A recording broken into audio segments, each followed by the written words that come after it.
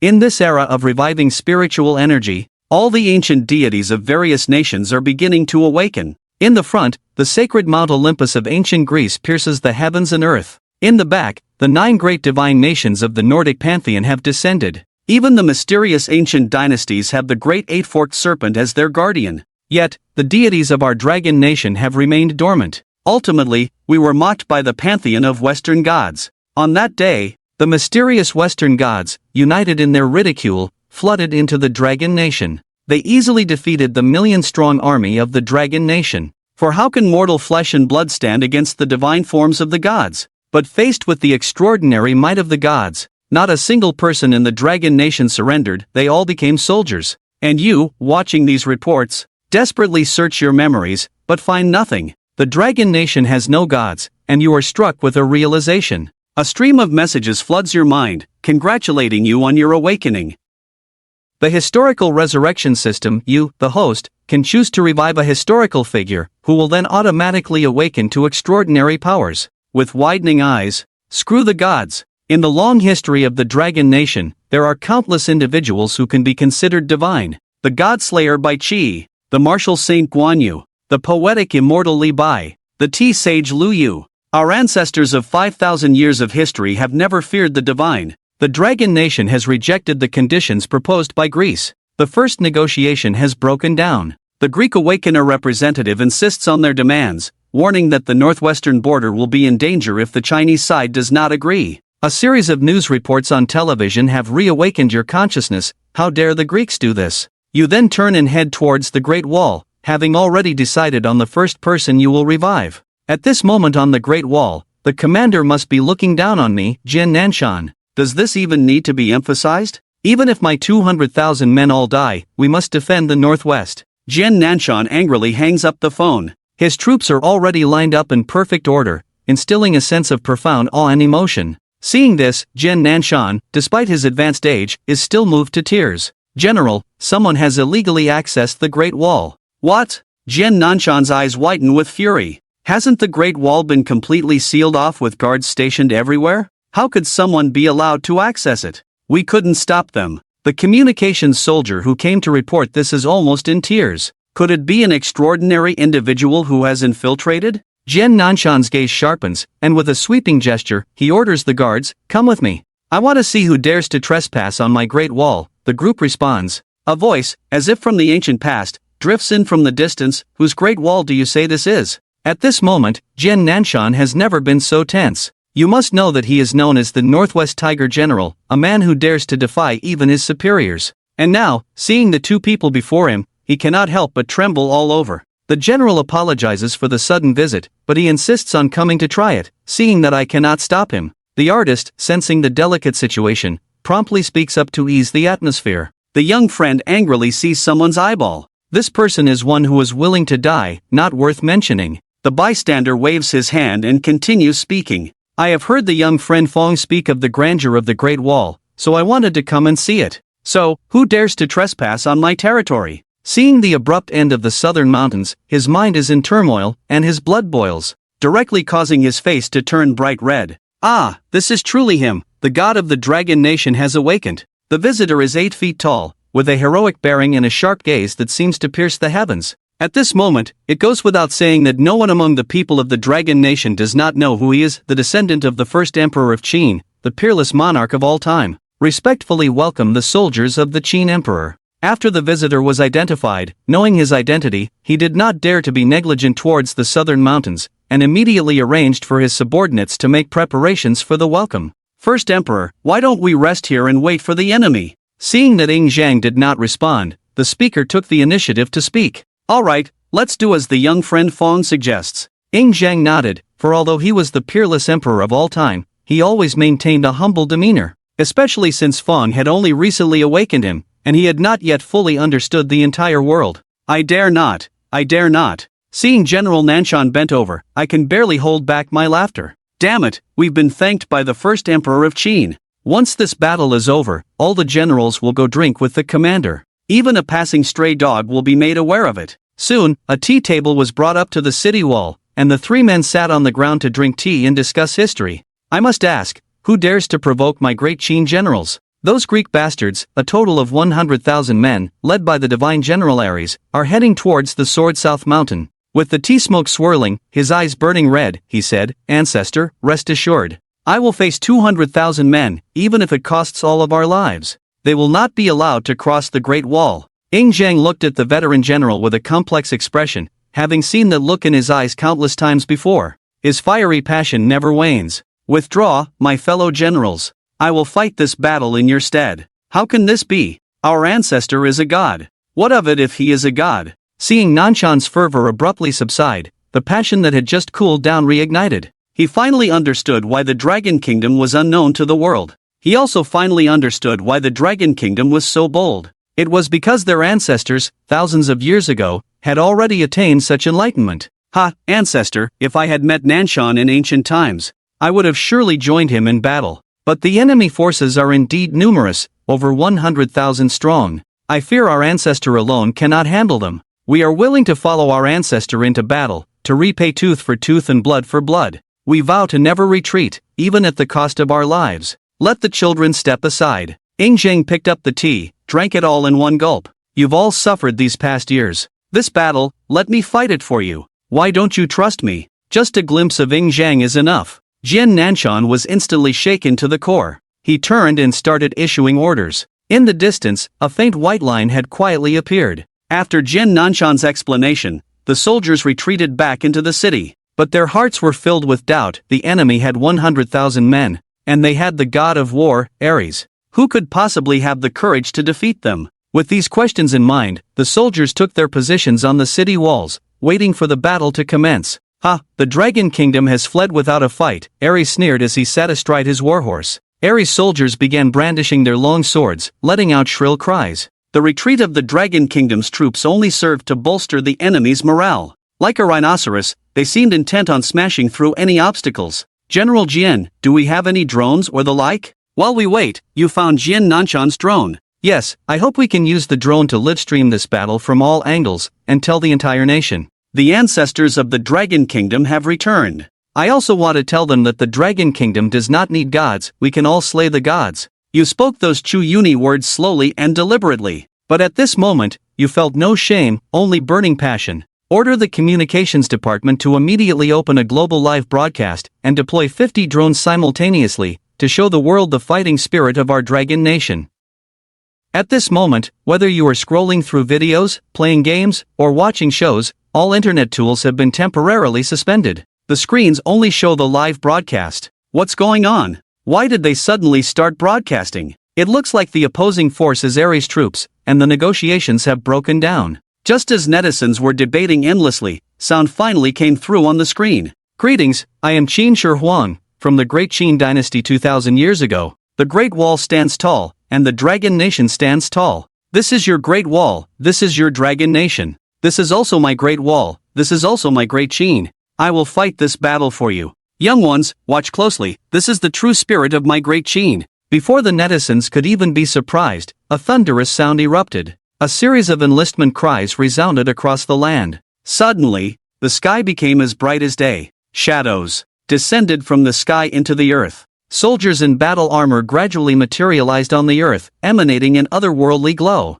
Like an undying flame, they guard the Qin nation, upholding their loyal oath, with the will to resist foreign invaders etched deep within their bones. Now, they will also follow their king to wage war across the lands, as 100,000 soldiers take shape. Qin Shi Huang stands at the forefront, raising his sword. Heavens, it's really Qin Shi Huang. Long live the Dragon Kingdom. Who's the general at the forefront? With the barrage release, everyone's attention turned to the general riding a warhorse, guarding behind Ing Zhang. He's robust, tall, and mighty, the Grand General of Qin, acclaimed as the greatest warrior in China. "Meng Tian and others bow before your majesty." With a mighty roar from Meng Tian, all soldiers dismount and kneel behind Ing Zhang. "Rise, my warriors. Do you still remember why I ordered the construction of the Great Wall and stationed troops here? To repel the Xiongnu from the north and guard Great Qin. Very well. Even after 2,000 years, there are still youngsters daring to offend our Great Qin. How to kill them? Are they gods? Nonsense gods.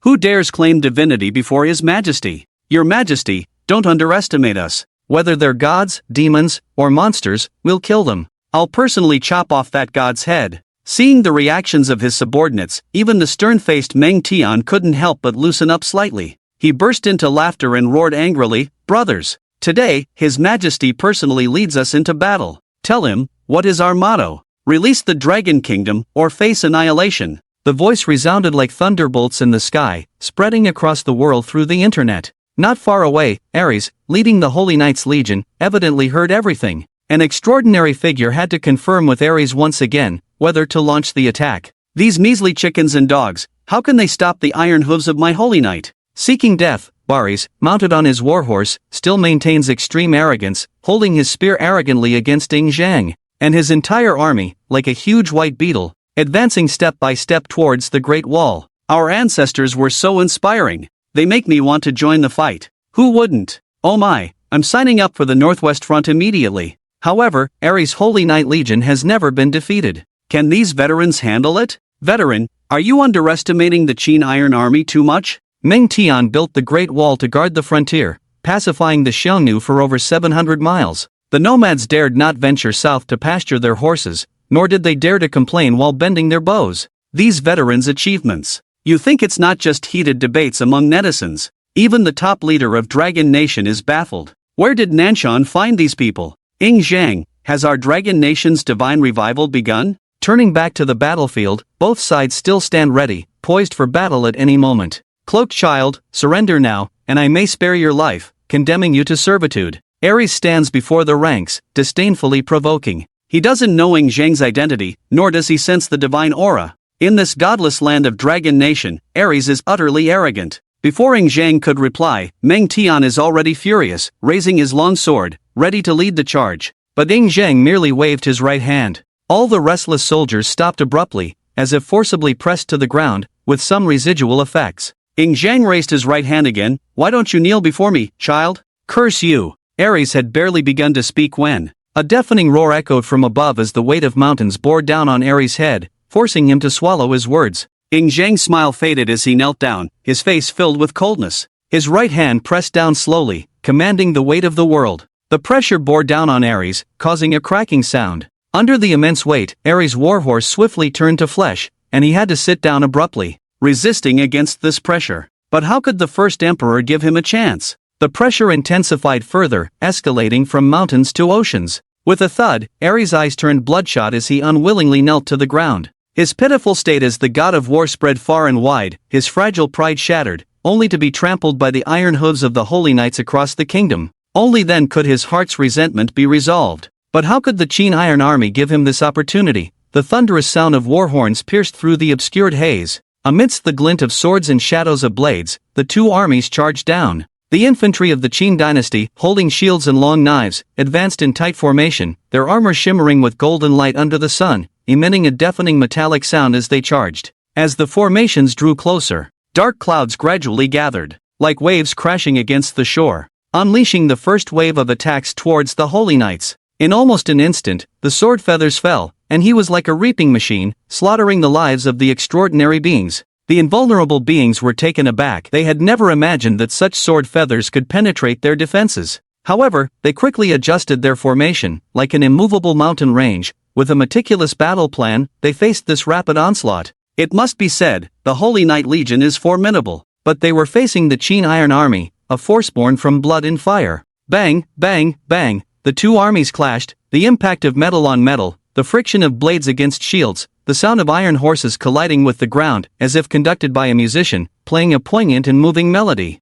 Flesh and blood splattered, cries of pain and shouts intertwined, blood mist rose, the entire battlefield was shrouded in a thick haze, with fewer and fewer people as the battle raged on. The Holy Knights fought with increasing intensity. Surprisingly, the Qin Iron Army showed no signs of fear. Clad in heavy armor, wielding sharp spears and swords, they charged forward like a fierce wind, embracing death as if fate had already drawn a clear boundary with them. The soldiers of the Holy Knights Legion, brandishing their sacred long swords, radiated a dazzling light as they struggled to withstand the Qin army's charge. Each of them was extraordinary, as strong as oxen, yet they could not resist the onslaught of the Qin Iron Army. Why? Because they feared death. The Qin Iron Army fought relentlessly, charging, killing, and ultimately facing death. They were not afraid to die. In fact, they even vied to die first, as long as they could inflict significant damage on their enemies before perishing. Who says that gods are invincible? And who says that humans cannot slay gods? The war chariots thundered, war horses neighed, an endless interweaving of swords and blades claimed vibrant lives.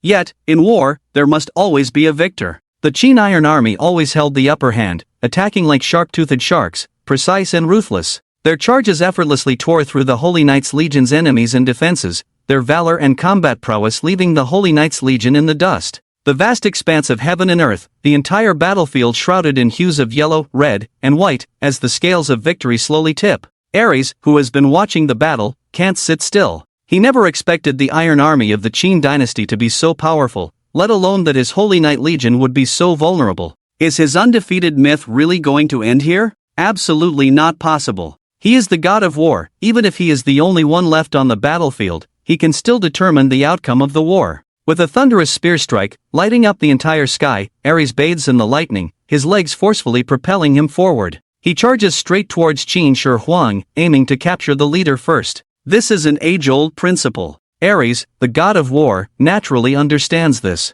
This is bad. Meng Tian in the midst of the battlefield immediately notices Ares. He hurriedly urges his horse back to protect Qin Shi Huang. But Ares is too fast, like a flash of lightning. He quickly reaches Qin Shi Huang before Meng Tian's reinforcements can arrive. Jiananchan and Fengshen were the first to notice, but they were further away and couldn't stop Ares from reaching them. Damn it, I can't deal with Ares playing around and launching a sneak attack. Qin Shi Huang was just a human after all. He's a god and he's resorting to sneak attacks. He's shameless. Damn it, now no one can support the emperor. He seems so fragile, unable to engage in close combat. Could it be that the once invincible emperor is going to meet his end? The gathered crowd held their breath, no one daring to make a sound. Could Ing Zhang really die in battle here? How could that be possible? The sound of icy blades pierced the air, as a thick black mist enveloped Ing Zhang's path. A man wielding a blood-red sword suddenly emerged, blocking Ares' unstoppable attack. The man unleashed his full force, sending Ares' body flying back a great distance before he finally came to a stop. "A mere general, how dare you interfere with our king?" As the black mist dissipated, the man's tall, agile frame and noble bearing were revealed. The profound, chilling aura he exuded inspired fear in all who sensed it. In his hand, the blood-red long sword gleamed with a razor-sharp edge. The surging murderous intent emanating from it was as bone-chilling as icy frost, enough to strike even the bravest of foes with terror, the slaughter god, Bai Qi. "Thank you, senior, for intervening. I apologize for disturbing your rest. Please forgive me." Ing Zhang bowed respectfully to Bai Qi, observing the proper etiquette. Bai Qi was a subordinate of Ing Zhang's grandfather, the king of Qin. It was only reasonable for Ing Zhang to show him respect. "No need, you are the emperor, and I am your subject. There is no need for further formalities." Bai Qi's gaze, fierce as his blood-stained sword, fixed upon the now standing Ares. "These are the children who dare to trespass on the territory of our great Qin? Then I hope the general will take action." "Ha, no need to trouble yourself, your majesty. You need only give the order, and I will come to see you with my head shaved." Ing Zhang stood upright and shouted in a loud voice, "White Qi, follow my orders and swiftly eliminate the enemy general, Ares." "I have received the order," sword in hand. White Qi's body moved like the Grim Reaper as he leapt onto the battlefield, charging directly towards Ares. White Qi, the exemplar of military strategists, slaughtered 400,000 Zhao troops at the Battle of Chongping, earning him the title of Killing God. Yet, the horrors of history are ultimately pale in comparison to his true terror. Only Ares can truly experience and understand the full extent of his terror. The spear-wielding White Qi charged swiftly towards Ares, his body moving like a fierce beast. His eyes gleamed with a sharp intensity, and his blood-red long sword had become a crimson blur, its icy glint causing the very air to seem to pause momentarily in its wake. Even the battle-hardened Ares was taken aback, his armor suddenly slashed open before him. But he quickly recovered, his entire being emanating a sacred aura. With a sudden thrust of his long spear, a silver blade like a serpentine dragon shot forth from his hand. It lunged towards White Qi's vital point with lightning speed. White Qi immediately evaded by twisting his body, but his long sword never retreated, still fearlessly thrusting forward. The soldiers of Qin never backed down, and the two warriors clashed even more fiercely. The sword and spear collided. The sword and spear intertwined. Turbulent gusts of energy swirled. It was like a heart-pounding storm. The blood-red long sword and the silver long spear, shining with a dazzling brilliance, colliding ceaselessly, emitting thunderous impacts. Bai Qi's body moves like a shadow, with flashing blades and swords, like a fierce dragon.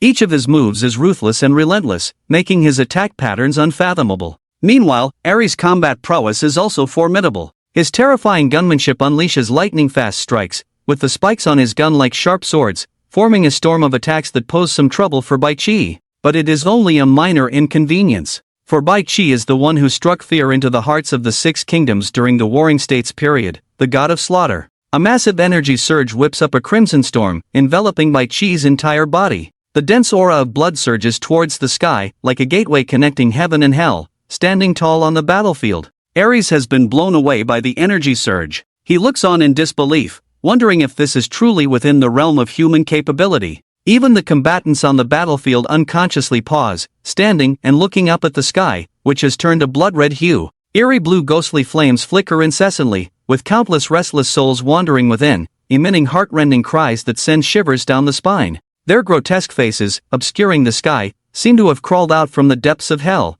instilling a sense of dread. This is the 400,000-strong army of the Zhao Kingdom. Among the viewers of the live broadcast, there must be history experts from the Dragon Nation, and with their exclamation of shock, the crowd finally realizes what Bai Qi is summoning. Nini's sins are so heavy that even the god of war Ares would tremble at the sight of such overwhelming tormented souls, his legs weak, his face filled with fear, his hands stained with blood. Only Bai Qi can slaughter 400,000 alone. Ha ha ha, just 400,000 tormented souls. I, Bai Qi, have never been afraid. In the Battle of Chongping, people called me the god of slaughter. If I don't kill, it will be me who dies, along with the soldiers of the Qin dynasty. 3 years after the war, every time I dream, it's my clan crying out. You tell me, what can I do? Forget it, forget it. Many fates have no one to bear them. Bai Qi laughs loudly. Endless tormented souls rush into his body from top to bottom like squids. Everyone's pupils contracted instantly. Can Bai Qi withstand these 400,000 tormented souls? Ares panicked, completely panicked. As one of the gods of war, he could have stood fearlessly at the forefront of all battles, making enemies tremble. But facing this killer from the east, he felt small and vulnerable for the first time. Fear spread through Ares' soul like ants on a corpse, causing him to unconsciously take a step back, hesitating. Bai Qi's power is fully charged. The 400,000 tormented souls swarm in his brain like insects, tormenting his sanity every second. He can hear their screams, feel their anger and hatred. But at this moment, Bai Qi can't worry about that. His only thought now is to kill the god of war Ares in front of him. Bai Qi's appearance became increasingly burly, with his arms growing thicker with hair. His features became distorted and his body size swelled rapidly. He no longer looked human. He had become a pure embodiment of power, a beast born for slaughter. The ominous Bai Qi had transcended his mortal limits. Blood sprayed amidst a flurry of razor-sharp blades, striking towards Ares' head. Ares was caught off guard and couldn't dodge in time. He had no choice but to hastily retreat, as the holy light enveloped his white cross shield, like an impregnable fortress. Futile attempts to block the steps of the god of slaughter, a mere fantasy. The holy light shattered like glass, and the unstoppable blood-red sword slashed directly at the holy shield. The shield, capable of withstanding even ground-penetrating missiles, was cleaved in two as if it were made of paper. Fortunately, the shield's resistance gave Ares enough time to hastily dodge the deadly blow. However, Ares' cheek was still grazed. His armor was instantly stained with blood. Oh no, I've killed you. Ares' shocked thoughts quickly turned to rage, as holy light and lightning emanated from him. A long spear surged forth like a sea dragon, brimming with immense power. It lunged towards the figure of Bai Qi behind him. Thunder and holy light are not his exclusive abilities, so the power he wields is limited. Despite that, Ares remains unbeatable on the battlefield, shaping his arrogant personality. However, he is facing the god of slaughter from the Dragon Kingdom, Bai Qi possessed by 400,000 unjust souls. How could mediocre abilities shake the god of slaughter? Faced with the attack of the spear, Bai Qi did not turn around but instead swung his sword, blood surging from his body, as if a roar from hell, immediately resonating between the two. Oh my, Ares instantly felt a splitting headache, his brain as if being consumed by insects. It was the pain from his soul, the suffering of 400,000 unjust souls. Even a god would be corroded by it, just as Ares was distracted. Bai Qi suddenly turned around, his long sword carried on his back, blood soul wrapping him like armor, resembling a demon from hell. He was bare-handed yet fully armed. With a flash, Bai Qi's figure violently appeared, his right arm swinging round, a punch hammering into Ares' chest. Ares, caught in a mental struggle, clearly couldn't dodge. He had to mobilize energy to create a defense at his chest, attempting to block Bai Qi's attack. But Bai Qi's fist was not so easily stopped. The power of his punch could flatten a mountain. With a bang, Ares' body flew back, All his armor disintegrated into powder in front of Bai Qi. His chest bore the imprint of a punch, which had already injured his internal organs,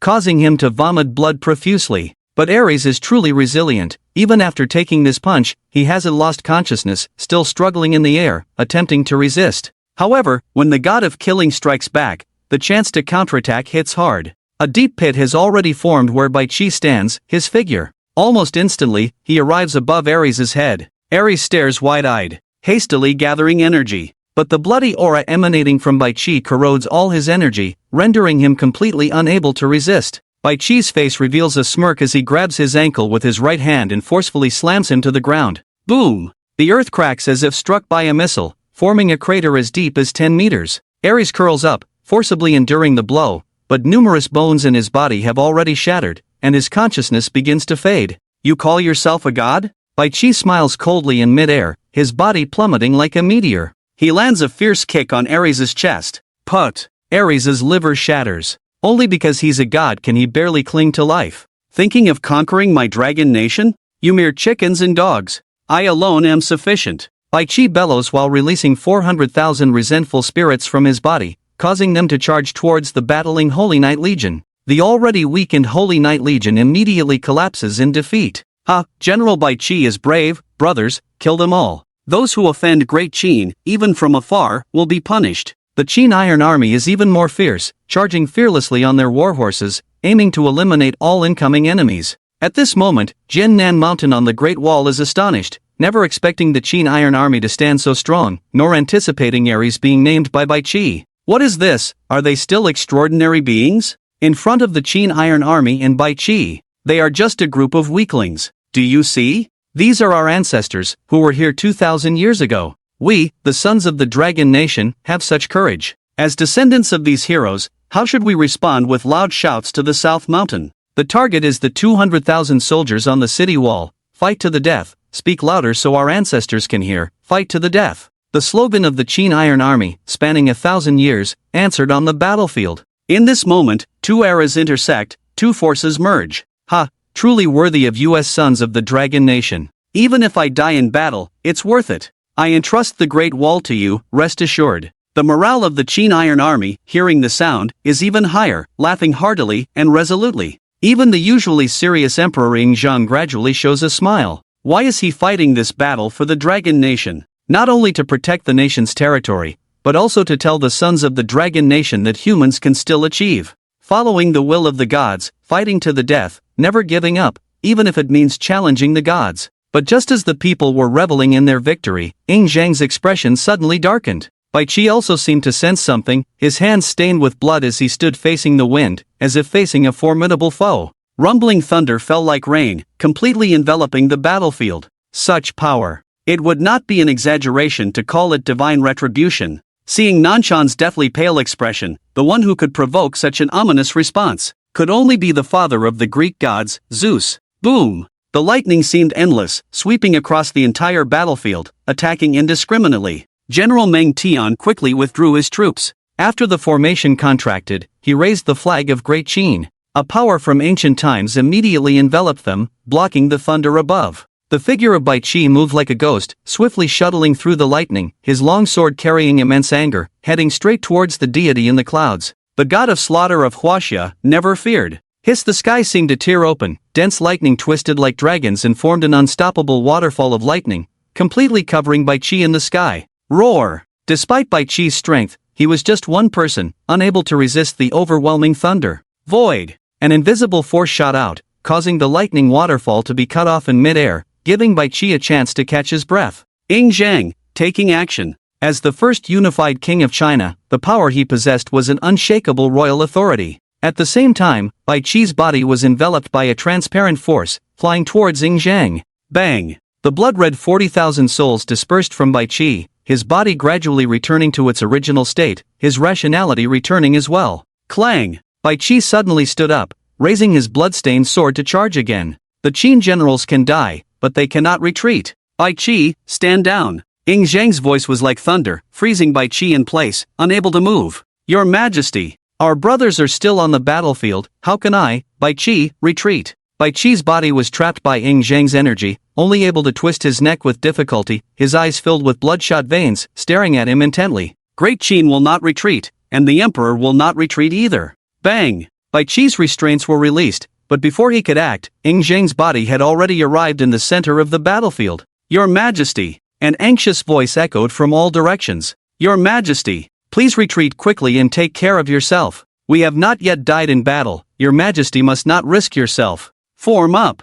Even if we die, we must protect Your Majesty. Meng Tian shouted loudly, the flag of Qin suddenly enlarged, expanding towards the sky, blocking all the thunder on the battlefield. The Iron Army of the Qin dynasty also took this opportunity to come to Ing Zhang's side, surrounding him inside and out. Is this Great Qin? The Chinese people watching the live broadcast couldn't help but have tears in their eyes. The king takes personal responsibility, leading the army into battle, while the subjects defend to the death without retreating. No wonder even without gods, my Huaxia has not fallen. With such loyalty and bloodline, how could Huaxia perish? Fang Sheng on the city wall couldn't help muttering to himself. Having just crossed over, he already understood why Huaxia had not perished. With such loyalty and bloodline, how could Huaxia perish? Boom! The deity on the opposite side seemed to be provoked. The thunder became more intense, as thick as a water bucket, as numerous as raindrops, giving the Qin Iron Army no time to rest. The Qin national flag struggled in the sky, but it was about to collapse.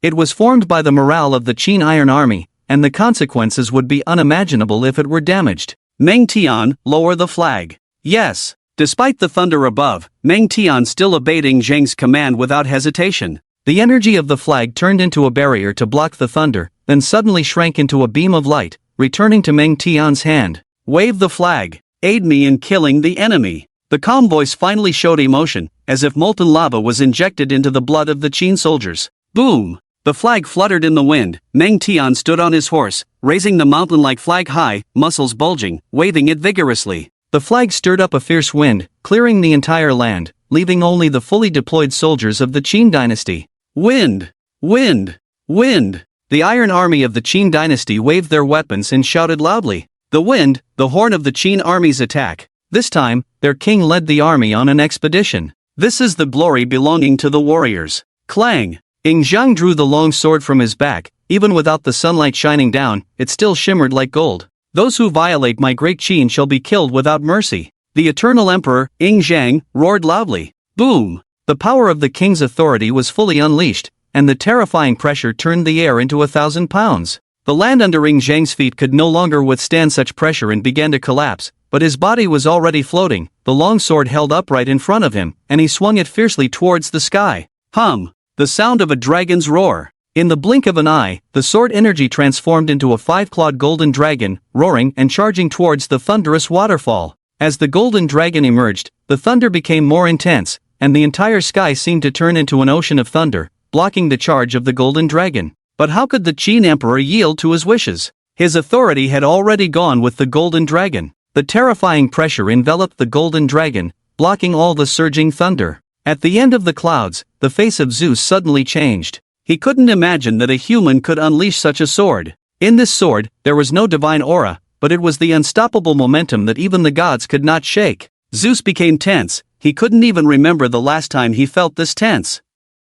His face turned serious, and a blue and pure spear appeared in his hand. The lightning spear, forged by thunder, was Zeus's exclusive weapon. Faced with this strike from the first emperor, even he had to take it seriously. Boom! The clouds exploded, and a shimmering lion leaped out of the clouds, facing the golden dragon in the sea of thunder. Zeus made his move. But even if Zeus made his move, what could he do? The momentum of the first emperor was already unstoppable. Wind! Wind! Wind! The Iron Army of the Qin dynasty raised their war knives high, roaring in unison to cheer for the Qin emperor. Generals Bai Qi and Meng Tian stood side by side, holding up the war flag together. At this moment, the golden dragon seemed to hear the cheers. Its body suddenly expanded, and then it opened its huge mouth and bit the thunder lion in half in one bite. Boom! The golden dragon sped up, instantly breaking through the sea of thunder and heading towards Zeus. Not good. Zeus's face changed drastically, and the thunder turned into a heavy shield, blocking everything in front of him.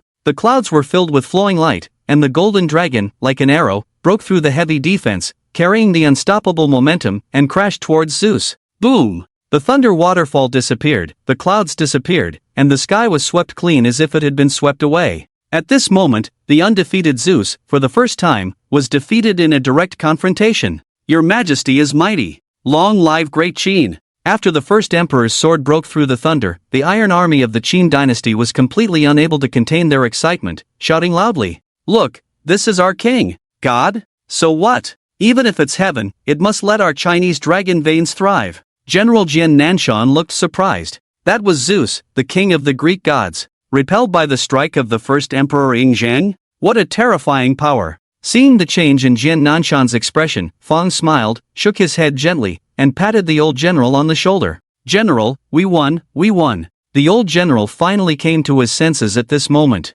"We won, yes, we won." For a while, tears flowed freely. How long had it been? So long that even Jian Nanshan had forgotten when was the last time they had won a battle. Since the revival of the gods, China had not won a major victory. In the face of the power of the gods, the Chinese people were as small as insects. But even if they were just insects, they still defended their land in dignity. Over the years, China had accumulated victories at the cost of many lives. 10,000 people shed tears together. Where in the world is the divine land? Just when China was willing to be shattered rather than compromised, ready to die, their hope finally arrived. God? No, not a god. It is a person in the history of Huaxia who can be called a god. The Qin army defeated the Holy Knights Legion. Bai Qi, the god of war, defeated the war god Ares. Emperor Qin Shi Huang repelled the god King Zeus with a single sword. Who said gods are invincible? Who said humans cannot kill gods? We won. Brothers, we won. Mount Jiannan was in tears, raising his arms and shouting, "We won! We won!" 200,000 soldiers in the Northwest Military Region shouted in unison, their voices spreading across the entire Huaxia through the internet and the wind. At this moment, there were cheers everywhere in Huaxia. People embraced each other, even shedding tears, but still laughing loudly. "We won, yes, we won. It was us, Huaxia, who defeated the gods. Great, great." The elderly leader was also filled with tears at this moment. He had already prepared for the worst, even the nuclear missile silos had been opened. But fortunately, Huaxia still favored its people. God bless our country. Ha ha ha. The elders in the highest conference hall couldn't help but laugh heartily. What is lacking in Huaxia now? It's morale. So many people have died, so many battles lost, even the ironclad legions would show fear in the face of the divine power. But the victory brought by Emperor Qin Shi Huang was like a powerful argument, telling the people of Huaxia with irrefutable facts. Gods are not to be feared, gods bleed, and gods die too. Fang Sheng on the Great Wall was shocked, and the system prompt sounded again in his mind. Congratulations to the host for completing the mission. Mission rewards distributed. Reward 1, obtain one of Qin Shi Huang's abilities, Royal Authority. Reward 2, obtain one summoning opportunity. Fang Sheng felt a strange energy entering his body. With a push of his hands, an infinite pressure immediately appeared, compressing the air into a blur. The ability of Royal Authority, in simple terms, is pressure control, which can be applied in any situation, as if aided by a god. The summoning opportunity is a condition required in the system to summon historical figures. When Fang Sheng summoned Qin Shi Huang, it did not consume a summoning opportunity because the system had given him a beginner's gift package, allowing him to summon once for free.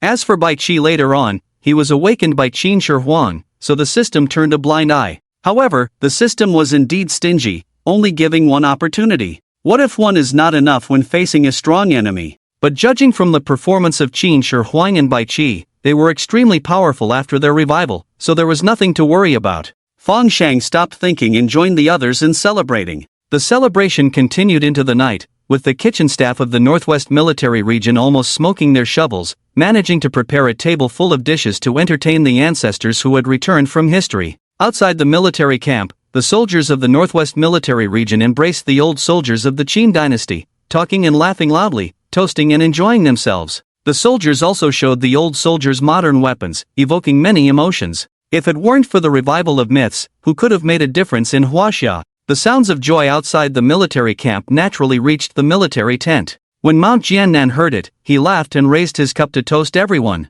At this moment, Emperor Qin Shi Huang sat unceremoniously in the first place, with Mount Jiannan and Bai Qi below him, while Fang Sheng and Meng Tian sat in the third position. The rest were all senior generals, and even officers below the rank of regiment were not qualified to sit here. This time, thanks to your majesty and the two generals, on behalf of the leader, I offer a toast to everyone. Mount Jiannan stood up, holding not a small cup but a large bowl, and drank the strong liquor in one gulp.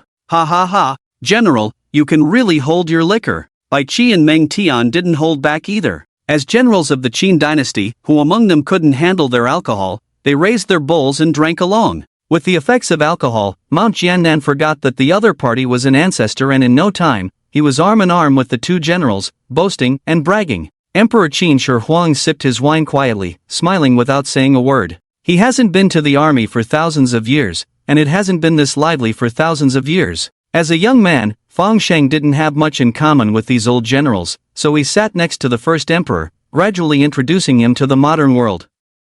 The ancestors summoned by the system will always exist in the form of life, so it is obviously beneficial for the first emperor to have more knowledge for future arrangements. The first emperor was also humble and sought advice, amazed by the changes that had taken place over thousands of years. Just as the conversation between the two became more intense, an old man with white facial hair approached. Greetings to the first emperor, young Fang, I am Qi Weiman, chief of staff of the Northwest Military Region. Upon hearing the old man's voice, the two stopped talking, and Ing Zheng nodded, indicating for him to sit beside him. The chief of staff of the Northwest Military Region obviously had important matters to discuss. Leading troops in battle in Jiannan Mountain may be strong, but in terms of planning and layout, it was all handled by Qi Weiman. The two of them were like two great mountains in the Northwest Military Region, ensuring its stability. Old Qi, forgive my rudeness, but may I ask what important matter there is? It was obviously not appropriate for Ing Zheng to inquire, so Fang Sheng did a good job of being his spokesperson. I dare not, I just came to thank you both and convey the leader's intentions. Qi Weiman smiled and bowed. Ah, Mr. Qi, it is our duty to guard the territory of the emperor, there is no need for thanks. Ing Zheng also smiled and returned the gesture. Ha, the first emperor is righteous. The superiors hope that the first emperor can move to the capital and see the prosperity of today, so that we can fulfill the friendship of the landlord. Fang Sheng looked at the two of them without interrupting. He was just a mortal who summoned the first emperor, and everything depended on Ing Zheng's decision. After some contemplation, Ing Zheng raised his cup and said, "Thank you for your kind intentions. I, Ing, am already a dead man, and I am unwilling to show my face in front of the world, so let us stay at the Great Wall and see more of this world." Ha ha, since the ancestor has made up his mind, we naturally will not obstruct. In the future, if there are any overstepping actions by the Northwest Military Region, I hope the ancestor will inform us, and we will give a satisfactory response. Qi Weiman was shrewd, changing his tune instantly when Ing Zheng disagreed. The intentions of the superiors were entirely up to Ing Zheng himself, and no one could force him. Besides, who could force Ing Zheng? Not to mention how powerful he was, even the Iron Army of the Qin dynasty could protect him. Young Fang, there is one more thing. Old Qi, there is no need to conceal it, if you need help, I will definitely not refuse. Well, from the intelligence reports, the Greek sea god Poseidon is intending to approach our South China Sea. Poseidon, the Greek sea god. It was him who, to intimidate China, stirred up huge waves in the South China Sea, causing countless people to be displaced, and 30,000 young soldiers to die in the fight against the flood. Poseidon is the elder brother of Zeus. Now that Zeus has suffered losses in China, he, with his violent temper, will not sit idly by. Moreover, judging from the distribution of Greek gods, he is also the one who can reach China in the shortest time and inflict heavy damage on the people of China. Qi Weiman's face turned pale as he analyzed the situation for Fang Sheng. This sea god was really causing headaches for the Chinese high command. He used huge waves to block all long-range weapons, even the invincible naval mines were swept away by the currents. In that battle, China had no chance of winning, and could only rely on their bodies to build a high wall to block the surging sea. Fortunately, at that time, Poseidon had no intention of starting a global war, he was just warning and intimidating China, and soon left after causing a commotion. But this time was different, the Holy Knights Legion was completely wiped out, the god of war Ares was severely injured and dying, and even Zeus suffered a major setback. However, the Greek gods did not suffer any serious losses, in fact, not even a scratch. But they lost face, and for these gods, face was the most important thing to them. The disgraced Greek deity will completely transform into a madman and spare no effort to regain his reputation in China. And Poseidon is clearly the craziest of them all. As the elder brother of Zeus, the god of the sea, he possesses immense power that can overturn the world at any moment. What is even more terrifying is his unpredictable and extreme personality. Once, a nation in the ocean accidentally hunted an octopus in his territory, and the entire country was engulfed by giant waves, with even the islands shattered, and nearly tens of millions of people perished. Since then, no one dared to provoke the sea god. It is worth noting that 30,000 soldiers from China died tragically because of him, and everyone was holding back their anger, yet no one dared to seek revenge. Seeing the solemn expressions of the two, the first emperor finished the drink in his cup and spoke loudly, "Poseidon? A mere individual dares to offend China? I will slay him with a single sword." As soon as the first emperor finished speaking, two burly generals had already arrived in front of the three. "Ah, your majesty need not take action. I, Bai Qi, am enough." "Hey, brother Bai Qi, you have already killed with satisfaction today, but I led the troops into battle and only killed some children. I am unable to fully enjoy it. I hope the general will give me a chance. Within 3 days, I will bring his head to you." Bai Qi and Meng Tian both vied for the opportunity, not taking Poseidon seriously. Qi Weiman's beard was trembling. He certainly knew the strength of these old ancestors, but facing the unfathomable power of Poseidon, it was easy to suffer losses. "Your Majesty, generals, as the saying goes, knowing oneself and the enemy, 100 battles won't be lost.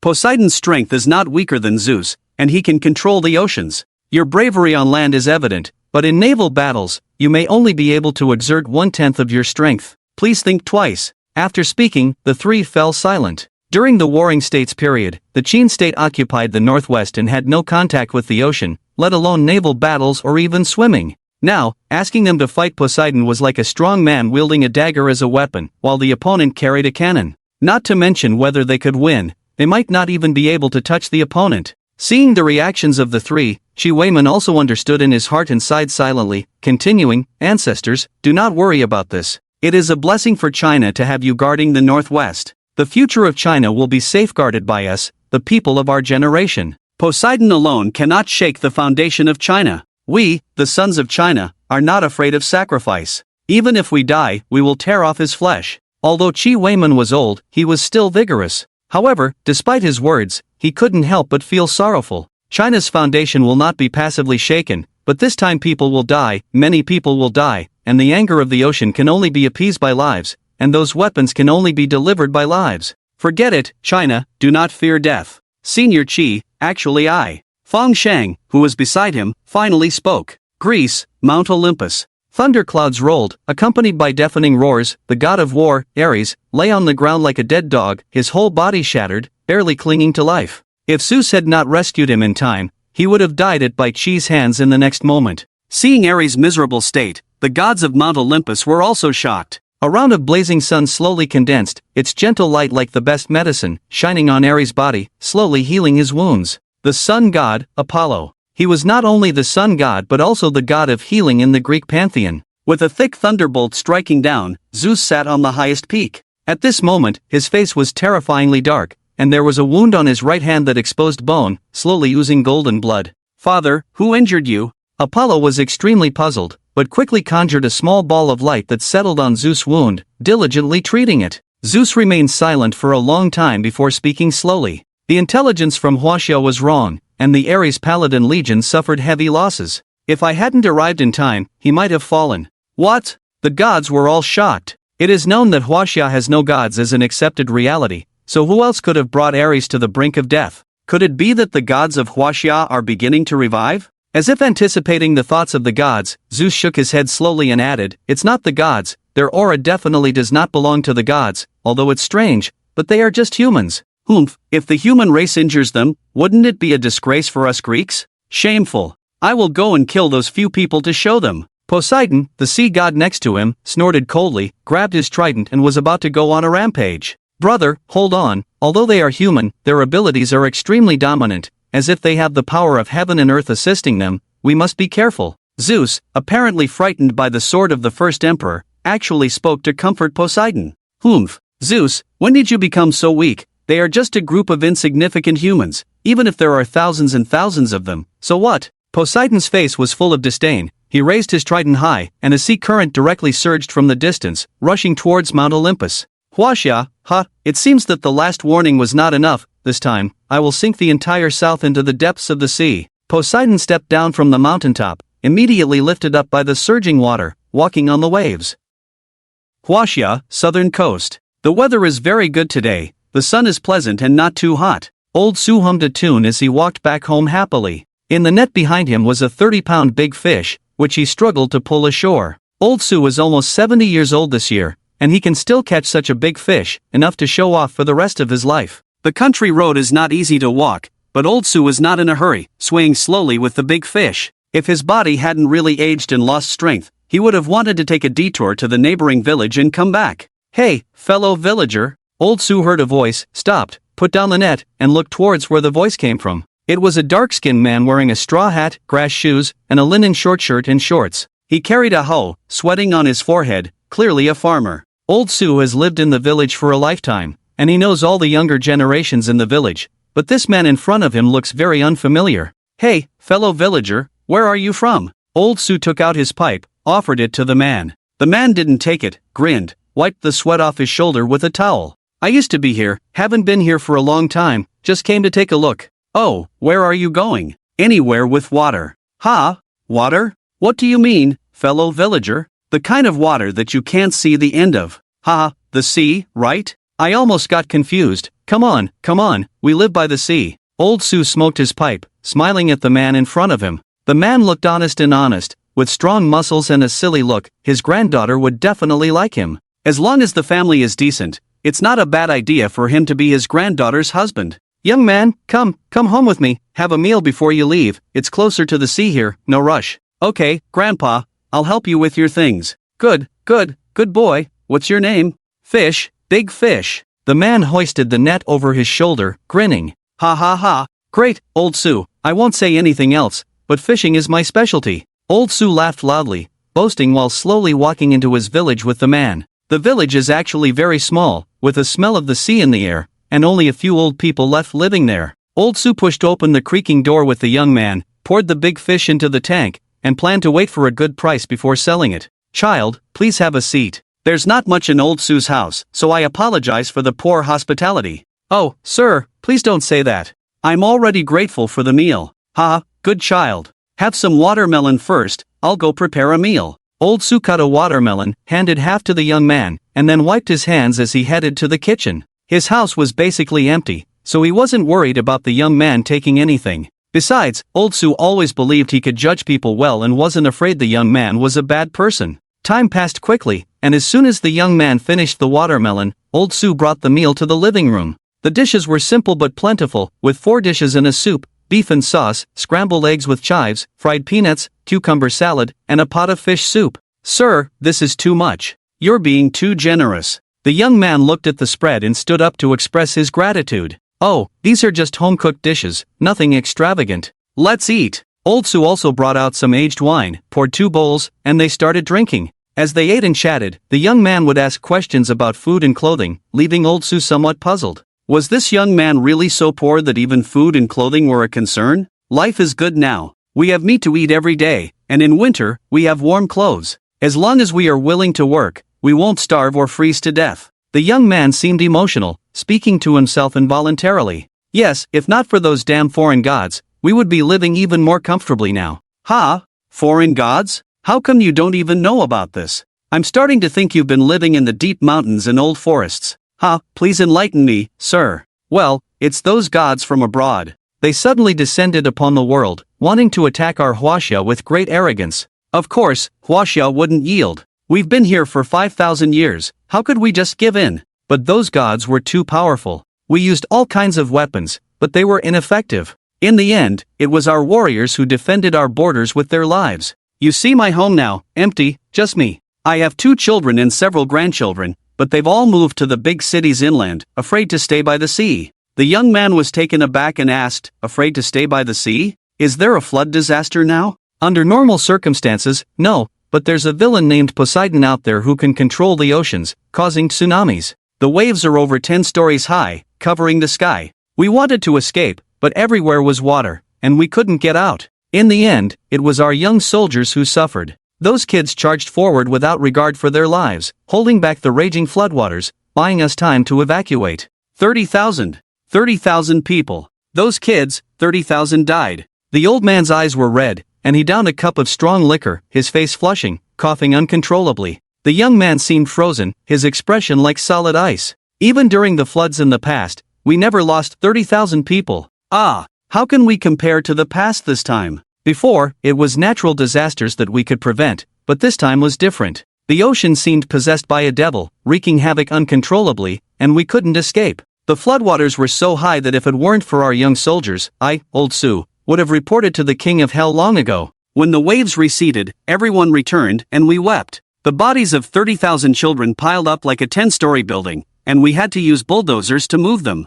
30,000 bodies. I've lived most of my life, but I'd never seen such a horrific sight. Their bodies were swollen in the sea, mouths agape as if wanting to say something. In the end, we found a phone that hadn't been damaged, with a message on it: "Mother, your child is unfilial." The old man drank strong liquor, tears streaming down his face. This is the pain deep in the hearts of the people on the southern bank of Huaxia. Every witness knows it well. They are like defeated beasts, licking their wounds, sharpening their claws. Blood debts must be repaid with blood. The man remained silent, just frequently toasting the old man, one glass after another. Drip, drip, the sharp alarm sounded from all directions. Su Laohan's once ruddy face turned pale. This sound he would never forget. The last time it sounded was in September 24 years ago. That was when Poseidon came. "Young man, go, go, go. It's probably the evil god from the west. I'm sorry, we don't have a car at home. Just run north, the farther the better." Su Laohan stood up, his thin and weak hand like a chicken claw,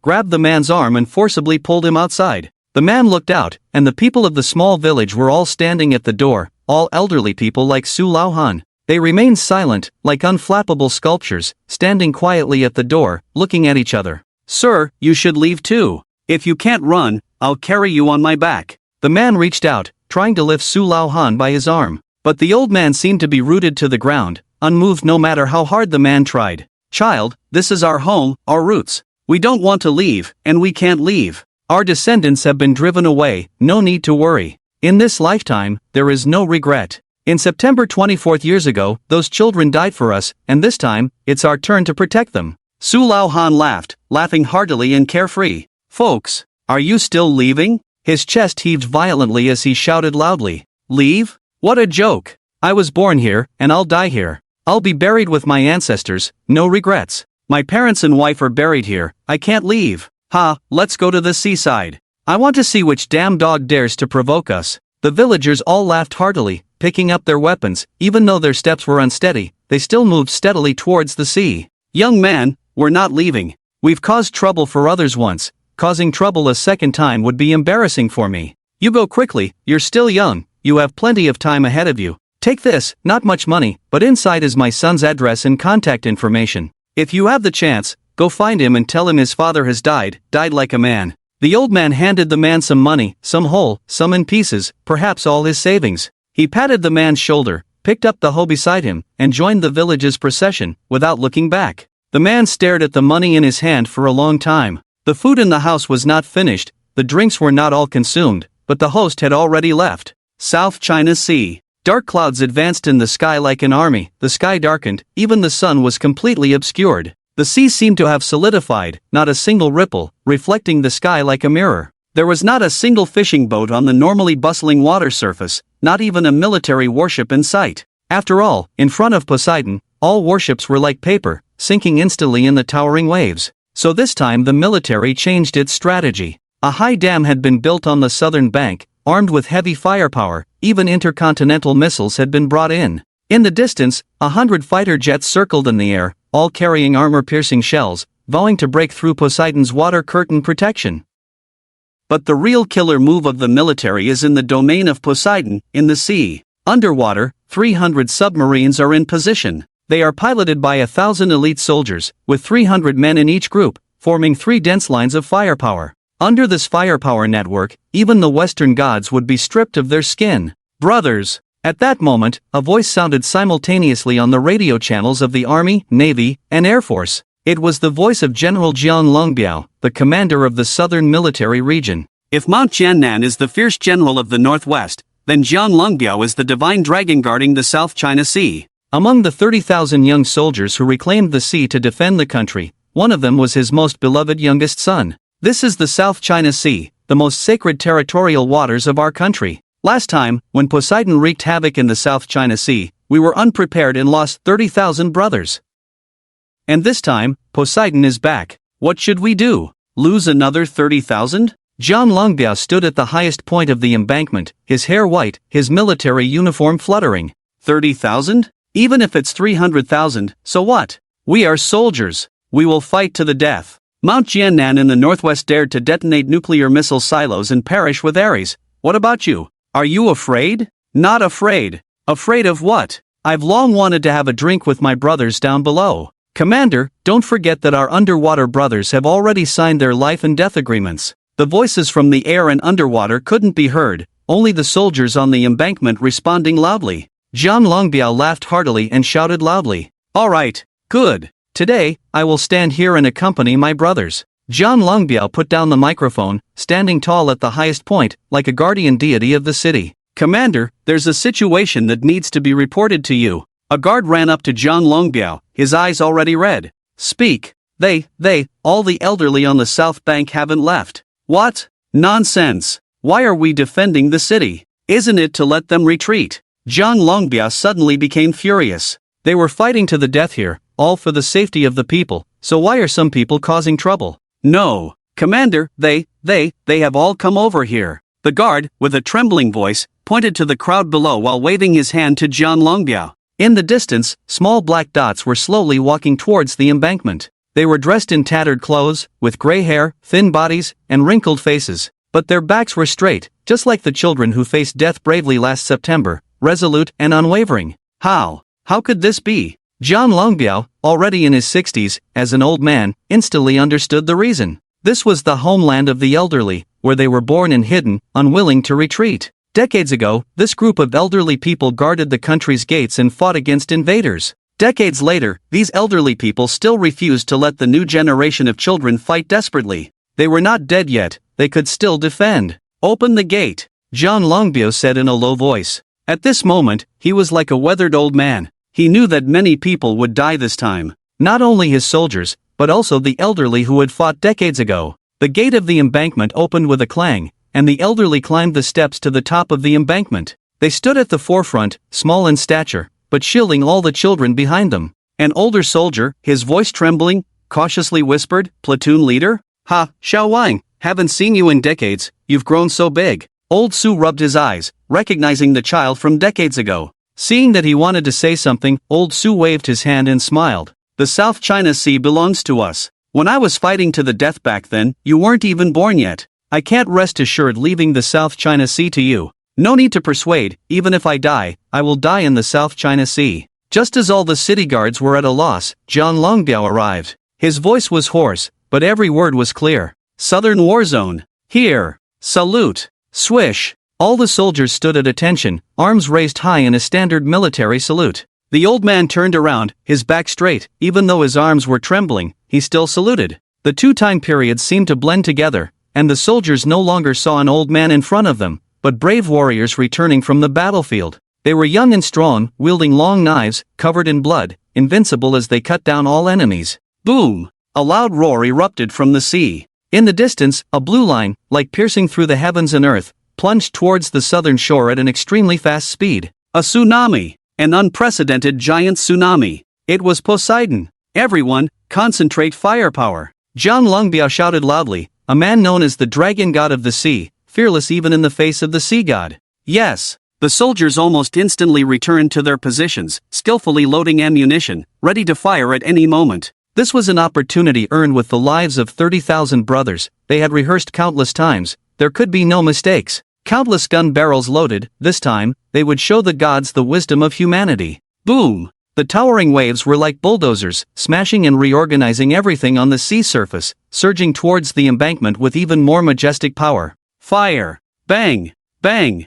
Bang! Hundreds of missiles with beautiful tail lines rushed towards the forefront of the tsunami. Far away on the sea, Poseidon lifted his body with water columns, mockingly watching the distant ants. He was the god of the sea, confident in the tsunami he had created. Not to mention the height that almost connected to the sky, even the thickness of the waves was nearly 10 meters. It should be noted that seawater has its own flow, and can continuously replenish itself. In a sense, it is even stronger than a 10-meter steel plate. How could mere cannonballs shake the power of the gods? Boom! Hundreds of missiles hit the tsunami, and the seawater, as if alive, rolled up the missiles one by one, as if grabbing them by the neck to annihilate them. Poseidon in the distance couldn't help but sneer. Last time I killed 30,000 of you, haven't you learned your lesson? How can human weapons resist the power of the gods? Destroy! He shouted decisively, and the surging tsunami suddenly compressed in volume, creating terrifying pressure inside. Even steel would be squeezed and deformed, even shattered into pieces.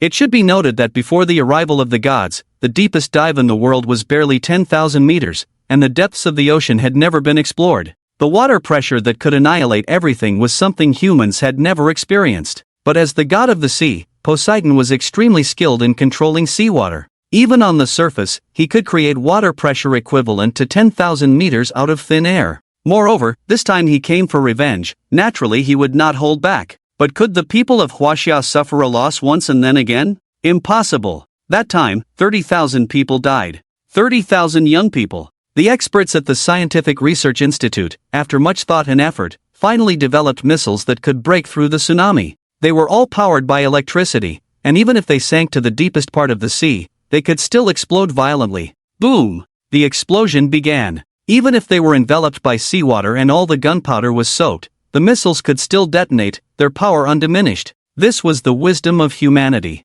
Apart from courage, it was the only weapon that could resist the gods. Boom! Boom! Boom! The explosions resounded into the sky. The dazzling flames completely enveloped the tsunami, forming a flaming vortex rolling on the sea surface. The impact force generated by the missiles shattered all the pressure of the seawater, and the flames formed a dense network, causing the seawater to continuously evaporate. Before long, the tsunami that covered the sky was completely engulfed by flames, forming a huge white mist on the sea surface, blocking all sight. Poseidon stared in shock. He had come with murderous intent this time, and the tsunami he stirred up was absolutely powerful, enough to destroy an island nation without a doubt. But now the tsunami was shattered by human weapons. Shame! Poseidon suppressed his anger, raised his trident high, and the sea behind him began to churn again. Since one tsunami was not enough, then raise 10, 100. It's just the godless land of Huaxia. How much ammunition reserves do you have? The southern coast of Huaxia will surely sink today. Poseidon's expression turned fierce. He waved his trident, the waves rolled violently, dark clouds covered the sky, as if it were doomsday. But how could Jian Longbiao give you a chance? The reputation of the dragon god of the sea was not earned by drinking. It was forged in battle after battle. Boom! The deafening roar split the sky in half. The dazzling sunlight pierced through the dark clouds, casting its radiance on the vast sea. Accompanying it were 100 fighter jets. They were as black as ink, yet dazzling like gems in the sky. Hum! The fighter jets swooped down like arrows.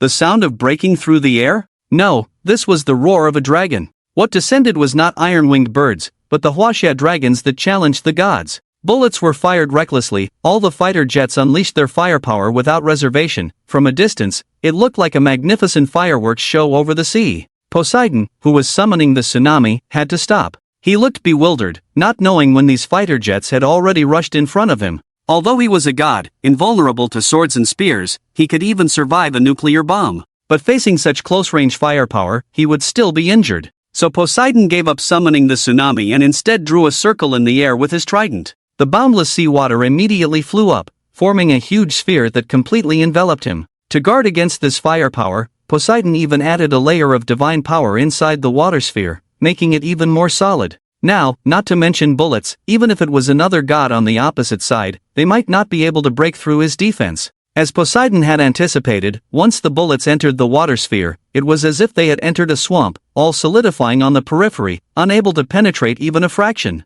It should be noted that the Huaxia fighter jets were equipped with large-caliber armor-piercing shells. In theory, it was not a problem to kill a rhinoceros with one shot. But even so, they still couldn't break through the defense that Poseidon had summoned at will. Could the might of the gods truly be unshakable? Jian Longbiao didn't believe it. The Southern Theater didn't believe it. Huaxia didn't believe it. Since they were already prepared to die, Huaxia had long been a group of lunatics. Boom! This was a roar never heard before. All the fighter jets began to rapidly climb. The frenzied barrage no longer concentrated on attacking Poseidon, but blocked all his retreat routes, forcibly containing him in place. Poseidon looked around in confusion at the surrounding enemies. Just as his trident was about to counterattack, he froze in place. By now, his eyes were filled with one thing: intercontinental ballistic missiles. Huaxia's intercontinental ballistic missiles, with a yield of millions of tons. What concept was this? If not intercepted, it could easily level a city to the ground,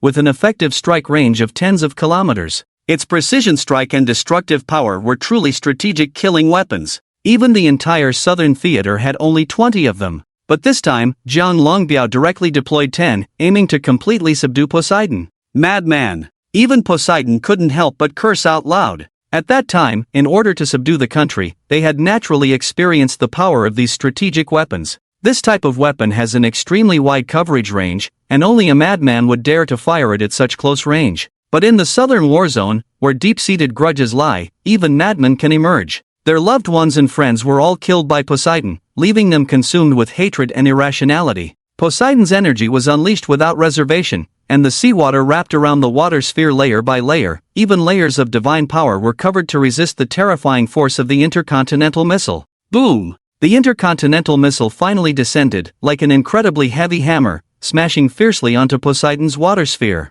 Immediately, the explosion began. Heat spread instantly, causing the local seawater to boil, followed by the impact force, causing tens of thousands of tons of seawater to soar into the sky, creating unprecedented towering water columns that could almost pierce the sky. Although the seawater weakened the impact of the intercontinental missile, the force of the wind it stirred up still reached the southern shore's embankment, causing everyone to immediately lie down, relying on the embankment made of refined iron to prevent it from being shattered. Old Man Su trembled as he stood up, laughing heartily and looking with relief at the soldiers before him. Intercontinental missiles, weapons that could bury everyone with a single mistake, were still launched without hesitation. Why? Because they were just like him back in the day, willing to annihilate the enemy at all costs. Our deaths are nothing, but if the enemy doesn't die, the country behind them will not be at peace. Hundreds of fighter jets were also thrown off balance by the terrifying air currents, but fortunately, there were no casualties, and they quickly returned to their original positions, keeping a close eye on Poseidon's every move in the air.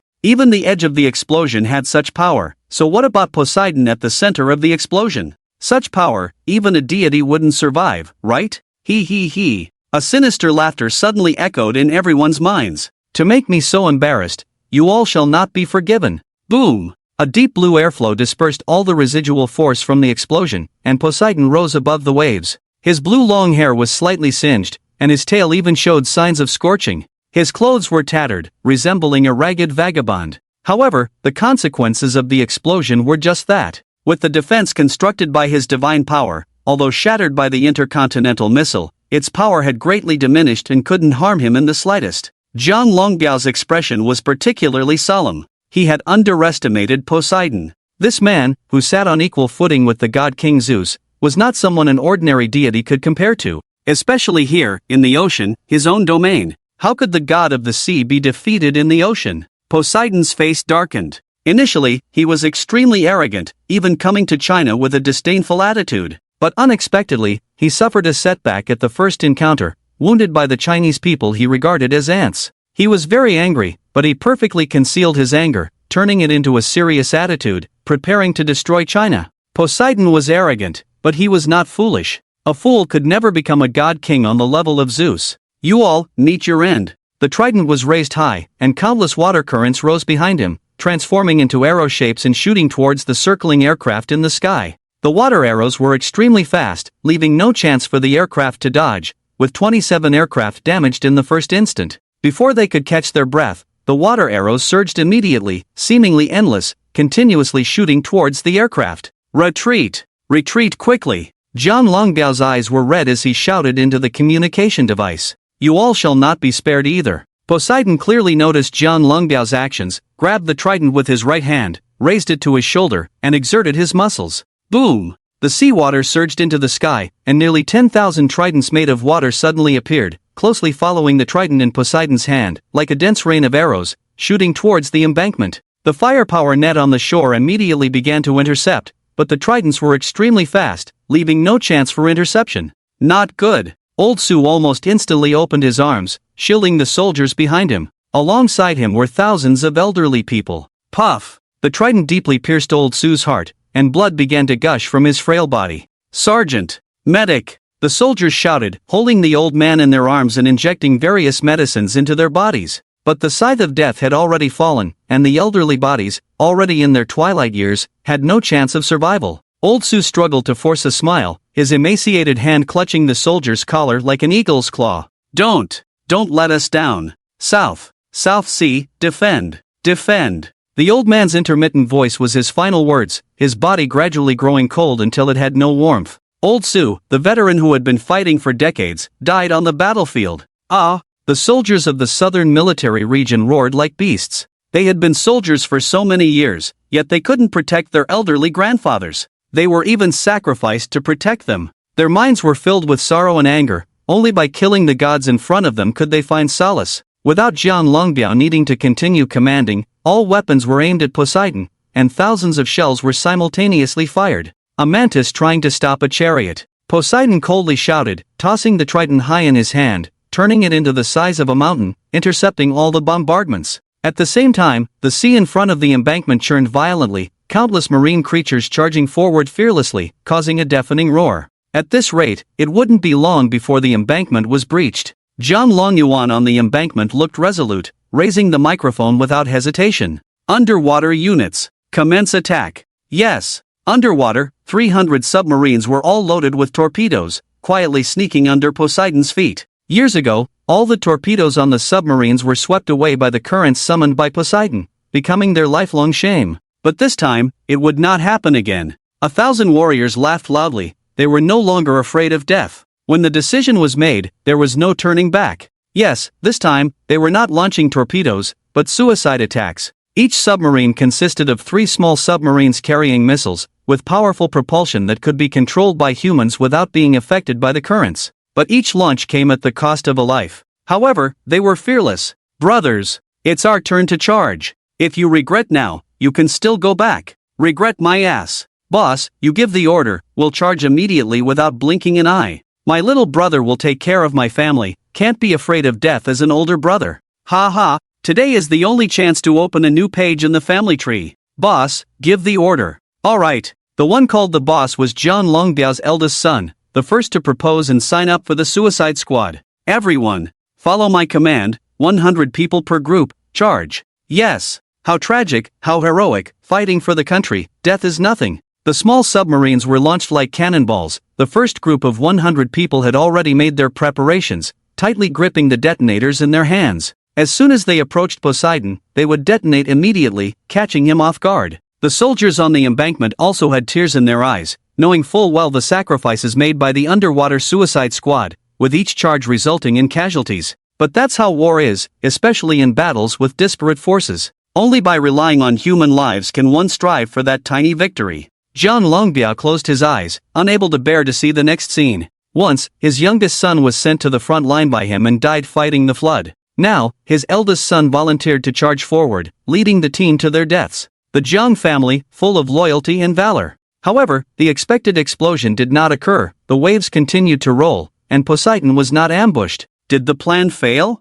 Jian Longbiao had full confidence in his son. He could not possibly be a deserter, so if there was no attack, it must have been an accident. But Poseidon was already exhausted from resisting the artillery fire on this side. How could they defend against them? Could there still be gods? Look! What is that? The soldiers suddenly exclaimed, their eyes all looking in the same direction. Jian Longbiao intended to reprimand them, but his body uncontrollably turned, looking up at the sky. It was a person. A strong man whose entire body had turned bronze from sun exposure. He wore a straw hat, dressed in coarse cloth, walking through the sky. Yes, walking through the sky. The sky was like his staircase, allowing him to tread upon it. Sky, in almost an instant, the strong man arrived on the embankment. Jian Longbiao's body tensed. He did not know who this person in front of him was, but from his appearance, he was obviously a person of the Huaxia descent. Could it be that the gods of Huaxia had awakened? But with his attire, he did not look like a god at all. Could it be that the ancestors had awakened from the long river of history?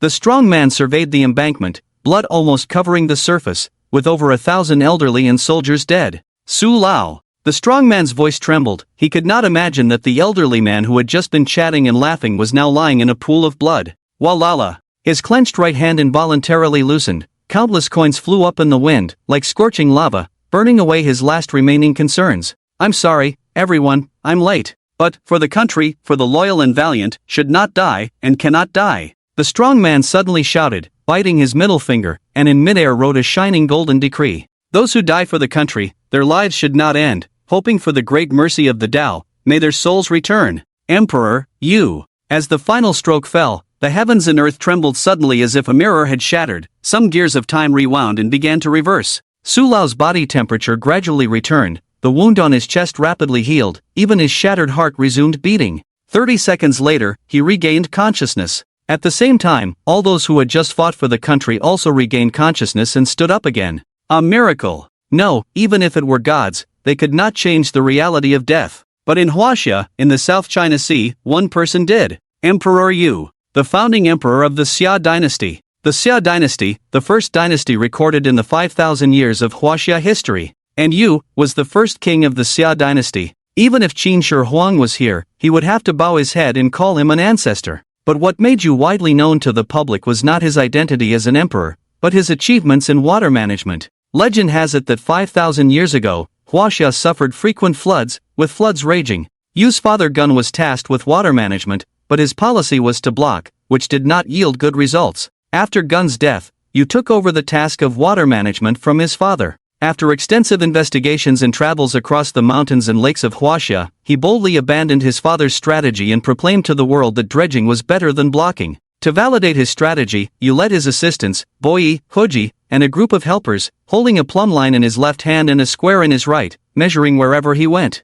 As the commander of water management, he was no different from ordinary people, personally digging channels and guiding the floodwaters to flow into the sea. During the water management process, he faced countless dangers, but still led by example, protecting everyone firmly behind him. Gradually, his reputation spread. Even the distant barbarian tribes, upon hearing the name of Dayu, would show great respect. Later, due to his great achievements in water management, Shun passed the throne to Dayu, who founded the Xia dynasty, established the 9 provinces, and began to write the history of the 5,000 years of Chinese civilization. Dayu's water management was actually the embodiment of the essence of Chinese spirit. When facing floods, the West built Noah's Ark and passively endured. But the Chinese were different. They did not believe in heaven or gods. They used the most tenacious perseverance and fearless courage to control the floods and bring peace to the world. Therefore, Dayu is the symbol of Chinese civilization for thousands of years. Kong, another loud sound echoed in the sky, and a young man dressed in modern clothes also arrived in the air, appearing in front of Dayu in an instant. I am Fong Shang, paying respects to the ancestor. Fong Shang bowed to Dayu with his hands folded. When he learned that Poseidon had arrived, he used the system to awaken Dayu. However, it seemed that there was a mistake in the system, as it did not bring Dayu to Fong Shang, but directly transported him to the south bank. This initially left Dayu confused, and he did not even know what era it was before meeting Old Su. His power gradually returned only after Old Su gave him money, so he was a step late. Fong Shang also arrived late due to the long journey. No need for formalities, Fong, you awakened me, and I am grateful. Rest assured, with me guarding the 9 provinces, if enemies come, they will not return. Dayu shouted sternly, then took a step to the right, and the sky immediately formed a staircase, leading him to the center of the embankment. As the emperor of mankind, when he sees mountains, they hide, when he sees water, it retreats, even the will of heaven has to give face. This is why Dayu can resurrect those who have died. Old Su looked tremblingly at Dayu in front of him, tears filling his eyes. Child, I really trouble you. It's us. Who couldn't hold on? The old man's body almost collapsed, and Dayu immediately stepped forward to support him, softly saying, Old Su, this is your world, and mine too. Wait a moment, I will go and kill the enemy. Child, be safe. Ha, old man, we haven't finished our wine yet. Dayu laughed loudly, took a step forward, and flew out like a cannonball, standing on the sea, facing Poseidon from a distance. Child, state your name. Poseidon's eyes were cold. The abilities Dayu had just displayed were too exaggerated, even he couldn't match them. But no matter what, resurrecting the dead was just a support, and when it came to a real fight, Poseidon was confident. Those who are about to die are not worthy of knowing my name. 30,000 people, today, will pay for your blood debt. Poseidon's face turned ashen. Although he knew the opponent was strong, as a god king, he naturally had his pride. And Dayu's contempt had already angered him. You're asking for death. Poseidon roared angrily, enveloped in a deep blue energy. He raised the trident high, greedily devouring the energy around him. Then, like a missile about to explode, he fiercely smashed towards Dayu. This attack was more powerful than all the previous ones. Even the embankment built by the Chinese at great cost would probably be completely pierced through. The trident's speed was extremely fast, almost in an instant. It arrived in front of Dayu, and there was no way to avoid it. But how could a ruler avoid it himself? Retreat! Boom! With just a stern shout, the trident was hit by an infinite impact, and it directly reversed and flew back towards Poseidon. Poseidon's face changed, he quickly recalled the trident, calming the rioting energy within. "Who are you?" Poseidon felt fear for the first time. He was naturally aware of the power of that last move. Even if Zeus were here, it would be a great trouble to deal with. And the person opposite, with just a few words, was able to repel the trident of the artifact. What kind of power is this? Who is this person on the opposite side? Human king, you. Emperor, you stood high in the sky, overlooking Poseidon below. You call yourselves gods and claim that anywhere without gods is insignificant. But have you ever thought why they do not submit, but resist to the death? Because they are human, they firmly believe that humans will prevail over the heavens. It is this will, the will to resist to the death, that forces even the heavenly path to yield to the human race. Today, I, in the name of the human king, will protect the millions of descendants of Huaxia. Invaders, perish! Boom! The heavens and earth shook together, countless thunderclouds rolled, lightning formed a vast ocean, converging above Yu's head, as if warning him to be careful. Be gone! We, the descendants of Huaxia, do not recognize your unjust heavenly path. Boom! Another loud noise, and countless figures appeared behind Emperor Yu, representing the human force contained in the millennia of Huaxia. Be gone! The figures behind all spoke in unison, and the dark clouds in the sky almost instantly dissipated, with the dazzling sunlight pouring down. When human strength reaches its peak, what can the heavenly path do? Moreover, this is an unjust heavenly path. Why should other countries have gods, while Huaxia has none? Since you are unjust, we will not acknowledge you. Wow! This guy is too cool, even cooler than the first Emperor Qin Shi Huang. This is Emperor Yu, even Qin Shi Huang would have to bow respectfully. Oh my, our ancestors are so awesome, with so many shadowy figures behind him, it almost makes me want to cry. At some point, Fang Sheng had already released drones in the southern war zone, broadcasting the scene to various parts of the world. Now, the morale of Huaxia has returned, but it still needs to be further consolidated. Obviously, the defeat of the sea god Poseidon in Huaxia is a morale-boosting event. Poseidon also noticed the drones beside him, and at this point, even if he wanted to escape, he couldn't. He came for revenge, and if he didn't get his revenge and was seen fleeing without a fight, it would be a global embarrassment. Gritting his teeth, Poseidon launched a fierce attack. He raised the trident high, and the deep blue energy guided the water to converge, eventually forming a terrifying waterspout. Yes, a waterspout made of seawater. It was like a vortex from the depths of the sea leaping out of the water, running on the sea surface, devouring everything in sight. If something was caught in it, it would first have to resist the centrifugal force brought by the rotation, then face the sharp blue energy like a blade, and finally be suffocated and enveloped by the seawater, with no chance of survival. This move, Poseidon had tried and tested many times, even gods of the same level would suffer greatly. Humph, a petty trick. Emperor Yu smiled lightly and waved his hand forward. Break! Boom! The seawater, like an obedient baby, immediately broke free from the constraints of the blue energy, twisted in the opposite direction, and finally dispersed, returning to the ocean. Poseidon was dumbfounded. No, was he still the god of the sea? How could seawater not obey his command? The sea was the source of his power. Even if the other party could command all things, the seawater should not listen to him, right? What's going on? Poseidon refused to believe it, gripping the base of the trident and plunging its tip into the sea, then waving it fiercely. Waves rise. 5 towering waves immediately formed, unstoppable like a raging bull, heading straight towards Emperor Yu. With their speed and mass, the impact force was no less than that of hundreds of cars colliding simultaneously. To defend against it, it would probably take nearly 1,000 missiles to completely withstand this force. But Poseidon was facing Emperor Yu, the Emperor Yu who led the ancestors of Huaxia to defeat the floods. The mere waves, we have seen too many of them 1,000 years ago. Suppress! Yu's face was serious, and he pressed down with both hands suddenly. Boom! The waves instantly dispersed, turning into tiny water droplets, sprinkling on the sea surface, and then began to settle, as if nothing had happened. Ha ha, is this Poseidon on the opposite side stupid? Haven't heard of the story of Yu controlling water? When it comes to how to use water, our ancestor Yu is your ancestor. Ha, the so-called god of the sea, in my opinion, is not as good as our ancestor's little finger. With Ancestor Yu guarding, who in the south of Huaxia can trespass? The live broadcast room was instantly filled with barrage comments. Poseidon's 2 attacks looked spectacular, and the destructive power made people feel shocked even through the internet. But even with such a towering offensive, Yu just waved his hand lightly and blocked it all. Suppression, complete suppression. The story of Yu controlling water has been passed down from ancient times to the present. After his rebirth, he naturally had the power to control the sea. Moreover, this is the South China Sea, the territory of Huaxia. How could you, a foreign god, be so presumptuous? Water benefits all things without contention, it is not a weapon of killing. Today, in the name of the human sovereign, I deprive you of your control over water. Dayu's words were resolute. As he stretched out his right hand, the water surface began to tremble violently. Countless tsunamis rose up simultaneously, roaring loudly but powerless to resist Dayu's actions.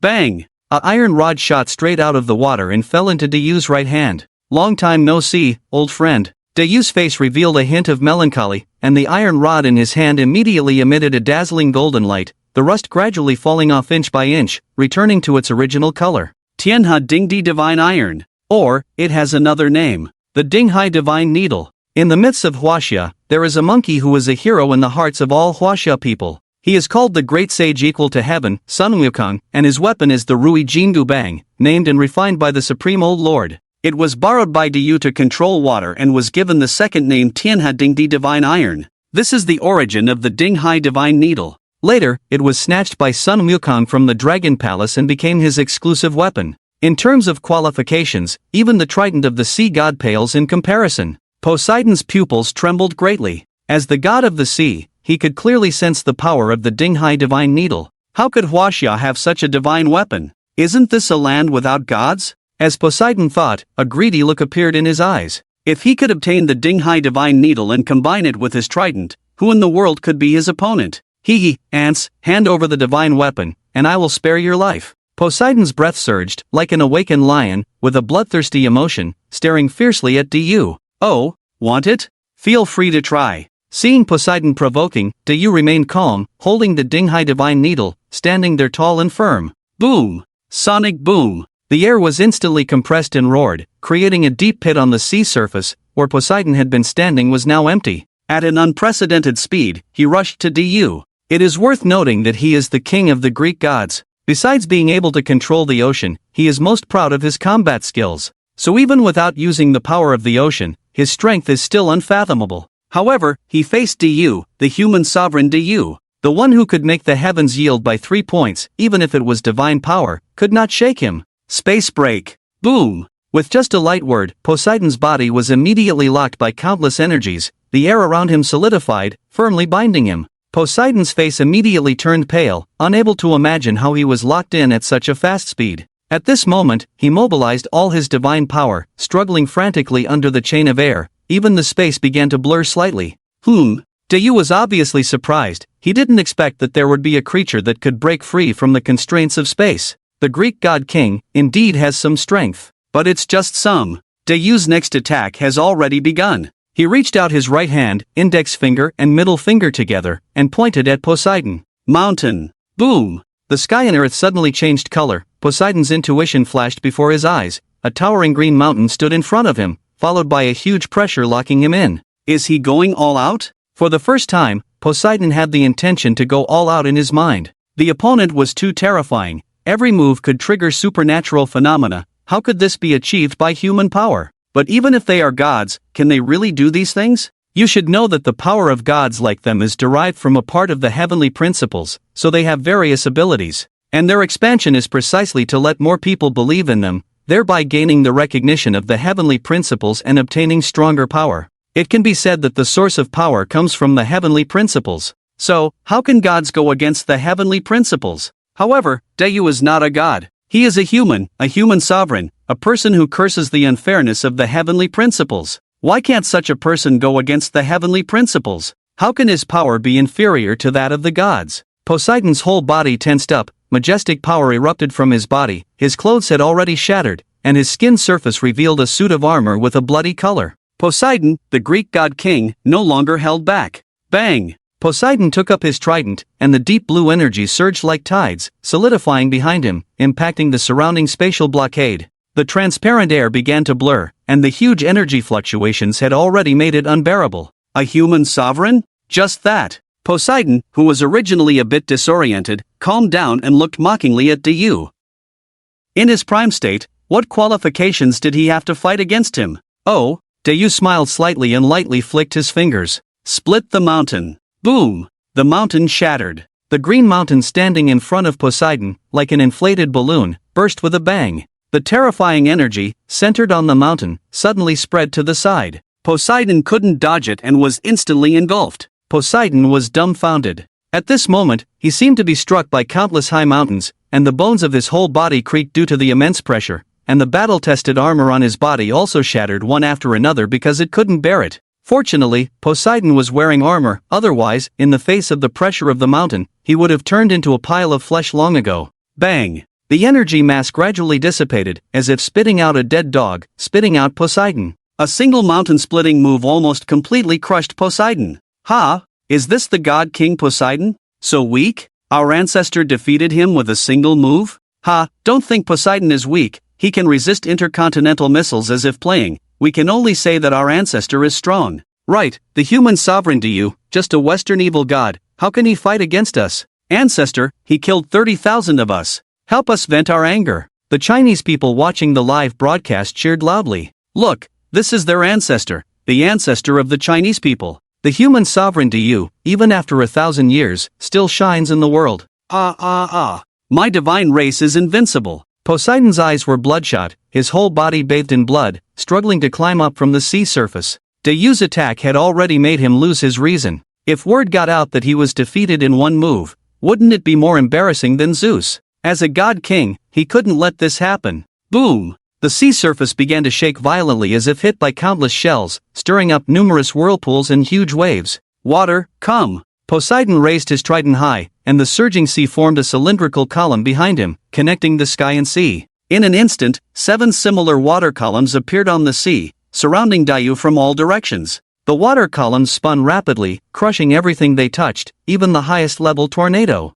Insulter of the gods, die! Poseidon suddenly swung his trident down, and the 8 water columns, like cutting machines, rolled towards Dayu from 8 directions. John Longbiao secretly thought it was bad. These water columns had completely blocked Dayu's path, and their strength was such that even if intercontinental missiles were launched at them, not a single splash would emerge. Our ancestors, we are in danger now. General, rest assured. Seeing Zhang Longbiao's face turn pale, Feng Sheng timely reminded him. Dayu is the ancestor of the Huaxia, the ruler of the human race. And don't forget, who stopped the world-destroying flood. As Feng Sheng's words fell, Dayu's voice echoed across the vast sea. I said, I will strip you of your control over water. A king's words are not to be taken lightly. Even the god king Poseidon was stunned. Could he really strip himself of his power over the ocean? How is that possible? He is a god, the spokesperson of the heavens. What qualifications does a mere mortal have to strip him of his divine power? Boastful words. How dare you gods exceed your limits? Die! The 8 water columns roared furiously, the water surged like rolling knives, completely destroying everything in front of them. The sky changed color as well, black clouds connected by the water columns churned and formed 8 dark whirlpools, resembling a hellish scene. Poseidon's strongest blow was aimed to crush Dayu. A god? So what? I said, a king's words are not to be taken lightly. Suppress! Dayu's voice finally lost its calmness. He was like a volcano, his voice filled with the scorching heat of magma. So what if you are a god? As a ruler, how can I allow you to harm people with the sea? 1,000 years ago, I led the people to block the world-destroying flood. Today, I will do it again. Boom! As Dayu's words fell, the divine needle of the sea in his hand shimmered with dazzling gold light, growing wildly. It was originally called the Rui Golden Cudgel. Its size could change according to the user. The reason it was renamed the Divine Needle of the Sea was because it was meant to control the raging ocean. Bang! The golden rod fell from the sky, breaking through countless water curtains and sinking into the seabed.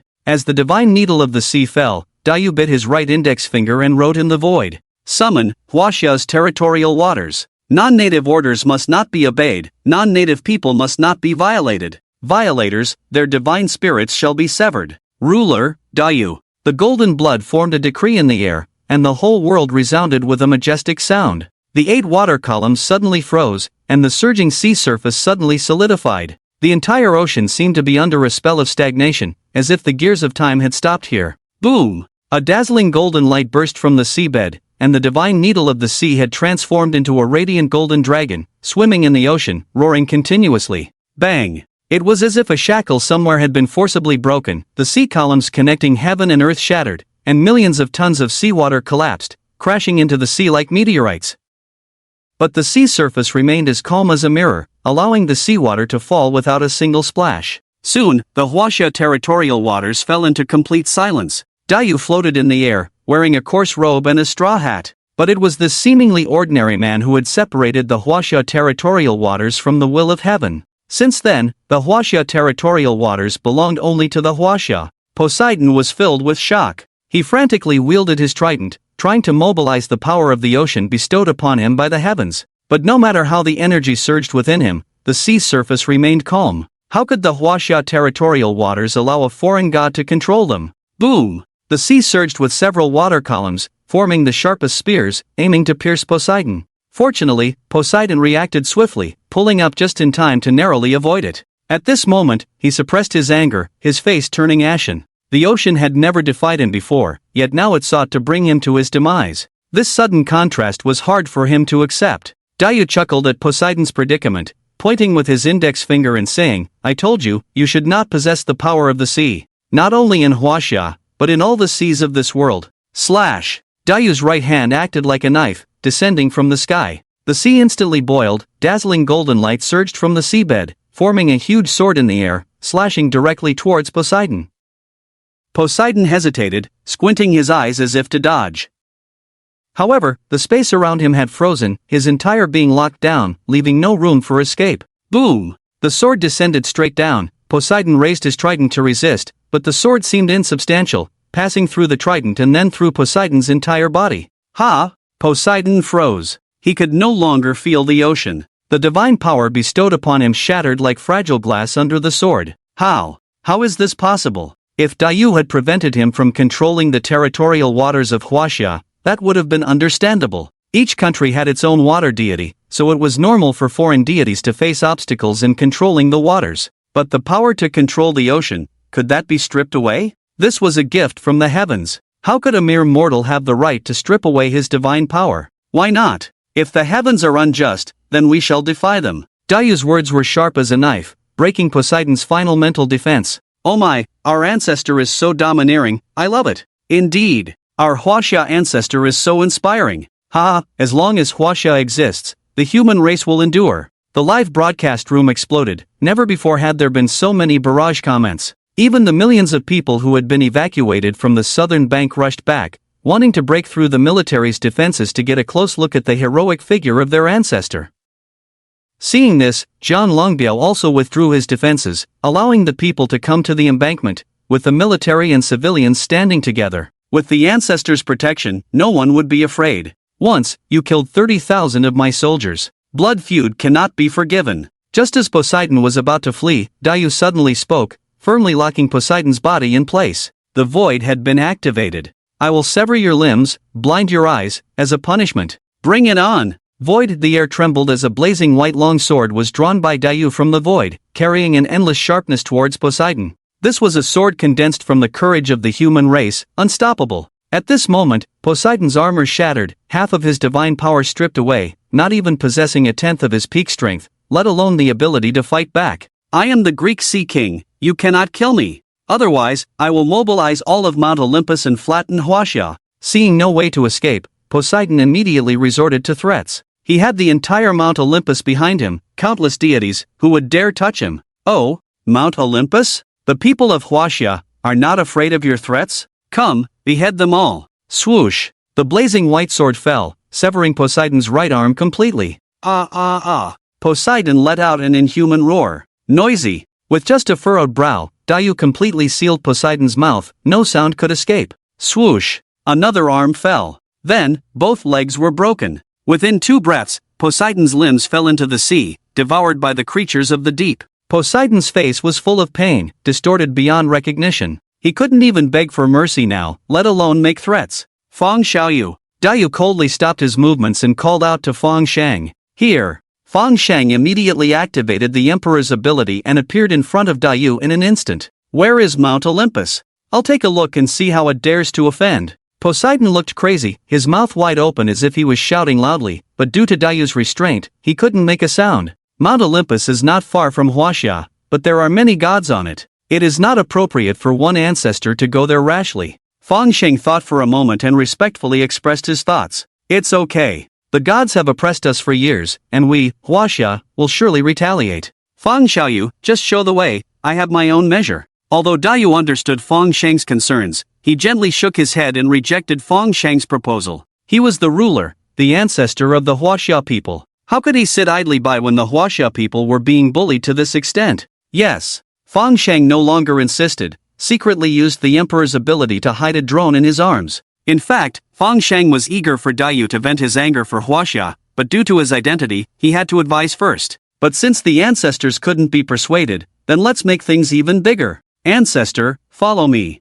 The journey is long, with my current abilities, it may take 2 hours. Fang Sheng pointed in a direction, about to lead the way. No need, stand beside me and point the way. Ah, okay. Fang Sheng was stunned at first, but quickly reacted and stood beside Dayu. When the king marches, all things make way. Dayu raised his right hand slightly, arm extended, fingers spread, pointing forward. Empty. Fang Sheng felt his body being pushed forward instinctively, the surrounding scenery changing rapidly. In the eyes of others, Fang Sheng, Dayu, and Poseidon's bodies disappeared instantly. The king marches, all things make way. In an instant, Dayu took the two to the peak of Mount Olympus. Who goes there? The huntress Artemis was the first to notice, immediately throwing her hunting spear at the three who had just appeared. Dayu raised an eyebrow, obviously not encountering such unreasonable behavior. Get lost. Boom! The hunting spear was instantly blasted away by sound waves. Even the huntress Artemis, after shattering several mountains in a row, barely stopped. Fang Sheng was secretly amazed on the side. He never expected Dayu's power to be so outrageous that just one word could blast away a god. It wasn't that Dayu was overbearing, but because Artemis herself was fragile, with high attack but low defense, she suffered a big loss under unexpected circumstances. Boom! As Artemis was blasted away, Mount Olympus immediately shook, countless divine lights soared into the sky suddenly darkened, and lightning rolled like dragons in the dark clouds. The father of the gods, Zeus, had arrived. Who dares to offend my Mount Olympus? Zeus's figure slowly emerged from the sky, his eyes angry, lightning dancing around his body, thunder roaring behind him. And under him were the Greek gods. They all released their full power. The combined pressure was like the true will of heaven, enough to make ordinary people tremble in fear. But who was Dayu? The king of the human race, the monarch who dared to curse the unfairness of heaven. How could he fear you fake gods? Do you recognize him? Dayu looked disdainfully at the gods and threw the severely injured Poseidon in front of them. Brother! Uncle! The gods almost spoke at the same time. Their eyes were filled with disbelief. That was Poseidon, the god of the sea. Even Zeus didn't dare to easily provoke the god king. How can one have all limbs severed and lie in front of everyone like a dead dog? Lao Lu, who was born on the side, had secretly released the drone, and the scene was immediately broadcasted worldwide. The sinner Poseidon once invaded the southern coast of Huaxia, killed 30,000 of my soldiers, unforgivable crime. I have severed his limbs and blinded his eyes. Do you have any objections? Dayu's right hand turned into a blade and slashed fiercely in the void. Poseidon's voice finally broke free from Dayu's restraint and roared in pain. Just now, his eyes were completely blinded, and no matter how he used his divine power to heal, there was no possibility of recovery. With all limbs disabled, eyes blinded, he lost the power of the ocean. Now, he is not even as good as an ordinary person. Yes, Dayu is insulting him. Killing 30,000 of my descendants, can your wretched life make up for it? Only when you beg for life and can't die, can you resolve the hatred of Huaxia. You should know that Dayu is doing all this on Mount Olympus. In front of the gods, he blinded Poseidon's eyes. Damn. Brothers, give me some quick-acting heart pills, this is too exciting. This ancestor is hitting someone in the face in front of everyone, too arrogant. How arrogant can he be? The ancestor is venting for us. Poseidon deserves it, killing 30,000 of my brothers, how can we spare him? Can't live, can't die, the ancestor did well. The voice of Huaxia spread through the live screen to all corners of the country. What? Do you dare to disrespect the gods of Huaxia? But even the humans who came out of the godless land can still defeat your god king. You are seeking death. Ares, who had just caught his breath, immediately became furious and, ignoring his injuries, raised his spear to kill Dayu. Ha! A defeated general, dare to be so arrogant. Fang Sheng, who was on the side, saw Ares about to act aggressively and immediately stepped forward. He now possesses the power of the first emperor Ing Zhang, and even facing the gods, he will not be at a disadvantage. Ha! An ant dares to block me? Ares' spear swept horizontally, and lightning and holy light surged on his body, like a sea dragon, directly attacking Fang Sheng. Step back! Boom! With a roar from Fang Sheng, the pressure in the air suddenly increased, and the terrifying energy was compressed into a tiny space, then exploded violently. The airflow with immense pressure spread like water waves, hitting Ares solidly. Ares, who was already seriously injured, had his wounds burst open under the heavy pressure, blood gushing out, turning him into a blood man, flying back. Bang! Ares's body fell heavily in front of the gods, causing the gods who were about to move forward to stop in their tracks. Is Ares weak? Not at all. Even with severe injuries, Ares will not be weak. But even such a god cannot withstand a single move from Fengshan. Are the people of Huaxia so terrifying now? The gods looked at each other for a moment. Apart from taking Ares away, no one took action. Injuring my elder brother, insulting my children, you barbaric Huaxia, dare to disrespect the gods of Greece? Zeus's eyes were dark, and thunder flickered behind him. As the father of the gods on Mount Olympus, he clearly wanted to restore the dignity of the Greek gods. So what? Daiyu smiled faintly and blurted out. So what? These 4 words resounded in the ears of the people of Huaxia like thunder. How many years has it been? When was the last time Huaxia was so tough? Wow, ancestor is so handsome. So cool, who dares to do this in front of the gods? Too arrogant. Even Odin from the Nordic, the god of XX, wouldn't dare, right? The ancestor is venting for us, love the ancestor so much. But with so many gods on the other side, will our ancestors suffer? Sigh, indeed, with their shamelessness, they will definitely gang up on our ancestor you. The barrage in the Huaxia live broadcast room began to worry. Even if Daiyu could easily defeat Poseidon, in front of dozens of gods, he still had no chance of winning. Huaxia, you are seeking death. Zeus's eyes grew colder, the sky was completely covered by dark clouds, and thick electric currents were rolling through it like buckets of water. He couldn't just stand by. Remember, this live broadcast is not just for Huaxia to see, but for the whole world. Now, the global gods are not just from his Greek lineage, the powers of gods from Norse, America, Sakura, Azura, and other countries are not to be underestimated. If Huaxia scares them off this time, it will become a joke in the entire divine realm. Seeing Zeus preparing to take action, Daiyu's expression remained unchanged. He is a ruler, how could he be frightened by a minor god when he remained unfazed even when Mount Tai collapsed in front of him? In the 24th year of March, Artemis entered my northeast, hunted our national treasures, and destroyed a mountain of living beings before leaving. In the 24th year of June, in the face of our condemnation, you ignored it and sent the Ares army to invade, injuring thousands of our defending soldiers. In the 24th year of September, Poseidon, to intimidate Huaxia, caused chaos in the South China Sea, drowning 30,000 Huaxia children.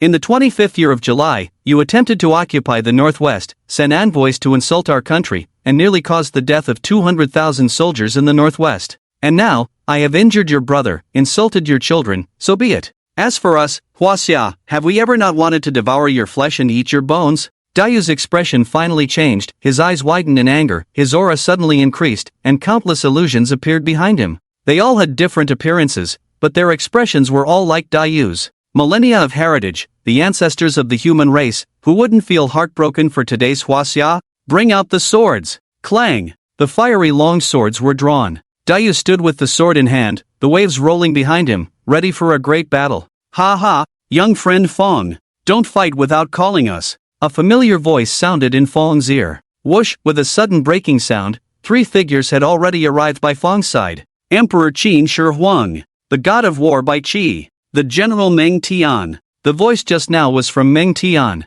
At this moment, he was riding a warhorse, suspended in the air. Junior Qin Shi Huang, greetings to the ancestors. As an emperor, Qin Shi Huang should not bow to anyone, but facing the human ruler Daiyu, he still bowed respectfully, not neglecting the courtesy. The 2 generals also followed suit, greeting Daiyu. Ha, we are all descendants of Huaxia, no need to be bound by trivial matters, we must thank you for coming to help.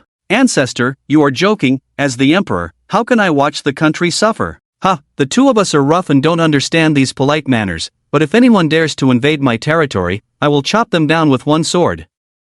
After speaking, the 3 men's auras surged. The 400,000 souls roared in unison, like Qi's body expanded, clearly preparing for a desperate fight. Meng Tian put on a white bone mask, and his warhorse and entire body were immediately covered by burning flame armor. Qin Shi Huang drew the long sword from his back, and infinite pressure suddenly released, and there was a faint roar of a golden dragon behind him. Good. Today, let us have a good fight. Daiyu laughed heartily, ready to strike with the long sword. The Greek gods had also prepared themselves, the terrifying divine power causing the air to distort, and if they were to fight, this space would likely tremble. Feng stood at the back, ready to sacrifice himself to drag a god down. He was too weak now, relying solely on a portion of Qin Shi Huang's power. He would find it difficult to survive in a full-scale divine battle. But so what? As a descendant of Huaxia Feng, who had crossed over, was not a coward. Death is nothing. What's wrong with it? It's worth it to die alongside the ancestors in slaying gods. I'm afraid our ancestors are too impulsive.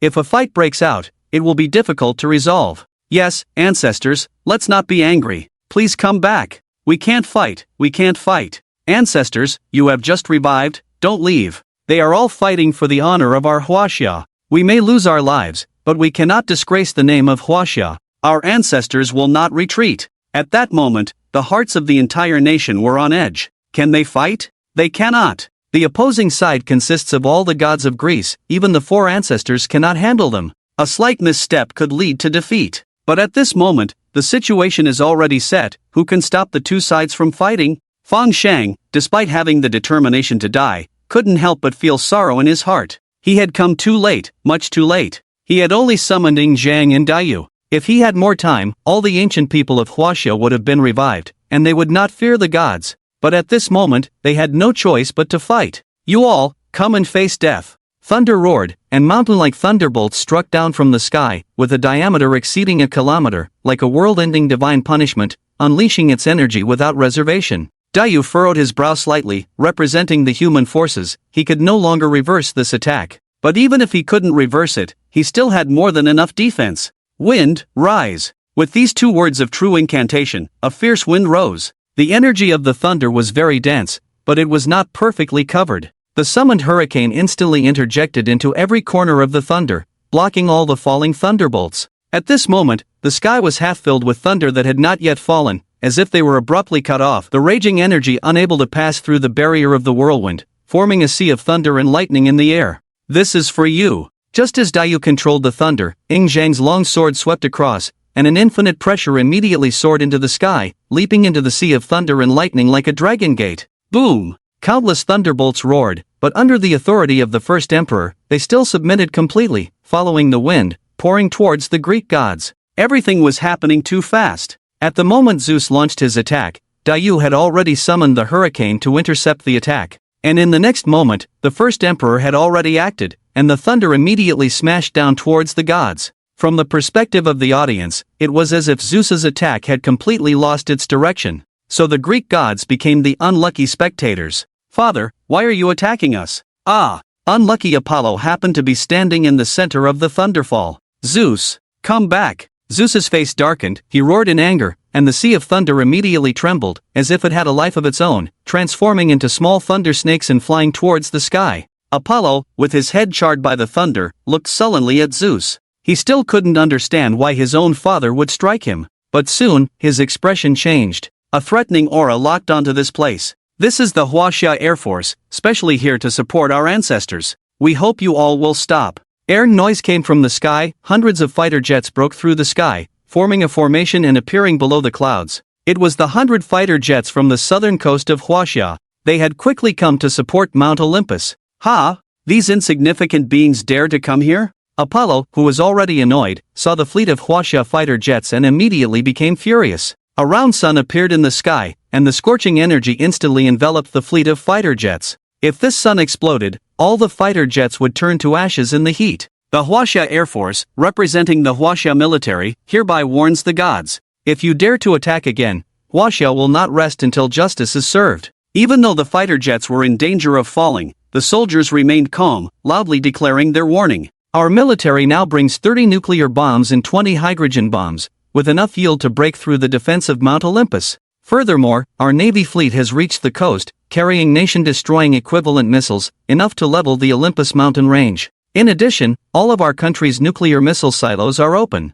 If you can withstand 2 rounds of attacks, we will unleash all our forces to destroy you. Silence. A long silence. At this moment on Mount Olympus, apart from the roar of warplanes, no one speaks. The gods fell silent. They are mighty gods, impervious to swords and spears, but certainly not invincible. Nuclear bombs, as the world's top killing weapons, even the father of the gods Zeus must be cautious. But 1 bomb can be blocked, what about 10? 100? No one knows how many reserves China has. But the gods can sense the life-threatening aura, and nearly half of the warplanes carry such weapons. What does this mean? It means that even if Apollo instantly destroys the warplanes, those nuclear bombs will still explode immediately, and the energy generated will destroy all defenses of Mount Olympus. The fact is right in front of them. Even though they know they are threatened, the gods of Mount Olympus still dare not gamble. With such yield, I'm afraid you will all stay. I won't take it seriously. Zeus chuckled, testing the bottom line of the Chinese soldiers. You see, if nuclear bombs explode on Mount Olympus, all warplanes will be affected,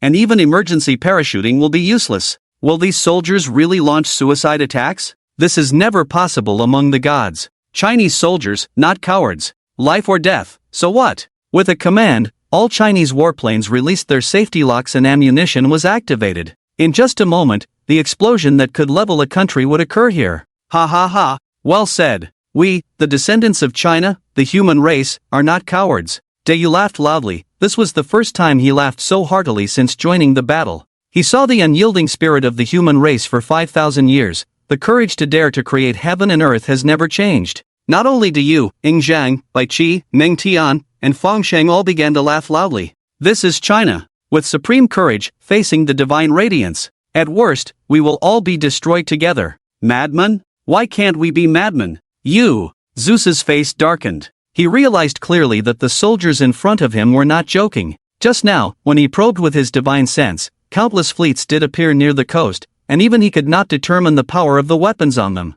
If they really started, the other side would definitely fight to the death. Even if he left behind the 5 of them, how many of the gods behind him could survive under the terrifying bombardment? Madmen! Damn it, these Chinese people are madmen. If all the nuclear bombs were released, nearly 10,000 nuclear bombs, not to mention Mount Olympus, the entire planet would be destroyed. China, I will remember this debt, Olympus Mountain. From now on, you will pay back 1,000-fold in blood. Zeus roared unwillingly, signaled to the gods, and led Poseidon to disappear from the mountaintop. The gods glanced at each other, each leaving harsh words, and disappeared separately. The divine battle, after just one move, was terminated due to China's forced intervention. Damn, am I seeing this right? Old man Zeus laughed. Not just Zeus. Damn! All the gods ran away. Ah, our China is so awesome. We forced the gods to leave. Ha, now our ancestors are safe. Yes, although it was the ancestors who helped us defeat the gods, we did not embarrass the ancestors. The audience in the live broadcast room cheered.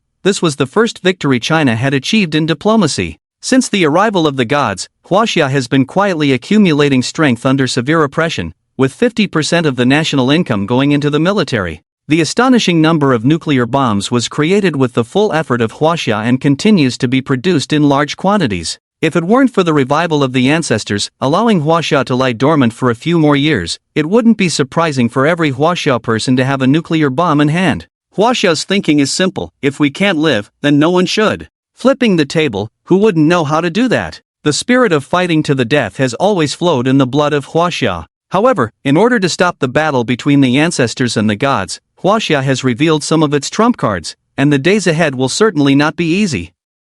But Huaxia has no regrets. With the protection of the ancestors, who would fear you gods? On Mount Olympus, the 4 great you also put away their fighting spirit and laughed loudly. Ancestors, the people on the southern bank are still waiting for us. It's time to go back, Fang Shang reminded softly on the side. After all, they are still in Greek territory, and it would be dangerous if the other side had any hidden tricks. Well, let's go back after letting off some steam. Great you no longer appeared as the lofty monarch during the battle, but as a friendly uncle next door, responding with a smile. As a monarch, he is also a member of the human race. When he first controlled the waters, he led by example, so how could he have any estrangement from the people? Ying Zhang and the others also nodded in agreement, each using their abilities to return to the southern bank under the escort of the fighter jets. The ancestors are mighty. This time was satisfying. The great revenge of the southern bank of Huaxia has been avenged. Thanks to the ancestors, our 30,000 young soldiers can now rest in peace. Now that Poseidon is defeated, who dares to provoke Huaxia? As soon as they returned to Huaxia's territory, they saw a large crowd of people waiting. Almost all the people from the southern bank had come here to wait. They cheered loudly, laughed freely, and celebrated the hard-won victory. While Huaxia was celebrating nationwide, foreign forces had already begun to stir. In the north, on the throne, a one-eyed man in golden attire listened to the reports of his 2 ravens perched on his shoulders. There are movements in Huaxia. Does anyone know what's going on? Odin surveyed the gods below the throne, his eyes calm and unwavering. A king has emerged in Huaxia recently, and the Greek lineage has suffered a great loss. We are collecting information. Heimdall blinked, taking in everything on the blue planet. As the guardian god of the divine realm, his current position is to observe the blue planet and prevent hostile forces. Oh, a king, not a god? No, without the power of the gods, not recognized by the heavens, the source of strength is unknown. Interesting, on a mere blue planet, there are such variables. Loki, go take a look. Yes, father. The enigmatic god Loki nodded, his body flickering, and then disappeared from the spot. Cherry blossoms, gentle breeze palace. Izanagi lay on the throne, with two palace maids fanning him affectionately with feather fans. I heard that the Greek lineage has been harmed. Do you know what happened? He lay comfortably, just lifting his eyelids slightly. The gods below exchanged glances, and it was Amaterasu who spoke slowly. Reporting to the king, there have been movements in the barbaric land of Huaxia, and it is said that a king has been born. Humph! Those barbarians in Huaxia will also have a king? Didn't I kill enough of them last time? Just as Amaterasu finished speaking, the burly man beside her was about to flip the table. He was transformed from the eight-forked serpent, once a disaster beast of the Sakura country, and he joined the lineage of the Sakura gods during the revival of the gods. In June 024, he led his extraordinary forces and became the first group of gods to invade Huaxia. On that day, conventional weapons failed, and 100,000 people in the eastern war zone of Huaxia stood with knives, using their bodies to block the advance of the attackers. At the moment of the Eastern Theater commander's death in battle, he exerted all his efforts to cut off one head, forcing the enemy to retreat. When he recovered, he intended to invade Huaxia again,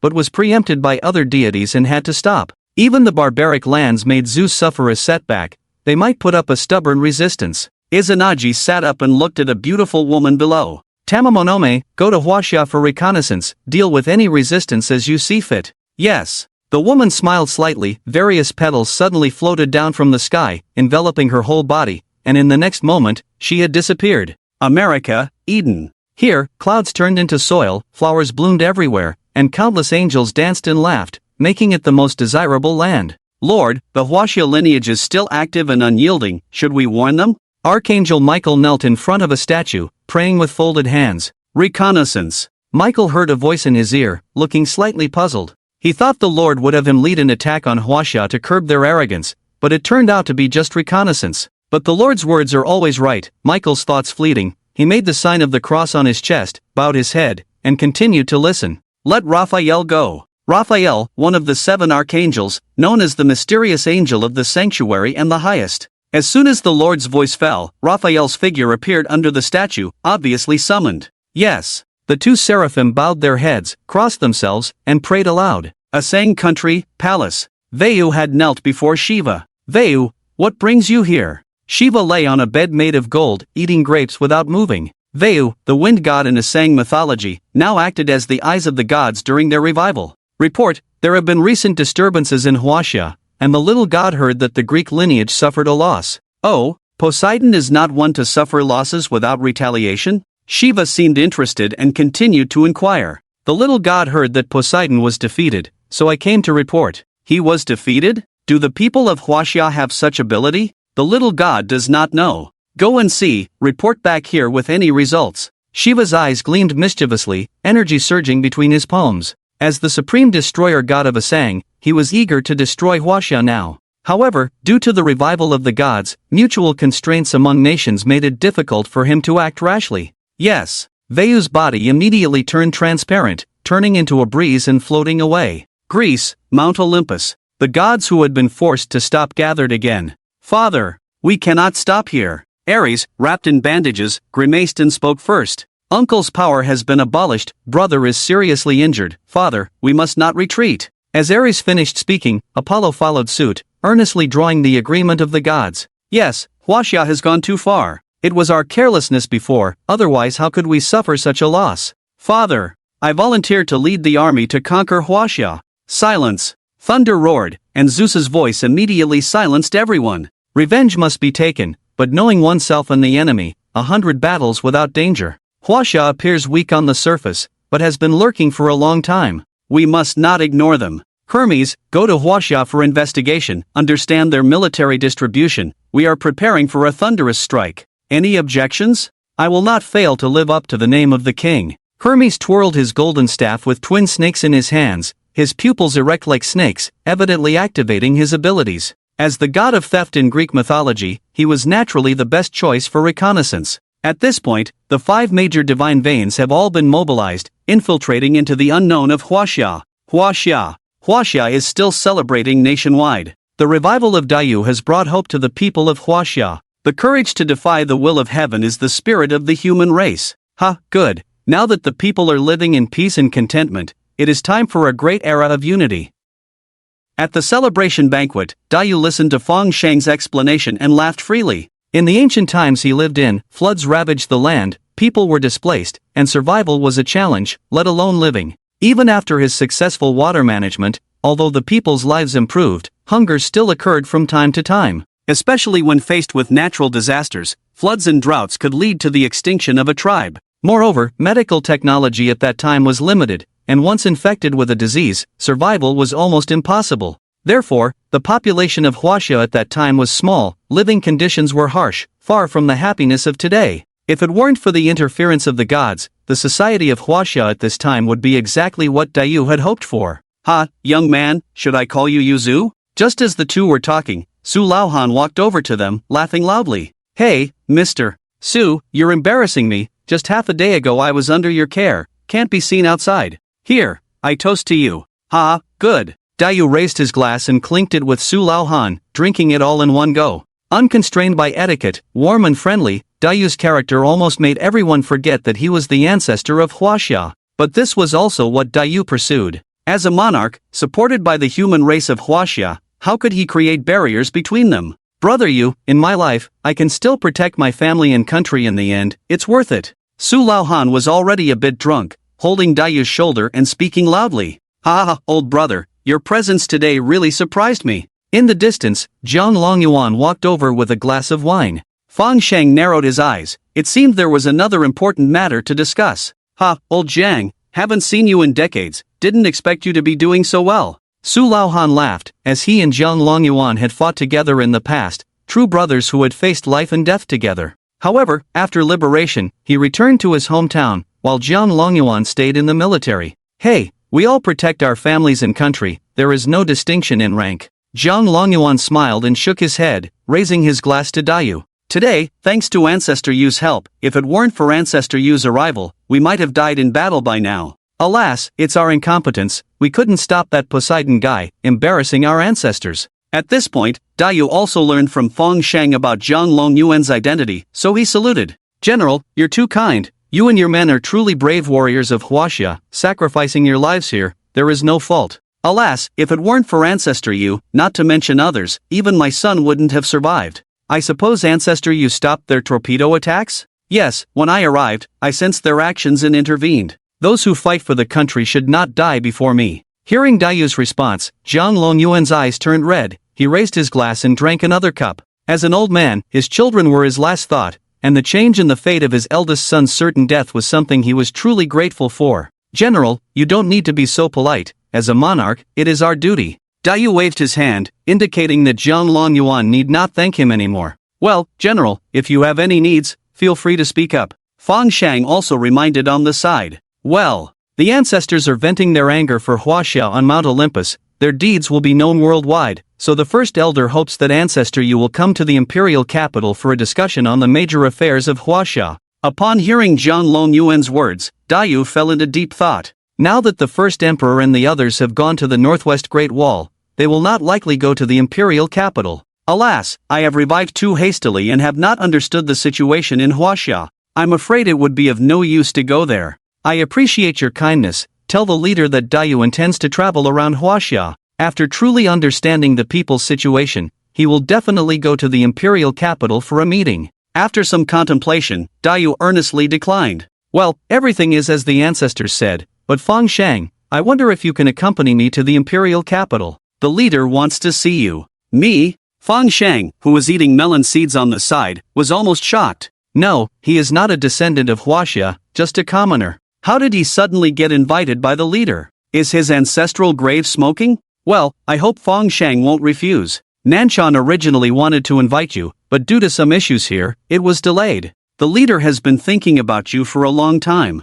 Zhang Longbiao brought the message to Feng Shang. Alright, then I will respectfully comply. Fang Sheng didn't dare to be presumptuous and immediately agreed. Now that the first emperor and others are stationed at the northwest Great Wall, and Daiyu is traveling around Huaxia, there is no need for him to accompany them. So, it's the perfect time to go to the imperial capital to meet the leader. Moreover, as Poseidon is approaching, the system has issued a mission. Now that Daiyu has defeated Poseidon, the mission is completed, and the rewards have been distributed. Not only did Fang Sheng receive the authority to revive historical tasks, but he also gained Daiyu's power to control the seas. With the power to control the seas and the authority of King Zhang, Fang Sheng is no longer inferior to a deity. The next day, a squadron of fighter jets from the southern military region of Huaxia took off again to escort Fang Sheng and Jian Longbiao to the imperial capital. At the airport parking lot, Qi Weiman, the chief of staff of the Northwest Military Region, and Li Wei, the director of the Land Bureau, had been waiting for a long time.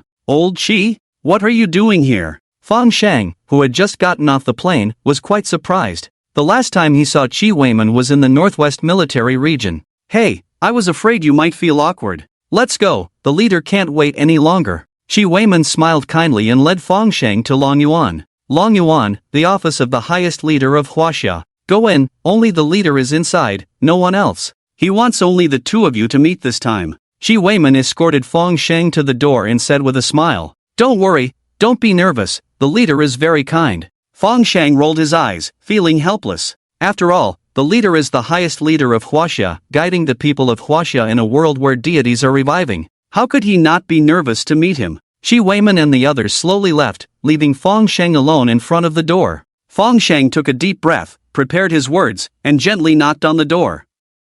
"Come in." Creak. Fang Sheng pushed open the door. The room was decorated plainly, to the point of being described as rudimentary. There were only a few pieces of furniture inside, including a desk, a coffee table, and a few bamboo chairs. An old man with white hair was sitting on a bamboo chair, pouring tea into the cups on the coffee table. "Fang, sit down." He didn't turn around, but his voice clearly reached Fang Sheng's ears. "Okay." Fang Sheng quickly walked to the old man and sat on the bamboo chair opposite him. "Ha ha ha, indeed heroes emerge from the young. I've heard from Weiman and the others that you are not very old, but I didn't expect you to be this young." The old man, without any airs, joked as soon as he saw Fang Sheng. Fang Sheng was indeed young, having just turned 20 when he crossed over. "You flatter me, sir." Fang Sheng smiled in response. "Ha ha ha, have some tea. There are no outsiders here, so don't be reserved." "Okay." The old man looked at Fang Sheng drinking tea with approval. Even old friends would feel a bit restrained in his presence, but this young lad seemed calm and composed. "Fang, you." Fang Sheng, who was drinking tea, suddenly froze. "I came from a different time and have a system within me, these questions are not easy to answer." As the leader of the Huaxia people, the old man is not only smarter than a fox. "What do you think of Huaxia?"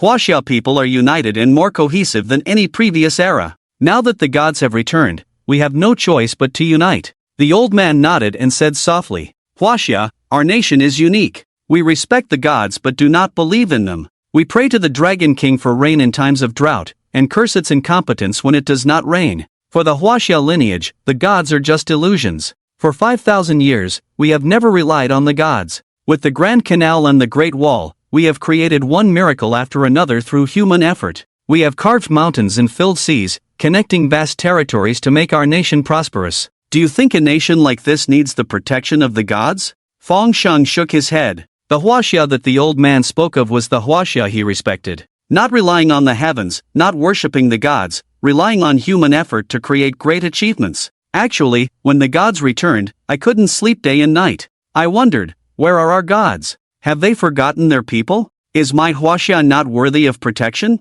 At that time, many voices emerged. If we give up our own beliefs and pray to other godly races for shelter, can they protect Huaxia? Or if we collectively start to believe in other gods, will they protect us? But in the end, Huaxia chose to fight to the death. I don't know if what I'm insisting on is correct, but I know that the Huaxia lineage will never submit, never. Each of us is an independent individual, we have our own personalities, we will never kneel in submission. The backbone of Huaxia cannot be weak, absolutely not. Then, the war began, and without the protection of the gods, we were defeated. Everyone fought to the death, but suffered defeat time and time again. More and more people died, and the territory shrank. Just when I started to wonder if I had made the wrong choice, the backbone of Huaxia stood even straighter. Throughout the country, there was no sound, everyone chose to fight to the death. More and more people enlisted, everyone worked like madmen. We developed at a breakneck pace, focusing on infrastructure and upgrading the military's weapons. The Huaxia lineage, in one war after another, became one. Rather be shattered than complete. With this determination, we have survived to this day. Even if our ancestors do not return, Huaxia will not perish easily. Or, we will take the whole world down with us. The old man calmly recounted the scenes of war, each word exploding in Fang Shang's ears like a bomb. So, don't be afraid, do what you want to do, Huaxia will be your support. The old man smiled, finishing the tea in his cup. Leader, I. Fang Shang's heart trembled, wanting to reveal everything in an instant. No need to speak, everyone has secrets. I don't know why our ancestors suddenly returned, or why they are close to you, but it doesn't matter, I don't need to know, and neither does anyone in Huaxia. You are still a child, someone we in Huaxia should protect, and that's enough. As long as Huaxia stands, no one can harm you. The elder smiled gently, blocking all the words Fang Shang wanted to say. The reason he called Fang Shang was simple. He just wanted to tell Fang Shang not to worry, not to be afraid, and that no one would investigate anything. Let go and do it, Huaxia is your confidence. Well, thank you for your guidance, elder. Ha, we are all family, come often for tea when you have time. Let's go, they are still waiting outside. I heard that there have been movements in various divine veins recently, they need to discuss with you. Okay. Fang Shang got up to bid farewell and left the room under the gaze of the elder. Outside the door, a strong man in heavy armor had been waiting for a long time. He said nothing, like a silent statue, holding a huge sword, wearing a helmet, and just gave Fang Shang a look, indicating the direction to leave. Fang Shang nodded and left the place as directed. Not far away, Shi Weiman was waiting for Fang Shang. Fang, we have set up a banquet, come with me. Shi Weiman had no airs at all, like a grandfather leading his child to dinner. Fang Shang followed him, thinking of the elder's instructions, and couldn't help but ask, Shi, what's the matter with the elder saying there are anomalies in various divine veins? Ah, it's still a few days ago. Shi Weiman sighed lightly, shook his head, and gestured to talk later. The two soon arrived in a hall, where most had already taken their seats. Only Shi Weiman and Fang Shang were missing, obviously waiting for a long time. Let's welcome the young gentleman. Director Li Wei of the Land Bureau spoke first, immediately followed by applause. Surprised, Fang Shang immediately bowed and said, Seniors, you are too kind. I can't afford it. Ah, Fang, don't be modest. If it weren't for you contacting the ancestors, the losses in the Northwest and South Bank would have been heavy. Li Wei pulled Fang Shang to his seat, called on everyone to raise their glasses, and toasted Fang Shang. Fang Shang quickly returned the gesture. In fact, the top officials of the country value Fang Shang not only because of his special status in reviving the ancestors, but also out of concern that Fang Shang might be tempted by foreign forces to betray the country. It is known that compared to the major divine countries, Huaxia now has everything and is incomparable in attractiveness. And now Fang Shang has become synonymous with the envoy of the ancestors in the hearts of the people of Huaxia. If he were to join a foreign country, it would chill the hearts of countless people. Therefore, the top officials of Huaxia treat Fang Shang as an equal. In addition, Fang Shang's safety is also closely guarded. After 3 rounds of drinks, about the divine veins? Seeing that everyone seemed hesitant to speak, Fang Shang took the initiative to ask. Well, it's time to tell you. Shi Weiman nodded and began to speak. A few days ago, our army forced the Greek divine country to retreat to protect the ancestors, and this matter has spread worldwide. In the past, Huaxia has always shown weakness to the outside world, biding its time. So even if they take action, they will not pay much attention, so they know very little about us. But due to the recent events, Huaxia showed too much strength and seriously injured the Greek twin gods, which led to the major divine countries starting to re-evaluate Huaxia. According to the intelligence brought by our spies, Sakura and Asen have already sent gods to investigate Huaxia. Hearing Shi Weiman's account, Fang Shang also felt a tightness in his heart. They didn't attack openly, but infiltrated silently. It seems that the major divine countries are not only arrogant but also not foolish. Now, even if they call Dayu and the first emperor over, they cannot determine who the spy is. Fang Shang frowned, unsure of what to do next. Humph, a group of spies, do they really think we are just eating for free? Seeing Fang Shang's distress, the lean man beside him suddenly slammed the table and continued to add, Tomorrow I will have my people start a thorough investigation. I don't believe we can't root them out. The man is the minister of the anti-spy department of the National Security Bureau, and all his subordinates are talented individuals who are like dragons, appearing and disappearing mysteriously, and have previously rooted out numerous spies for the country. Lao Wine, don't be careless, the situation is different now, The opponents this time are powerful and have their own ways of transformation, it's difficult. Li Wei sighed softly. What, Lao Li, are you saying we can't handle it because it's difficult? When has our country ever been afraid of such difficulties? Yes, but, respected elders, actually I have an idea. Just as the two were arguing endlessly, Fang Shang's voice weakly sounded. Hey, honey, there's a meeting here tonight. It's probably going to be an all-nighter, so I won't be coming home. I know, health comes first, don't worry. The man with a big belly hung up the phone, then dialed another number. Hey, boss lady, do you have new goods today? Same old place, right, got it. The driver in front turned around conscientiously and drove the man to the designated location. The man got out of the car and walked familiarly towards a room upstairs. Is it General Chen? As the man pushed open the door, a seductive voice immediately emanated from the room. Following the voice was a woman, voluptuous in figure, wearing thin gauze that revealed her skin tantalizingly, her hair looking freshly washed, damply clinging to her shoulders, constantly arousing the man's lust. The man nodded, a wicked smile unconsciously appearing on his face. The quality of this boss lady is getting better and better. It's not a waste to have kept her for so long. General Chen, the woman pressed close, her hand naturally placed in the appropriate position. I heard General Chen is still the leader of the National Strategic Bureau. Tell me about it. The woman's voice, like an enticing bug, burrowed into the man's mind, causing his head to suddenly feel dizzy, and he instantly collapsed on the bed.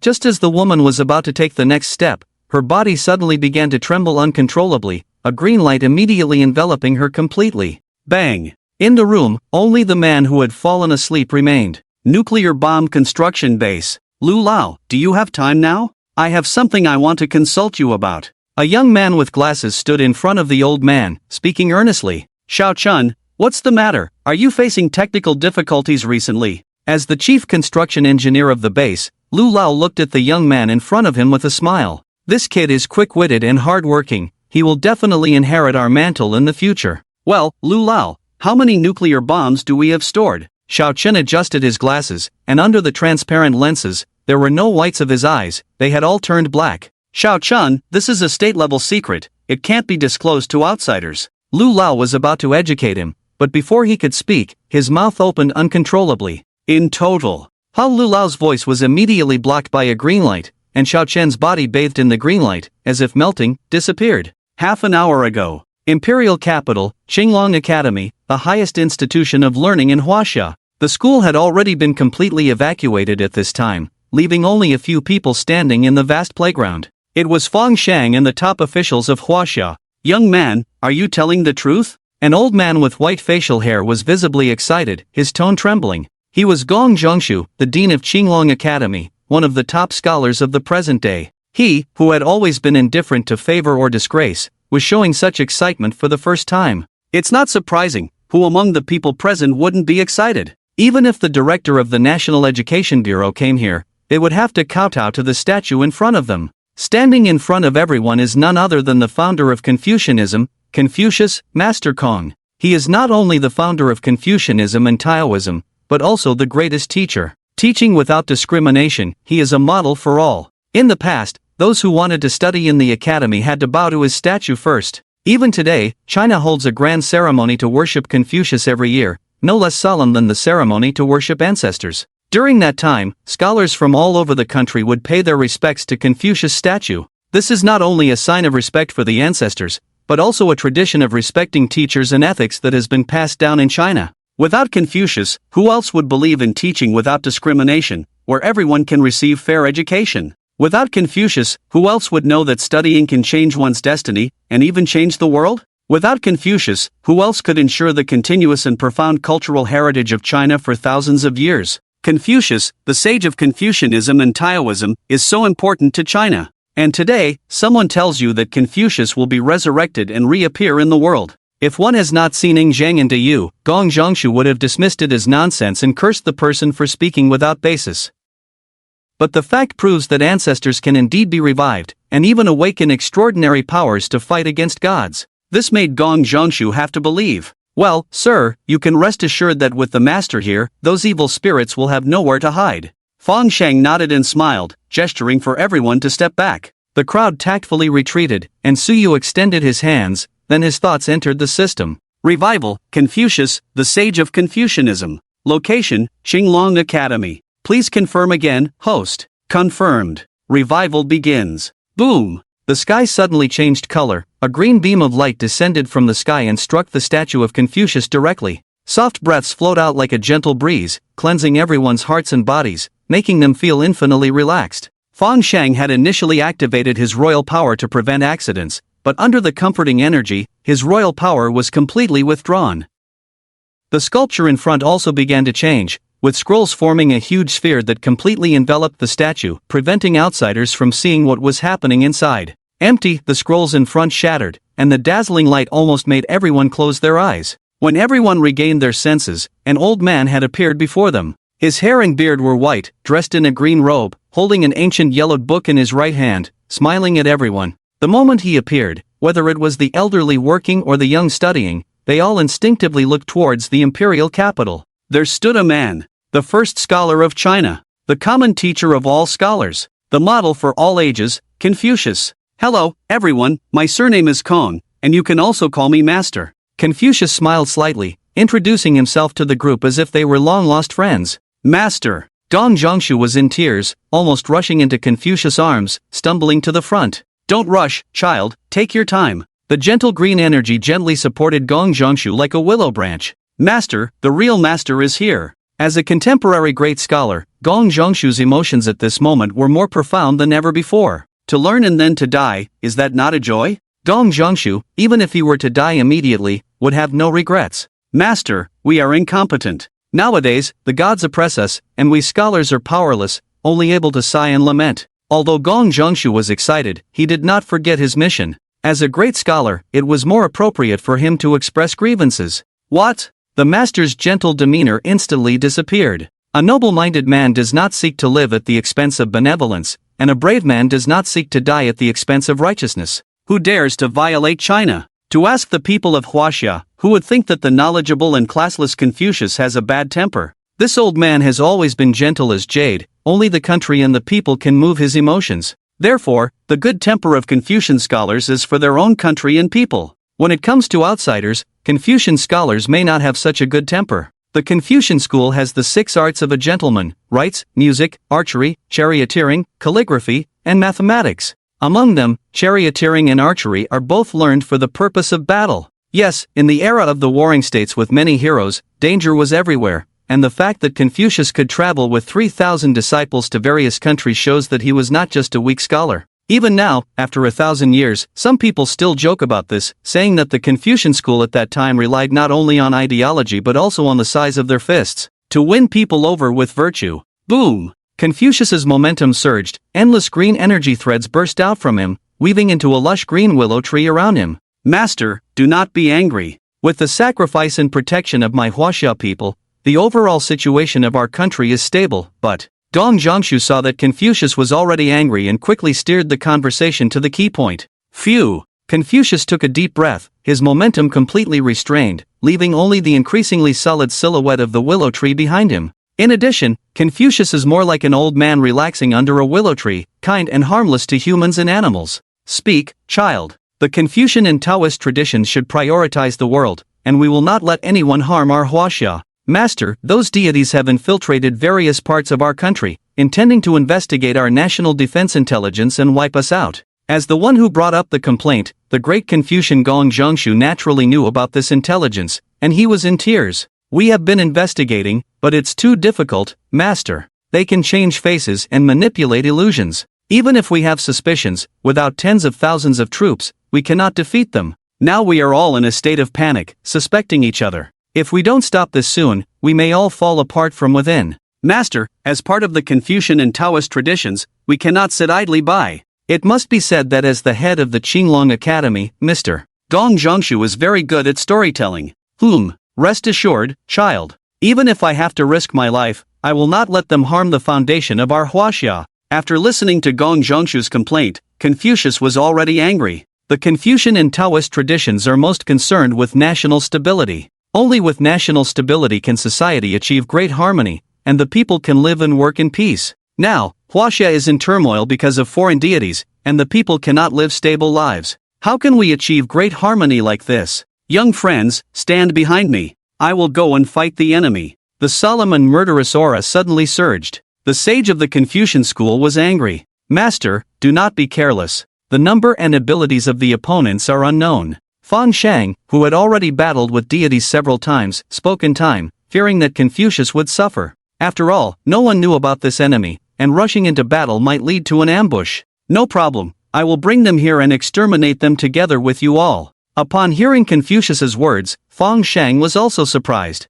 Expose them all? And wipe them out at the same time? Could the master be exaggerating? Exaggerating? Impossible. Don't forget the old saying in Huaxia, without Confucius, it would be as dark as night for eternity. Kongzi, that is Confucius. Without this sage of the Confucian and Taoist traditions, how could the people of Huaxia become wiser and usher in a golden age? Everyone, step back. I am about to begin. Upon hearing Confucius's words, the crowd stopped talking and went straight behind the master. Rumble. The pages in Confucius's hands floated in front of him, flipping automatically, and countless green lights mixed with golden light exploded from the scrolls. Is it not a pleasure to have friends come from afar? Friends who have come from afar, please boom. Like a bucket of thick blue light shooting up into the sky, shattering all the clouds in the sky, then the blue light disperses, like arrows aimed precisely, beginning to fall separately. And so, the scene at the beginning happened. Boom! 5 minutes later, 5 blue lights descended from the sky, bombing the playground like missiles.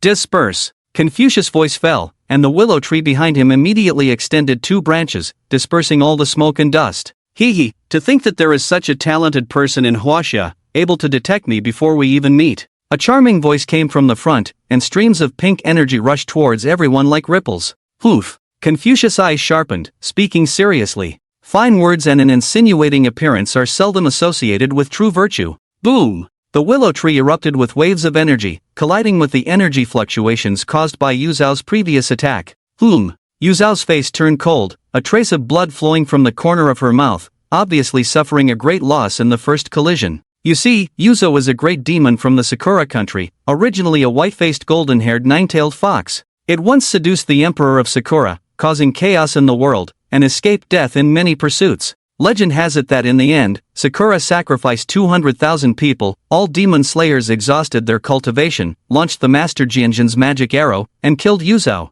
And after its death, its corpse transformed into a huge poisonous stone, emitting poisonous gas that killed nearby animals. The villagers later called it the life-killing stone, filled with fear. Many times they invited high monks to calm its soul, but all were harmed by its poisonous gas. And yet, such a great demon, in the first confrontation with Confucius, did not gain any advantage, but even suffered a great loss. It seems that the master was right to send us, to think that there are such characters in Huaxia. Asin Fengshen Fuyo stared fiercely at Confucius, and seeing Yu Zhao's condition, he had no intention of making a move. Besides the 2 of them, there were 3 others with different expressions standing beside them. Loki, the mysterious god of the Nordic, Rachel, the mysterious angel of the United States, and Hermes, the god of theft in Greece. For a moment, the aura of the gods filled the entire playground, and everyone present couldn't help but feel respect, even kneeling. But the backbone of Huaxia made them all grit their teeth, standing straight and refusing to kneel down. In the land of Huaxia, how can others be so arrogant?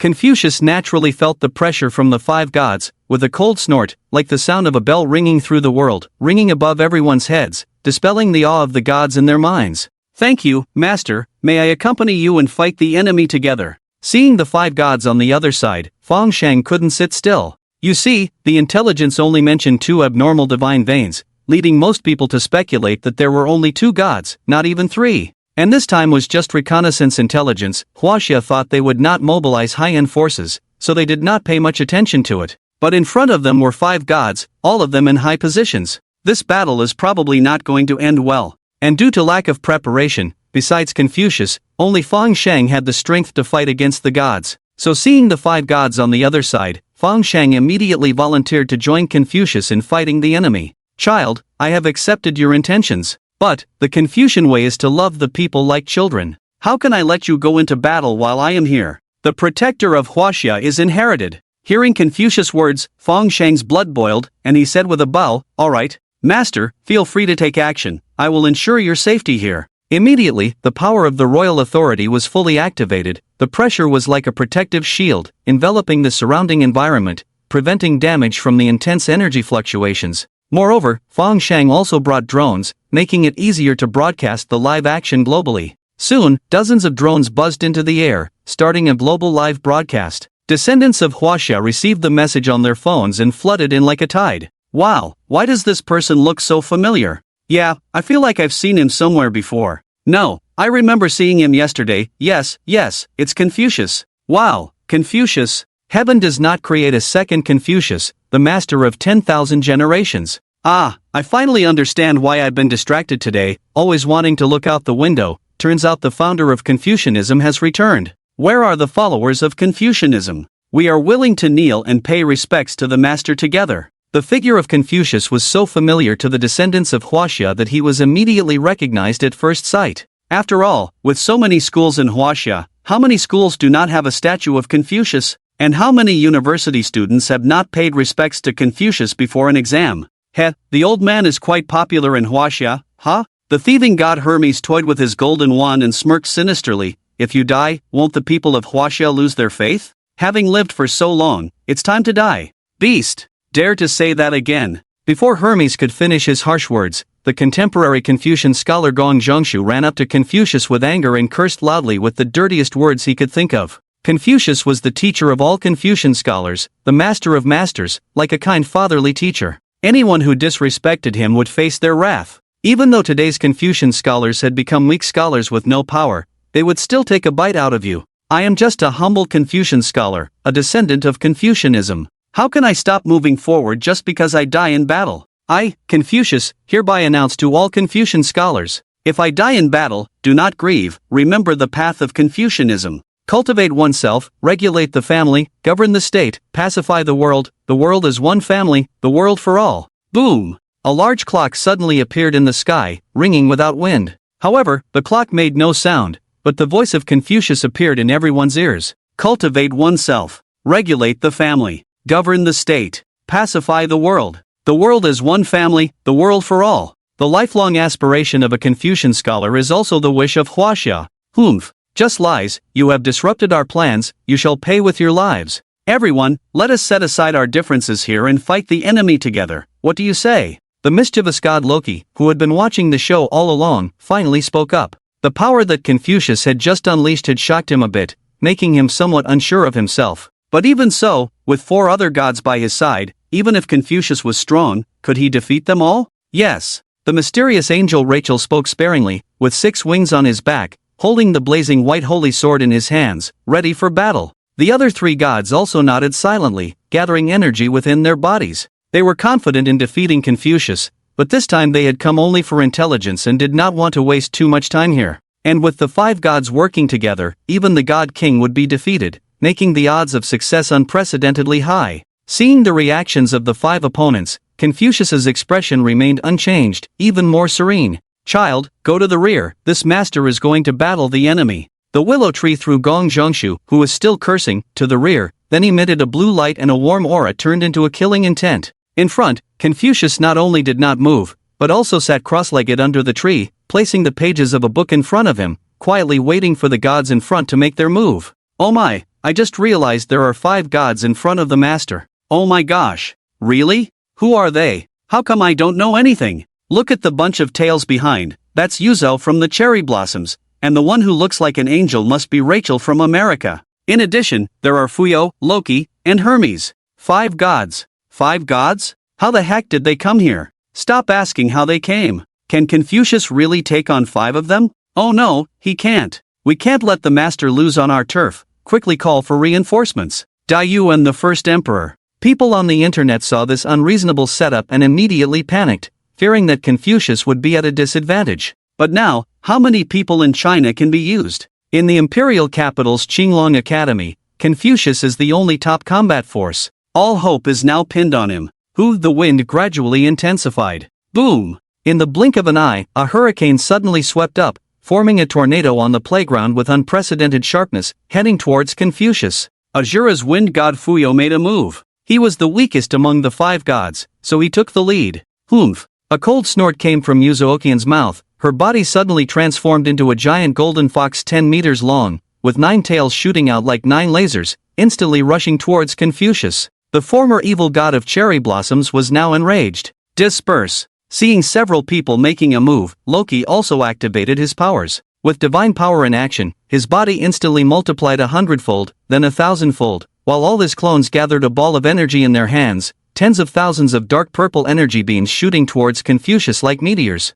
Inadvertently, 2 black poisonous snakes slithered close to the ground like shadows, silently moving towards Confucius's back, ready to launch a final strike at any moment. Greece's Hermes also made a move. He already had a grudge against China, so his move was an assassination technique. If anyone was bitten by his 2 shadowy snakes, not even a deity could save them. The Lord said, "Let there be fire," and there was fire in the world. The mysterious angel Rachel was not idle either, reciting the scriptures aloud, her 6 wings instantly covered in flames, then spreading energy, enveloping the entire holy sword. Go! Boom! 3 flames burst out of the holy sword, transforming into 3 griffins in the air, targeting the willow tree behind Confucius. The attacks of the 5 gods were all lethal moves. Gong Zhongshu's eyes were filled with despair. As a Confucian scholar, he had thought that Confucius could save China from disaster. But in the face of the divine power's might, he couldn't help but feel an extreme sense of powerlessness. After all, the master was just a human. How could human strength contend with divine power?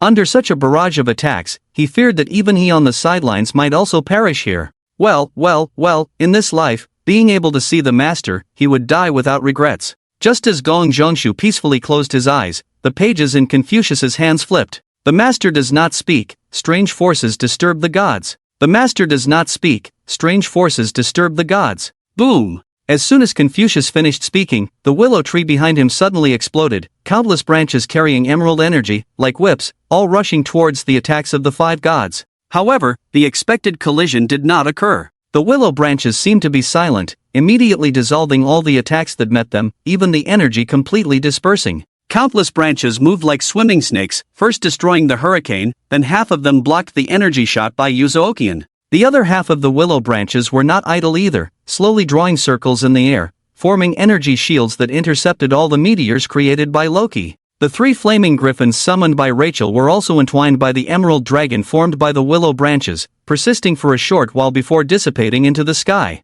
Ho-Ho, seeing that the attacks of the other 4 gods were all completely blocked, Hermes smiled sinisterly. The 2 shadowy poisonous snakes he summoned were rapidly approaching Confucius. And now Confucius is exhausted from dealing with the attacks of the 4 gods. How can he defend against their killing moves? The first head of the extraordinary beings of Huaxia belongs to me. Swish! 2 venomous snakes leaped from the ground, their bodies shifting from 2-dimensional to 3-dimensional, mouths gaping, fangs secreting venom, only 5 meters away from Confucius. For the swift shadow snakes, the speed of their attack would not exceed 1 second. Not good. The supervising Feng Shang almost instantly noticed the attack of the shadow snakes, but with his current strength, how could he possibly intercept at such speed? Bang! The attacks of the 4 gods were completely dispersed under the assault of the willow branches, causing a huge energy fluctuation that stirred up waves of dust, making the situation ahead unclear. Humph! You claim to be gods, yet engage in such despicable acts? Confucius' words immediately startled Hermes. His attack was discovered?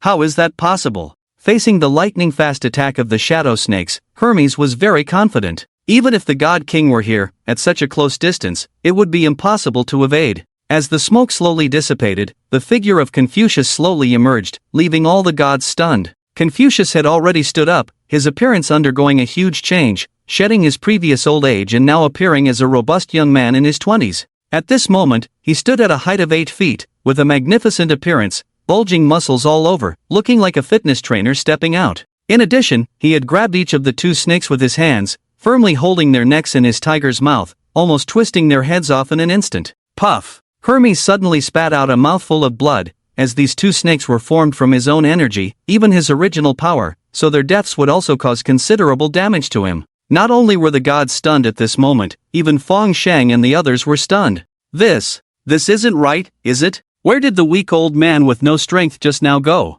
How did he turn into a young, strong, and handsome youth? The master is truly a great man of Confucianism, not only with outstanding thoughts, but also a body tempered through 1,000 trials. Gong Zhongshu, seeing everyone puzzled, immediately explained. Confucianism has always had requirements for martial strength, it's just that we are weak and have never achieved past glory. In the era of the warring states with many heroes, without some martial strength, it was indeed impossible to travel around the countries. Seeing Confucius' second form, many netizens were also shocked. Although, I prefer the old man who was just worried about the world. Hey! Brother, your words are wrong. Isn't the beauty of muscles more attractive than the immortals' methods? Sigh, my charming ancestor. Upstairs, control your taste. This is the comments section, not a deserted area. Wait, isn't the key point that the master single-handedly blocked the attacks of 5 gods? Yes. As a member of the human race, Confucius almost effortlessly blocked the attacks of 5 gods. Even a god king could not do it so easily. Why? Because Confucius represents Confucianism, the 1,000-year-old ideology and culture of the Chinese nation. Confucianism, people who worry about the world. They aspire to a world of great unity, where all under heaven are equal, cultivating a righteous spirit. When the master does not speak, strange powers and gods are in chaos. How can mere gods and ghosts infect Confucian scholars enveloped in righteous spirit? And the willow tree behind Confucius is the embodiment of his righteous spirit, naturally immune to attacks from gods, allowing him to easily intercept. Barbarians, can you withstand another round? Gentlemen, do you plan to continue hiding your incompetence? Hermes, with a dark face, was filled with anger at the passing of the 2 shadow snakes. Only by killing Confucius could he vent his hatred. Although he was angry, he did not lose his reason, but instead called on the surrounding 4 gods, intending to use the power of thunder to kill Confucius. For the other 4 gods, the recent attack was just a probe. With their level, their moves should have shaken the heavens and the earth, not just failed to even destroy a playground.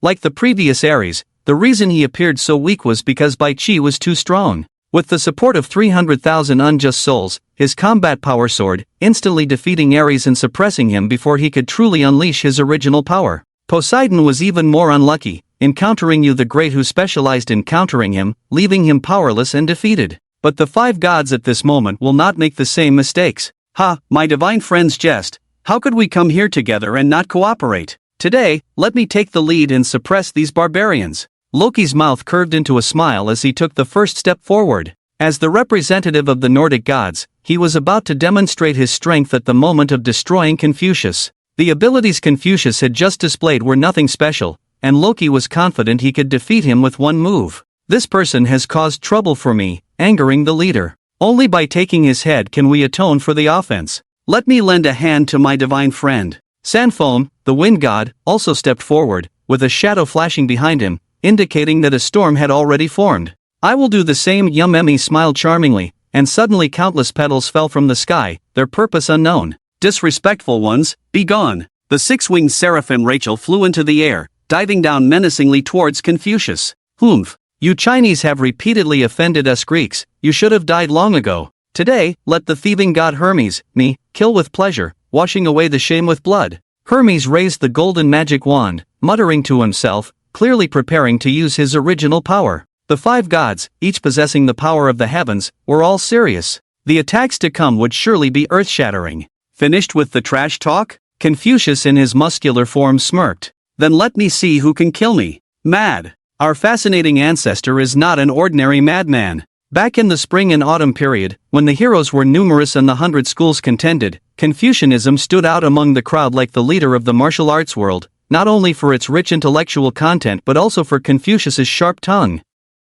Trash talk? Please, that's all that's left for us to play with. A mere barbarian god, can't even touch a hair on me? Woo-woo, our old ancestor is really not a coward, always ready for action, love it. Knowing it's impossible but still doing it, facing death and living, whoa, old man, I understand. Even facing the wrath of 5 gods, our old ancestor remains fearless and composed. Alas, our Confucius is too civilized. If it were me, I would definitely insult the other party for bullying the weak. Don't panic, just 5 gods. Back in the day Confucius faced hundreds of scholars' ridicule and still outshone them all. Seeing Confucius's performance, the people of China discussed fervently. Regardless, Confucius was always the ancestor of China, and not a single person did not worry about his life. But the confidence that Confucius displayed made everyone trust him unconditionally. This great man who had shone brightly in China for thousands of years could not be weaker than the gods. Arrogant. Today, let you barbarians witness the glory of the gods. Loki unleashed his full power, and the dark purple energy surged towards the sky like stars,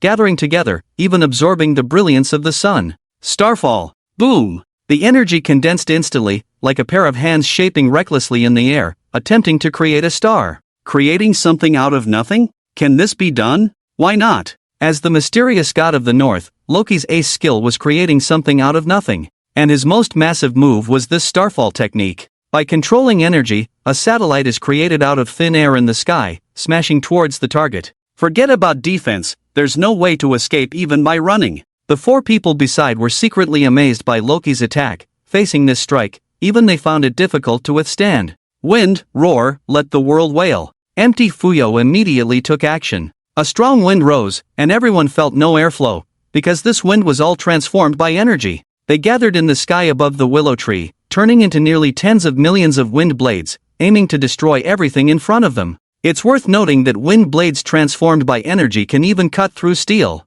Transform. Seeing Fuyo take action, Tamamo no Mae beside her no longer stored power, but instead clenched her hands towards the sky, and her body suddenly disappeared. Suddenly, the falling petals changed rapidly, almost instantly transforming into silver foxes, each carrying various colored beads in their mouths, rushing towards Confucius one after another. These beads are not good things, but the energy transformed by Tamamo no Mae, each color corresponding to an element: fire, ice, poison, metal cutting. Not to mention these tens of thousands of foxes. As long as a person is entangled by one fox, they will immediately be infected by the elements, experiencing burns, frostbite, poisoning, limb severing, and other pains, and may die tragically on the spot with a slight mistake. The great demon of the cholera cherry blossom not only relied on beauty and seduction, her own strength should not be underestimated. And God said, "Let there be light," and there was light in the world. Rachel also acted at the same time. The light in the sky almost disappeared in an instant, plunging into darkness, and the sun was only visible 5 seconds later. And at this moment, there were 2 suns in the sky. The body of the mysterious angel Rachel was enveloped in infinite light, just like a second sun. "Angel, come forth." Boom! All the light on Rachel's body shot out, and a giant illusory angel began to materialize under the influence of the light. It was 100 meters tall, holding a huge sword, with wings on its back, and covered in armor. "Cut, as you wish," the giant angel said in a deep voice, then immediately leaped into the air above the playground and thrust the huge sword straight down. This time, if hit, even a mountain would probably be split in half. Seeing the attacks of the 4 gods beside him, Hermes was secretly delighted. Now, even if Confucius was strong, he would not be able to withstand the attacks of the 4 gods, right? And even if he could resist these fancy group attacks, what about his curse? How could he defend against it? Yes, as an old rogue, Hermes did not launch a conspicuous group attack like the 4 gods. But does this mean he didn't use his full strength? How is that possible? In a fit of anger, how could he hold back? He even used the power of his origin to kill Confucius. The god of theft is not just about physical theft. The attack he launched was a curse that can steal life. This is Hermes' strongest single-target attack, capable of instantly depriving the opponent of their life. As long as the opponent does not have a divine power higher than his own to defend, they will die on the spot. And this barbarian not only did not notice his attack, but also did not have a divine power defense stronger than his own. How to defend against it? Die! Hermes said fiercely, pointing his golden wand, and a curse with no energy fluctuations was cast, targeting Confucius, who, seeing the attacks of the 5 gods, Confucius breathed a sigh of relief, his face showing no change. On the other hand, Feng Shang and the others were all pale. The full force attacks of the 5 gods hit them hard. At this moment, Feng Shang began to doubt himself, wondering if he could withstand a blow even with all his abilities unleashed. "Young friend, what did our ancestors say?" Shi Weiman's voice trembled. Even he, who remained calm in the face of Mount Tai collapsing, was a bit nervous at this moment. As they rushed forward, it seemed they might not make it in time. Feng Shang pondered for a moment before announcing the despairing answer. Shi Weiman sighed deeply upon hearing it, shaking his head and saying, "We underestimated the gods. The recent victories have clouded our judgment. If we make it out alive this time, I will personally apologize to the leader and accept the punishment. Old friend, do not blame yourself. Trust in the master." The Confucian scholar Gong Zhongshu, who was standing beside them, continued to gaze up at the figure of Confucius with a look of admiration. The world changes, but the Confucian tradition has been passed down for thousands of years. How can we not believe in the great Confucius? He is the light that has illuminated the long night of China for millennia, and he cannot lose to foreign gods. Among those present, only Gong Zhongshu continued to unconditionally trust in Confucius. The founder of Confucianism, the sage, could not lose. Never. Hollow, a resounding voice echoed in everyone's ears. Confucius under the willow tree spoke like a bell, his voice spreading across the land.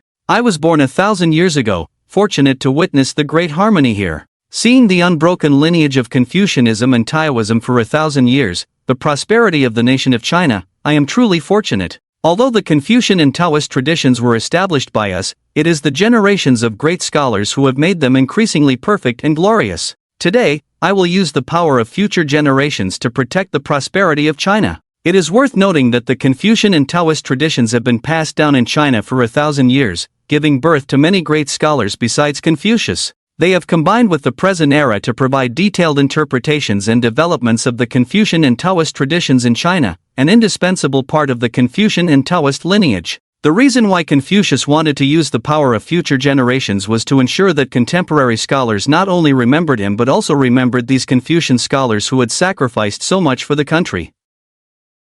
So be it. Loki in the sky chuckled darkly. The meteorites he had constructed had taken shape, carrying immense pressure as they rolled towards Confucius. In addition, countless energy wind blades and elemental foxes closely followed behind him, ready to swarm in after the meteorites fell, leaving no time for rest. The most despairing figure was the giant angel, whose massive sword was the final attack, powerful enough to rival the meteorite. And the most deadly curse of Hermes, unnoticed by anyone, constantly threatened Confucius's life. How could Confucius defend against this? A bright light flashed on Confucius, who was in the midst of the attack, and his body suddenly shrank, transforming from a muscular young man back into the elderly figure. Before the others could react, the pages in front of Confucius began to turn slowly. In a trance, a figure slowly emerged from the void, humble in demeanor, bowing slightly to Confucius. A profound voice sounded quietly in his ear. "Junior, I have seen the master and am willing to lend a helping hand." The figure then straightened his back, leaving behind a carefree silhouette, with no one even catching a glimpse of his face. He stepped forward, the colors of gold and blue intertwining like a wandering dragon, establishing the heart for heaven and earth. The golden light exploded, and a golden dragon soared into the sky, with a resolute will, directly colliding with the meteorite, bearing its fall with sheer physical strength, establishing life for the people. A vast aura surged forth as figures in various attire appeared in the sky, wielding various weapons and shouting loudly, forming a towering giant, wielding a giant axe, and together with the golden dragon, they struck at the meteorite. Boom! Endless purple light exploded, and the meteorite shattered under the combined efforts of the giant and the golden dragon. Loki's pupils contracted suddenly, his own efforts being so quickly thwarted. Who was that figure? Could it be that there were extraordinary beings in China? But before he could fully comprehend, the golden dragon and the giant dispersed together, and the sky was instantly covered by the overwhelming wind blades and white foxes. Fortunately, he was not a god in battle. How will you block this time? To inherit the learning of the past sages. Empty, the sky seemed to split open, and the blue light fell like raindrops, instantly solidifying in midair, forming a nearly kilometer-long scroll. Boom! The wind blade smashed down, the fox pounced, and the scroll, like a black hole that could absorb everything, absorbed the attacks of the two gods in full, not even causing a ripple. You should know, this was the collective attack of the wind god Fayu and the great demon Yuzuokian. Such immense energy, even if absorbed, would carry the risk of being burst. But these attacks were like mud cows entering the sea, not to mention bursting, not even filling half. The newcomers smiled faintly, arms open, embracing the world with the most devout attitude, to bring peace for all generations. Boom! The person's body shattered like a mirrored version. The entire world seemed to lose its color, turning into an extremely brilliant ink painting. Immediately, this world was illuminated by a burst of light, like twinkling stars, small in stature but still emitting a faint light. At the same time, the giant angel's holy sword finally descended, colliding with the star-like light. Peace for all generations. The light of the star suddenly turned ferocious, as if it had transformed into the most vicious beast, greedily devouring the giant angel's attack. Soon, in a moment unnoticed by the crowd, the giant angel's body seemed to evaporate, completely consumed by the light. Anyone who obstructs the peace of China must die. Puff! Rachel endured the blood in his mouth, and the light on his body dimmed slightly. The divine envoy he summoned possessed a strand of his original power, and when it was shattered by a single glance, he was also affected and suffered minor injuries. Zhang Zai. That's my Mr. Zhen. Dong Zhongshu's eyes were filled with admiration. He might not recognize the face, but he would never forget these 4 sentences of Henku. Establishing a heart for heaven and earth, establishing a life for the people, inheriting the learning of the past sages, bringing peace for all generations. This was Zhang Zai's lifelong ideal, as well as the lifelong ideal of the Confucian scholars of that era. Zhang Zai, a man of the northern Song dynasty, one of the great masters of Confucianism and Taoism, founded the Guan school, further expanding the Confucian school of thought, and the 4 sentences of Henku ensured his eternal fame. Even to this day, it remains the motto of scholars. Young friend, farewell. The master under the willow tree smiled calmly, watching Zhang Zai's disappearing figure with eyes full of praise. In the identity of the sage of Confucianism and Taoism, he summoned all the great Confucian scholars who had been sleeping in history. Zhang Zai was the first to awaken. He hurriedly arrived, stylishly left, and with the 4 sentences of Henku, broke the 4 divine killing moves, showcasing the elegance of a scholar. The Confucian lineage never perished at any time in history. Once needed in the present, they would transform into the vanguard, serving the country and the people in this world. The faces of the 4 gods of Loki were all unsightly. Just now, they had boasted, and without holding back, they had used their killing moves. But even such attacks were blocked, and Rachel was even injured by the backlash. Who exactly was Confucius? Was his strength truly so terrifying and unfathomable? In this case, even the god king present would not fare well. For a moment, the 4 gods began to consider retreat. Fellow gods, why worry? I, a mere youth, have just launched a hidden attack. Under your cover, it will not be discovered, and my attack will surely make him die a miserable death. Hermes smirked sinisterly, his golden wand turning a ghastly white, indicating that the most vicious curse had been unleashed. Once the theft of life begins, there is no way out except death. How will Confucius, who was unprepared, survive? But in the eyes of the gods, the old man still sat under the willow tree, reading with crossed legs, showing no signs of death. Hermes' face was turning as red as a pig liver, and at this moment he clearly felt his original power being blocked by a great force, even showing symptoms of being devoured by it. What's going on? Wasn't he supposed to be defenseless? Even if he defended himself, where did he get the strength to block his own original power? Could it be that his power is even stronger than the divine power bestowed by the heavens? Why is that? Because Confucius is the model for all ages. Since the spring and autumn period, he has been revered as a teacher, and over the thousands of years of Chinese history, his position as the ultimate master has never changed. Ask any scholar who hasn't paid respects to Confucius. With a tradition spanning thousands of years, the number of admirers could reach billions. Under this power of faith, how could it be weaker than divine power? The heavens bestow divine power, but they are just components of the heavens. Confucius' power comes from generation after generation of scholars, like an endless river, with no end in sight. It is the reverence of the people that allows Confucius to speak and have his teachings followed, calling upon his disciples. Haha, how could the righteousness of my Confucianism be invaded by evil spirits? Gong Zhongshu saw Hermes' performance and burst into laughter. As a great Confucian, he firmly believed that Confucianism is protected by righteousness and cannot be invaded by evil spirits. Fang Shang also smiled, feeling much more secure in his heart due to the power of the master. Just as the gods were at a loss on how to proceed with their next attack, a figure appeared once again under the willow tree. I am incompetent, I have seen the master, but I was not able to come first. I hope the master will forgive me. This old man bowed even deeper to the master, showing even more respect than Zhang Zai. Why? Because he is a contemporary of Confucius. The culmination of the 100 schools of thought in the preaching period, one of the representatives of Confucianism, Xuanzi. The Xuanzi who advocated the inherent evil of human nature. Gong Zhongshu was stunned, trembling all over. Xuanzi, the great Confucian who came after Confucius. Like Mencius, he also had the reputation of a quasi-sage, and in some records, he even surpassed Mencius. This senior figure had also arrived. No need for formalities, please sit. Yes. The 2 old men sat cross-legged, each reading their scrolls, like old friends who had not seen each other for a long time.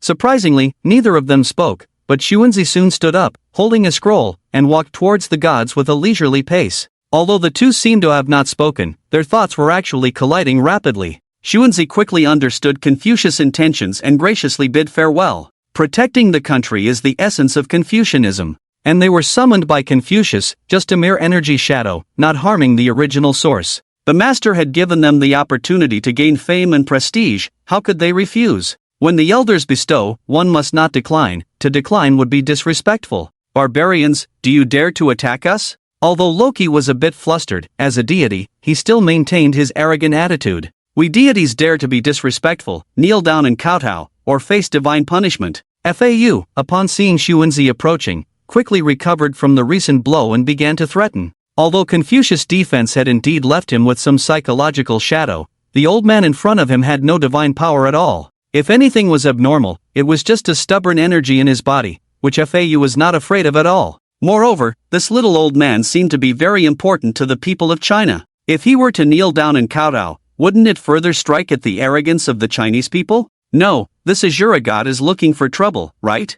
I'll kneel down for your grandma's leg, master, come on, slap him. Brother upstairs, are you blind? This is not the master, but Xuanzi, a great Confucian from the preaching period. I'm afraid he's not as powerful as the master. Indeed, we have studied Xuanzi's writings, haven't we? Why do I feel like I don't have much of an impression of this person? Haha, the upstairs 9 leaky fish is not. Xuanzi's advice on learning is well known. The barrage instantly awakened everyone, and Xuanzi's image immediately became fuller, turning into an old man who advises people to study in everyone's eyes. But can this old man really fight? Why did the master summon him? This old body is weak, afraid it is difficult to kneel down and kowtow. As for you all, possessing divine power but causing harm to the world, does it not go against righteousness? Xuanzi smiled faintly, his silver hair fluttering in the wind, and spoke loudly. Heaven follows its course, not for Yao's survival, not for Jie's demise. The people of Huaxia do not believe in you. The land of Huaxia does not welcome you.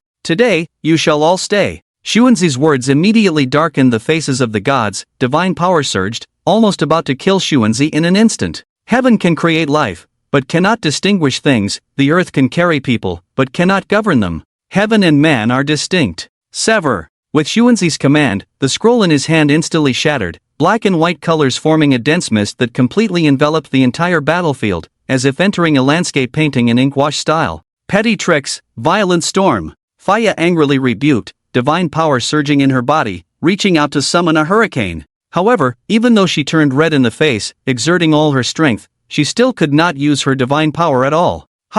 Yu Zhao also looked surprised. She activated her abilities, but her energy seemed like stagnant water, unable to be mobilized at all. Has the divine power bestowed by the heavens disappeared? Hermes was instantly filled with fear. He was a witness to the Greek incident, and the miserable sight of Poseidon being disabled at that time haunted him for several nights. Could it be that he was also disabled here? How is this possible? With the weak and feeble power of the other party, what qualifications do they have to deprive him of his divine power? Yes, Xuanzi is not like Daiyu, who can directly contend with the heavens. He does not have the means to deprive divine power. But as a master of Confucianism, he has always advocated the regularity of heaven, the distinction between heaven and man, believing that heaven cannot determine human life, and that the future of humanity is always in human hands. It is this lifetime of dedication that allows him to deny the will of heaven, to create a mist of black and white, to obscure the transmission of divine power of heaven, making it impossible for these gods to use the divine power of heaven.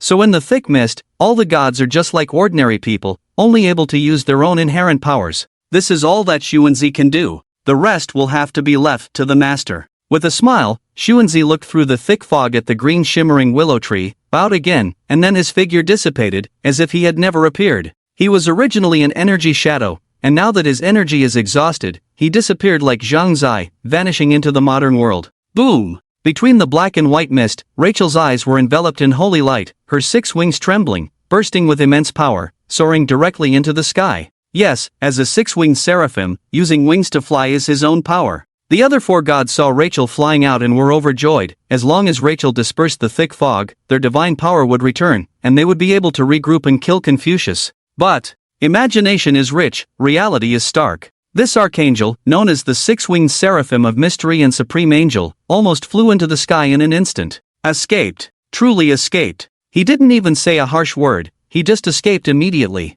Now, even if everyone tried to chase after him, they couldn't catch up. The 4 gods were dumbfounded, almost cursing. Confucius under the willow tree was also stunned, but then he understood, and a shadow was about to take shape before his eyes. The arrival of this person will completely end this battle. Who will this person be? Mencius? Chang Yi? Dong Zhongshu? With the 1,000-year cultural heritage of Huaxia, with so many great Confucian scholars, who will be the third to come? And can this third great Confucian defeat all 4 deities? For a moment, everyone was curious. Soon, the shadow under the willow tree condensed into form, this time not the elderly Mumu, but a soldier in armor. What's going on? Isn't this the Confucian school? How come someone from the military school is here? Dong Zhongshu's body trembled even more. Master Wang Shuren. Wang Shuren, also known as Yang Ming, a great Confucian of the Ming dynasty, a master of the school of mind, revered by countless as a sage.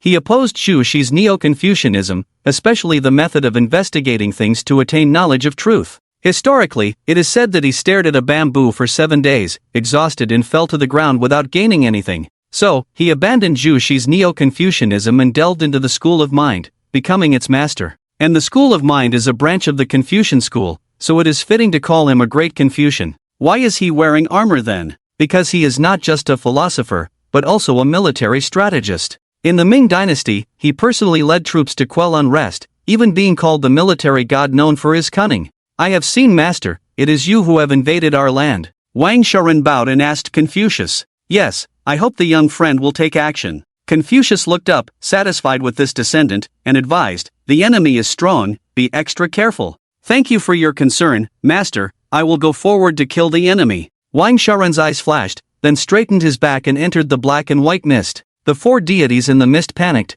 feeling a powerful energy approaching clearly. This energy is no less than that of Confucius. Are there so many extraordinary beings in China? For a moment, a hint of despair appeared on the faces of the 4 deities. Under the influence of the black and white mist, they had no divine power. Just like ordinary people, how could they fight against extraordinary beings? Moreover, the opponent is not an ordinary person. It is Wang Sharan. No one in the Confucian school can match him in combat, and no one in the military school can match him in speech. Can these extraordinary individuals be matched by the 4 of them? I thought Confucian scholars were all old men. This guy is handsome. Yeah, wearing military uniform and holding a book, this guy is too cool. Everyone, this is Master Wang Sharan, a great figure of the Ming dynasty, not only knowledgeable, but also a great military leader, a rare talent.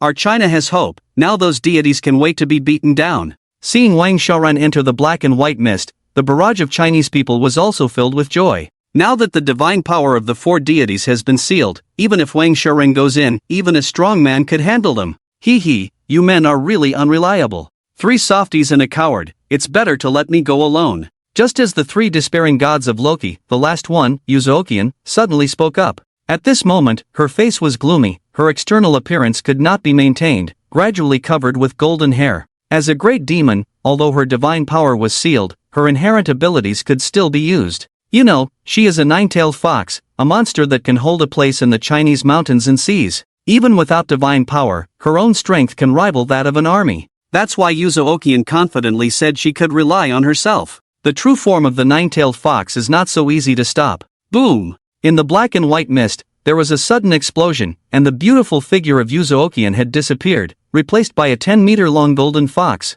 At this moment, the golden fox was not floating like a divine beast, but with bloodshot eyes, bulging muscles, turning into a bloodthirsty beast. When her name was threatened, Uzookian was ready to fight to the end. The changes in the mist also surprised Feng Shang, and his royal power instantly opened up, ready to rush into the battlefield to assist Wang Sharan. But a blue energy fell on his head, like the comforting advice of a loving elder, stopping him. Confucius in the distance looked at Feng Shang indifferently and shook his head gently. Mr. Wang Sharan will handle everything. In the mist, Wang Sharan saw this scene, his expression remained unchanged, still as cold as iron. The land of Huaxia does not tolerate your insolence. Evil beast, kneel. Boom! Wang Sharan's words, as sharp as a knife, had just landed, and the fierce 9-tailed fox immediately felt an overwhelming pressure. Its body, just leaping up, was instantly slapped down, as easily as swatting a mosquito. Everyone was dumbfounded. What kind of power is this? Isn't it true that even a great Confucian wouldn't be able to slap a 9-tailed fox to death with one hand? Isn't this ability more domineering than Confucius? Feng Shang began to doubt for a moment if he had obtained a false royal authority. Even if he unleashed all his power, the pressure generated by the royal authority would not be enough to suppress the 9-tailed fox in its peak state. Not to mention Feng Shang and the others, even the 4 gods were stunned. Gods, it is a matter of life and death now, we must not hide our abilities. Yes, if the gods save us today, the Northern European lineage will surely repay the favor. I will do the same. Tamamo no Mei was dumbfounded. No, I didn't hide my abilities. At this point, would I still hold back? This is clearly a blatant power gap. Tamamo no Mei knelt on the ground, spitting out a mouthful of blood in anger, not uttering a word. Why is this happening? Because this is Wang Sharan, the epitome of Confucianism in Huaxia. For him, his ability is to make things happen as he wishes. Yes, it's the ability to make things happen as he wishes, this extremely buggy ability. The essence of Confucianism lies in the unity of knowledge and action, where knowledge leads to action and action leads to knowledge. Wang Sharan has always adhered to the idea of the unity of knowledge and action, which gives him the ability to make things happen as he wishes. However, such a buggy ability still has many limitations, such as when facing opponents with far superior divine power. If it weren't for Xuanzi unleashing the black and white mists to seal off the abilities of the four gods, Wang Shaoren's ability would probably be difficult to use. But now, Wang Shaoren is the god of the entire battlefield. You all, do you plead guilty? The armor on Wang Shaoren's body disappeared, replaced by a blue robe, and in his hand appeared a bamboo tube. It is the item used for sentencing in ancient Yamen. You, relying on divine power, acting recklessly, violating Huaxia, encroaching on our land, harming our people, committing heinous crimes. From this day on, in my name Wang Shaoren, I sentence you all to imprisonment, never to step out of the prison for eternity. Boom! Wang Shaoren's bamboo board smashed down, and the black and white mists, as if alive, turned into dragons and snakes,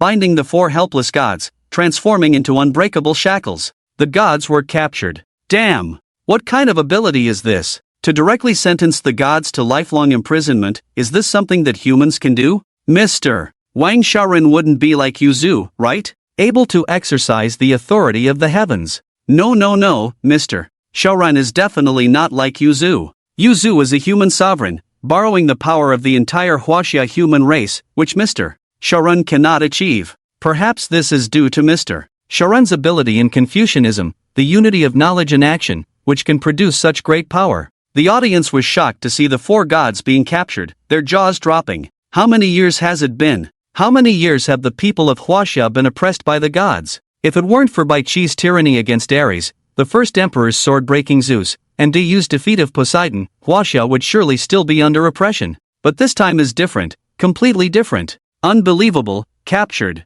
The gods may die in battle, but who else can capture a god? This is absolutely rare in the world. To know that the gods themselves are already extremely powerful, even if they are not a match, they can basically escape based on their abilities. And even if the gap is huge, if they are directly hit by the opponent and lose the ability to escape, they will choose to self-destruct. As gods, they would rather die than be humiliated. In the previous divine battles, there were not few gods who self-destructed. But today, the Huaxia captured the gods. 4 gods. They don't even have the right to commit suicide.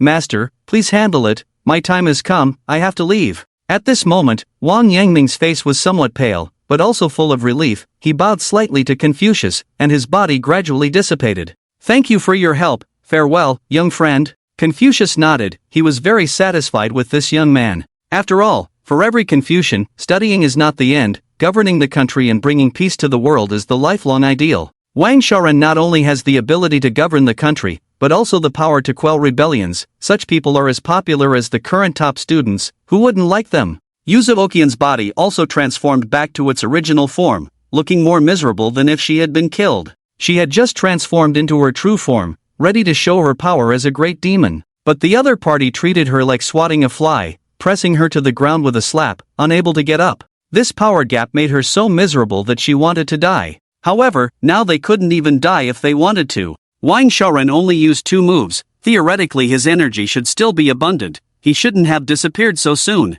But in reality, his energy had been completely drained by the final attack, so he disappeared hastily. This was because Wang Shaoren's imprisonment not only restricted them from going out, but also used the power left by Xuanzi to seal all the divine powers of the 4 gods. As long as the shackles remained, those 4 gods were no different from ordinary people, and the pressure of guarding them would be greatly reduced. It was this harsh restriction that drained Wang Shaoren's energy and made him disappear immediately. Young friend, how do you think we should deal with them? Confucius stood up and walked slowly to the front of the crowd. Dealing with the 4 gods, although he didn't make many moves, the consumption of his energy by summoning other Confucian scholars was also significant, so it wasn't as easy as it seemed. After all, the other party was 5 gods. Except for Confucius, there were probably few who could resist them. Master, keep them under guard, use it as a bargaining chip. In these years of the gods' arrival, the land of Huaxia has suffered, people have been injured and killed, the vitality has been greatly damaged, it's time to ask for some compensation from them. But, young friend, you can make arrangements. Confucius nodded to Feng Shang, then looked at the great Confucian Gong Zhongshu beside him, and said lightly, Child, accompany the old man to see how this world is, alright? Okay, master. It's an honor. Gong Zhongshu, who had just calmed down, burst into tears on the spot. Who wouldn't want to go shopping with their ancestors, and not just any ancestor, but their own Taoist ancestor, their lifelong teacher? Thank you. Seeing Gong Zhongshu and Confucius gradually leaving, Shi Weiman also had some doubts. Young Fawn, why do you think Master and the ancestor you both want to see this world like this? As a summoner, Fang Shang naturally understood the ins and outs of it. He smiled faintly and said, Hee, old Shi, you don't know, ancestor you came from the people, so naturally he must go back to the people. Only the common people can truly make him understand what to do. And Master, as the sage of Confucianism, his wishes for a world of great harmony, where all under heaven are equal. Now that 1,000 years have passed, he naturally wants to see if his ideals have been realized. We, the ancestors who have awakened from history, are all very lonely, so we must first see clearly the direction in order not to be lost and live well in the present world. Ah, so that's why the first emperor and the others didn't come to the imperial capital. The Great Wall is now their spiritual sustenance, their only old friend, naturally impossible to give up. Yes, the old man Shi. Getting old, how can the young ones see through things? Just as the two were about to boast to each other again, a sudden sonic boom came from the sky, and the first emperor and the other two had arrived on the scene. Young one, where are the foreigners? I'll chop off their dog heads right now. Bai Qi drew his blood blade, shouting with a fierce aura. General, calm down, the invading enemies have been dealt with, those 4 are them. Oh, these 4 trash are them? They look as weak as dogs, don't they? Meng Tian kicked the 4 fallen gods on the ground, full of disdain. The master has sealed their divine powers, that's why they are like this. The master? The first emperor Ng Zheng squinted slightly, pondering the person in his memory. Fang Shang was suddenly shocked. Damn, he slipped up. These two have a grudge. Back then, Qin Shi Huang burned books and buried Confucian scholars in order to unify the empire, killing many disciples of Confucianism.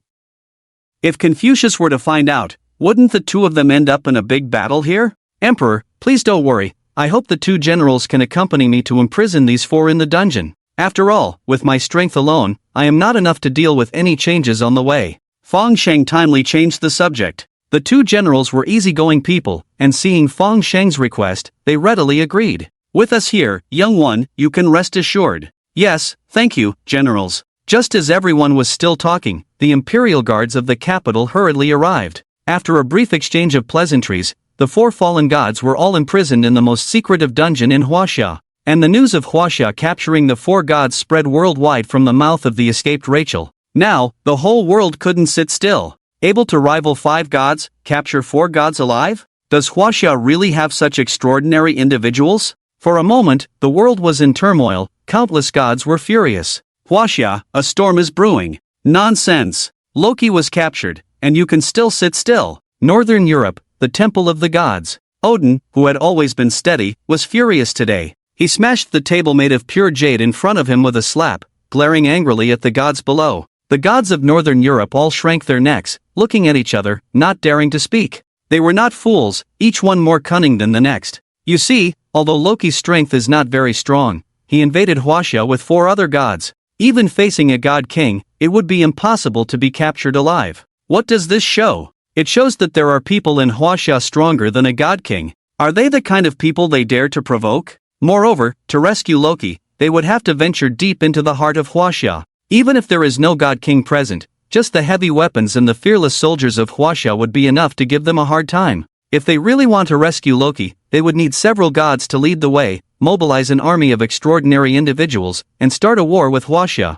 This kind of thing is not something they small gods can decide. But Loki is Odin's son, his most beloved youngest son. Odin will definitely not sit still. But as a godfather, the ruler of Northern Europe, Odin obviously cannot take action. If he were to make a move, the major godlands around him would definitely not sit still, and even a sneak attack on Northern Europe would be possible. If that were to happen, it would definitely be more trouble than it's worth. And now Huaxia has become a gathering place for storms. Every move from now on will attract the world's attention. If this rescue mission fails, Northern Europe will lose face like Greece. Odin took a deep breath, calming his angry heart. Thor, here. A handsome man below softly replied. He had long golden hair, was shirtless, and his muscles were as strong as bronze and iron. Just as everyone dared not speak, only he was drinking without a care in the world. Why? Because of his strength. Thor, his reputation spread throughout the world. Since the revival of the gods, he has experienced countless wars, yet remains undefeated to this day.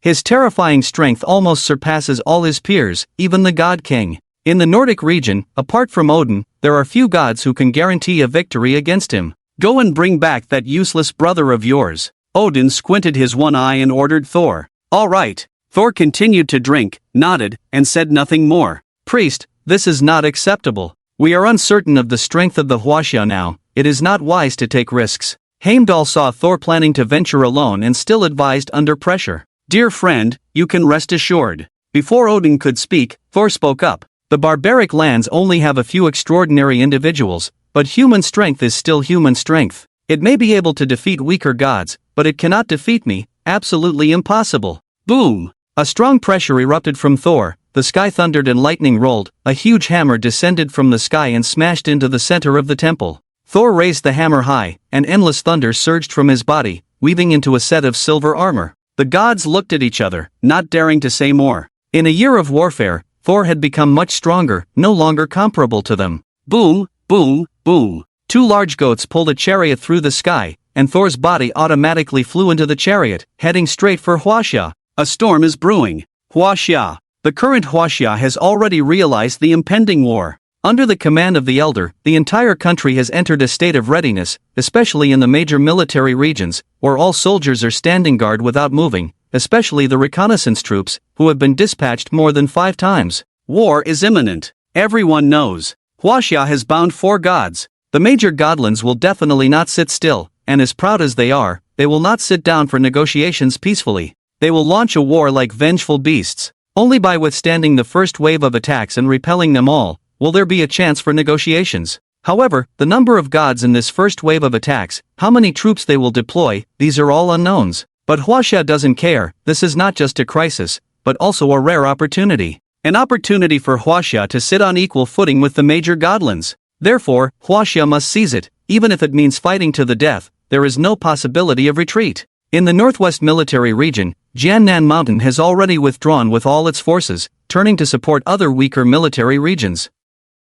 The northwest has the first emperor and the Qin Iron Army, which is enough. The south is the same, defended by Dayu and a group of old soldiers. Confucius is stationed in the imperial capital, with the righteous energy transformed into a tree rooted in the dragon veins of the imperial capital, enveloping the city in a strong green energy. Even the God King's strike cannot easily break through. Hwaxia is fully prepared. Young friend, who do you think will come? In the central command center, Shi Weiman looked at the major military regions and asked Fang Sheng beside him. After thinking for a long time, Fang Sheng slowly raised his head and said, most likely it will be from the Nordic region. Fai was just a minor god of Azura. He is not worth Azura's mobilization. Hermes was born in Greece. Greece has already suffered losses in our country several times. They definitely won't act recklessly. As for the Sakura side, a group of trash and cowards, even if they act, they won't be the first. It's different in the Nordic region. Loki is Odin's son, with a very noble status. The Nordic region will not easily abandon him. And there are many battle maniacs in the Nordic region, especially Thor.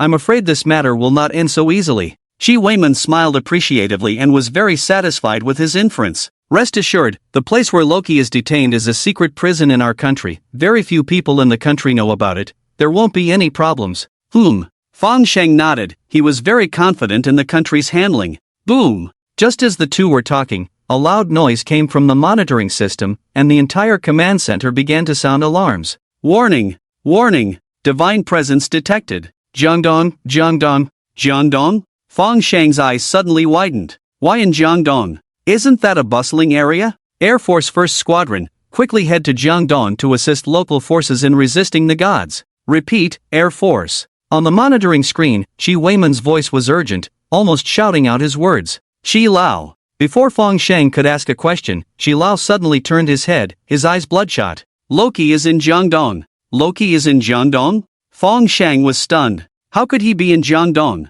Jiangdong is known for its economic prosperity, dense population, and reputation as the country's granary. How could criminals be hidden there? Hiding in the mountains is one thing, hiding in the city is another. It's precisely because Jiangdong is prosperous that we dare to place people there. We clearly set up signal interference and sent out countless false information. Why did they choose Jiangdong? And why didn't our radar detect the gods entering Jiangdong? That's the heartland of our country. Shi Weiman had countless doubts in his mind, but quickly unraveled them. Because he saw the incoming god. Thor, the god of thunder. He and Loki were brothers, naturally able to sense Loki's presence. And with his flying altitude and speed, he was indeed undetectable by radar. Gods of this level were beyond the reach of modern weapons.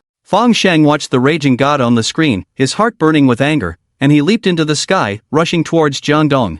Jiangdong. Thor was patient. After launching an attack, he rode on a goat, looking down contemptuously at the crowd below. The ground beneath him was already a ruin, thunder destroying everything, flames blazing. With a single blow, nearly 100 people were injured. The troops stationed by Huaxia in Jiangdong almost instantly surrounded him, sealing off the center of the battle, countless heavy weapons aimed at Thor.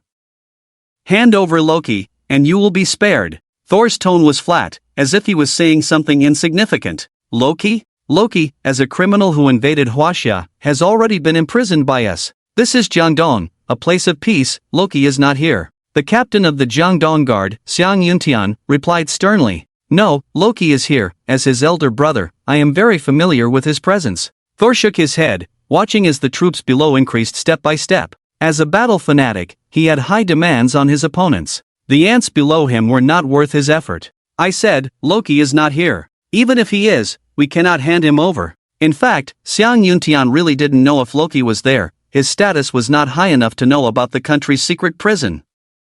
And even if he did know, he couldn't hand over Loki. Loki was a god captured by Huaxia. If he was handed over easily, wouldn't it be a loss of face for Huaxia? Huaxia soldiers swore to defend the country's honor to the death. Oh, are you going to persist to the end? Thor's mouth curved into a smile, looking down at Xiang Yuntian with amusement. In the moment he was targeted, Xiang Yuntian felt as if he had fallen into an ice cellar, his blood almost freezing, the terrifying aura almost making him kneel on the ground. But he gritted his teeth, his gums bleeding, and stood up straight. Yes, please enlighten us, Thunder God. His voice squeezed out from between his teeth, low but firm. Ants, I admire your courage. Go, kill them. Thor disdained to take action, but he had to save Loki, so he could only rely on killing to draw out bigger players, and only then would China agree to hand over Loki. But since he had to kill, he might as well let his mount go, so he wouldn't dirty his own hands. Thor pointed to the goat beside him, and it immediately leaped down from the clouds, landing on the ground, covered in lightning,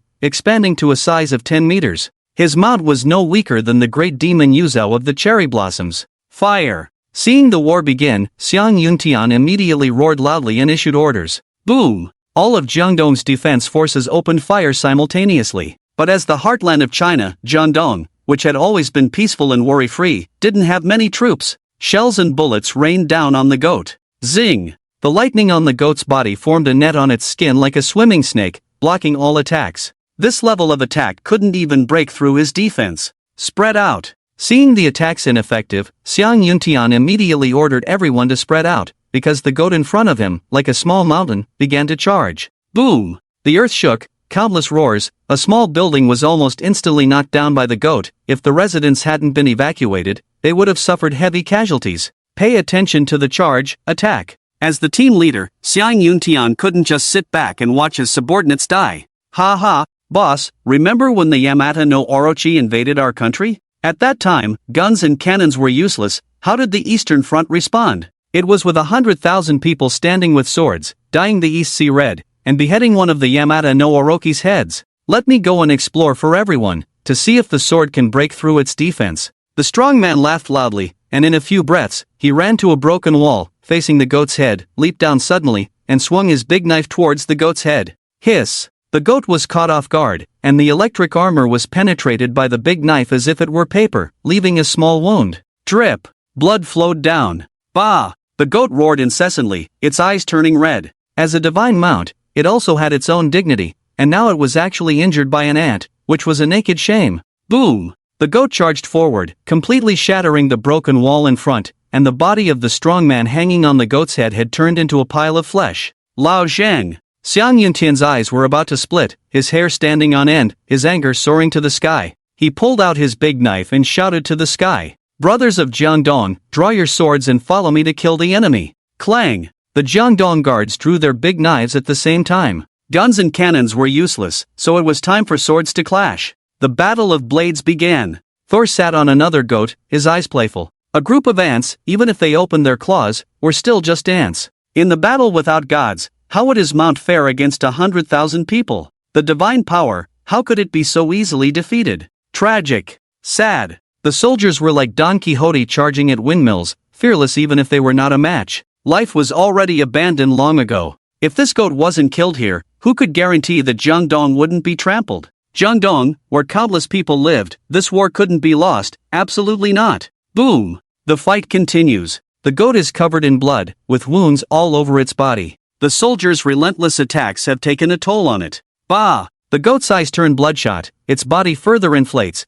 for standing on end like a porcupine. It's about to get serious. Bang! A still beating heart is ruthlessly smashed to the ground. The heart, the size of a human head, is forcibly pulled out with brute strength, hitting the ground still pulsating. The goat stares blankly at its heart below, unbelievably looking back at its body. A huge blood hole appears in its chest. Then an unimaginable pain strikes its mind. The goat wants to scream in agony, but its throat can't produce a sound. It looks resentfully at the person in front and collapses to the ground. The beast, fighting with all its might, is taken down in one move. Remember, this was a kill right under Soul's nose. What does this mean? It means that the attacker, even as strong as Soul, went unnoticed. Cease the attack. Xiang Yuntian wipes the blood off his face, incredulously looking at the goat's corpse. He had to exert all his strength just to leave a small wound with his big knife, so how powerful must the force be to create such a large blood hole? Could it be another deity? Xiang Yuntian tightens his expression, scanning around.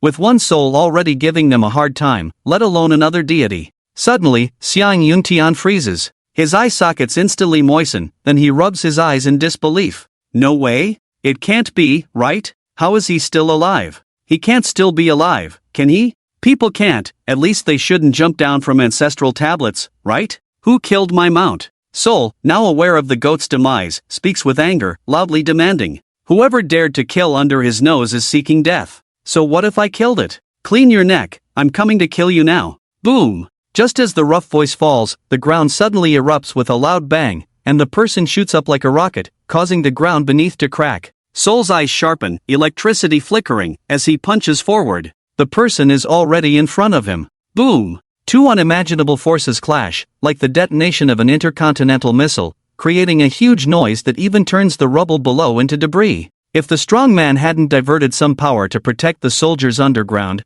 all of them would have been crushed under this immense force. Bang! In a hasty response, Soul is punched flying, only stopping after crashing through a building. Xiang Yuntian stares in astonishment at the flying Soul. This is the Norse god of war, the god who was invincible among peers. How could he be punched flying? Even if he was careless, he still got punched flying. Xiang Yuntian quickly takes a few deep breaths to calm his excitement. Today's events have been too dramatic. Humph, like paper, and you dare call yourself a god? When I was killing enemies on the battlefield, you were still nursing. The strong man lands on the ground, looking disdainfully at the distant ruins. Finally, Xiang Yuntian can clearly see who this is. It can't be wrong, absolutely impossible. This is definitely the first person of the Xiang clan in the ancestral hall. Born to be a hero, even in death, a hero's spirit remains. Overlord, Xiang Yu. Unworthy descendant Xiang Yuntian, pays respects to the ancestor. Xiang Yuntian kneels in front of Xiang Yu with a thud, knocking his head 3 times loudly.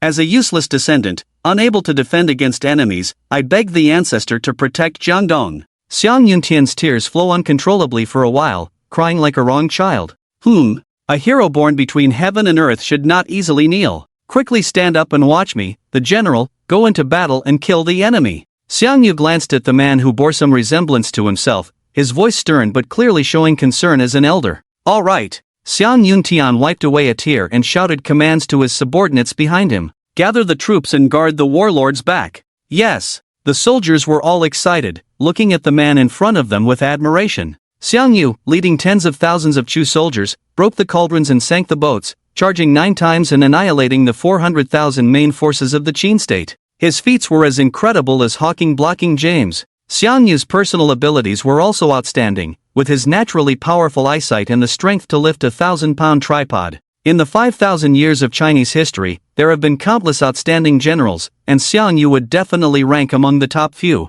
His personal abilities could even be said to be unmatched. The only ones who could compete with him were probably the god of war Lu Bu, the martial saint Guan Yu, the killer god Bai Qi, and a few others. But wasn't Xiang Yu from 1,000 years ago? How could he appear in Jiangdong? Could he have been revived? Boom! Just as everyone was puzzled, a distant explosion sounded, and a figure flashed across the sky, almost instantly appearing in front of Xiang Yu. Fang Shang, pay respects to the warlord. I have come uninvited. I hope the warlord forgives me. The person was Fang Shang. When he saw Soul wreaking havoc in Jiangdong, he immediately thought of reviving Xiang Yu and bringing him directly to the main battlefield. Jiangdong was Chu territory, Xiang Yu's homeland, and one of the main reasons he died in battle was his inability to face the people of Jiangdong.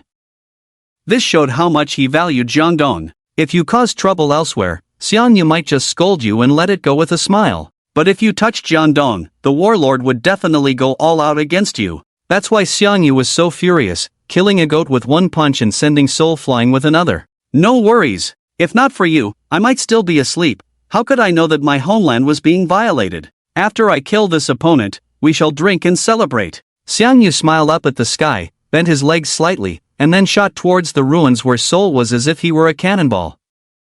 Elder, be careful! Xiang Yuntian shouted after him, somewhat worried, but Xiang Yu's figure had already disappeared, and it was unlikely he would hear. Captain, you can rest assured that General Xiang will definitely return safely with his strength. Just now, Fang Shang had used the system to check Xiang Yu's skills and attributes. The exaggerated data almost made him exclaim out loud. After reviving so many great figures, none of them could compare to Xiang Yu. There were 308 emperors in China, but only one was called the warlord, Xiang Yu. Boom! The sky suddenly darkened, terrifying thunderclouds enveloped everything, and thin electric currents roamed within the thunderclouds, emitting roars. The Thunder King, comparable to Zeus, launched an attack. Boom! A loud explosion. Layers of blue and white electric currents connected heaven and earth, crashing into the ruins like a thunderous dragon. Soul's divine body soared into the sky, bathed in lightning, and his damaged armor began to regenerate. He had clearly suffered a great loss in the recent melee. But now, with thunder descending, Soul returned to his home ground.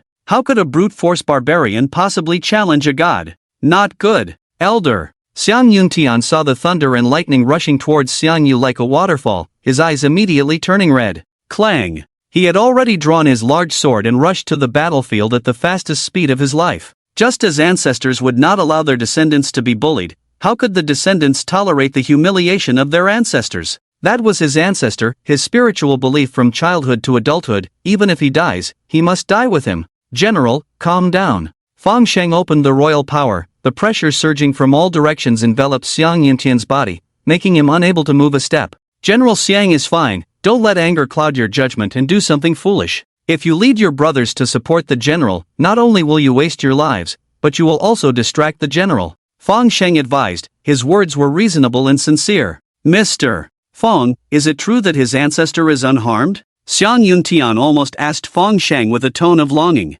Yes, you can rest assured. As soon as Fang Sheng finished speaking, the distant lightning had stopped rumbling and dispersed. A vigorous figure rose into the sky like an eagle and landed not far away. Xiang Yu, unharmed Xiang Yu. Soul furrowed his brows slightly. The lightning he had just unleashed had the power to directly destroy a mountain, yet this person didn't even have a scratch on him? How is that possible? Spear, come. Soul murmured softly. The thunderclouds above his head rolled, and two blazing white thunderbolts shot straight out of the clouds, intertwining in his raised right hand to form a long spear. This was a move he created imitating his father Odin's weapon, Gungnir. The thunder spear would shoot out at lightning speed. The terrifying speed and raging thunder would bring an enormous impact. Very few gods could defend against it. This was one of Soul's most frequently used moves. Only the one who could withstand the thunder spear was qualified to make him seriously act. Swish! A flash of lightning was seen in the air, and the sky suddenly changed color. The thunder spear was shot out.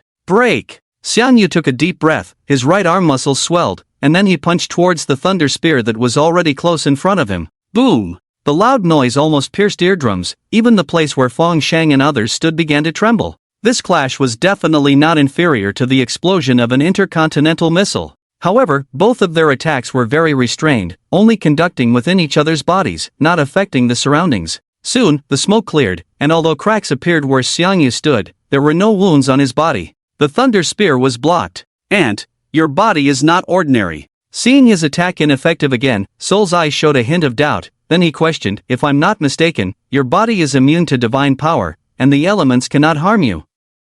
Hearing Soul's speculation, Xiang Yu just snorted coldly, disdainfully saying, so what? I have been on the battlefield for many years, and have long been immune to heat and cold. Just thunder and lightning, what can they do to me? If that's all the ability you have, then surrender quickly, and I'll give you a quick death. Xiang Yu's words made Soul's face even darker. He was Soul. the Norse god of thunder, even the invincible war god who had defeated all his peers. Now he was being underestimated by someone, and it was a barbarian from a godless land that he despised the most. Could he tolerate this? Impossible. Die. Sol's body shimmered with electricity. He was truly angry, like a fierce tiger descending from the sky. He punched towards Xiangyu. Ha ha, come and die. Xiangyu laughed heartily. His punch carried a bloody aura. With infinite strength, he met Sol head-on. For Xiangyu, avoiding his edge was impossible. In front of him, all edges were inadequate. Only he was the first and only one in heaven and earth, supreme and unrivaled. As the saying goes,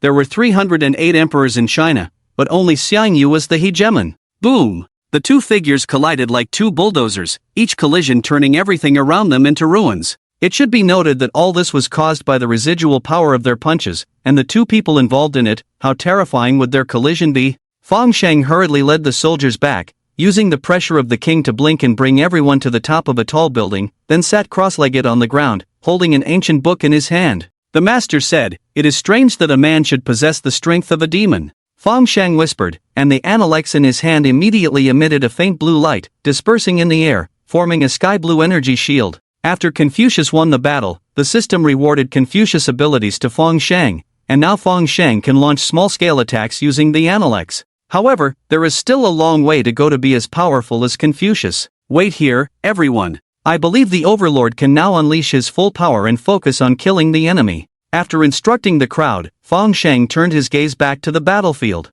The two figures at the center of the battlefield are no longer visible, only the rumbling sounds echoing like bells in the sky. Such terrifying speed and power, Bai Qi may not have a good time here. Sol in the battlefield is even more shocked. No one knows the strength of his own body better than him. He once defeated the god of war Ares with his bare hands. Although Ares lost to Bai Qi a few days ago, the reason was that he was too careless and did not unleash his full power. If they were to fight again, it's hard to say who would win. The Ares defeated by Sol released his full power, and his combat power increased exponentially. It's worth noting that Sol did not have the hammer of Thor at that time, but he defeated Ares with his bare hands. His physical strength is definitely among the best among the gods. But even such a god is still no match for Xiangyu. Sol feels like he is facing an insurmountable mountain. No matter how hard he tries, he can't make the slightest dent.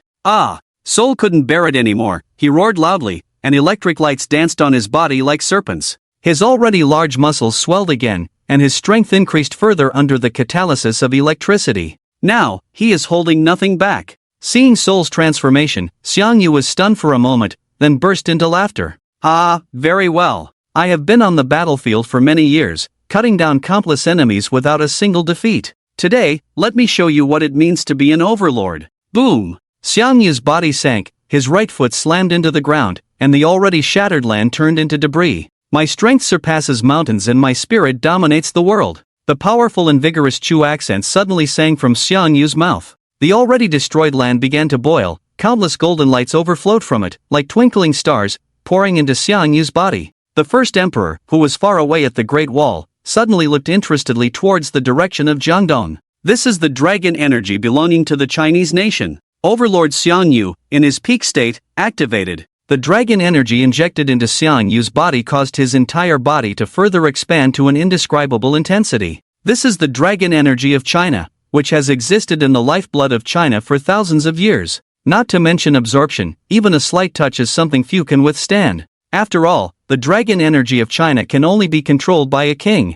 Xiangyu, the overlord, although he did not become the emperor of China, his achievements are not inferior to those of an emperor. If it weren't for a moment of carelessness, it's hard to say who would have the upper hand in this world. Invading my territory, killing my people, foreign races, die. At this moment, the overlord Xiangyu's eyes emitted golden light, already infected by the dragon energy, like a true emperor, guarding the country as the emperor dies for the state. Xiangyu's transformation surprised Sol. He did not expect Xiangyu to continue to grow stronger. But as proud as he is, how could he possibly think that his skills are inferior to others? Insignificant ant, die. Boom! Sol's body was driven by thunder, smashing towards Xiangyu on the ground like a meteor. The speed and strength of this blow are so great that even a mountain would be flattened by a single punch. Thor, the contemporary Norse god of war, is truly formidable. What about Xiangyu? Is he going to dodge? Dodge? A duel between men is a duel that bears the fate of the nation. How could one possibly dodge?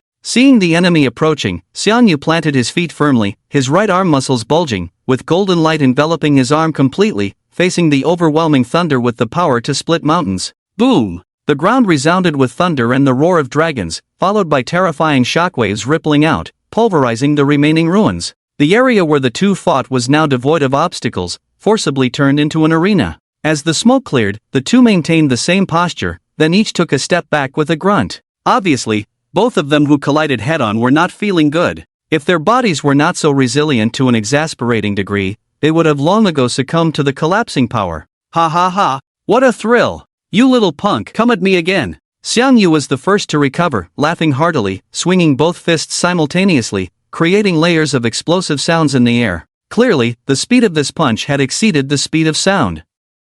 Ant! Die! Thor also roared, swinging his arms like cannons, directly colliding with Xiang Yu's fists. Their attacks were devoid of technique, purely relying on strength. The strength to overpower 10 opponents. This battle was inevitable for both of them. Thor carried the honor of the Norse gods and was determined to reclaim his brother Loki. Xiang Yu, on the other hand, bore the hope of all of China, unable to lose Loki or Jiangdong. Unintentionally, several helicopters flew overhead, broadcasting live within the range unaffected by the shockwaves. This is Thor, the god of thunder from the Norse, one of the supreme gods. How did he come to China? The person upstairs must have just arrived. Everyone says he's here to save Loki, but who would hide Loki in Jiangdong? Thor must be an idiot. Exactly, and this is the heartland of China, the territory of the Overlord. Is it so easy to come and go? So, Xiang Yu is the one fighting against Thor? Of course. Xiang Yu, the one with the strength to move mountains and the spirit to dominate the world.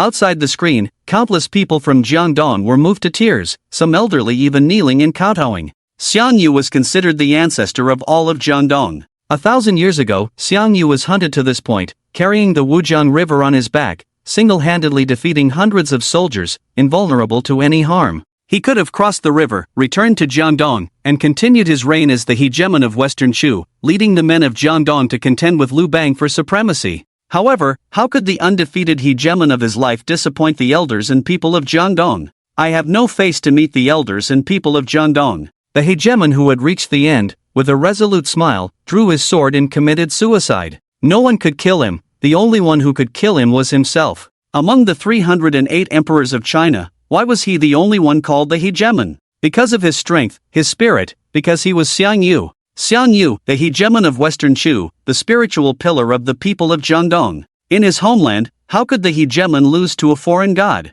What of the Norse god of thunder? What of being invincible among peers? Who among them had not dominated their peers? Who among them had not remained undefeated? Boom! Xiang Yu became more and more enthusiastic with each strike, the swinging of his fists turning into the roar of a dragon.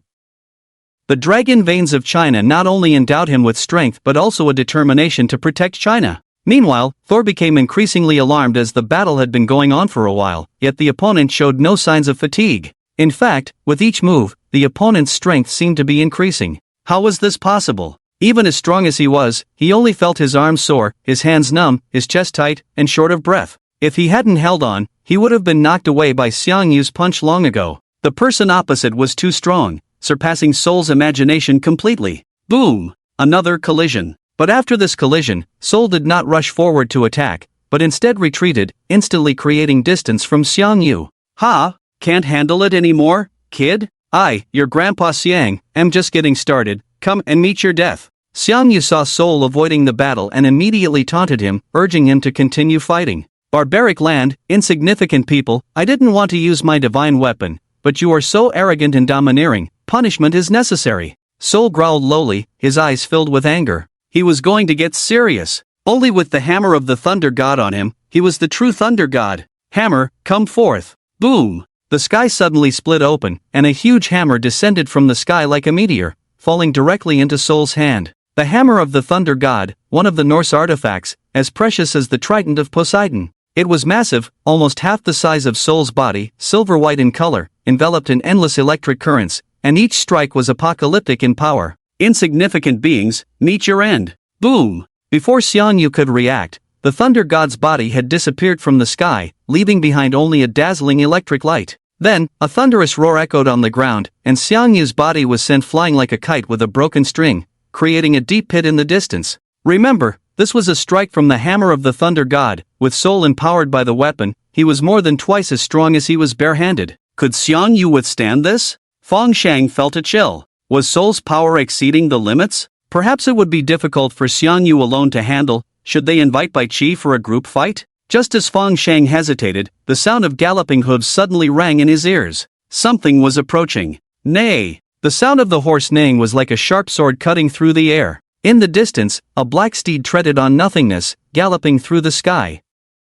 With strength to move mountains in air that covers the world, unfavorable times, but the steed does not falter. A strong Chu accent followed the horse's neigh, echoing over the entire ruins. Black steed, Xiang Yu's warhorse. Overlord. A soft voice fluttered like a butterfly's wings in everyone's ears, involuntarily drawing their gaze to the back of the black steed. It was a stunning woman, dressed in green gauze, with a delicate short sword at her waist. Her entire body seemed ethereal, almost on the verge of dissipating. The steed does not falter. What can be done, alas, what can be done? The woman continued to sing along with the Chu accent, like a wife awaiting her husband's safe return, her song filled with sorrowful tones. Yu Ji. The woman Xiang Yu loved the most. Even during the Chuhan contention, Xiang Yu never abandoned her. Yu Ji remained loyal, even when the overlord ensured her safety and sent her back multiple times. She never returned, always staying by his side, even meeting their end together at the Wu River. Responding to Xiang Yu's call, the woman and the horse arrived from the river of history, facing life and death together.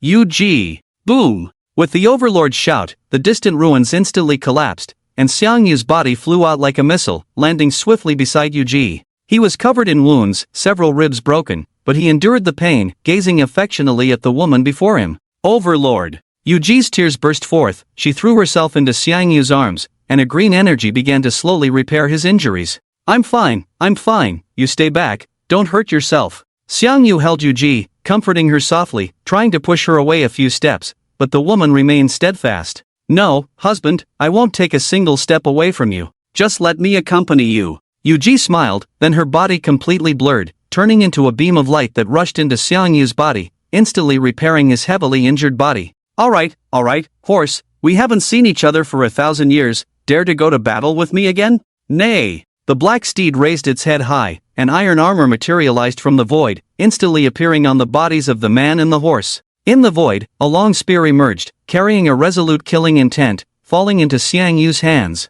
Hegemon's spear. Xiang Yu could kill thousands with this. Even though it was made of ordinary iron, tainted with a strong bloody aura, it was already comparable to a divine weapon. Black steed, iron armor, Hegemon's spear. In that moment, Xiang Yu seemed to have returned to 1,000 years ago, heading towards the bloody battlefield. In the previous life, he fought to overthrow the Qin dynasty. This time, he fought to protect China. Soul stood in mid-air, coldly watching Xiang Yu's preparations. As a god, proud and aloof, he naturally wouldn't launch a surprise attack when Xiang Yu was unprepared. That would damage his pride as a god.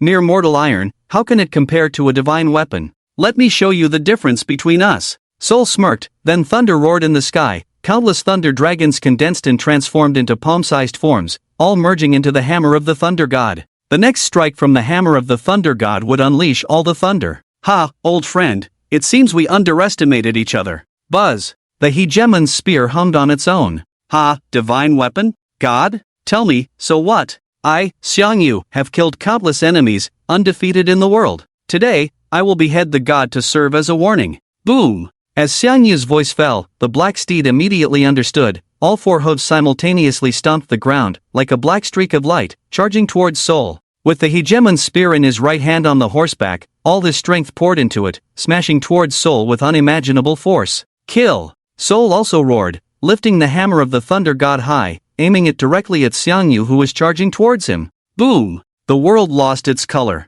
Thunder flashed with dazzling white light, colliding violently with the black meteor. In that moment, the entire world lost its color, with only black and white, like a fierce tiger against a dragon, neither giving way. Bang! The two separated. Soul's entire left shoulder disappeared, only a strand of tendon connecting his left hand, unable to withstand the full force of the Hegemon's spear's strike. Xiang Yu didn't fare much better. The hammer of the thunder god was after all a divine weapon. In order to prevent the Hegemon's spear from breaking, he had to bear many forces, resulting in his entire right arm turning into minced flesh, even his bones fracturing inch by inch. Gulp! Almost everyone watching the live broadcast swallowed hard. Shocked, they were too shocked. How did the ancestors of China fight against foreign gods before? Bai Qi defeated Ares with 3 punches. Ying Zhang repelled Zeus with a single sword strike. De Yu completely overwhelmed Poseidon. Confucius captured 4 gods single-handedly. The consecutive victories made everyone seem to forget the terror of the gods. Gods, a group of people carrying the power of the heavens, how could they be weak?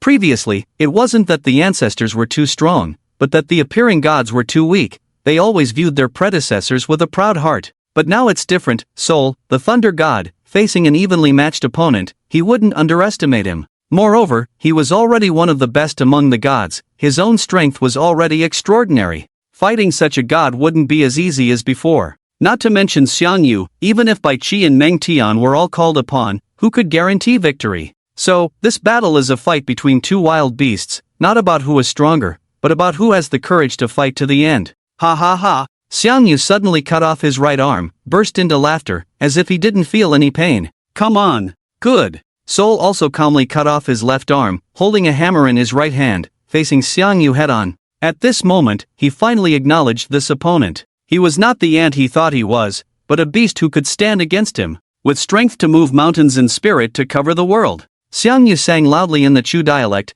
tightly gripping the overlord spear in his left hand, exuding an unstoppable momentum, facing the divine power head-on. Alas! How magnificent! The sun in the sky had already hidden behind thick clouds. Even he, who had seen much of the world, dared not look anymore. Boom! Another earth-shattering collision. The 2 of them, with no reservations, exerted all their strength, only to kill each other. Bang! They separated. Xiang Yu lost his left shoulder, and Sol's right arm was also broken. Hiss! Without hesitation, the 2 of them cut off the injured parts. The fields are overgrown and will not return. Yu Ji, do you regret it? I follow the king, with no regrets in life or death. The sound of the Chu dialect spread throughout the world. Life and death. What is there to fear? The next move will determine life or death. Since Fang Sheng's resurrection, several battles between humans and gods have erupted, and this time, without a doubt, is the most brutal. Trading injuries for injuries, blood for blood, both sides spared no effort, pouring out all their strength, only to kill each other. Sol, the god of thunder, and Xiang Yu, the overlord. The 2 of them had already lost their arms, their strength greatly diminished. But would they choose to stop here? Impossible. Chinese soldiers die but never retreat. As one of the war gods of China, how could Xiang Yu retreat? The fields are overgrown and will not return, with no regrets in life or death. As for Sol, he could not retreat either. He was the Norse god of war, surpassing all the gods of his time, carrying the honor of the entire northern gods. How could he retreat? The 2 sides, with different identities, each carrying different honors, began to gather their final strength for the last strike. Xiang Yu had lost both arms, but the overlord spear remained intact in his grasp. At this moment, the overlord spear was suspended beside Xiang Yu, surrounded by black flowing light, overflowing with endless bloody aura from the void, almost elevating its level to that of a deity. The hammer of the god of thunder, like the best whetstone, had been sharpened even more resilient in the repeated collisions. This time, Xiang Yu had no means to unload the force. This meant that the overlord spear would be irretrievable. Nevertheless, the overlord spear continued to roar, full of fighting spirit. Similar to the hammer of the god of thunder, Sol, with his severed arm, could not lift it, and it automatically floated into the thunderclouds, absorbing the thunder of the entire sky. For the hammer of the god of thunder, countless lives had perished under its strike, and Xiang Yu would just be one of them. At this moment, it was more of a confrontation between the overlord spear and the hammer of the god of thunder than between Xiang Yu and Sol. Both the man and the god poured all their essence and spirit into their weapons.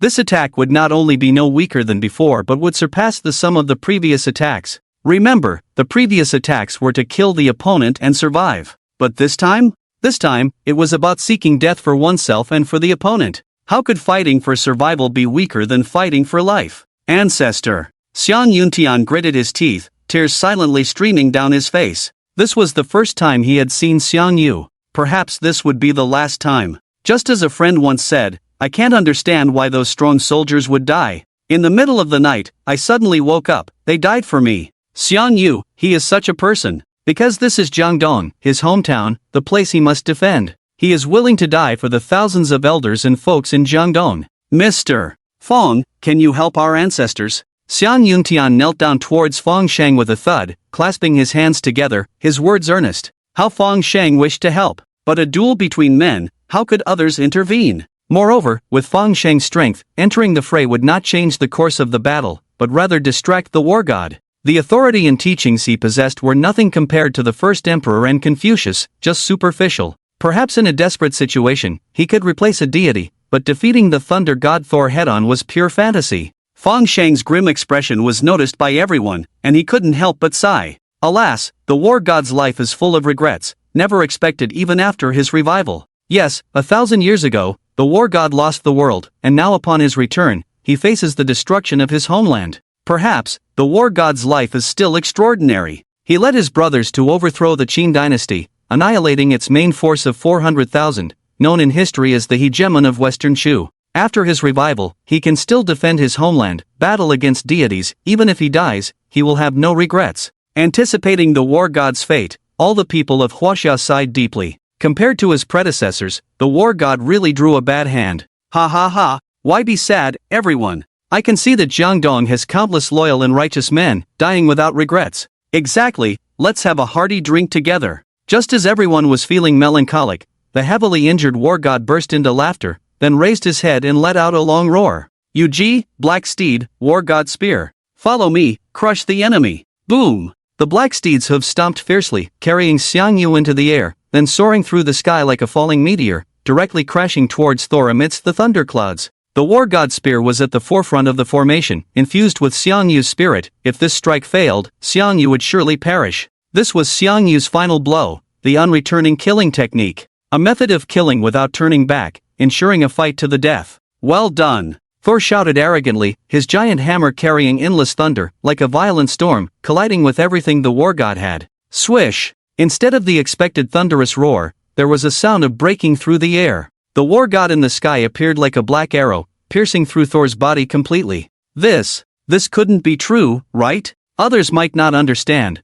but the war god in battle knew very well. With Thor's strength, how could he be easily defeated? What he just hit seemed as fragile as paper, 100% a phantom? Where was Thor? Did he escape? The most arrogant deity, fleeing in a battle of life and death with honor? The war god's eyes were filled with disbelief, but the stark reality told him that Thor had indeed fled. The thunderclouds in the sky began to disperse, sunlight scattered on the ground like the glory of the victor. Fang Sheng was also puzzled. No, Thor fled? With his strength and arrogance, how could he flee? Fang Sheng had already prepared to take over the battle if Xiang Yu's strike failed. It seemed unnecessary now. Aha! Thor fled? Isn't he the most arrogant one? How could he flee? Ha! Even gods fear death, under the fighting style of our ancestors who faced death with every move. What does it matter even if it's a god? Ha ha ha, well said. Seeing the victory in battle, the barrage in the Huaxia live broadcast room immediately became relaxed and cheerful. In the distance, Heimdall? Why is this happening?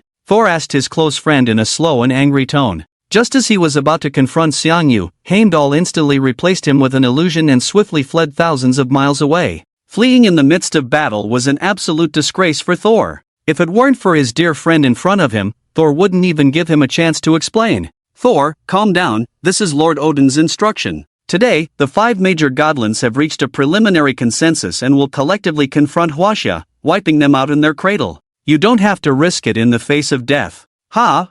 Thor looked puzzled and asked, how do we fight back? Heimdall remained calm but announced a reality that would shake the entire world. The arena of man and gods. Ha? Thor's eyes narrowed instantly. The arena of man and gods was something he had never heard of before. Due to Huaxia severely injuring 2 Greek gods and capturing 4 gods, the 5 major godlands have begun to take notice. In 2 days, representatives of each godline will communicate with Huaxia, inviting them to participate in the competition and thoroughly defeat them in the match. Seeing Thor's confusion, Heimdall immediately explained to him. As an observer among the Norse gods, he had a clearer understanding of the world situation. All right. Thor nodded without saying much, although he was still unhappy inside, but since it was his father's decision, he couldn't say anything. Let's return to the north. Your injuries are not light, you need to rest for a while. Heimdall didn't waste any more words, activated his power, and swiftly took Thor back to the north. Huaxia, great king. Yuji's figure had appeared by Xiang Yu's side, hands emitting a faint green light to alleviate his injuries.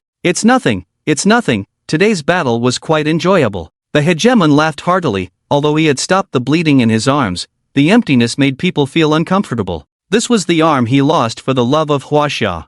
Thinking back to the past, during the Chuhan contention, there were countless heroes who could have harmed Xiangyu even a bit. If the opponent wasn't the Norse war god Thor, with Xiangyu's strength, how could he have been injured? But on the other hand, if it wasn't for Xiangyu, how could the guards of Jiangdong have defended against Thor? Kong Fengsheng's figure flashed, and in a breath, he arrived in front of Xiangyu. "We are incompetent, General, please forgive us." He clasped his hands in the most humble manner, greeting Xiangyu. "It's okay, as long as we didn't embarrass the people of Jiangdong." Xiangyu waved his hand, looking at this homeland with deep affection in his eyes. 1,000 years ago, with a proud spirit, he gazed at his homeland and committed suicide in the Wujiang River. Now, 1,000 years later, he had finally returned to this homeland. Just as Xiangyu was feeling emotional, the horizon in the distance was already filled with figures. "General Xiang, I brought good wine and meat, try it." "What to eat? Let General Xiang go to the hospital for a checkup first. Can't you see the injuries on his body?"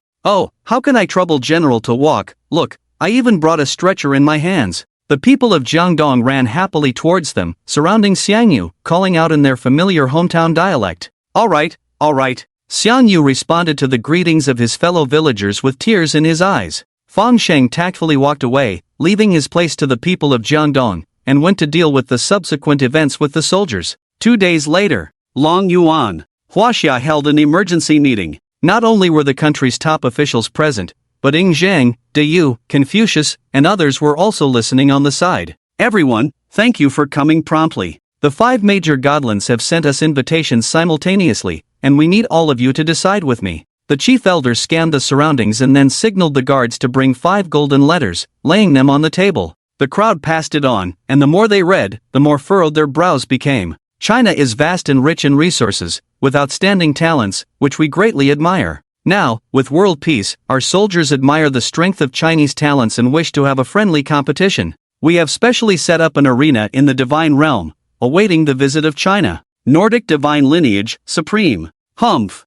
Ambitious wolves. Do they really think we can't see through them? Even in times of world peace, how many wars have been stirred up on our borders? The arena is a godless place for us Chinese. How can we be compared to their divine beings?" The Chinese high-level officials were furious. The arena of humans and gods is already an extremely unfair competition. Humans may be able to defeat gods, but the price is always bloody. Remember, Xiangyu is still lying in the hospital, waiting for the top experts in the country to treat his severed arm. Stay calm. The elderly leader pressed his hands down, signaling for everyone to remain quiet. Mainly, the rewards they offer for victory are very tempting. Return all Chinese territories. The Chinese people were all shocked. Since the revival of the gods, countless wars have erupted on the borders of China. In these wars, China has mostly lost, and even victories have been extremely brutal. So China has been retreating, storing and developing its strength, and has lost quite a few territories. Now, the divine lineage has actually chosen to return the territories, which is indeed very tempting.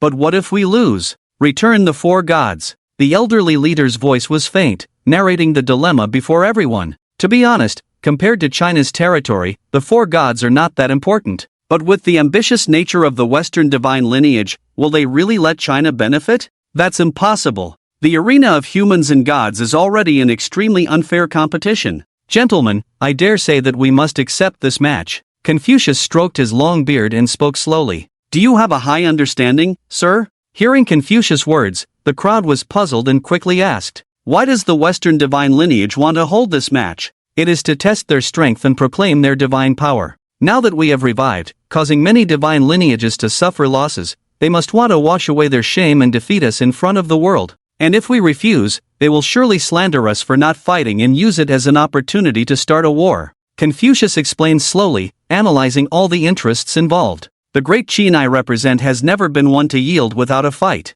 After hearing Confucius' words, Ing Zhang's face was serious, clearly leaning towards the faction advocating for war.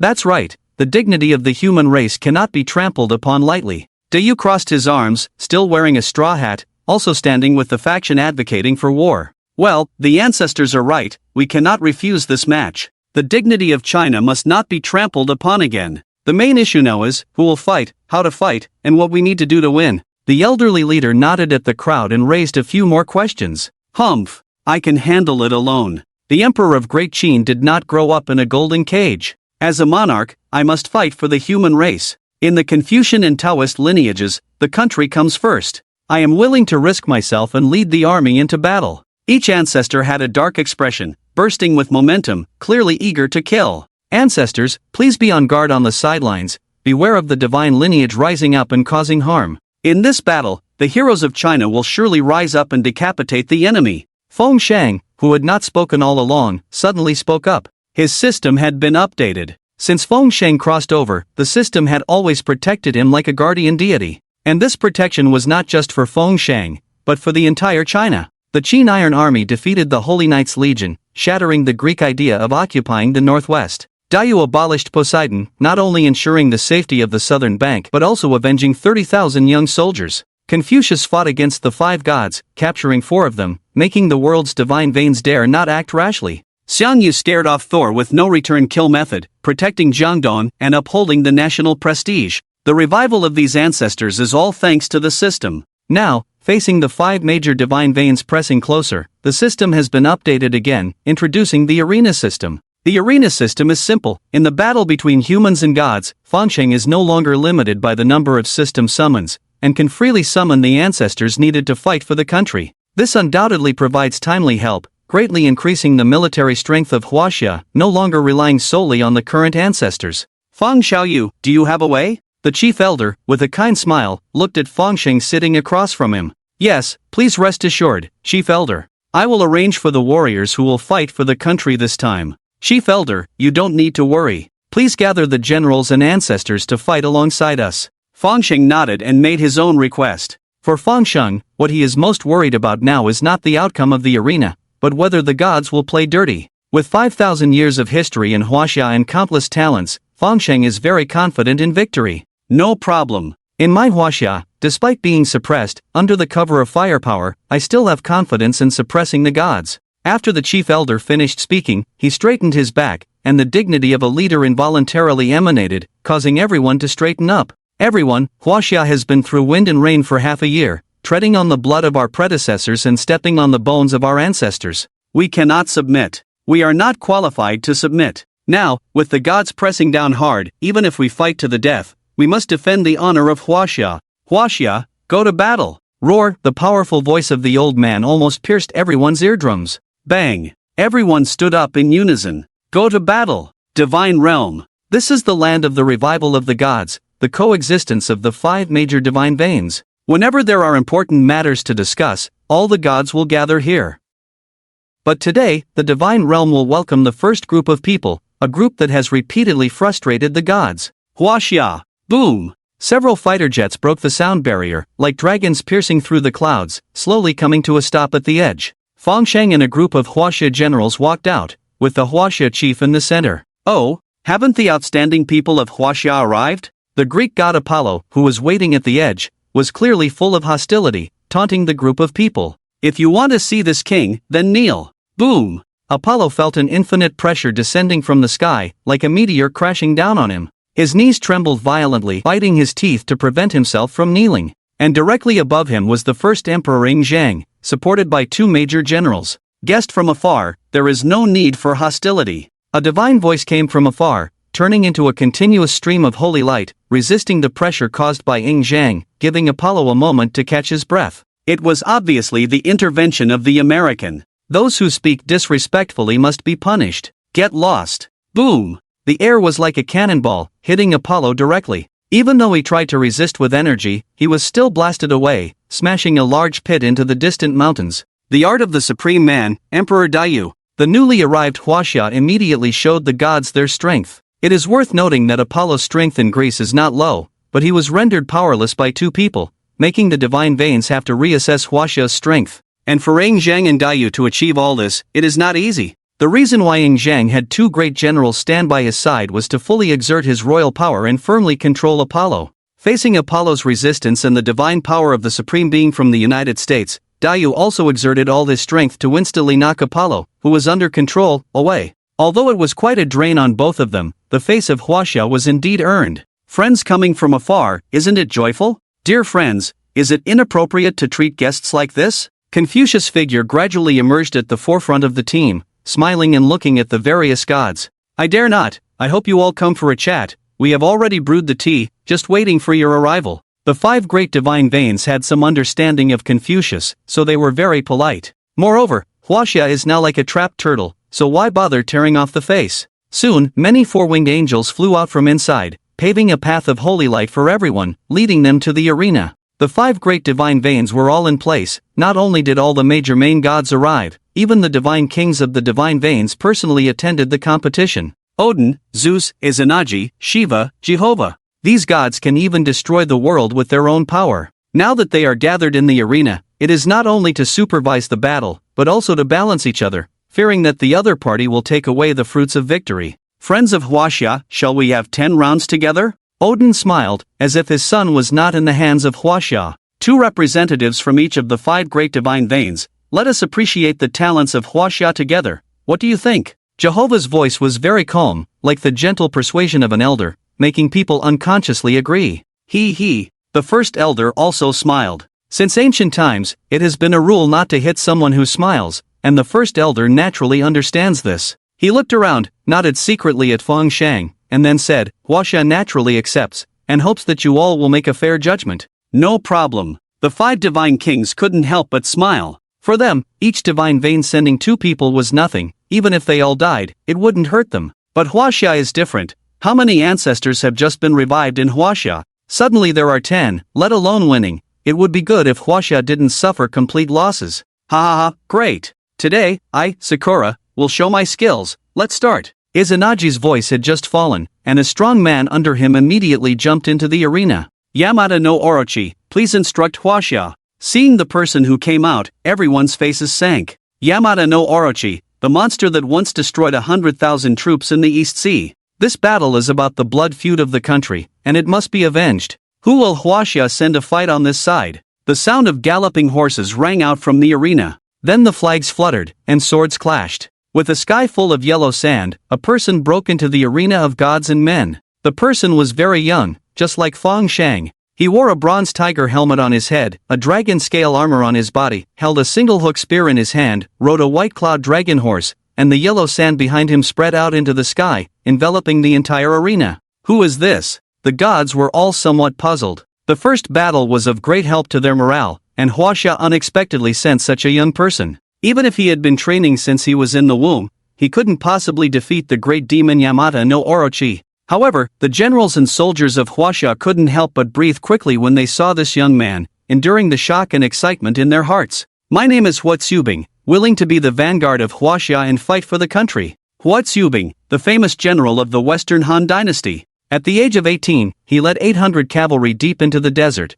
twice crowned the entire army, and was titled the Marquis of Chariots. At the age of 21, Hua Tsubing and Wei Qing led their troops deep into the northern desert. After annihilating the main force of over 70,000 Xiongnu soldiers in the Battle of the Northern Desert, they pursued the Xiongnu army all the way to the Langjutsu mountain in Gyeongshan, offered sacrifices to the heavens and earth, and then returned by the Hanhai Sea. After this battle, the Xiongnu fled far away, and there was no royal court in the southern desert. This historical event is known as the Sealing of Langjutsu. What does it mean? It means that a university student led his classmates to capture the prime minister of the Sakura clan. This kind of extraordinary military achievement, even in the vast history of China with countless renowned generals over 5,000 years, no one else could achieve it. Champion Marquis, Hua Tsubing, the 18-year-old young general in a white robe, fought for his country as the vanguard of the battle. You dare to come here without even growing a beard? Kneel down and beg for mercy, I'll give you a quick death. The 8-forked serpent obviously did not take Hua Tsubing seriously. It was a legendary demon of the Sakura clan, said to bring endless disasters with each appearance,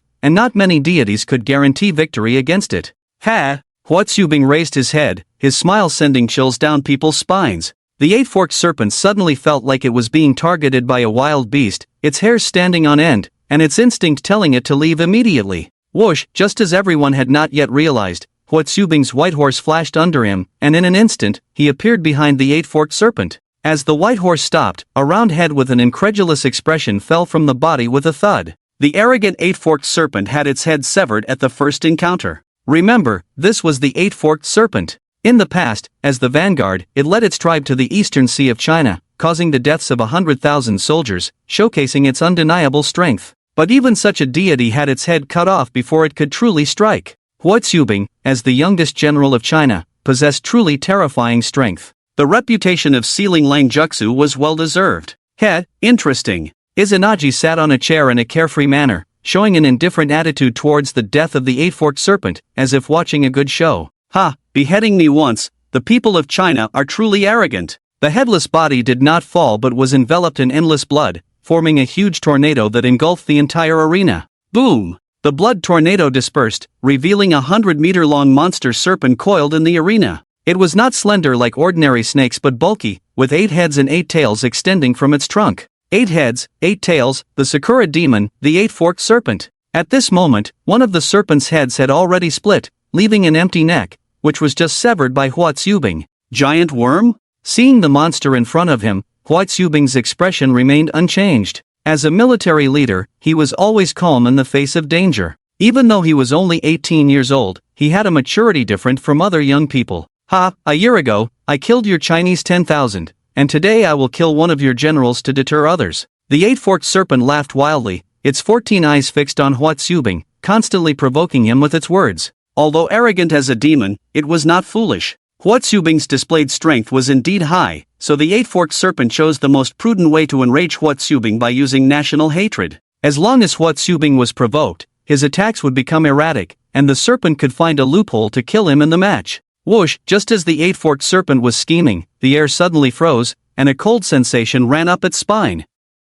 It met a gaze, emotionless and as cold as the depths of the Arctic. It was the gaze of Hua Tsubing. This young general seemed to emerge from a sea of corpses and blood, cold and intimidating. Was Hua Tsubing angry? He was very angry. To know, in addition to the reputation of Champion Ho and the title of Marquis of Wolves, he also has the title of National Hero. Why? Because he fought for the Great Han, defeated the Xiongnu in the north, and rid the land of the Huaxia of any foreign disturbances. Therefore, he never showed mercy towards the foreign tribes that invaded Huaxia. The blood feud of 100,000 people, Hua, will avenge today, and you will pay with your blood. Boom! The warhorse neighed, its hooves crushing the ground as it charged towards the eight-forked serpent with unmatched speed. In the past, Hua Tsubing's most adept tactic was lightning warfare, and the troops he led were known for their speed. And now, the ability bestowed upon him by the system in his rebirth is speed. Seeing Hua Tsubing approaching, the eight-forked serpent was also startled, immediately curling up its body, muscles bulging, maximizing the hardness of its skin to withstand Hua Tsubing's attack.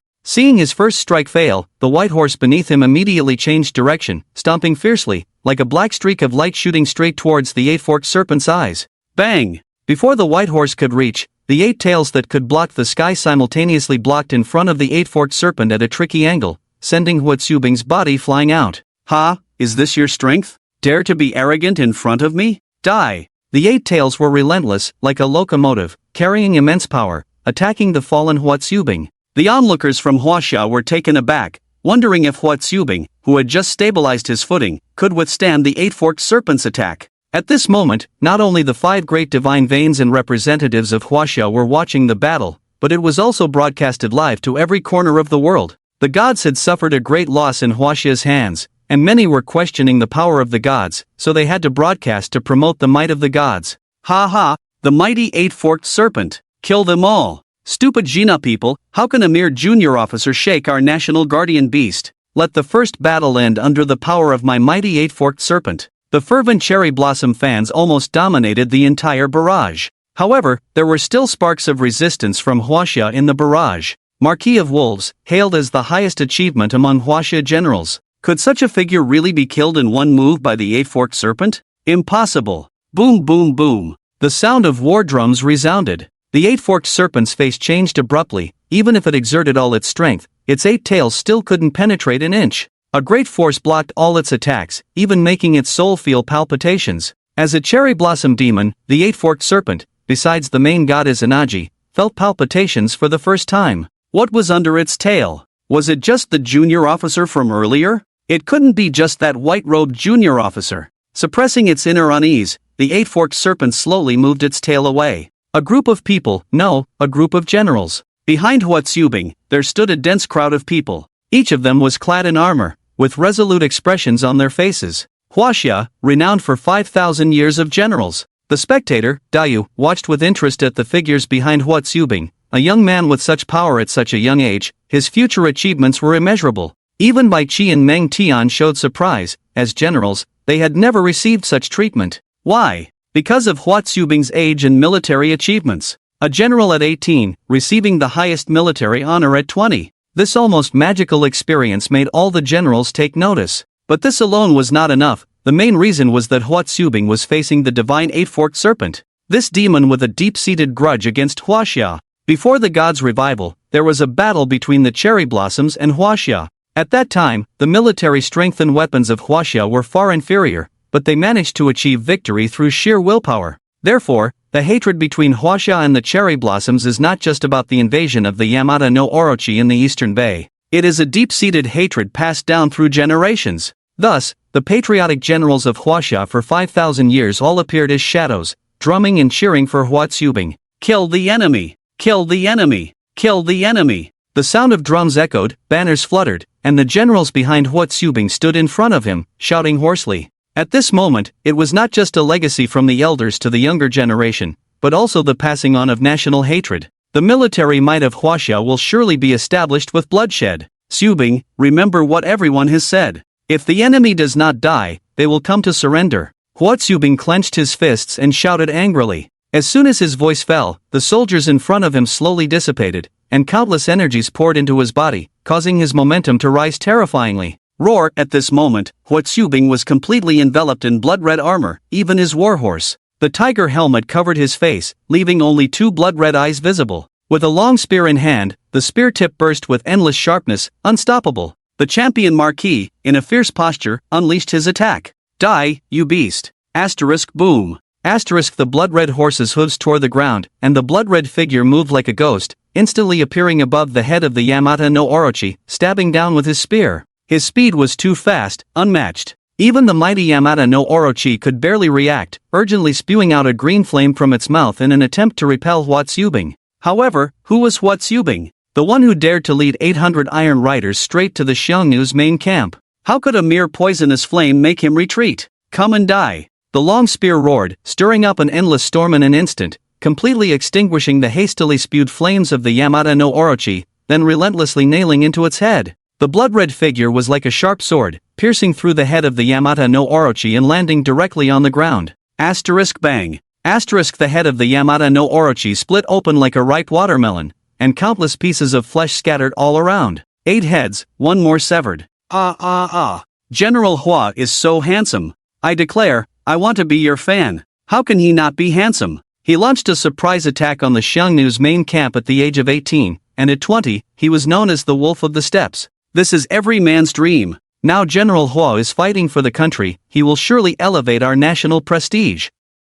Against this 8-headed creature in front of us, my General Hua will definitely win. Don't underestimate it. The Yamata no Orochi is a powerful demon of the cherry blossoms. It caused havoc in the East Sea, and tens of thousands of soldiers died in our country's eastern war zone. Its strength is unfathomable. Witnessing Hua Tsubing's heroic performance, the barrage was immediately filled with support from Huaxia. Although the military and civilians of Huaxia were not present, they were united in spirit, cheering for Hua Tsubing's battle. Asterisk boom boom boom. Asterisk the drumming continued to resound, the sudden appearance of the sound making the Yamata no Orochi increasingly irritated. Its remaining 12 eyes were fixed on Hua Tsubing, while its body continued to move around the battlefield. Hua Tsubing's speed was too fast, requiring its full attention to deal with him. However, even so, the Yamata no Orochi remained confident. Even if Hua Tsubing's attacks were fierce, he was still human, he would tire, he would become sluggish. And as long as Hua Tsubing made a mistake in his attack, it could immediately counterattack.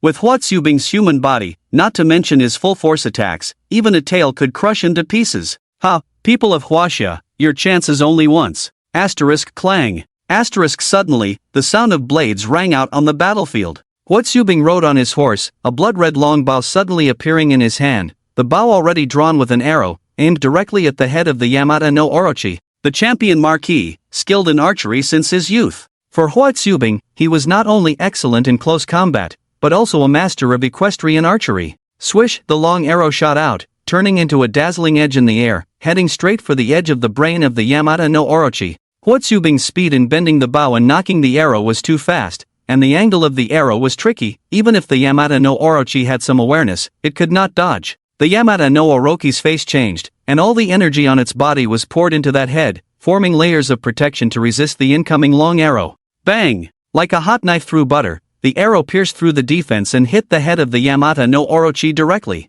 This blow directly shaved off a large portion of the head. Swish swish swish. 3 more arrows attacked. The Yamata no Orochi couldn't dodge, and even the defense composed of energy was completely broken, causing the injured head to explode completely. The third one. Chinese person. You shall die. Seeing another head explode, the Yamata no Orochi was instantly enraged, and its 8 tails, like real serpents, attacked Huatsubing from various angles. Go! The sound of hooves, endless dust rising, the horse under Huatsubing seemed to be like a ghost, skillfully avoiding all attacks, maneuvering with the Yamata no Orochi on the battlefield. Seeing that one strike failed, the Yamata no Orochi suddenly spewed flames from 5 heads downwards, intending to block Huatsubing's retreat completely. Can't retreat? Then don't retreat! A shadow of blood flashed, Huatsubing leaped into the air, shuttling through the gaps of countless attacks, standing directly above the Yamata no Orochi. The long spear was already upright, like a missile, locking onto the body of the Yamata no Orochi completely. This time, blood debts must be repaid. The long spear swept across the sky, the blood-colored aura rolled in the field, turning into an endless storm, focusing around the spear. This spear, for the Chinese people. This spear, for the blood feud of the homeland. Locked by the aura, the Yamata no Orochi could no longer dodge, only able to defend. It spewed out a vast poisonous flame, forming a protective vortex in the air. Once the long spear fell, it would definitely be affected by this chaotic energy. But this spear from Huatsubing was already unstoppable. Evil beast, meet your end. The long spear thundered down. The power of the spear made even the 5 great god kings show a serious expression. They clearly felt that this strike was not covered by divine power, but there was a sharper and more violent intent, surpassing divine power. The military might of China. The military might of all generals in China for 5,000 years. Those who violate China, no matter how far, will be punished. The blood-colored storm swept in. The killing intent was the nemesis of all kinds of evil spirits. How could the mere poisonous flames of the Yamata no Orochi resist the slaughter of the army?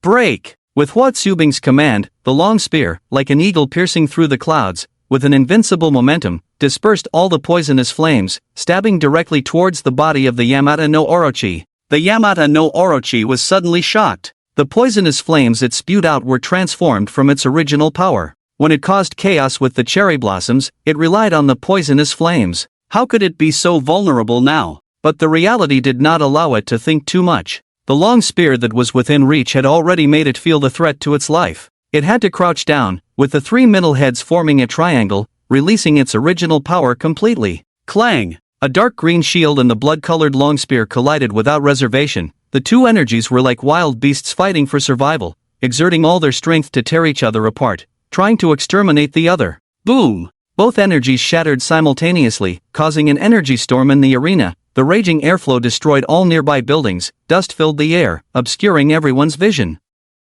Break! The spectator Daiyu lightly spoke, and immediately several streams of air rushed into the arena, dispersing the smoke and revealing the scene. Huatsubing was panting heavily on the white horse. The tiger's mouth in his right hand had already cracked, and the blood flowing out dyed the armor even more blood red. Similarly, the Yamata no Orochi was not faring well either. Apart from the 3 central heads that remained, the rest of its heads were all shattered. Even its robust body had split open in several places, with thick blood almost filling the entire ground. How many years had it been? How many years had it been since the Yamata no Orochi suffered such severe injuries? As a cherry blossom demon, he had no rivals before encountering Susanoo. After the revival of the gods, he even switched sides and became the national beast of the cherry blossom town, further strengthening his power. Although he didn't have any special abilities, solely relying on his physical fitness and his innate poisonous flames, he could annihilate 100,000 Chinese soldiers. Isn't such a god strong enough? But even such a powerful god was in such a sorry state in the first round of the human god arena.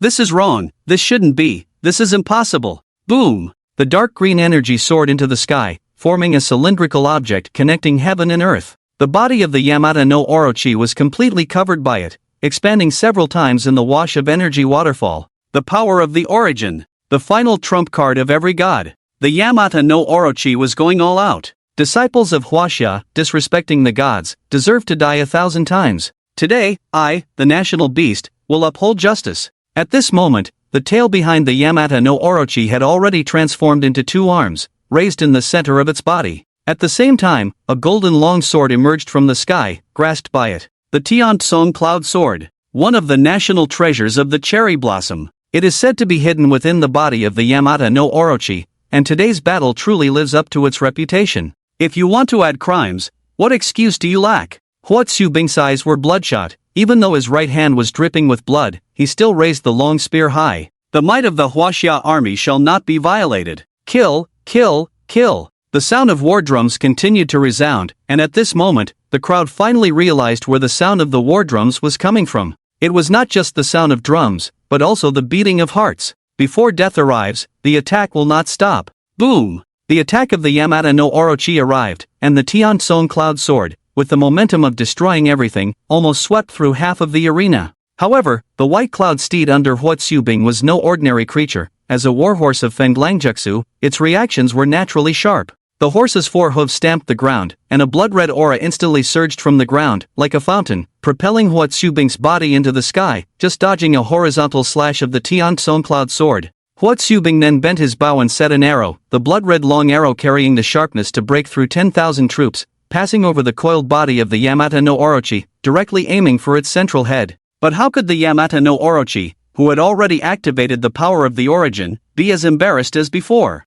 The long neck of the Yamata no Orochi twisted into a spiral, the three heads gathered together, unexpectedly blocking the fiercely approaching long arrow with its head. Empty, empty, empty. The white horseful was like an elf on the battlefield, mysteriously wandering around the Yamata no Orochi, even in the face of its massive attacks, finding a way out in the gaps of various attacks. And Huatsubing on the horse was not idle either, constantly bending his bow and setting arrows. The blood-red arrows were like moths to a flame, rushing towards the raging Yamata no Orochi. The Yamata no Orochi was getting increasingly annoyed by Huatsubing's evasive tactics. His attacks repeatedly missed, and the long arrows were causing him a headache like flies. If this continued, he feared that even if he used the power of the origin, he would still lose. Jina people, it's you who forced this seat. Today, let everyone witness the poison of city slaughter. The Yamata no Orochi restrained its attacks, curling up its entire body like a fist, with the three heads occupying the left, center, and right directions, dark green energy surging from its body towards its heads.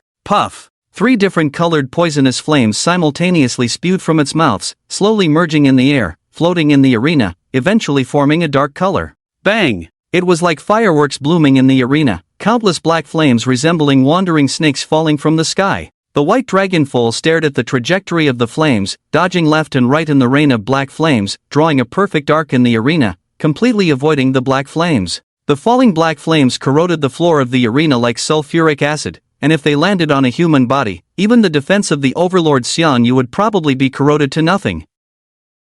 Do you really think my ultimate poison is just this? The 8-forked serpent laughed wildly, and invisible steam had already filled the entire arena. Huatsubing's face was cold, the long spear had appeared in his right hand, and then his aura suddenly soared. Seal the wolf in the house, eliminate all foreign enemies. May the seniors lend their strength again. Although I am in danger, I cannot surrender, I must slay the enemy. I hope the seniors will show mercy. Champion Marquis, Huatsubing. Empty, a phantom appeared. Lianpa, Li Mu, Guan Yu, Li Jing, Yu Fei. One by one, the generals responded to the call and came as ordered. They were the pinnacle of the Chinese martial generals, the strongest fortress of China. Dare to invade the foreign races? Slay them all. Kill, kill, kill. Each general wielded their weapons, roaring into the sky, the terrifying aura of killing almost condensed into a fierce tiger, pouncing towards Huatsubing's body. Empty, the blood-red airflow was so thick that it turned into black, completely enveloping the bodies of Huatsubing and the white dragon foal,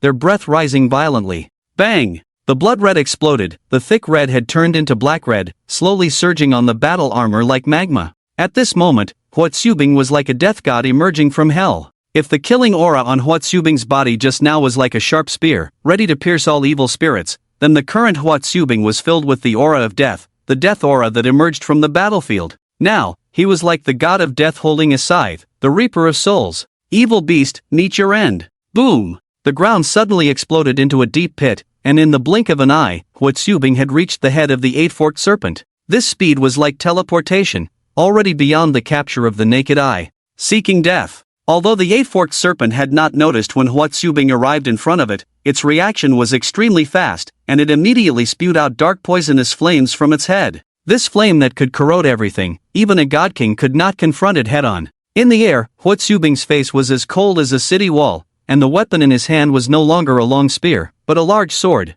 Clang, clang, clang. He raised his right hand high, and as his arm shook, the large sword began to vibrate spontaneously. I'll trouble you all, I'll go for the kill. Boom! The momentum on Hua Tsubing's body exploded, an endless black aura overflowed from him, fiercely colliding with the poisonous flames. It was not only the military might of China's 5,000 years, but also the killing aura of the generals. Even the flames that could destroy a country had to be firmly suppressed by it. The black-red airflow broke through the poisonous flames like a drill, leaving a vacuum-like passage for Hua Tsubing. The white dragon foal naturally would not miss such an opportunity, its hooves stepping on the air, bringing Hua Tsubing to the neck in an instant. Gathering strength, swinging the sword. Swoosh! The huge head flew high, and another head of the eight-forked serpent fell to the ground. Bang! The horse landed right in front of the head, crushing it with a hoof. Wow, so cool! Just 2 more heads to go, General Hua, charge! Ha, with the protection of the military might of China for 1,000 years,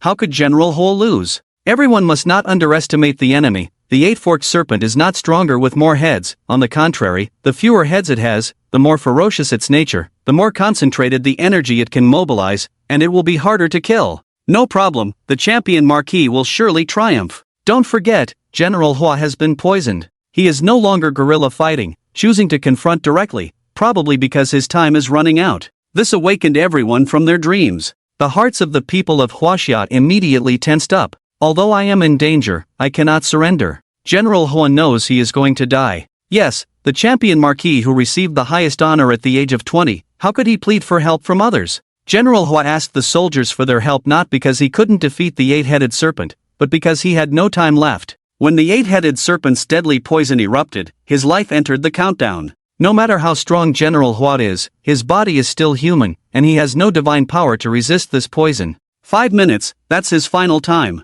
So he can no longer fight a guerrilla war, he must fight quickly, otherwise the poison will take effect, and he will undoubtedly be defeated. Do not worry, I, Hua, volunteered for this battle and will return victorious. Death is nothing to me. General Hua in the arena clearly felt the heavy atmosphere and shouted loudly. The elderly man in the front row was already teary-eyed and red-eyed. General Hua, though young, is still an ancestor of Huaxia. Who wouldn't be moved by such a young age being blessed by Huaxia? If this child were born in our time, I would have a drink with him. Even the usually serious Bai Qi couldn't help but admire General Hua. As a famous general of Huaxia, he naturally knew the weight of being cared for by the spirit of the Huaxia army. And the character and integrity shown by General Hua deserve this weight. Kill, kill, kill. General Hua galloped on his horse, the black and red blood energy once again condensed, forming a towering phantom, wielding a long knife, and slashing straight towards the eight-headed serpent. The eight-headed serpent wielded the sword of heaven from the clouds to resist,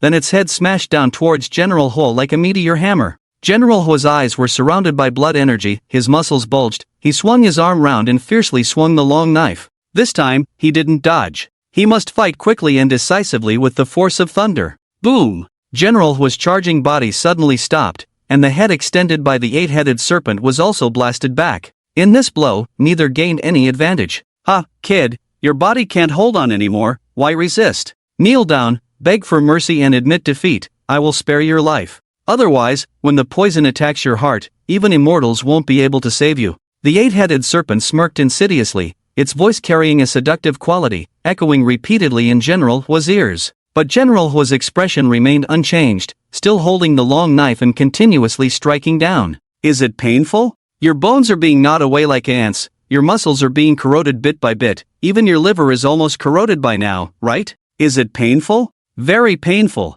More painful than any injury General Hua has ever suffered. It's like drinking sulfuric acid, the body being eroded inch by inch. But General Hua remained unfazed, swinging the long knife time and time again. Not only General Hua, even the white dragon steed beneath him was the same. It also endured such pain, even the skin on its legs began to peel off. But neither of them made a sound, and their attacks became even more fierce. What sustained them to persist until now was not external things. It was that ethereal belief, the belief in the necessity of avenging the enemy. Kill, kill, kill. Crack! General Hua's face suddenly changed. Under his intense attack, the joint of his right arm had been completely corroded by the poison in the air, and he flew out with the long knife. This was absolutely fatal. Ha ha! The eight-headed serpent, originally a poisonous snake in the shadows, would certainly not miss this opportunity, instantly launching a counterattack, the sword of heaven from the clouds breaking everything, stabbing down with a sword. Pu-chi! General Hua's body was completely pierced through. Void. All the people of Huaxia took a sharp breath, their hearts immediately gripped tightly. Puff! Hua Zubing suddenly spat out a mouthful of blood, a wry smile on his face. At this moment, he was completely pierced by a long sword, with his organs such as liver, lungs, and spleen crushed. The reason he did not die was because his body secreted a large amount of adrenaline, prolonging his life for a few more seconds. He. Hua Zubing laughed, a look of relief on his face. Thank you, generals, it's my incompetence that led me to take this risk. The Yamata no Orochi used a sword to lift Hua Zubing in front of its head, chuckling, still taking risks, you are courting death by seeking your own doom. Chinese people, waste is waste. As soon as the voice of Yamata no Orochi fell, Hua Zubing's lowered head suddenly lifted up, his icy gaze fixed firmly on Yamata no Orochi. Evil beast, even at the brink of death, you still don't realize it. How can the majesty of the Huaxia army tolerate insults from a beast like you? Ha! The remaining four eyes of Yamata no Orochi scanned around, but everything was so calm. Where was the killer move? Could it be that it was all just a bluff? Not only Yamata no Orochi, but even everyone watching was puzzled. They had been watching from the beginning, and even if Hua Zubing had a killer move, they would have discovered it early on. Young man, does General Hua really have a trump card? The chief elder couldn't help but ask in curiosity. For Huaxia, the first victory in the arena of humans and gods was crucial. Not only could the first victory showcase the strength of Huaxia to the world, but also because the first opponent they faced was the Yamata no Orochi, who had a deep-seated enmity with Huaxia. The people of Huaxia had long held a deep hatred for it, and if they were to lose this battle, it would be a lifelong shame. Sorry, Chief Elder, I'm not sure either. Even Feng Shang, who had been summoned by Hua Zubing, was not very familiar with the powers he possessed. However, Chief Elder, General Hua is definitely not someone who speaks without basis. Moreover, with the military might of Huaxia for 5,000 years, how could it only have such power? Just as Feng Shang was speaking, the sky above the arena suddenly changed. The already murky air had all turned blood red, and a supersized tornado filled the sky completely, as if a level 12 storm was about to erupt. And at the center of the storm was a long spear, a pitch-black, countless-killing long spear. Why did Hua Zubing suddenly switch his weapon to a long knife instead of using his familiar long spear? It was because he realized that he couldn't break through Yamata no Orochi's defense on his own, so he had to lure it into a trap. The long spear had long been hidden in the sky, quietly accumulating energy, relying on the military might of Huaxia to conceal it. Even divine power exploration couldn't find it. However, such an attack could only be made once, so how could the cautious Yamata no Orochi let down its guard? By using himself as bait and taking a risk. How could a seasoned warrior like Hua Zubing not notice that his arm bones were about to break? He was just pretending to be weak, feigning a mistake, being pierced by a sword, so that Yamata no Orochi would let down its guard and boast arrogantly. Aren't you afraid of death? Yamata no Orochi cursed angrily. He was panicked, feeling the threat to his life from the long spear above his head, an attack he couldn't block. He wanted to run, but the long sword was firmly pressed down by Hua Zubing, using all his strength. Even Yamata no Orochi couldn't move it. Avenging the nation, it's worth it. Hua Zubing spat blood from his mouth, raising his right hand high, ready to bring down the long spear. People of Huaxia, you deserve to die. Yamata no Orochi went completely insane, unable to imagine why a person could be so heroic. In their eyes, wasn't it better to live on? Yes, living was good. But not living on one's knees like a beggar. Better to die standing than to live kneeling. Bang! The Yamata no Orochi suddenly threw the Tian Cloud Sword, breaking free from Hua Zubing's restraint. He didn't care if the Tian Cloud Sword was the national treasure of the Sakura, he only cared about surviving. The snake-like body twisted in the arena, determined to escape from the arena, even if it meant surrendering. Bang! Before the Yamata no Orochi could take a few steps, a white horse in black armor stood in its way. The White Dragon Colt, the horse that accompanied Hua Zubing in his conquests. It blocked the Yamata no Orochi. Nay! The white horse neighed, its body violently expanding until it was the same size as the Yamata no Orochi. Beast! How dare you block me? The Yamata no Orochi, already a fierce beast, was instantly provoked by being stopped from escaping, and opened its mouth to bite the white horse. The expanded white horse, no longer agile as before, neighed and charged towards the Yamata no Orochi's attack. Bang! The sharp teeth of the Yamata no Orochi tore a piece of flesh from the white horse's shoulder, causing blood to flow. But the white horse did not retreat. Its armored body made the Yamata no Orochi stumble, completely nullifying its increased speed. Woo woo, General Hua, the little horse, is too pitiful. This is our Huaxia ancestor, our Huaxia national general. It's our incompetence, unable to defeat the Yamata no Orochi with 100,000 people, we still have to rely on our ancestors. No, all sacrifices are meaningful, look at the sky. Empty suddenly, a figure appeared in the sky, wearing modern military uniforms, each with a determined expression full of hatred. In the eastern theater of Huaxia, 100,000 soldiers died in battle. Yamata no Orochi, accept your death. The Yamata no Orochi, entangled with the horse, trembled all over, as the voices of 100,000 souls erupted like a roar from the abyss, dragging it into hell.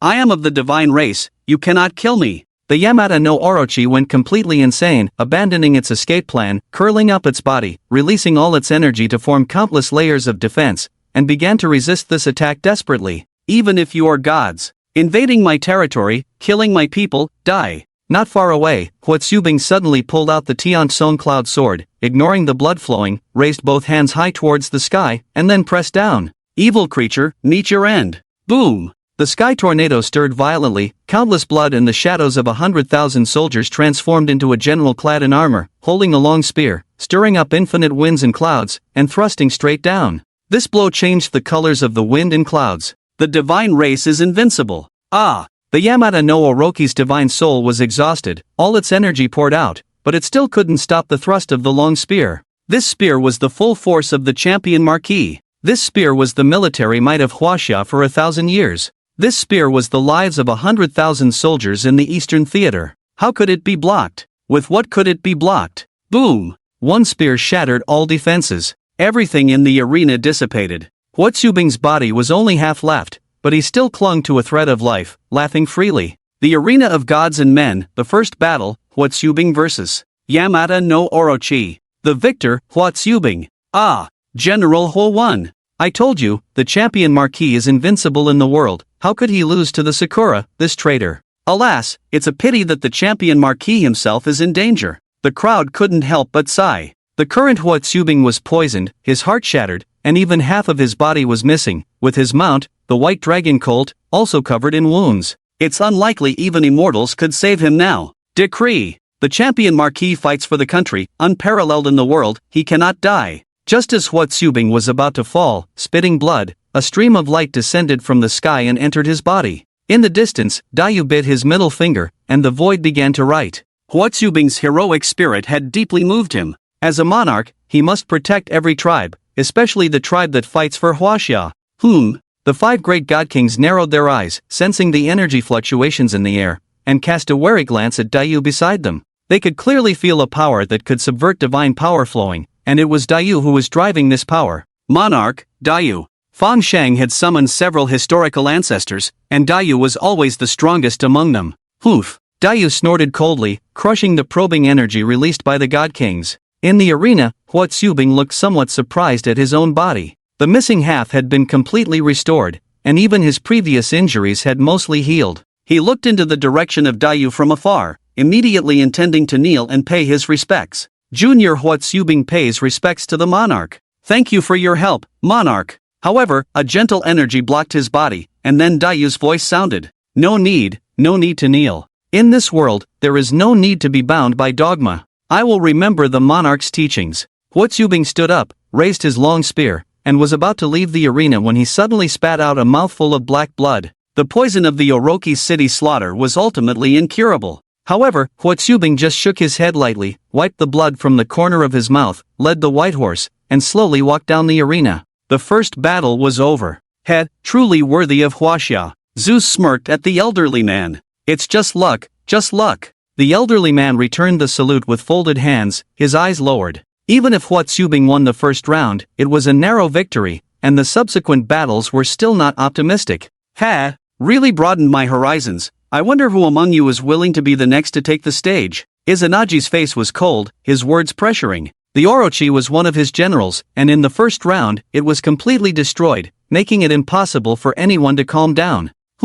Just a barbarian, killing a long worm, do you really think you're invincible? Zeus, I'll go for the next battle. The arrival was the Greek gods, but there was no courtesy in their words to Zeus. Why? He was Hades, the god of the Greek underworld. According to legend, in Greek mythology, Zeus ruled the sky, Poseidon ruled the sea, and Hades ruled the underworld. In terms of status, he was a god-king who could sit on an equal footing with Zeus and Poseidon. And he preferred to act low-key, with fewer battles among the gods. But that didn't mean he was weak. On the contrary, as the ruler of the underworld, the Greek god-king, there were few gods who could defeat him. Brother god, stay safe. No problem. Zeus nodded slightly, and a large amount of black energy immediately radiated from Hades, forming a throne of skulls, which sat in the arena, and he himself appeared on the throne, disdainfully waiting for his opponent. Sir, have you chosen who to send next? Odin, seeing the Greek line take the lead, shifted the focus to Huaxia. The people of Huaxia hesitated for a moment. The strength of Hades was self-evident.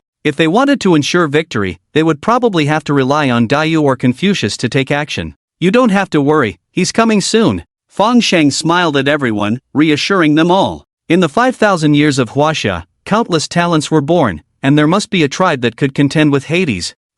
I'm afraid of becoming a coward and surrendering without a fight? The restless Izanagi sneered. Ha? Who's talking? Could it be the owner of the long worm that was smashed to pieces? Upon hearing Izanagi's words, Meng Tian immediately retorted sarcastically. His voice was originally muffled, and now his sarcastic tone really made it hard to hold back. You! Izanagi's anger flared, but before he could attack, he was focused on by the four god kings, so he had to endure it. But my friends, if your people don't show up soon, you'll be judged as losing. The Lord of the United States has always been kind, interrupting the dispute between the two sides, and rationalizing. The senior is concerned, he has arrived. Fangsheng returned with a sneer. The gods looked around, but found nothing. I don't know, young friend. Look up. Up? Everyone in the field looked up. Empty, all the gods had blank minds. In the sky, it was on fire. The sky was rolling with flames, a huge rock with a dazzling tail line was rushing towards the arena. Falling stars?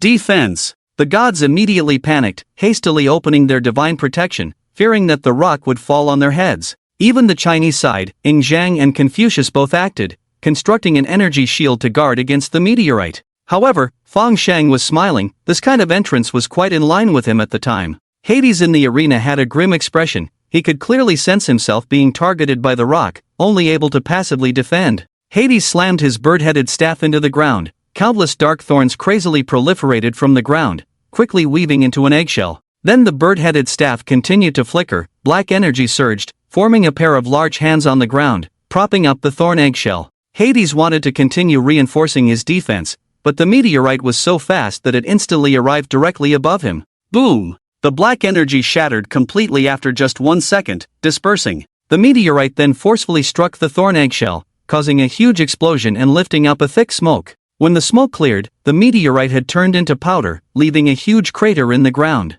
Within the crater, the thorn eggshell created by Hades was shattered inch by inch under the terrifying impact, completely disappearing. Where was Hades? Could he have been taken out by the meteorite? Impossible. He was the lord of the underworld, Hades. Several dark shadows emerged from all sides of the arena, solidifying upwards like oil, and then transforming into the king of the underworld, Hades. You really make a grand entrance. Shall we meet face to face? Hades coldly smiled, looking at the stone in front, questioning. Caught red-handed. All right. Bang! The debris of the meteorite shattered, and a figure slowly walked out from it. The person was dressed in plain clothes, but had an extraordinary demeanor, with clouds gathering into a dragon above his head, rolling between the clouds as if a dragon soaring in white water. Emperor Qin Shi Huang looked at the newcomer with interest. Only an emperor could cause such a phenomenon in heaven and earth. Noticing the attention of the crowd, the newcomer no longer concealed himself, clasping his hands and introducing himself to everyone. I am Lu Xiu, willing to eliminate all enemies for China. Lu Xiu, the founding emperor of the Eastern Han Dynasty. Oh my! Lu Xiu! Why did Fangsheng invite this person over? What's wrong? Isn't he just an emperor? Which emperor can compare to Emperor Qin? No. Why would everyone be so surprised if he was just an ordinary emperor? Do you understand what it means to be a great wizard and a son of the plain? Some viewers who were not familiar with history were puzzled. Great wizard? Son of the plain? Is this an evaluation of the emperor? Kid, boasting shamelessly, I am the lord of the underworld, invincible in this world, what can you do? Before the audience could explain Lu Xiu's identity, Hades in the arena couldn't wait any longer and launched an attack first. Accept death. Hades lightly tapped his bird-headed staff, immediately conjuring a skull at the beak, with a grayish-white air of death entwined within, shooting straight towards Lu Xiao. Although this was Hades' probing technique, the death energy contained within came from the underworld, and anyone from the mortal realm who touched it would immediately have their skin peeled and bones stripped, quickly dying. What the heck? Lu Xiao saw the skull flying towards him, turned and ran, but accidentally stepped on the debris of the meteorite, fell to the ground with a thud. However, just as he fell, the skull happened to miss Lu Xiao and hit the wall of the arena, turning into flying smoke and disappearing. It has to be me. Lu Xiao hurriedly got up from the ground, as if he hadn't fallen himself. Hades was speechless. Seeing the attack fail, he slammed the bird-headed staff on the ground, and countless skeletons howled out of the ground, converging into a pale torrent rushing towards Lu Xiao. Damn, are you only good at scaring people? Lu Xiao, seeing endless skeleton soldiers coming towards him, immediately looked displeased, raised his right hand high, and shouted towards the sky. Geng Yan, Feng Yi, Sin Peng, Ma Yuan, bring 10,000 soldiers, come quickly to protect the emperor. There was no change in the arena, only skeletons everywhere rushing towards Lu Xiao. Lu Xiao felt embarrassed for a second, then continued to shout, come quickly to protect the emperor. There was still no change in the arena. Suddenly, the people of Huaxia were speechless, all eyes focused on Fang Shang. Fang Shang felt uncomfortable under their gaze and forced a smile. No, don't be unconfident. This is Lu Xiao, the great wizard, known as the Son of the Plain. In the 5,000 years of Huaxia, except for the one who started with a bull, who else could be as extraordinary as him? Lu Xiao angrily cursed at the sky for a moment,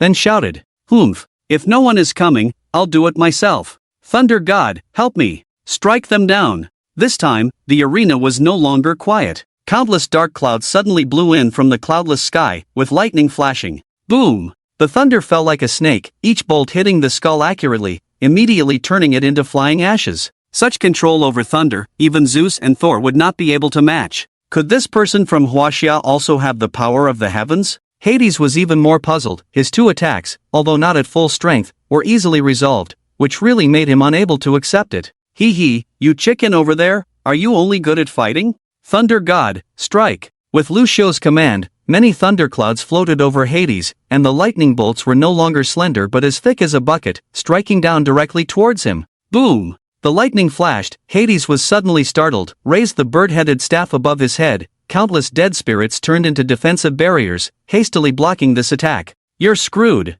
While Hades was still hastily dealing with it, Lu Xiao's figure suddenly appeared in front of him, and with a slap, he slapped him in the face, causing Hades to be knocked off his feet. This slap was not the main issue. The just gathered dead spirits immediately dispersed, and the thunderous waterfall directly followed, with Lu Xiao standing in Hades' position, causing the lightning bolts to strike down towards his head. Damn, buddy, you're running in the wrong direction. Upon hearing Lu Xiao's words, the thunderous waterfall actually stopped in place, and after nodding towards Lu Xiao a few times, it turned its body and thundered towards Hades. Boom! The dazzling lightning obscured everyone's vision. Father, why are you fighting Uncle Hades? Apollo, who had just returned from healing, immediately widened his eyes. In his understanding, only Zeus could summon lightning that Hades couldn't defend against. Zeus looked at his son, who seemed to be missing a few strings, and just gave him a slap. Apollo flew again. The thunder gradually disappeared, and the situation in the arena became clear. Due to the protection of divine power, Hades only suffered minor injuries under this lightning strike, with only some damage to his clothes. Tisk, quite resilient. When Laozi fought Wang Mang back then, a move from the Thunder God helped me kill 40,000 enemy soldiers. It seems you are tougher than all of them. Lu Xiao sneered, recalling his glorious deeds. Historical records show that Wang Mang led 400,000 elite soldiers to personally suppress the rebellion, while Lu Xiao only gathered a ragtag army of 20,000 and defeated the 400,000 elite soldiers. Why? Historical records also mention that at the right time, there was a thunderstorm, with roofs flying, heavy rain pouring down, rivers overflowing, tigers and leopards fighting, soldiers rushing in, and thousands drowning, making the water not flow. Translated, it means that during the battle, thunderstorms, lightning, and strong winds took turns attacking, killing off most of Wang Mang's army. Lu Xiao thought to himself, wow, there's an opportunity here to take advantage of that scoundrel Wang Mang. Leading over 20,000 men, he directly wiped out Wang Mang's 420,000 strong army. With the foundation of Wang Mang's court shattered, the new dynasty fell within 3 months, and Lu Xiao smoothly established the Eastern Han dynasty. Unbelievable, right? Legendary, right? In the many years of warfare in China, battles where the few defeat the many have occurred, but 20,000 defeating 400,000 is beyond belief. Hee hee, kid, you've torn my sleeve, there's no forgiveness for that. Today, I'll show you what the terror of the underworld is. Come out, guardian of the underworld, my beloved pet. Cerberus of Hell. Cerberus of Hell, real name Kerberos. It guards the gates of the underworld for Hades, allowing the souls of the deceased to enter but not letting anyone out. It is a fierce beast in Greek mythology, with strength comparable to the powerful demon Yuko-Seiji-Uji. If a real fight were to break out, not to mention Hades, just one Cerberus would give Lucio a lot of trouble. The strength of a god is truly not to be underestimated. Boom! The ground of the arena cracked open, and endless black mist swept greedily across the ground like the tentacles of an octopus from the depths below. Following this was a giant canine nearly 5 meters tall, completely black,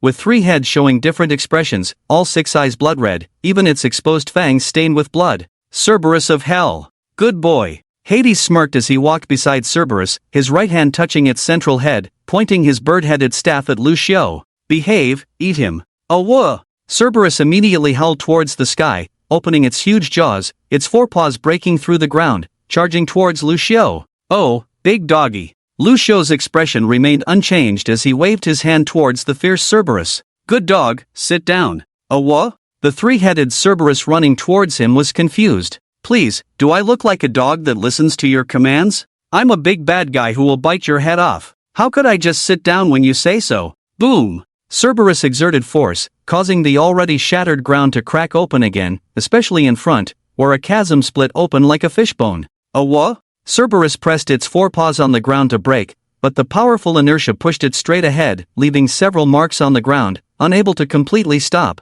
Splash! Cerberus fell headfirst into the abyss it had created by stepping on it. For a moment, the entire divine realm fell silent. This dramatic turn of events stunned everyone present. Well, I told you, sitting down obediently would have been better. Look at you, isn't this just suicide? Lucio sighed, looking regretful. On the other side, Hades had a black line on his head, speaking in a gloomy voice. Chinese man, what kind of sorcery is this? You've bewitched my beloved pet. Oh, playing well leads to victory, right? Lucio raised his right hand, gesturing with his middle finger, and continued. I, Lucio, have rebelled for many years, relying not on others but solely on my luck. Don't even think about harming me, not even if the god himself were to come. This is no lie, as Lucio, the son of the plain, was summoned by Feng Shang and bestowed with the ability of luck by the system. Luck is a miraculous thing. Just then, another meteorite is about to fall from the sky. Humph. No matter what you do, my beloved pet is not someone a mere mortal like you can kill.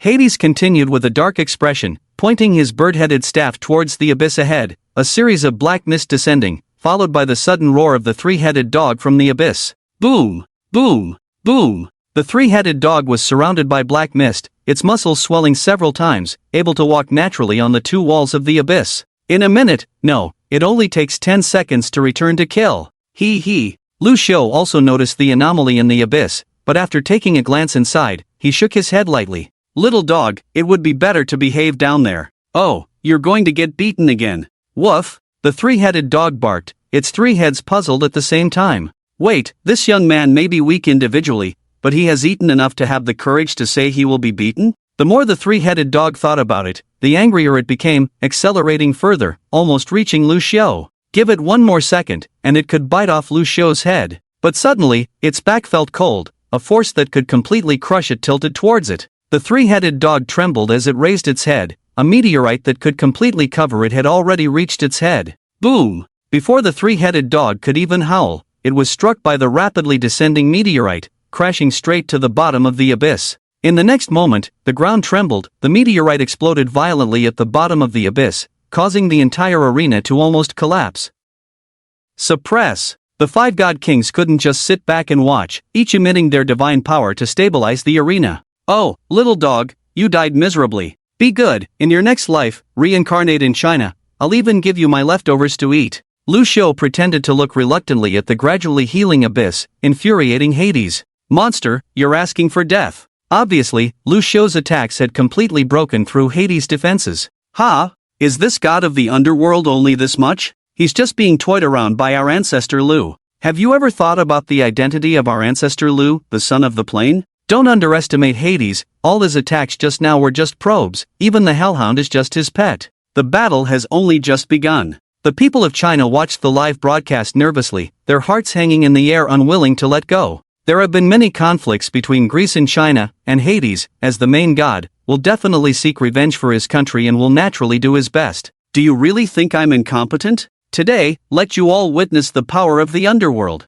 Hades' face twisted in a grimace, raising the bird-headed staff above his head, muttering the obscure incantations in his mouth. You see, Hades is the lord of the underworld, proficient in controlling power. The reason he is chanting incantations is that he is about to unleash his true power. Mirage, arise! Boom! The ground of the arena, just repaired, shattered once again, and several castles shimmering with blue flames emerged from the ground like spring shoots. At the same time, a pale mist pervaded the entire arena, turning into countless skull heads wandering around the field. Bang! The gates of the castle were suddenly pushed open, and countless soldiers in armor poured out from within. They held various weapons in their hands, standing close to 3 meters tall, with strong bodies and armor carved with various animal heads, exhaling a thick white mist with each breath. The personal army of Hades, the ruler of the underworld. We pay our respects, my lord. Boom! Nearly 10,000 soldiers all knelt down, causing even the ground to tremble once again. Men, form up and kill the enemy. Hades raised the bird-headed staff high, like a marshal expanding his territory, pointing towards the outnumbered Lu Xiu from afar. Yes! Boom! The soldiers' breath suddenly exploded. They were the elite soldiers personally trained by Hades, the backbone of the underworld's forces. Not to mention Lu Xiu, they could even conquer a military region of Huaxia. Good, good. Lu Xiu was not angry but delighted, clapping his hands in approval. I love fighting against many with few, don't accuse me of bullying you. Heavenly gods, follow me to defeat the enemy. Hoof, all bark and no bite. Men, attack. Hades snorted coldly, roaring at the black-armored legion ahead. Dark energy emanated from behind him, landing on the heads of each soldier, further boosting their strength. With the blessing of the God King, even ordinary people could immediately transform into extraordinary beings, let alone the soldiers personally trained by Hades. At this moment, the black-armored soldiers appeared like death gods emerging from hell, not inferior even when facing the angelic legion of the United States. Kill, kill, kill. Flags rose, and battle cries deafened the ears. The black-armored soldiers charged forward in a crescent formation, blocking Lu Xiu's retreat. This time, Lu Xiu had no way to retreat. But Lu Xiu had no intention of retreating. He placed his hands behind his back, and his plainclothes gradually turned golden, transforming into a complete golden hue. Clad in a dragon robe, he exuded the aura of an emperor. Lu Xiu, the founding emperor of the Eastern Han Dynasty and the son of the plain, was about to take real action. Tick-tock, tick-tock. The clouds in the sky churned, and fine raindrops drifted down from the horizon, like a gentle spring rain nourishing all things, bringing vitality to the earth. Ha! Not only the people of Huaxia but even Feng Shang, who had great faith in Lu Xiu, couldn't help but feel puzzled. Shouldn't it be a meteor shower at this time? Why did it actually start raining? Jehovah of the United States reached out his hand, his face showing a hint of seriousness as he caught a few raindrops, then revealed a gentle smile. Hee, could this young man be from the United States? How could you summon the rain of our country? The rain of descent. The rain that fell simultaneously with the descent of the American divine vein. The heavy rain washed away all impurities, turning the once chaotic United States into a peaceful land, establishing the Garden of Eden. Even the evildoers of the United States could be cleansed by the rain of descent, let alone the death soldiers crawling out of hell. The raindrops fell on the black-armored soldiers like sulfuric acid, completely piercing their indestructible armor and corroding most of their bodies. Roar! The soldiers let out almost beast-like roars. Even though their faces were covered by masks, one could still feel their ferocity at this moment. The rain of descent was more lethal to impure beings than meteor showers. Even Hades, the ruler of the underworld, had to condense multiple barriers to resist the falling rain. Sorcery, you demon, how despicable! Hades struggled to maintain his defense, shouting at Lu Xiu word by word. At this moment, he was far from his previous ease. What? Isn't luck a part of strength? Lu Xiu looked smugly at the soldiers who were struggling in pain before him, pointing to the sky from a distance, adding, I'll give you a good time. Boom! As soon as Lu Xiu's words fell, the sky erupted with thunder, the rain clouds evaporated rapidly, revealing the burning sky. Unbeknownst to them, several meteors had already arrived above the arena. Everyone, please listen. Lu Xiu appeared behind a dragon throne, made of gold and white jade, far more luxurious than Hades' skull throne. He sat on the dragon throne, resting his chin on his hand, watching the palace maids perform, his eyes calm and serene. Boom! Meteorites of all sizes accurately hit the formation of the black armored soldiers charging forward. They had just recovered from the attacks of the meteor shower, not yet able to regroup, and were completely stunned by the meteorites. Defend! Hades shouted hoarsely. At the same time, the bird-headed staff emitted light, and all the pale energy near the mirage rushed into the sky, condensing into layers of defense. The black armored soldiers also raised their shields, layers of shield shadows spreading towards the sky, forming a second layer of defense under the pale energy. Moreover, the mirages summoned by Hades were also living creatures, wriggling their bodies to surround the army, forming a third physical defense. As the personal bodyguards of Hades, the strength of the black armored soldiers was self-evident. Their defense, combined with the mirages, could withstand even the full force of a god's attack, and the pale energy surrounding them came from the deathly aura of the underworld, containing extremely high energy. Hades condensed his defense through it, enough to withstand the attacks of the God King. Boom! The meteorite fiercely hit the defense, shattering into countless pieces with a bang, creating numerous ripples on the defense. Haha, but Hades was about to mock, but his voice immediately faltered.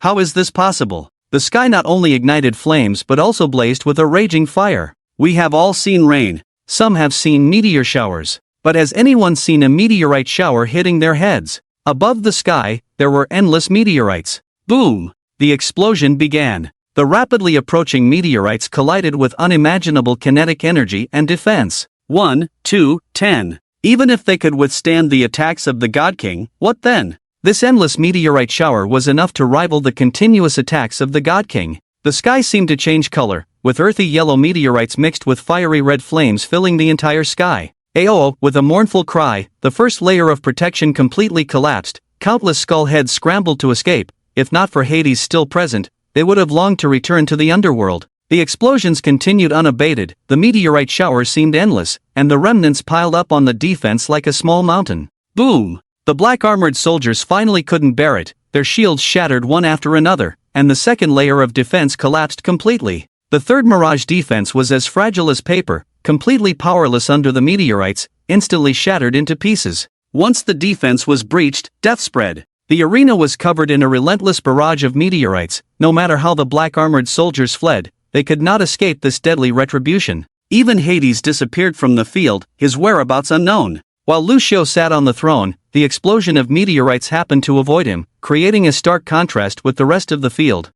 This is our child of the plane, this meteorite shower, not to mention Hades, even Zeus would fall. Indeed, no wonder Fengsheng summoned Lucio. Who can resist such a cheat in life? Our Huaxia can have another round. The people of Huaxia were delighted to see Lucio's performance, almost raising their glasses to celebrate. Most of the many gods in the field showed fear, knowing that if they were to face such a character, they would likely suffer. However, Zeus remained calm and composed. He was well aware of Hades' strength. Even with such a grand meteorite shower, it was impossible to kill the Lord of the Underworld. Stop! Lucio shook his hand after the soldiers were cleared, causing the sky to return to normal. Come out, I know you're not dead. Lucio squinted his eyes, staring fiercely at the shadows around him. The shadows in the arena began to move like wandering snakes, converging into a gradually solid form. Hades' face turned cold, showing true anger. Do you really think I only have this much power? Do you know why I didn't take action myself? It's because they are not qualified to see me make a move.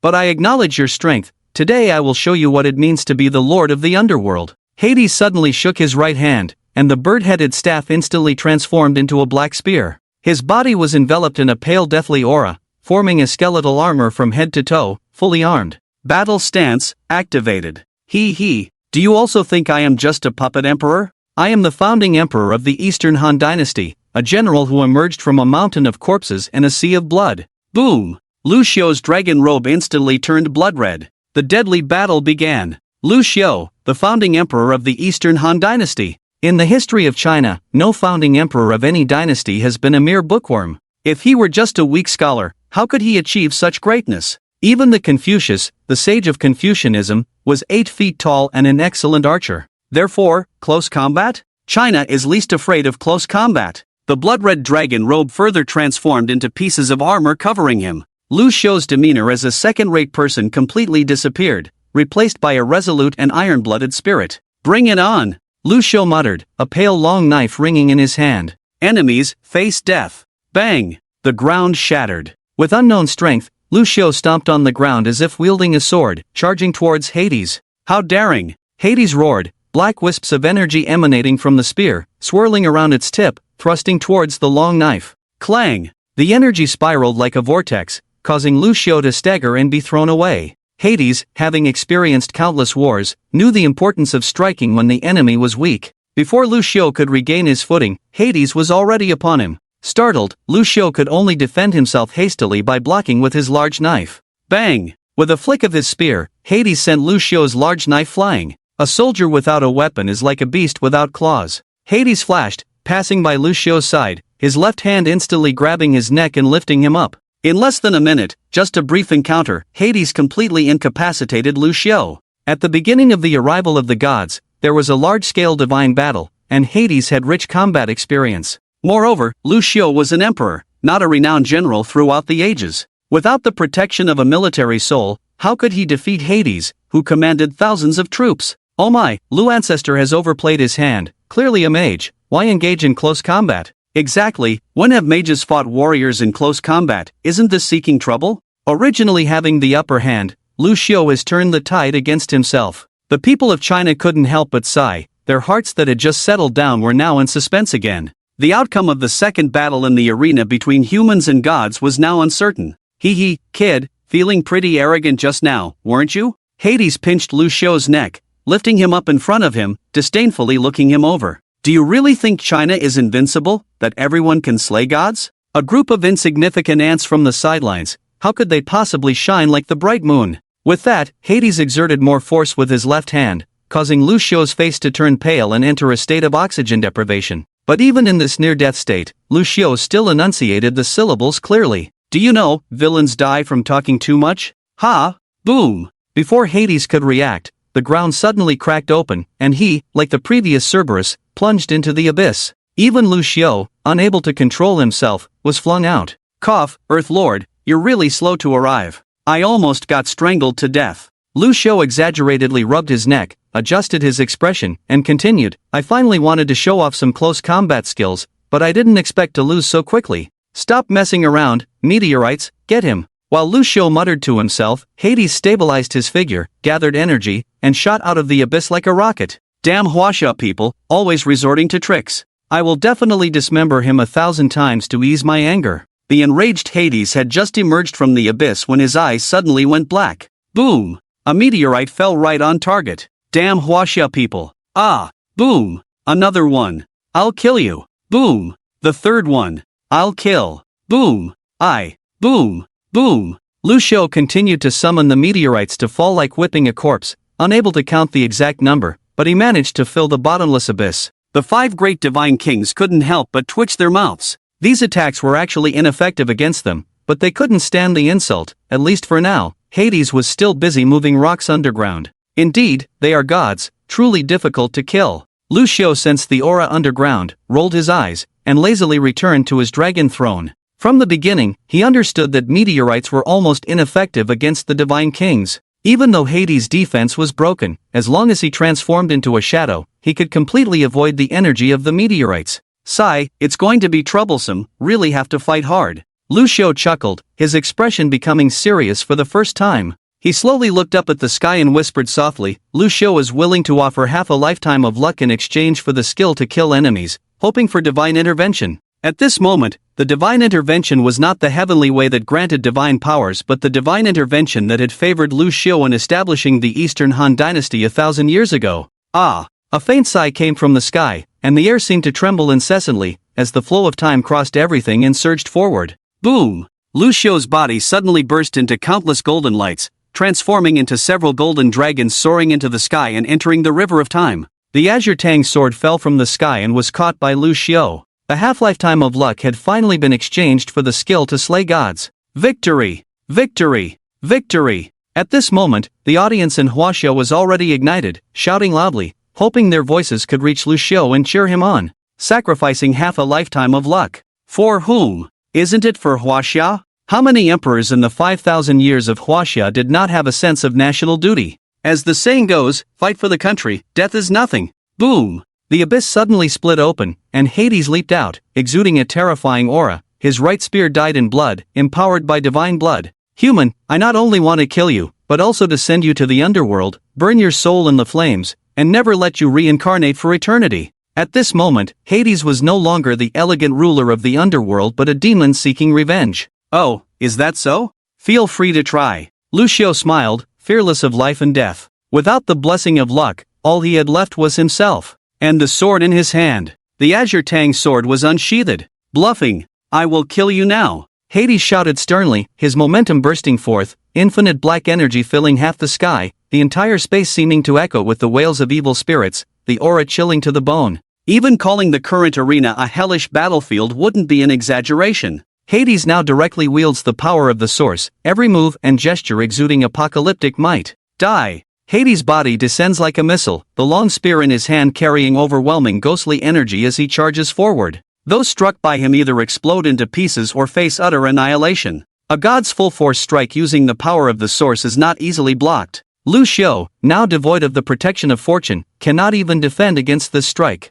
Faced with a formidable enemy, Lucio makes only two simple movements. Raise the knife, strike. A bone-chilling cold emanates from Lucio, causing even the gods outside the arena to shudder. The gods' bodies are impervious to extreme temperatures, yet now, the mere residual energy from the attack sends chills down their spines. Where is the central god in that place? Hades releases all the ghostly energy on his spear, colliding fiercely with the surging cold wave, filling the arena with black and blue, momentarily reaching a stalemate. This is a god's full-force strike using the power of the source. Not to mention that this god is none other than Hades, the lord of the underworld comparable to a god king. The weapon to slay gods obtained through half a lifetime of fortune exchange is truly terrifying. Hades' expression darkens, he knows full well the power of his recent move, yet Lucio effortlessly blocks it. Moreover, the terrifying cold wave, even without direct contact, freezes his body stiff. This kind of chill is hard to achieve even for a god. How is this possible? How can you possess such immense power?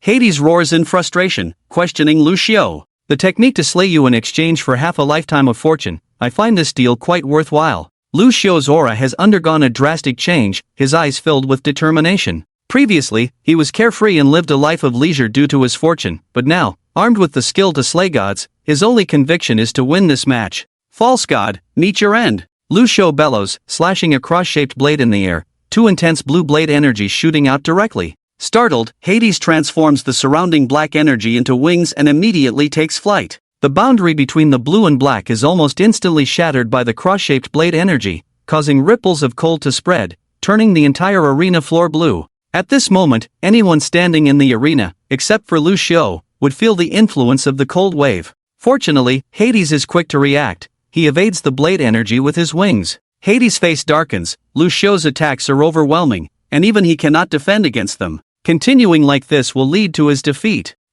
Just a child's play, huh? Lucio smiles faintly, infusing his long blade with cold energy and delivering another strike towards the sky. The dense blue energy transforms into a mysterious bird in the air, flapping its wings towards Hades. Hades' spear transforms back into a bird-headed staff, muttering as it draws a towering oval in the air. The oval is immediately filled with ghostly energy, thorns intertwining at the edges, with countless wails continuously emanating from within. The gate of the underworld. Bang! The icy bird crashes into the gate of the underworld, disappearing into that space. However, a massive explosion occurs in the underworld at that moment, extinguishing all ghostly fires with the cold wave, causing significant losses even among the ghost soldiers. Interesting. Lucio's contemptuous smile widens as he continues to swing his tang blade, transforming endless cold energy into various fierce beasts, all pouncing towards Hades. With no effective defense, Hades can only maintain the gate of the underworld to absorb Lucio's attacks. The underworld is now in chaos, covered in ice everywhere,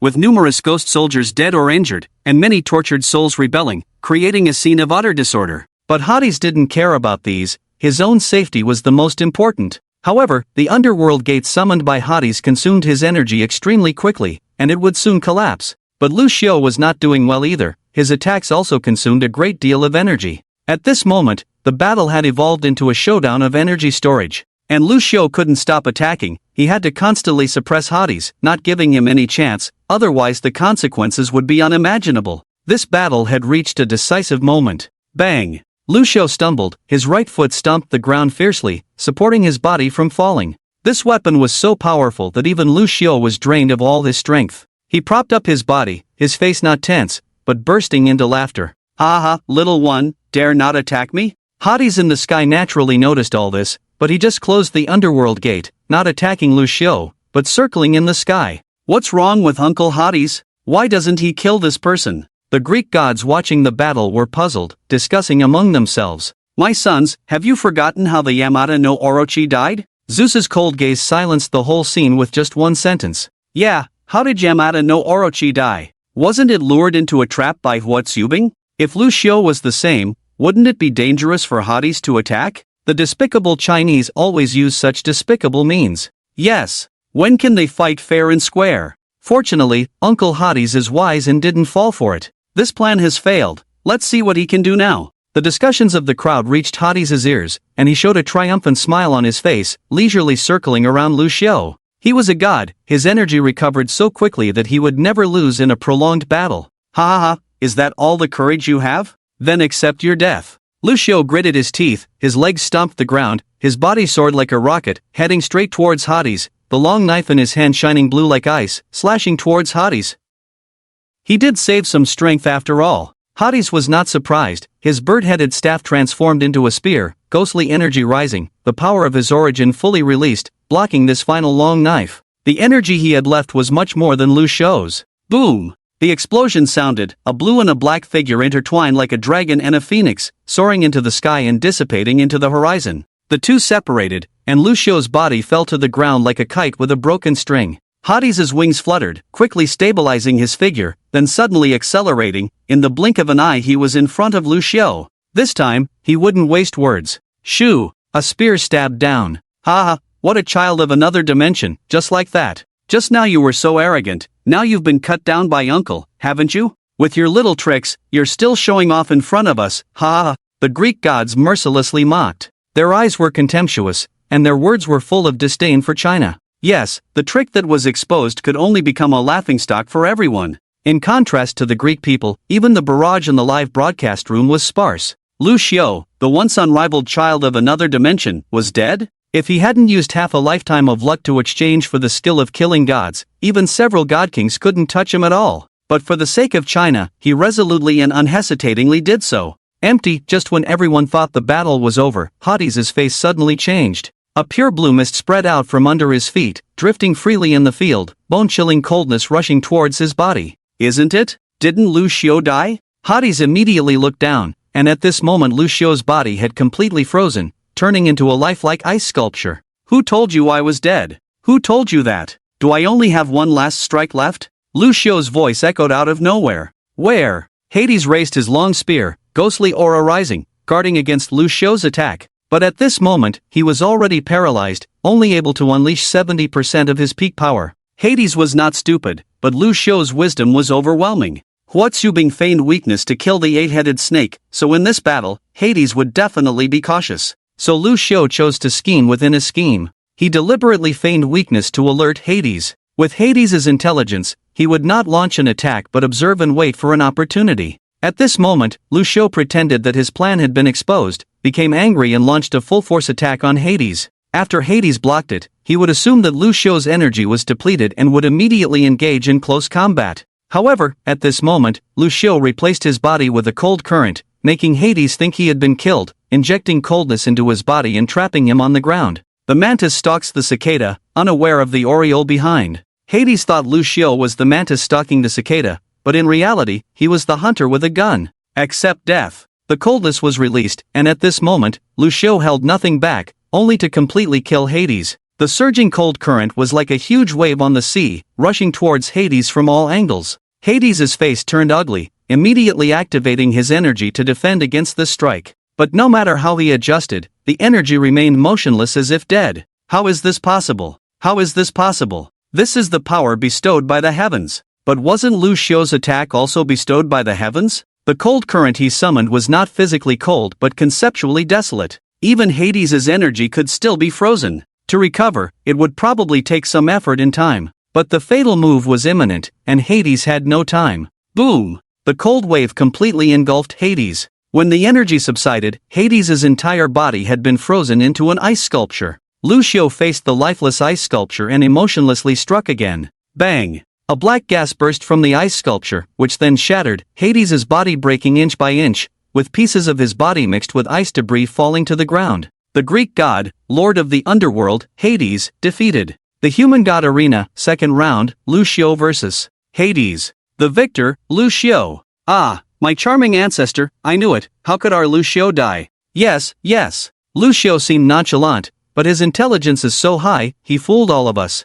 Damn, I'm crying and laughing now. My mom asked me if I'm crazy. The Chinese audience watching the live broadcast immediately erupted. This reversal was more exciting than anything. Remember, that was Hades, the lord of the Greek underworld, with strength comparable to a god king. Although he had little contact with China, his notorious reputation spread worldwide. Yet, such a god was killed by one person, and in such a dismembering manner. Is China's foundation really that strong? For a moment, the entire arena fell silent. Everyone looked at each other, no one dared to speak. The expressions of the Greek gods froze on their faces. Just a moment ago they were mocking, and now they were slapped hard in the face. This was unacceptable to anyone. Zeus's expression was particularly ugly. Apart from him, Poseidon and Hades were the only Greek gods left. Now that Poseidon was defeated and Hades died tragically, it could be said that he had lost his right-hand man. Despicable. Ares, the gangster, raised his spear and was about to charge towards Lucio in the arena. How dare you?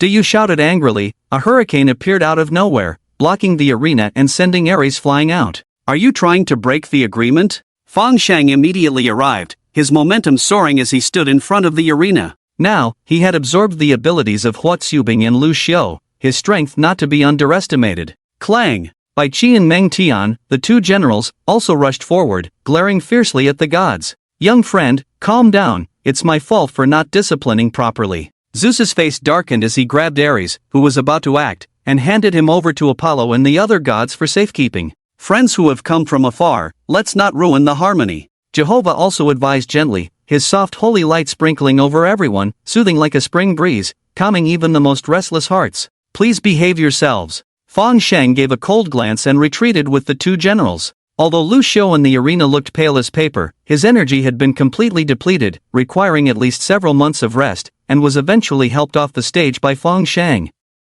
Nevertheless, in the second battle, Huaxia emerged victorious. The gods had suffered damage to two of their divine veins, and the next battle would be against the American, Indian, or Norse lineages. As expected, a commotion arose from the Americans after a minute of silence in the arena. Lord, I am willing to fight for the divine kingdom, even if it means dying on the battlefield for our glory. A six-winged archangel clenched his fist over his left chest, stepping forward to petition Jehovah. The archangel, Gabriel. As the archangel, he held an important position in heaven, responsible for guarding the entire heavenly realm. Although the American gods were mysterious, their strength was never underestimated. During the revival of the gods, the seven archangels had waged wars against various gods to seize territory. Gabriel's most prominent achievement was a battle against the thunder god Thor. The two of them had fought fiercely for 3 days and nights, ending in a draw. Therefore, it was not an exaggeration to say that his strength was unrivaled at the same level. In the third battle, on the side of the gods, the archangel Gabriel,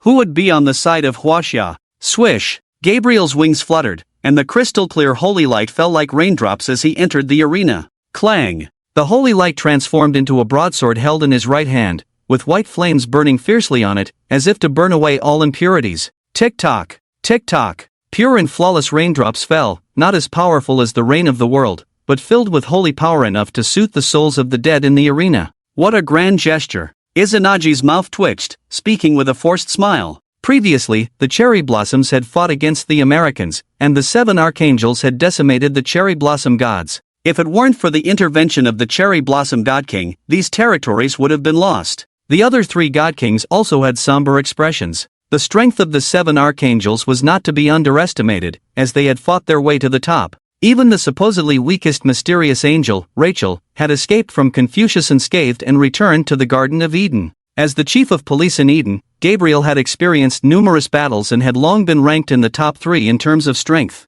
As angels, their emotions were extremely faint, and they were not easily provoked, rarely showing any weaknesses, making it difficult to trap them. In summary, Gabriel was a solid hexagonal warrior. Friends from afar, who will you send out? Jehovah's voice was warm, more like a relative visiting than an enemy. Us? Fang Sheng's smile was light, but his expression was more confident than before. Where did his confidence come from? The opponent was the Archangel of America, a god of war without any blind spots. If it weren't for God King level gods, who could suppress him? He's here. As Fan Sheng's voice fell, the atmosphere in the arena suddenly changed. Boom! A white line shot up into the sky, followed by an endless surge of water vapor, and a waterfall several tens of meters wide cascaded from the sky, containing enough water to rival the largest water conservancy project in China. Who could make an entrance riding a waterfall? Not only the people of China, even the gods were wide-eyed. You see, the last time something like this happened was with Poseidon.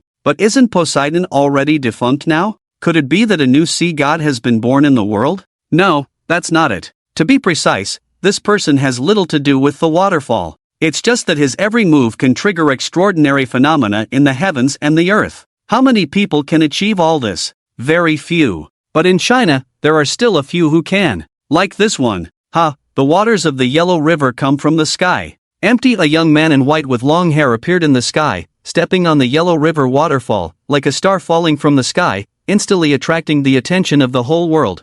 Just as the young man was about to land, the waters of the Yellow River suddenly disappeared, turning into endless clouds, making the scene even more ethereal. At the same time, many clouds supported the young man's descent, just like descending immortals. Gabriel looked at the young man in front of him, without any extra expression, just holding the sword hilt with both hands and saluting. I am Gabriel, please enlighten me. Clang! The long sword at the young man's waist was unsheathed, and he smiled recklessly. I am Li Bai. Empty. Almost simultaneously, all the Chinese people's minds went blank. Li Bai, Li Bai, Li Bai. The poet Li Bai. Enough talking, brothers, get ready to sleep, this is a sure win.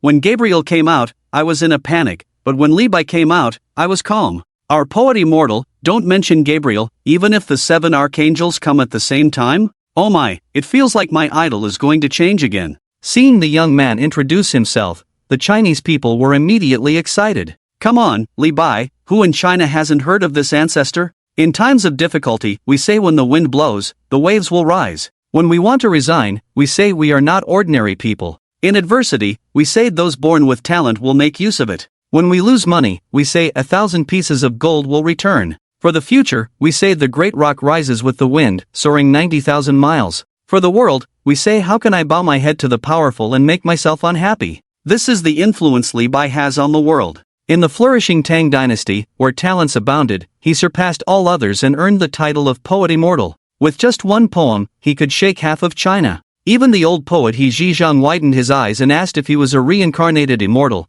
leaving behind the famous line "For bright have the madman, the elegant He Zhizhan." The saying "when we met in Chang'an, he called me a banished immortal" became popular in later generations. Among the literati, there is high praise. The wine enters the gallbladder, 7 parts turn into moonlight, the remaining 3 parts turn into sword energy, and with a single word, half of the flourishing Tang dynasty is embroidered. Li Bai will forever be an indispensable poet in Chinese civilization. You mentioned the Analects, perhaps only 80 out of 100 people can recite a couple of lines. But when you mention Li Bai, in a country as vast as China, who doesn't know a couple of lines from Li Bai's poems? Even though 1,000 years have passed since the Tang dynasty, Li Bai's verses still have a long-lasting and enduring impact. The faith over these thousands of years is truly terrifying. So Li Bai's strength is not to be underestimated even by Confucius. After 1,000 years, I never expected such changes in my divine land. Li Bai flicked his sword flower, his eyes sharp.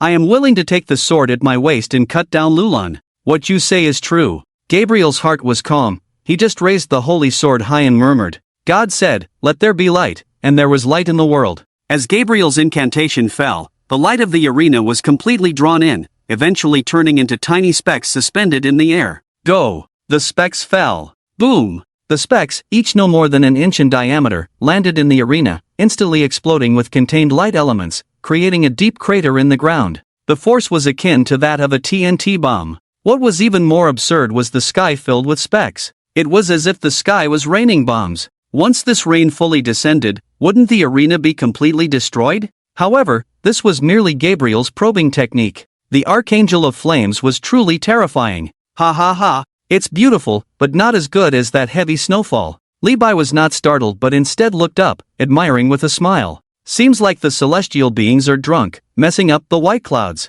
Boom! The rolling clouds completely obscured the sky, even the temperature in the arena instantly dropped to freezing, reaching the point of ice. While the divine beings were unaffected by heat or cold, they were all astonished. It was rare to find someone who could alter the environment in the divine realm. Snow, heavy snow, endless snowfall. It was as if a drunken immortal had crushed the white clouds, turning them into snow falling into the mortal realm. Li Bai began his attack. The snowflakes enveloped the remaining specks of light, not only preventing them from falling but also using the cold to devour the light elements. In the blink of an eye, all the specks of light in the sky were devoured by the heavy snow. It was not just ordinary snow, it was the energy of Li Bai's poetry, infused with a millennium of faith, easily swallowing Gabriel's casual attack. Desiring to cross the Yellow River, I block the Sichuan with ice. I want to ascend the Taihang Mountains, snow fills the sky. Go! Li Bai pointed his long sword, and the snowflakes on the ground instantly turned into ice balls, rolling towards Gabriel. Even the snowflakes in the air were not idle, they transformed from elegant to sharp, resembling blades attacking Gabriel simultaneously. Gabriel's 6 wings trembled, his body ascended, the broadsword held in the center, murmuring. And God said, "Let there be fire," and there was fire. Sacred fire, ignite. The flames of the sacred sword rose, numerous green shoots overflowed from the sacred sword, gradually converging in front of Gabriel, burning fiercely.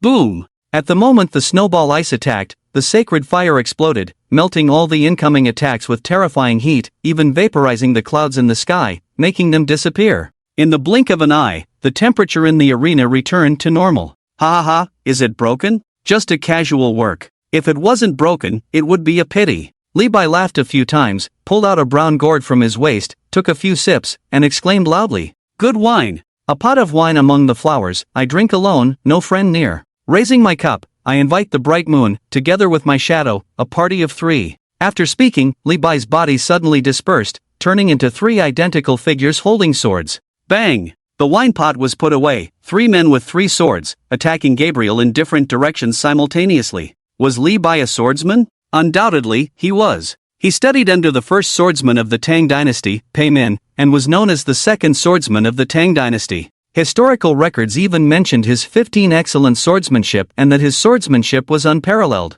However, some said that the swordsmen of the Tang dynasty only enjoyed playing with swords and lacked actual combat skills. So, Li Bai's achievements in martial arts have yet to be defined. But now, he was summoned, and the system understood his preference for swordsmanship, naturally elevating his combat power to the top. Therefore, the current Li Bai was undoubtedly a swordsman capable of taking the heads of enemies in the midst of 1,000 troops. Clang! Facing Gabriel with a sword, the broadsword in his hand seemed weightless, swift and fierce, able to respond to the attacks of 3 Li Bais at once. However, it was only temporary. As Li Bai's intoxication surged, the bright white long sword gradually exuded a dark ink color, as if emerging from a painting. Each move and style was full of artistic conception. Bang! 3 ink-long swords simultaneously slashed towards Gabriel, the tremendous force directly numbing his tiger's mouth, causing his body to fly backwards, his 6 wings fluttering for a long time before barely stopping. Li Bai had just arrived in the modern world and had not yet adapted to his mastery of swordsmanship, continuously growing during the attack. If Gabriel really only had this much strength, then Li Bai would definitely be able to defeat him in the next attack. Chinese person, you are very good. Gabriel adjusted his breath, the divine fire rising, his eyes covered in light. Lord, we praise your name and implore you to bestow blessings. Granted. A faint voice echoed from the sky. Empty. The holy light on Gabriel's body suddenly surged, then spread to the broadsword, shining like the sun. Die. Boom. The crescent moon sword energy, carrying endless light, poured towards Li Bai. This was a blow blessed by the will of heaven. Even the full force blow of a god king would not be more powerful. Testing? How could there still be testing? Gabriel was not a fool. In the recent confrontation, whether it was magic or close combat, Li Bai had completely suppressed him. If he didn't show his true strength now, he might not be able to show it at all. Interesting. Li Bai's mouth curled up, the 3 figures merged into one, raising the ink-long sword in front of him, softly reciting, "The toad eats the moon, the great bright night is waning. He once shot down the 9 suns, heaven and man are clear and peaceful." Boom! 2 beams of light, 1 gold and 1 silver, shot out from the ink-long sword. They flew towards the sky, gradually taking shape, forming a full moon and a sun in the sky. The 2 intertwined, like the Tai Chi diagram, and fiercely collided with Gabriel's crescent moon sword energy. For a moment, the world lost its color. Suddenly, countless points of light scattered into the sky, turning into a group of stars. Then, the jade toad caught the moon, the golden crow pecked the sun, both leaping towards the sky, disappearing with the dispersing stars. The attacks of both sides were neutralized. Gabriel frowned. This was a blow blessed by the will of heaven. How could it be easily resolved like this? Who exactly was the person in front of him? Why could he easily trigger such extraordinary phenomena in the world? Once or twice is fine, but when a good person takes action, the mountains collapse and the sun and moon lose their light. Not only Gabriel, but also countless gods from the divine side whitened their eyes. How could this person be so powerful? Is Huo Bing strong now? He is strong, but he is a general who has experienced numerous battles, and is also protected by the spirit of the Chinese army. Even if he killed the eight-headed snake, he suffered extremely serious injuries. Let's talk about Lu Xiao. His power of fortune is rare in the world, and the gods cannot harm him. But if he hadn't sacrificed half of his fortune to exchange for the skill of killing gods, how could he have harmed Hades at all? So the first two Chinese people are strong, but not excessively so, allowing the divine side to have countermeasures. But what about Li Bai? His opponent is Gabriel, one of the 7 archangels of America, a fierce warrior who fought evenly with the Norse god Thor. There are only a few who can completely suppress him, not even many god kings. So, who exactly is Li Bai? How can he be so domineering? Ha ha ha, are you confused? This is Li Bai, our poetic immortal. Remember, 1,000 years ago, it was not the flourishing Tang dynasty that gave birth to Li Bai, but it was Li Bai who made us remember the flourishing Tang dynasty. Ask the Chinese literati, how many do not regard him as an idol? And how many do not take his poems as life principles? It has been said, forget about Gabriel, even if all 7 archangels come together, so what? The Chinese people were surging with excitement, almost filling the live broadcast screen. In fact, the reason why Li Bai had such great power was not only because his poetry had been sung for 1,000 years, but also because he was protected by the Chinese cultural heritage. As for Huo Bing, he was protected by the spirit of the army because of his outstanding military achievements at a young age. And Li Bai? He created an unparalleled peak in the Chinese cultural heritage, so he was blessed by the Chinese cultural heritage. More accurately, not just blessed, but bestowed. Almost all of the power was bestowed. Therefore, Li Bai's strength is unquestionable. In the arena, Gabriel's 6 wings vibrated, leaping into the sky, bathing in the sunlight, like the most devout believer, praising loudly, Lord, how merciful you are. Now, your people are fighting bloodily, longing for your bestowal. Granted. Empty Gabriel's breath suddenly rose, and the holy light shone on the earth. Now, he is in his peak state. He. Li Bai laughed, but his hair turned white inch by inch. The immortal caresses my head, and my hair receives eternal life. Li Bai's voice was elegant, his long hair flying, each silver strand shining brightly in the sunlight. Just like Gabriel's prayer, as Li Bai's voice fell, his breath also rose to its peak. With the ink sword on his back, Li Bai stood with his legs together, a slight smile on his lips. Sir, please.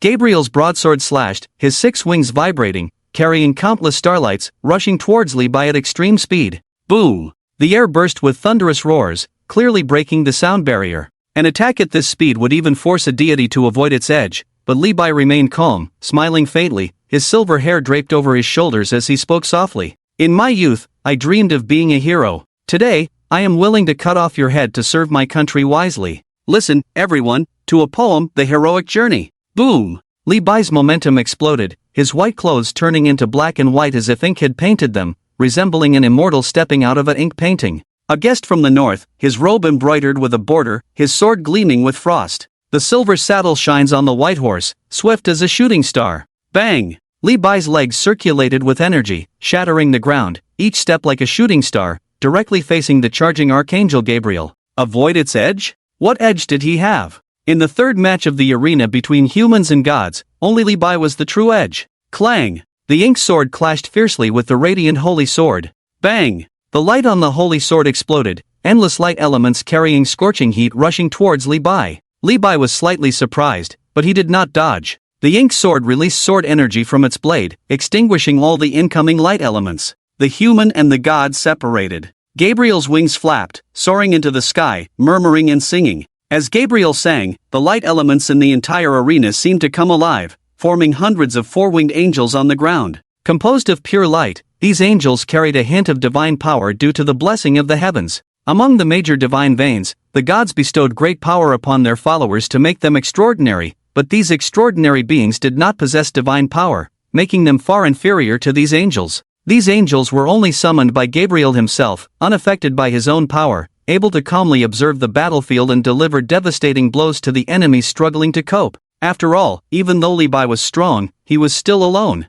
Faced with the siege of the four-winged angels, he would surely struggle to defend himself. Oh my, these angels are really cunning. They were supposed to have a one-on-one showdown. Why are they summoning minions? These summoned beings are not just any minions. I heard that 24-winged angels can surround and kill a deity. Wow, so Li Bai can't use wide-range skills to clear the minions now. That's right, things are looking tough for Brother Bai. The onlookers in China were closely following the situation, many of them feeling anxious about Li Bai's safety. However, they seemed to have forgotten. Li Bai's heroic journey is far from over. The ink sword stood upright before him, half of Li Bai's face covered by the sword, revealing a sharp killing intent amidst his elegance. 10 steps to kill one person, 1,000 miles without leaving a trace. Boom! Li Bai's figure burst forth. Click! Just as a four-winged angel raised his long sword, his body was split in half, turning into a pile of stardust. Fast, too fast. Li Bai's speed was already beyond the naked eye's capture. Even with abilities, only a few traces of afterimages could be seen.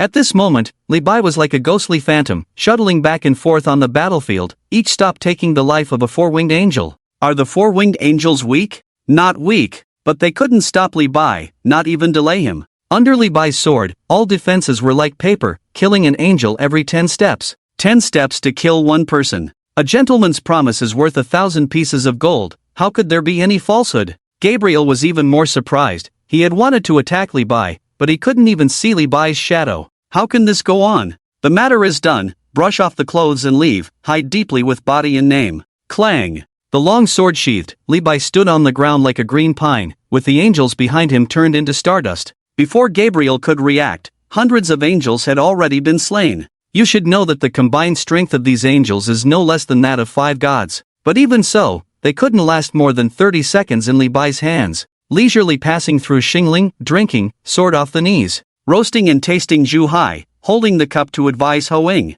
The wine jug was casually pulled down, the white wine like nectar poured into Li Bai's throat, a drunken look already on his face. 3 cups to nod, the 5 mountains are light. After the eyes are blurred and the ears are hot, the spirit is born. Clang! With the drunkenness, Li Bai drew his long sword, his body directly stepping into the air, and struck Gabriel with a sword. This sword, natural and effortless, seemed to have no strength at all. Gabriel's eyes were cold, the holy sword ignited, his arms bulged, meeting the extraordinary strength head-on. In theory, Gabriel's sword was a peak-state full-force strike, capable of shattering a mountain. But what about Li Bai, swinging this sword after drinking, as if it were a casual move? How much strength could he have? Are you people of Huaxia too arrogant? How can such an attack compare to the full-force strike of the Archangel? People of Huaxia, you will have to pay the price for your arrogance. The gods looked at the completely different sword styles and continued to speak. In their eyes, Li Bai's strength could be compared to Gabriel's, but such a contemptuous attack would surely be seized upon by Gabriel for a counterattack.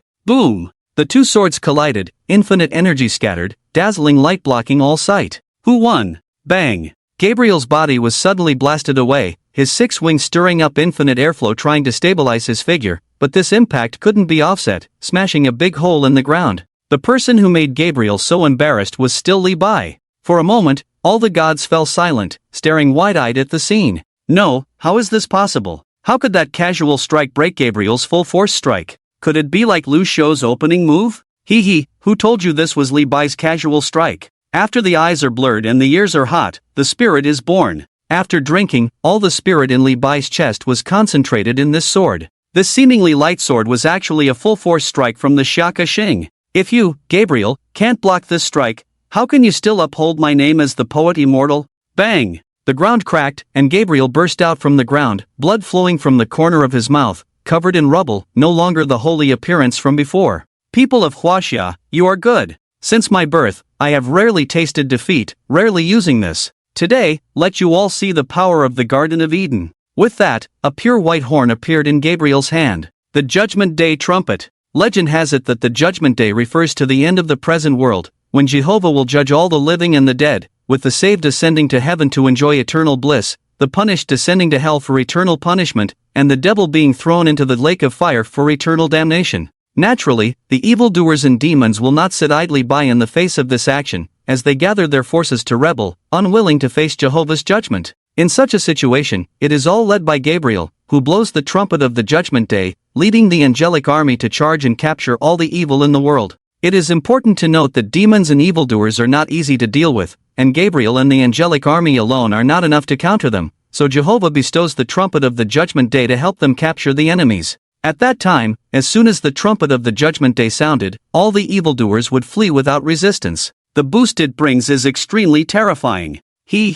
Levi stood upright, his smile undiminished. You are free to act, and I, Tai Bai, will not take advantage of your vulnerability. Gabriel did not hesitate either, directly aimed at the trumpet and blew it forcefully. Woo, empty! As the sound of the trumpet echoed, Gabriel's body began to expand, endless light elements pouring into it, eventually forming a towering giant. At this moment, Gabriel's overall strength had more than doubled. Of course, this kind of auxiliary ability could only maintain his current state for 10 minutes. But 10 minutes were enough for him to do everything. People of Huaxia, face your death. Clang! The enlarged holy sword also rose, almost blocking out the entire sky. The sword was covered with blue flames, much more intense than the pure white flames of holiness. And as long as something flammable touched these flames, it would not be extinguished until it burned out. Li Bai looked up at the towering giant, his long sword held in front of him. Tai Bai is incompetent. Just now a sword failed to strike you down. Then, what about these few swords? Emptied black and white energy scattered, enveloping the entire arena in a monochrome hue, creating an ink painting-like scene. The great rock rises with the wind for a day, soaring 90,000 miles. A hurricane suddenly rose, and Li Bai swung his sword at the same time. Boom! The black and white rock seemed to leap out of the ink sea, meeting the sword that covered the sky. This sword, the rock raised, shattered myriad laws. Bang! In his giant form, Gabriel staggered, his hand numb, and the holy sword in his hand was almost knocked out. But before he could recover, Li Bai's second sword arrived. Even the father of Xian fears the young, a man should not underestimate the young. Li Bai's body burst with light, and for a moment there were hundreds of illusions, all wielding long swords, enveloped in black and white sword energy, continuously striking Gabriel. Gabriel's massive body made it difficult to dodge, so he could only endure it all. It's worth noting that one sword from Li Bai could slay 4 winged angels, and with hundreds of swords raining down, even Gabriel empowered by the Judgment Day trumpet would find it hard to withstand. Bang! After Li Bai's sword rain ended, Gabriel forcibly stabilized his figure, his mouth opened, countless holy lights condensed within, aimed directly at the defenseless Li Bai in the air. This attack was a pure energy attack, and with Li Bai unable to borrow any strength in the air, how could he defend against it? But defend? Did Li Bai need to defend? The third sword was already prepared. Longing for each other, endless longing for each other. The long sword fell. This sword, seemingly powerless and without any aura, not even a trace of sword energy could be seen. But Gabriel's body suddenly stiffened, even the holy light he was about to emit dissipated. Gabriel's mind was filled with various emotions at this moment, completely unable to concentrate and gather his strength. Yes, this sword was a mental attack. Even the unfeeling and desireless archangel was still disturbed by it. If I had known it would be so entangling, I would rather not have met you in the first place, Li Bai said regretfully, as he slowly approached Gabriel with his sword, unleashing the fourth strike. The heavens and the earth are but temporary lodgings for all things. Time is but a passing guest for generations. Black and white energies overflowed, creating waves like a long river, rushing towards the still confused Gabriel. This strike was not just a simple attack, but carried the immense power of time. Boom! At the moment when the sword energy collided with Gabriel, his breath rapidly diminished, as if he had aged 1,000 years, decreasing by more than 40%. At this moment, Gabriel finally recovered from the mental assault, feeling shocked by the changes in his body. But Li Bai would not give him another chance. The fifth strike, straight ahead. The dangerous tower stands 100 feet high, reaching for the stars with one's hand. Boom! Like falling stars, the ink sword energy transformed into a blazing meteor, carrying immense power, about to collide with Gabriel's head. The force of this blow was enough to shatter a mountain, and if Gabriel did not defend himself, his head would burst like a watermelon. However, as an archangel, Gabriel remained resolute even in adversity, timely retracting his holy sword, bracing his arms against the hilt and blade, barely blocking the strike. Crack! The holy sword showed cracks, then suddenly shattered into pieces. Li Bai's strike was not easily blocked, and even though Gabriel resisted, the shattered holy sword could not withstand it. But there was no time for hesitation now, the sixth strike was coming. In the long run, one will break through the waves, and sail through the vast sea under the clouds. Boom! Giant waves surged, and suddenly, a black and white giant ship broke through the waves with the wind, descending from the sky, crashing towards Gabriel. Gabriel clenched his fists, crossing his arms in front of his chest, trying to stop the giant ship. Bang! The ship shattered, the ocean disappeared. Gabriel was blasted back several steps by the tremendous force, his arm bones already broken. My divine race is invincible. In the face of adversity, even the calm Gabriel could no longer withstand it, roaring in anger as he gathered all his energy. His 6 wings trembled madly, driving the giant body towards Li Bai, determined to crush him. But even with all of Gabriel's energy and strength, having lost his footing, how could he be a match for Li Bai? Laughing heartily, I am not an ordinary man. Li Bai laughed heartily, his aura rising sharply, gathering energy for this final strike. Bring in the wine, let the cups not stop. Li Bai raised the gourd high and drank all that was left in one gulp. Empty. Behind Li Bai, the phantom of a sword-wielding immortal quietly appeared. Naturally gifted talents will always be useful, even if 1,000 gold pieces are spent, they will return. The phantom drew a long sword and slashed straight towards the charging Gabriel. The final strike, a decisive blow. At the same time, all the black and white energies in the arena were drawn by this strike,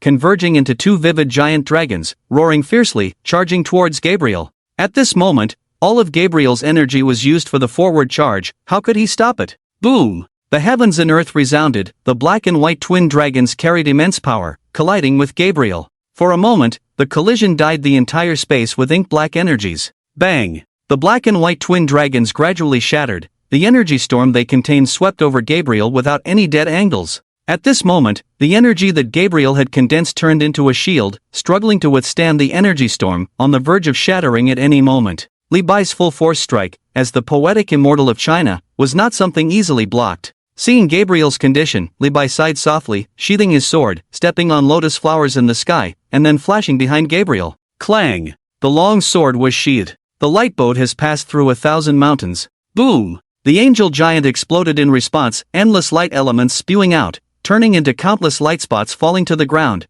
decorating the arena like a galaxy. Li Bai gracefully landed on the ground, still standing like a green pine. Gabriel's body was nowhere to be found, presumably shattered into light spots along with the angel giant. Human and God Arena, 3rd round, Li Bai vs Gabriel. The winner, Li Bai. This was a crushing victory without suspense. Inheriting the poetic tradition of 1,000 years in China, the immortal poet Li Bai decisively defeated the fiery angel Gabriel with absolute strength. Ah, Li Bai. My brother Bai is invincible in the world. So amazing, this ink swordsmanship, truly like an immortal stepping out of a painting. Even without gods in China, with me, the immortal poet here, who dares to come and attack. Winning 3 rounds already, even the gods can't handle it. The Chinese people watching the live broadcast were ecstatic, Li Bai's overwhelming strength clearly boosting everyone's confidence.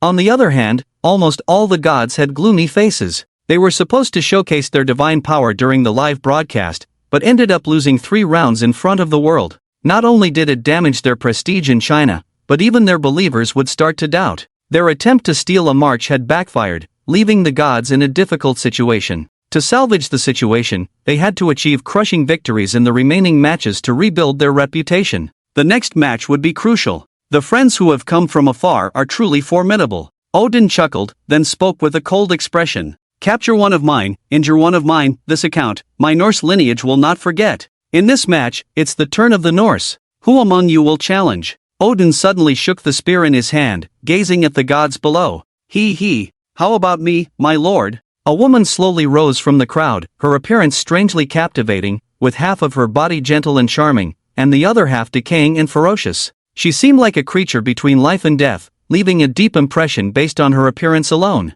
The goddess of death, Hela. She was the queen of Helheim, the Norse underworld, and also ruled over aging and disease. Additionally, she was the sister of the giant wolf Fenrir and the giant serpent Jormungandr. It's worth noting that her 2 brothers were major monsters in Norse mythology that caused the twilight of the gods. As a deity of the lineage, Hela's strength was not to be underestimated. In all honesty, her raw power was somewhat similar to Hades in the Greek lineage. And the reason why Hades lost the match was because he faced Lucio. Without Lucio, the son of this dimension, who else in China could deal with the god of death? They couldn't just bring that guy who started with a bowl over, right? Swish! The death goddess Hela held a staff, and a hazy gray stream emerged behind her, bringing her into the arena. In this battle, the goddess of death Hela replaced the gods in the lineup. Odin, you said that the Chinese captured one of yours and injured one of yours. But have you forgotten about Loki infiltrating the top ranks of China, and Thor injuring my people in Jiandong? Even the guardian general of Jiandong is still in the hospital recovering. The elderly man spoke calmly, directly facing Odin, the high seat emperor, with the body of a powerless human confronting the divine pressure. The Chinese people don't seek trouble, but they never fear it. Death is just death. Who in China fears death? Fong Sheng pondered for a moment, looking towards the arena. It was time for the fourth person from the Chinese side to enter the stage. Chant. Roar. The dragons roar and the tigers growl, clouds rising and winds stirring. A green mountain suddenly appeared on the horizon, surrounded by swirling clouds and flying cranes. Mount Longhu. Void, a Taoist in a yellow robe, descended from the sky. With white hair and a youthful face, exuding an immortal aura, he held a wooden sword in his left hand and a floating dust in his right hand. He landed lightly on the ground and greeted the crowd with a bow. I am Zhang Daoling, pleased to meet you all. Emptiness. The people of Huaxia were instantly blank. How did this big shot get invited here? Zhang Daoling, the founder of Taoism. This Taoism is not the Taoist school of thought from the Warring States period. It is the celestial master Taoism that exorcises demons and monsters. And Zhang Daoling, as the founder of Taoism, is revered by the world as Celestial Master Zhang. Legend has it that Zhang Daoling was granted talismans and spells by the Supreme Old Lord, and he exterminated the 6 great demons and 8 great ghost generals in the world, protecting the peace of the world. This kind of figure is undoubtedly the nemesis of evil. Oh my, this is our Taoist ancestor Celestial Master Zhang. Undutiful descendants pay respects to the ancestor. As our country's indigenous religion, Taoism is indeed protecting us. The 3 pure ones only need a mortal body. The old Taoist carries a sword to save the people. Taoism has always been quiet and inactive, but it has repeatedly taken action in times of crisis in Huaxia. This is the religion we should believe in. Whoa, my charming ancestor, I feel stable again. After the shock, the people of Huaxia discussed one after another, having full confidence in Celestial Master Zhang's strength. It is worth noting that the Celestial Master Taoism has been passed down in Huaxia for thousands of years, with Taoist temples established in famous mountains and wild mountains, and countless Taoists living in seclusion in deep mountains and old forests for diligent cultivation. In Celestial Master Taoism, all Taoist practitioners take the well-being of the world as their own responsibility, and this inheritance has never been broken. At the time of the revival of the gods, countless Taoists left the deep mountains, took up their swords, joined the army, and fought alongside the soldiers. Celestial Master Taoism, as the indigenous religion of Huaxia, has never lost face in matters of national importance. And as the founder of Celestial Master Taoism, Zhang Daoling represented Huaxia in the 4th round of the battle between humans and gods. Zhang Daoling gazed at the Hela in front of him and spoke solemnly. Evil beings have offended our Huaxia. Today I will act on behalf of the heavens and exterminate you all. Hearing this, Hela smiled instead of getting angry, shaking the staff in her hand, her voice as dry as tree bark. Barbarians, so arrogant, I will definitely turn you into swine. With that, the man and the god took their stances. The battle was about to begin. Plague. In the arena, Hela murmured softly, raised her staff high, and countless winged insects flew out of her decaying body, forming a black mist that attacked Zhang Daoling. Hela is not only the goddess of death, but also the one who governs aging and disease. This plague is her signature ability. Those countless poisonous insects, not to mention biting, even if they just touch,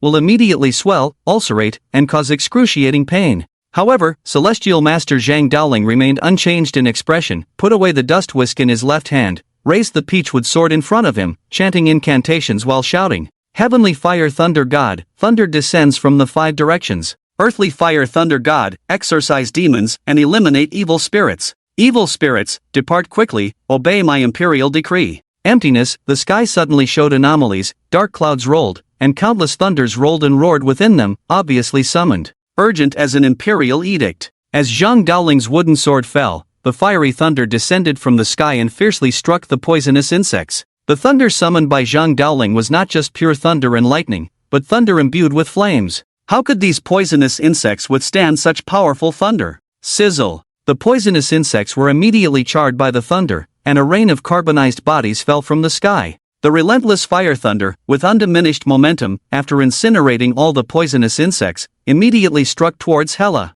Seeing that the poisonous insects could not resist, Hela immediately shook her staff, murmured an incantation, and a boundless gray airflow emanated from her back, forming a barrier that barely dissolved the fire thunder. This was the gray air she brought from the Norse underworld, filled with death and resentment, and the energy contained within was extremely terrifying. But even this substance could only barely withstand Zhang Daoling's fire thunder. The Celestial Master Taoism of Huaxia, which has been exorcising demons and monsters for thousands of years, How could this inherited Taoist art not be strong? Hela's eyes darkened, continuing to shake her staff and chant incantations. Slow, dull, lazy, empty three gray energies overflowed from his wand, immediately rushing into Zhang Daoling's body. This was Hela's curse, and it was tripled at once, all aimed at making the opponent lose their will and move slowly. When these three effects were combined, it was as if turning the opponent into a vegetable. However, as the patriarch of Taoism, Zhang Daoling would not be troubled by such a minor curse. Supreme Star, adapt without stopping, expel evil and bind demons, protect life and body, wisdom and clarity, peace of mind, eternal stability of the three souls, no loss of spirit.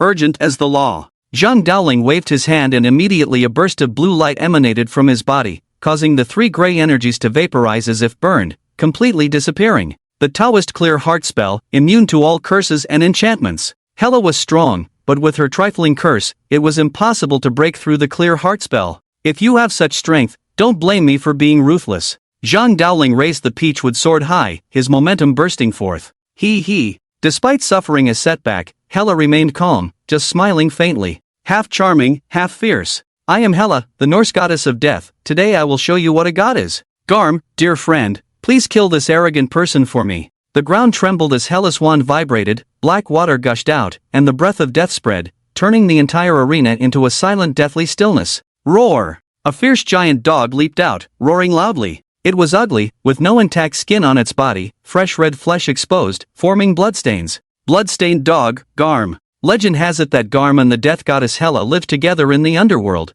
guarding the gates of the underworld, like the three-headed dog in Greek mythology. But in terms of strength, Garm was definitely far superior to the three-headed dog. At the twilight of the gods, it invaded Asgard with the underworld and perished with the Norse god of war Tyr. Tyr's strength may not be at the forefront, but he was a genuine god. How could a beast that perished with him be weak? Unclean thing, what can you do with more? Zhang Daoling stood upright, dozens of talismans flew out, hanging quietly in the air. The essence of Yangming, hidden divine power, subdue evil spirits, conceal human form, one with the spirit talisman, worship demons without a trace, dare to defy, heavenly soldiers advance. Urgent as the law. As soon as Zhang Daoling finished speaking, the talismans immediately glowed brightly and swiftly flew towards Garm. These were the 6 Ding 6 Jia exorcism talismans, each as powerful as a hand grenade. Boom! An explosion rang out. The bloodstained dog summoned by Hela seemed unconscious, standing still as the exorcism talismans exploded continuously around it.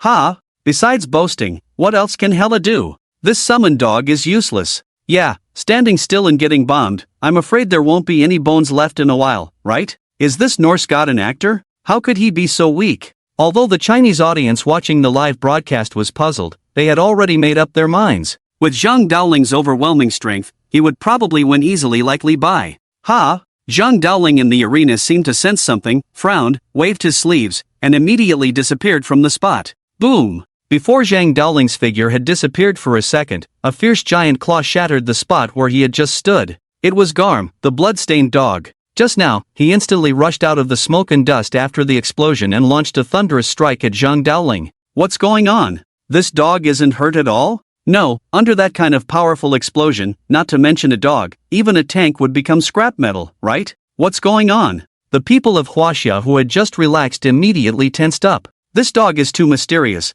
How could it be completely immune to Zhang Tianshi's attacks? You should know that as the ancestor of the Tianshi Taoist, Zhang Daoling is the nemesis of evil spirits. It is impossible for his attacks to be ineffective. Unless, Blood Spot Dog, immune to energy. In front of the Blood Spot Dog Garm, all energy attacks are ineffective, whether it's thunder or fire, they cannot cause any harm to it. To kill it, one can only rely on close combat physical attacks. That's why during Ragnarok, Asgard would send the war god Tyr, who excels in close combat, to deal with him. My dear Garm, let me accompany you in killing this arrogant person. Hela smirked on the side, her staff vibrating on the ground, gray energy sweeping through the area, even the sky completely obscured. Coco! Countless pale souls were summoned, drifting in the air with gray wisps, wandering around. Purple ghost fires filled the edges of the arena, turning it into a scene from the underworld. At this point, the Norse death goddess Hela finally got serious. In Norse mythology, during Ragnarok, the gods of Asgard perished, even Odin and Thor fell. And the main culprits were the three evil gods, the three siblings of Hela. They devoured the sun and the moon, inciting a full-scale war among the gods, leading to the world's destruction. Therefore, Hela's strength should not be underestimated. She was just probing earlier, and now she was truly ready to act. Spirits, roar, let our enemies feel our pain. Hela raised her staff, even her beautiful half-body began to decay, revealing white bones. As the staff emitted black light, waves of energy spread out like ripples onto the souls. The pale souls, as if triggered, immediately emitted short, piercing sounds from their mouths, disrupting all energy flow. Zhang Daoling's body suddenly stiffened, feeling a severe headache, his concealed figure also revealed. Ayo! Garm almost instantly turned his body around, his 10-meter-tall body lunging forward. Zhang Daoling endured the intense headache, silently reciting a calming spell, while holding the peachwood sword in front of him, trying to block Garm's attack. Bang! Garm's immense strength, even if Zhang Daoling used all his strength to defend, could not change the outcome of being knocked back. Even the peachwood sword showed a crack. You should know that this is a 1,000-year-old thunderstruck peachwood sword, extraordinary in itself, nurtured by Zhang Daoling, the ancestor of Tianshi Daoist. Even ordinary ghosts would dissipate upon seeing it. But such a sacred object was damaged by Garm's attack. This monster's strength is truly terrifying. Zhang Daoling stabilized his figure in the air, floating there, his face serious, his righteousness evident. I underestimated you, your cultivation is not easy, truly formidable. But as the Tianshi Daoist, responsible for the peace of the world, I cannot allow you to harm my country and my people. Even if I have to risk my life today, I will keep you here. Zhang Daoling shouted angrily, no longer holding back, forming hand seals, golden light radiating from his body, clearly showing his true anger. Evil spirits, ancient cave spirits, look up together, bow down, and listen. Above are the 6 armor, below are the 6 nails, disturb the history, set the thunder. The Supreme has ordered, commanding me to act, urgently as the law. The extermination curse. With that, Zhang Daoling suddenly slapped his chest, and a mouthful of blood sprayed onto the peachwood sword in his hand. At the same time, his whole body surged with energy, surrounded by circles of red light, exuding a strong killing intent. My brother, Blood Spothound Golem, have you seen our enemy? Tear him apart, I will protect you with the blessing of death. Hela waved her staff, her appearance transforming into that of a young woman, blessing her husband who was setting off for battle like a gentle wife. Roar! The blessed golem was now covered in a gray light all over, even his eyes turned a dead gray. But his ferocity remained undiminished as he opened his huge mouth, baring his fangs towards Zhang Daoling in front of him. Unfortunately, Zhang Daoling was faster, and in a flash of red light, his body appeared at the side of the Bloodspot Hound. Dogs have always been tough but weak in the waist, and Zhang Daoling naturally wouldn't miss its weakness. Boom! Without even chanting a spell, Zhang Daoling swung his sword plain and simple, directly sending Golem's majestic body flying. Is this the gentle Zhang Daoling? No, why is the celestial master Taoist not following the rules and using talismans to kill the dog? You don't understand, don't you know that a mage who can't engage in close combat is not a good mage? But the intensity of this close combat is too outrageous. This big dog looks bigger than an elephant, and a single sword sends several tons flying. Hee, you guys don't understand, this is the Taoist's absolute annihilation curse, which can temporarily boost all attributes of the body and make each attack full of killing intent. Besides, this big dog probably has spell immunity like General Xiang, so the patriarch chose close combat. The popular science of the Chinese talents enlightened the Chinese people, who suddenly understood Zhang Daoling's battle strategy. Oh whoa! Golem struggled to get up from the ground. It has always been tough and thick-skinned, even if it was sent flying, it wouldn't feel pain, let alone cause substantial harm. But this time was different, even though it got up from the ground, its waist felt as hot and painful as if it had been placed on magma, and no matter what it tried, it couldn't relieve the pain. What's going on? Hela, who was in tune with his mind, was also full of confusion, looking at the bloodstains on Golem's waist in disbelief. Could it be some kind of spell? But Golem is immune to spells, how could it not defend against it?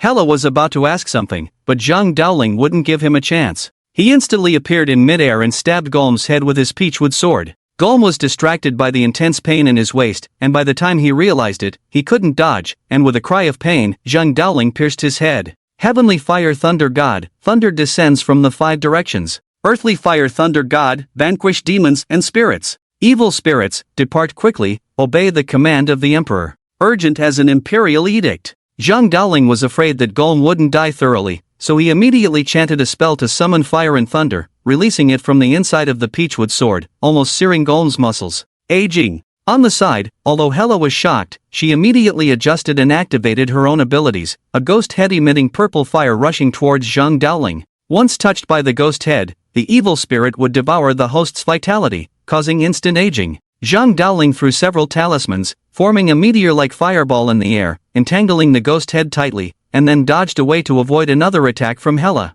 You are a pure Yang person. Hela lowered her eyes, gritting her teeth. Zhang Daoling smiled and stroked his graying beard, saying lightly, "So what? Pure Yang people have always been invulnerable to ghosts and monsters, and their blood is the nemesis of all ghosts and monsters.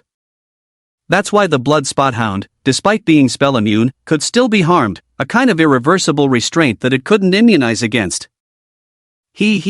We have killed hundreds if not 1,000, why should we fear? Stand up, my dear friend, death accompanies you, you cannot die, you cannot die." Hela's whole body was corrupt, with white bones emitting a deathly aura, like a mad witch, dancing and waving her staff. Bang! A loud noise. The blood-stained dog Garm, who had fallen to the ground, suddenly stood up straight, his eyes all dyed gray, devoid of any vitality. After all, Garm had been pierced through the head by a peachwood sword stained with pure Yang blood, and had been scorched by Taoist fire and thunder. How could it still have any life left? But why was it able to stand up again? Is this Garm cheating? It's almost dead and can still stand up? Yeah, what level is Hela at, actually able to revive the dead? Something is definitely not right. If it keeps doing sit-ups like this, even our ancestors would be exhausted even if they could win. Damn, getting anxious. Seeing Garm come back to life, all the people of Huaxia couldn't sit still. This is just not scientific, right? Even when Great Yu revived people before, it was done at great risk of heavenly punishment. Hela didn't pay any price, yet she revived a monster comparable to a god, completely unreasonable. Zhang Daoling squinted slightly, scanning the god and the dog in front of him. You would never use such a forbidden technique recklessly. If I'm not mistaken, this is the art of controlling corpses, right? Hela chuckled, her skeletal face showing no expression. We, the gods of death, naturally do not fear death. As long as we return to the underworld, I can inject their souls back in to give them new life. Before that, it will serve as my immortal puppet, fighting until the end. What can you do to stop me? In the blessing that Hela had previously cast, she had already planted the seed of corpse control on Garm, so after its death, it would immediately become her puppet. It must be said that Hela's battle strategy is truly extraordinary, and this operation is advantageous to her in any case.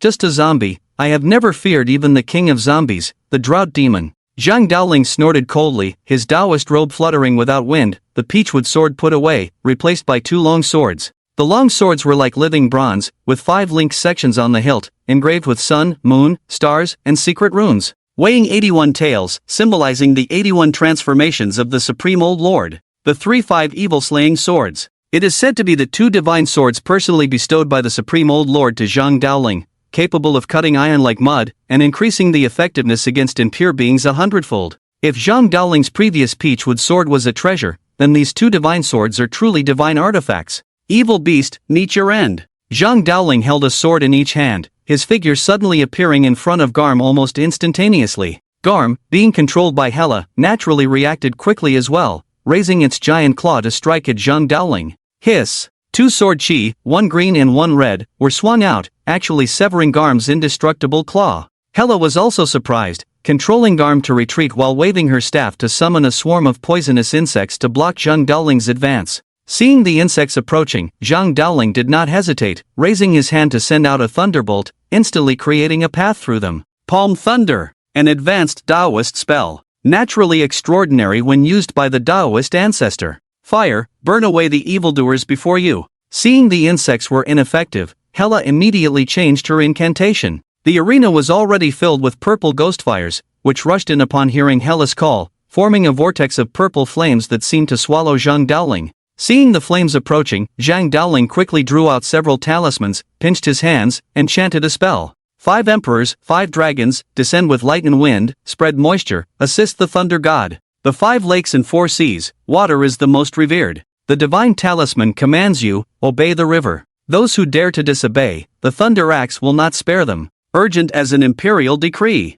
Puff! Several talismans immediately formed a large circle with a diameter of 10 meters, followed by blue light circulating, and a powerful stream of water gushed out, completely extinguishing the divine fire summoned by Hela. However, due to wasting some time, Golm had already escaped to a safe distance and was being healed by Hela. The artifact in your hand, isn't it? Hela stared with greedy eyes, not hiding the greed in her gaze at all. Artifacts, how many can each divine vein have? If it can be snatched and refined, then one's own strength and status will definitely rise to a higher level. Zhang Daoling naturally saw through Hela's thoughts and chuckled softly. Yes, want it? Come and get it with your life. Arrogant. Although Hela was not provoked, it was obvious that greed had taken over her mind. The staff was inserted straight into the ground, and endless gray energy was injected into the ground. Warriors, heed the queen's call and kill all the invading enemies. Boom! Most of the ground shattered, and black energy surged out of the ground like thick oil, flowing into the sky until it disappeared.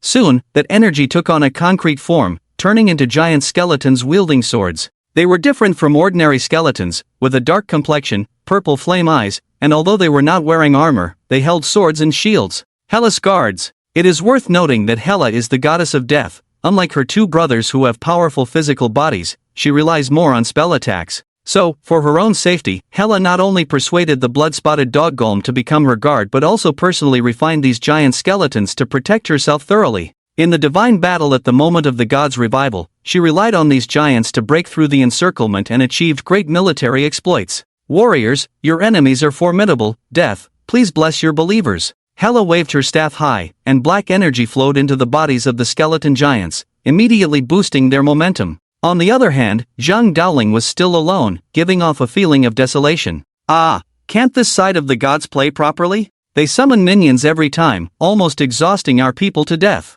Of course, they have been revived for so many years, gaining many believers, they will definitely develop their own army. For victory, one really goes to extremes. This is clearly a group fight. Alas, our ancestors have been revived for such a short time, even if they are willing to pass on their legacy, there is no time. Seeing the situation in the arena, the people of Huaxia couldn't help but sigh and lament. Even if there are many evil things, what can they do? This Taoist will suppress them all. Zhang Daoling stood in the air. The male and female swords were not held in his hands, but suspended in front of him, pointing straight at the enemies in front of him. He formed hand seals, cast hundreds of talismans, and shouted sternly, "The wonders of the great Tao, the magnificence of the great Tao, heaven attains unity and purity, earth attains unity and tranquility, gods attain unity and spirit, valleys attain unity and abundance, all things attain eternal life. Swift as the law." Boom! All the talismans simultaneously burst into golden light, their shapes began to change wildly, and then transformed into long swords.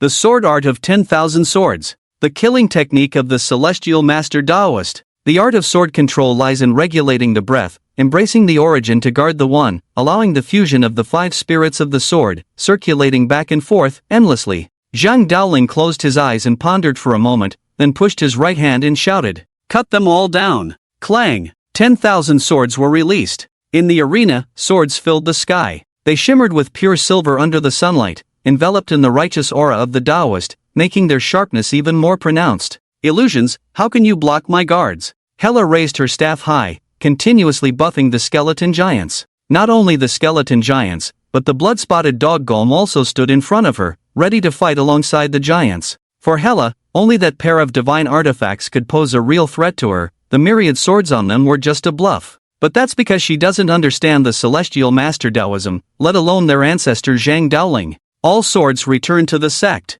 Zhang Daoling said in a deep voice, and the swords in the sky moved at the same time, like meteors rushing forward. Warriors, do not fear, tear apart our enemies. With Hela's command, the skeleton giants did not retreat but advanced, wielding their weapons and rushing into the sword rain. Boom! The snow-white sword blades completely shattered the skeletons of the giant skeletons like a hot knife through butter. The proud Hela's face changed drastically. These skeletons were transformed from deceased gods, with high inherent strength. Not to mention flying swords, even a blow from a god would be difficult to break through. Moreover, she had buffed the skeleton giants with many enhancements, raising their strength by a level. In the ancient divine war, they had shielded her in battle, withstanding countless attacks. How could they now not withstand a human's flying sword? Why? Firstly, Zhang Daoling was extraordinary, the ancestor of celestial master Taoism, historically a nemesis of evil spirits. Furthermore, the 3-5 slaying evil swords were rare divine artifacts that were deadly against evil spirits, and the myriad swords they differentiated naturally retained some residual power. So, this kind of attack, not to mention the skeleton giants, even Hela herself might not be able to defend against it. As Hela was distracted, the long swords had already surrounded the skeleton giants in a sphere, tearing them apart like a storm. Even the undying Helma was entangled by the 2 great divine swords, her body riddled with holes. Bang! The myriad swords stopped and rushed towards the sky. At this moment, the skeleton giants completely disappeared, leaving only bone fragments on the ground. Zhang Daoling thoughtfully summoned fire and thunder to completely turn the bones into powder. Evil spirits, perish! Seeing the skeleton guards eliminated and the bloodstained dog home heavily injured, Zhang Daoling would not miss this golden opportunity. He shouted loudly, raising the divine sword in his hands, and the myriad swords in the sky immediately buzzed. Myriad swords, slay! Countless long swords shimmered with endless sharpness, converging and blending in the air to form a nearly 100-meter giant sword, standing vertically in front of Zhang Daoling and falling straight towards Hela. In a panic, Hela could only release her gray gas, stacking layers of defense to resist the falling giant sword. But the giant sword was already a nemesis of evil spirits, and now the situation was irreversible. How could it be easily blocked? Boom! The giant sword, with an unstoppable force, shattered all defenses and crushed the ground where Hela stood. Without her guards, Hela was just a fragile mage. Her proud diseases and curses were completely countered by the Taoist spells. How could she have a chance of winning? Hela is not up to the task? How dare she represent our Norse lineage in battle? Exactly, if it were me, I would have twisted this guy's head off long ago. What else can she do besides using some useless spells? Really embarrassing. Before the voices could be heard in the arena, the Norse gods couldn't help but start to feel indignant. They had conflicts with Hela and her siblings before, and now they were only united out of necessity, naturally unable to tolerate this. Are you all underestimating our sister too much? A burly man with a stern face, his hoarse voice immediately suppressed all the voices of the gods. Beside him was a slender man who, after the burly man spoke, immediately added, "Our sister is the Norse goddess of death, how could she die under such tricks?" The two were none other than Fenrir and Jormungandr. As Hela's older brothers, they always stood by their sister's side. Ho ho! Just as the divine lineage was about to object, a voice rang out across the entire heavenly realm. To let me be forced into such a situation, truly deserves to be cut 1,000 times. Empty, a strong aura swept through the entire arena, and on that ruins, a vigorous figure slowly stood up. At this moment, Hela's body was pure skeleton, but not the pale color, but black spreading with blood red. At the same time, the aura on her body changed from gray to black and red. This is the color of death and slaughter. Hela, revenge mode, activate. Hela is indeed only proficient in spells and not good at close combat, but she has the ability to control corpses, and has always used it on her own body. So as long as she is killed, the corpse control technique will automatically start, making herself undead. And because the body is directly controlled by the brain at this time, she will instantly excel in close combat. This is Hela's revenge mode. Home, follow me to kill the enemy. The bloodstained dog Home obediently ran over, transforming into a suitable size, and carried her on his back. At this moment, Hela's staff also turned into a black and red long sword, carrying countless curses. Just a touch of it, even if not dead, would be severely injured. Really tough. Zhang Daoling sighed, raising his two swords in front of him, biting his tongue and spitting out a mouthful of blood. Disciple Zhang Daoling is incompetent, unable to eliminate all evil spirits, and I rely on the immortal lords. Fragrance sinking into the universe, igniting a clear fragrance through the heavenly gate, golden birds running like arrows, jade rabbits shining like wheels. The peach blossom fairy invites the immortals, the fragrance extends 1,000 miles on the road, flying clouds and horses descend, thanking the three benefactors of this altar. Disciple sincerely invites, the divine weapon is urgent as an order. Boom! A golden light burst out from Zhang Daoling, piercing through the entire world. Celestial Master Taoism, please the gods spell. When it comes to the most powerful spell in Taoism, everyone may have different opinions. But when it comes to the desperate spell of Taoism, there is only one, the please the gods spell. Please the gods, as the name suggests, invites immortals to possess the body, borrowing the power of immortals to eliminate the evil spirits in front of them. This kind of fighting method against the heavens is detrimental to one's lifespan. That's why it is known as the desperate spell. Facing Hela in revenge mode, Zhang Daoling did not have full confidence to completely defeat her, so he used the desperate spell of Taoism. If it were an ordinary Taoist priest, they could only summon earth gods or heavenly soldiers. But Zhang Daoling, as the founder of Taoism, his please the gods spell is naturally extraordinary. So, which deity from China could come? For a moment, all the people of China held their breath. It should be noted that in the mythological records of China, there are various deities. From the land gods and kitchen gods to the Jade Emperor and the three pure ones, China has always had a complete system of deities. But it seems that these deities have forgotten to protect China. When the gods were revived, they did not appear, allowing China to be bullied. China worshipped the gods, invited the gods, and even used the power of the whole country to hold grand ceremonies for the gods. But it was in vain. The deities did not wake up. Not even the unruly monkey appeared. The people of China were disappointed. They no longer placed their hopes on the elusive deities, but relied on their own courage and wisdom to survive the repeated encirclements by the deities. But every Chinese person has a question in their heart: have the gods of China really abandoned them? Have the deities really stopped caring for the Chinese people and forgotten their homeland? And today, Zhang Daoling appeared, using the Taoist spell of Please the Gods, inviting the deities to descend in the identity of the celestial master of Taoism.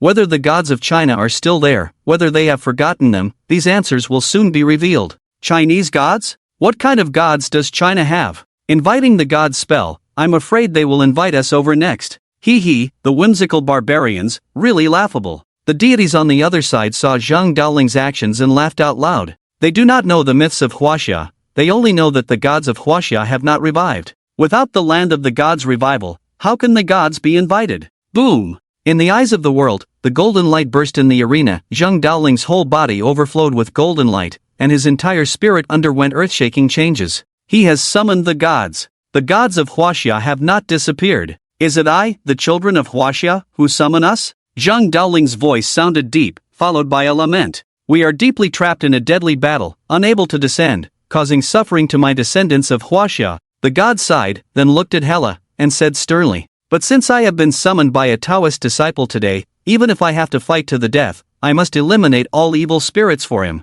Zhang Daoling wielded his twin swords, the golden light shining brightly, his momentum soaring. Although Hela was shocked, she quickly adjusted herself, pointing her long sword from a distance and angrily said, Where did the false god come from? State your name. False god? I am the true martial emperor. The true martial emperor, the famous war god of the Taoist tradition. It is said that he appears with disheveled hair, barefoot, wearing a black robe, golden armor, and a jade belt, wielding a sword with angry eyes, stepping on a tortoise and snake, with a halo over his head, very mighty, the supreme god leading the northern part of Huaxia. Zhang Daoling truly deserves to be the ancestor of Taoism, actually summoning this great god. The people of Huaxia were even more excited to hear his name. The records of mythology are not wrong. Huaxia is indeed blessed by the gods. It's just that because they are currently deeply embroiled in a deadly battle, they cannot extricate themselves to descend. But what kind of opponent could make all the gods of Huaxia engage in a deadly battle? For a moment, all the CPUs of the people of Huaxia were burning. True martial emperor? Such arrogance. I am the goddess of death, and today I will slay you, false god. Hela sneered, urging home forward. Goddess of death? If we descend, you are not even worthy to carry shoes for the king of hell. The true martial emperor also sneered in response, gripping his twin swords, and with a sword strike towards the approaching Hela. Clang! Hela's long sword rang out, almost shattered by the tremendous force, and Hom had to retreat several steps before barely stopping. It must be noted that this was just a casual sword strike from the true martial emperor. Come and face your death. The true martial emperor stomped on the ground, his aura surged, and a black tortoise phantom suddenly appeared above his head, roaring towards the sky. Several golden wheels descended from the sky, landing directly on Hela's head. Hela felt the pressure on her head surge, as if several mountains were pressing down on her. If she did not use her divine power to resist, she would be crushed instantly. And during her resistance, the figure of the true martial emperor had already arrived in front of her. With the surging power of the Huaxia gods, the true martial emperor merged his twin swords into one, slashing out endless sharpness towards the close-range Hela. Boom! Hela's body flew back, crashing through a large area of the ground before coming to a stop. Northern Ocean water, heed my command, suppress. The true martial emperor formed hand seals, and immediately a vast ocean overflowed from the sky, turning into a waterfall rushing into the arena, enveloping the struggling Hom in a large water ball. As strong as the true martial emperor, he could see Hom's undying body at a glance, so he used the water flow to completely seal her. Without external force, Hom would not be able to escape. Ha ha! You can't kill me! Hela grimly climbed up from the ground, assuming a defensive posture, not daring to charge forward. She was scared by the previous battle, which had already shown her the absolute gap between the two gods, with the opponent's strength comparable to that of a god king. But the time for the divine invocation was definitely limited. As long as she endured this period, victory would still be hers. Hela laughed confidently. She was very confident in her undying body, and she was sure that she could break free from the water that suppressed Hom. Oh, arrogant! I am the god of fate, who dares to speak of not dying in front of me? The great Emperor Zhenwu stood upright with righteous indignation, speaking sternly. As the god of fate in Huaxia, a symbol of longevity and immortality, Hela was like a fool in front of him. Clang! The patterns on the sword suddenly became profound. The 3-5 slaying demons in evil's sword was a gift from the Supreme Old Lord, and Zhenwu Emperor naturally wielded it with ease, able to unleash its power even more. The sword turned pure gold, divine power surging on it, gradually forming 8 large characters, enforcing justice on behalf of heaven, slaying demons and evil spirits. Die! Zhenwu Emperor roared in anger, unleashing his divine power without reservation, slashing straight towards Hela. I will not die. Hela's long sword transformed into a thick black barrier, reinforced further with her original power, capable of withstanding even a full-force blow from a god king. And even if she couldn't withstand it, who could break her immortal body? Boom! Gold and black filled the entire arena, the intense energy shockwaves rushing towards everyone. If not for the 5 god kings reinforcing their defenses in time, the consequences would be unimaginable. The explosion's dust obscured everything, and when visibility returned, only Zhang Daoling's figure remained in the arena. Hela, the Norse goddess of death, was completely dead. Previously, she had not died because she was the ruler of the underworld, able to control all souls of the deceased, continuously injecting her soul into her body to achieve immortality. But Zhenwu Emperor discovered the reason behind it. In that one powerful strike, not only did he shatter Hela's physical body, but he also shattered her soul. So even with her extraordinary abilities, she could not resurrect again. Thus, the 4th battle finally came to an end. In the arena of humans and gods, the 4th battle, Zhang Daoling versus Hela. The victor, Zhang Daoling. In the arena, Zhang Daoling barely regained his senses, hastily consuming a few elixirs, standing with his sword in place for a long time. The incarnation of Zhenwu Emperor was already extremely energy-consuming, and with his full-force blow dispersing Hela's soul, it drained him even more. However, it was all worth it. The death goddess Hela vanished, and her controlled bloodhound, Holm, turned into a lifeless corpse. Huaxia still achieved a complete victory in the 4th round.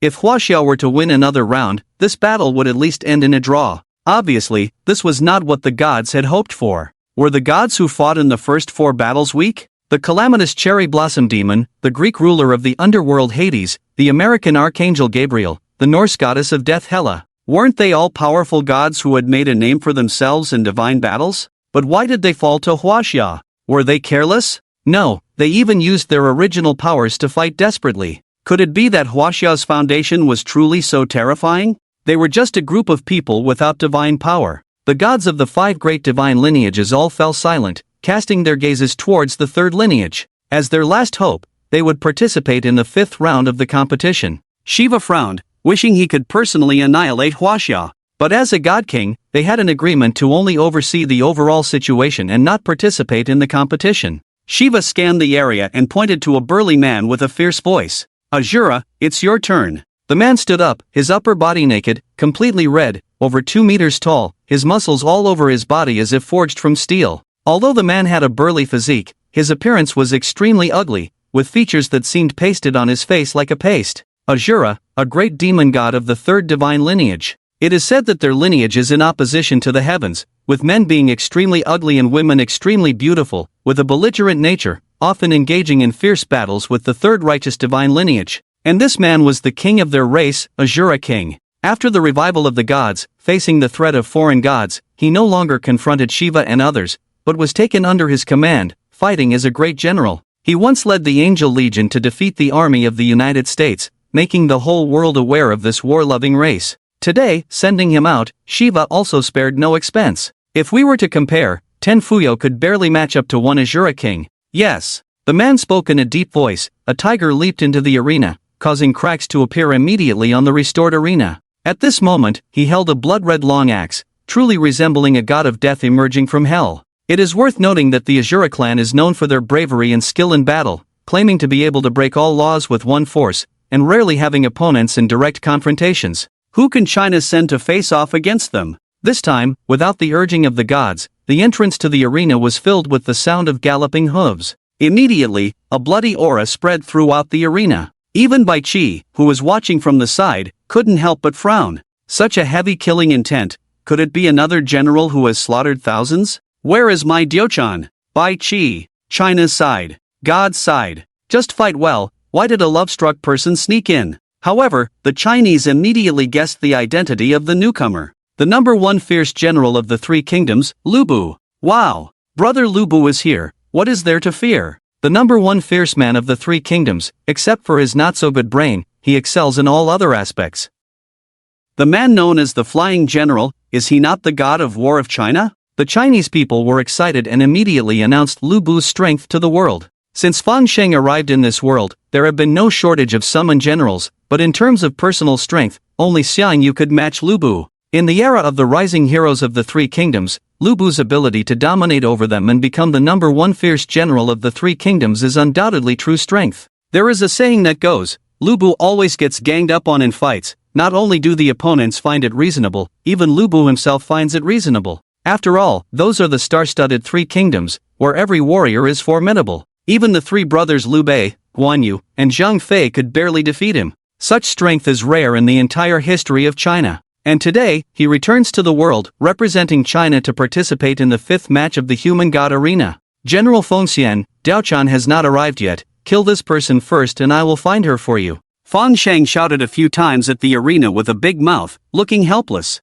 Although Lu Bu is strong, he is not so great when it comes to national righteousness, and is even called a slave of the three families. But in order to increase the chances of winning, Fang Sheng had no choice but to revive him. Alright, brother Fang, a scoundrel like him, Bu will take him down now. Lu Bu pulled on the reins of the red hare under him, dismounted, and held the sky piercer halberd, pointing it towards Azura from a distance. Peasant, since you have no horse, I will dismount to fight you, let you lose with conviction. In the face of Lu Bu's contempt, Azura's anger surged, his skin seemed to breathe, turning even redder. Shameless brat, all talk and no action, I will chop off your head with one axe. The two hot-tempered individuals wasted no more words, and after their fierce words, they charged towards each other once again. The battle was about to begin. Boom! Azura exerted all his strength, bringing down a heavy axe towards Lu Bu's head. If this axe were to truly land, Lu Bu's body would be split in half. However, at this moment, Lu Bu had already raised the sky piercer halberd, holding it in front of his head to block this heavy attack.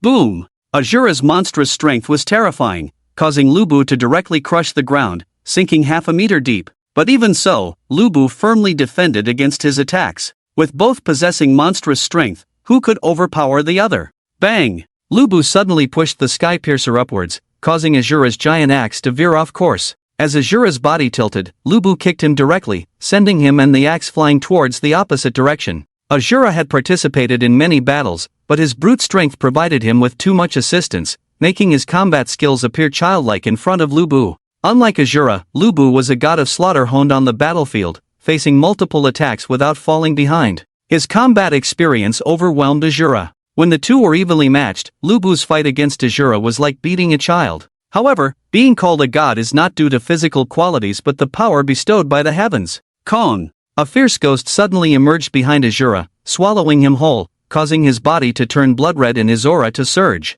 Azura, the king of the Azura clan, was about to get serious. The Azura clan found beauty in battle, constantly engaging in warfare and slaying countless enemies, accumulating terrifying karma. Thus, the Azura king, with the help of heavenly power, developed the ability to devour karma. Although this caused intense pain like fire burning in his stomach and heart, it allowed him to recover from injuries and enhance his strength, greatly aiding him in battle. The Azura king was always a fighter, so he paid no mind to the pain of devouring karma. Flames ignited on the Azura king's back, exuding a violent aura that even manifested as evil spirits hovering above him. Lu Bu stood with his halberd, watching Azura's transformation with interest. For him, he was never afraid of strong opponents but feared weak ones. If he could defeat his opponent with a single blow, what meaning would the battle hold? Child, meet your end. Azura roared, stepping on the flames and charging towards Lu Bu like a raging bull. Although not fast, each step he took shattered the ground, leaving black marks from the charred earth. Seeing Azura charging, Lu Bu stood his ground, casually dragging the sky piercer behind him, focusing his energy, and flexing his right arm muscles. Ha! Lu Bu shouted loudly, twisting his lower leg and waist simultaneously, swinging the sky piercer in a circular motion, delivering a straight strike ahead. And in front of him stood the Azura king wielding the giant axe. The collision was even more ferocious than the previous one, exploding with a loud bang. Boom! Blood-red aura and crimson flames surged in the air, both individuals looking fierce with bulging muscles and bursting veins, exerting all their strength. Bang! They separated, momentarily evenly matched. However, Azura did not retreat or gather strength but fought even more bravely, charging towards Lu Bu with the giant axe. Lu Bu, of course, did not show weakness, countering Azura's moves with the Sky Piercer, resulting in a balanced battle for a moment. In terms of practical combat experience, Lu Bu dominated Azura, but because Azura had devoured karma, further strengthening his body, he had the upper hand in physical qualities over Lu Bu,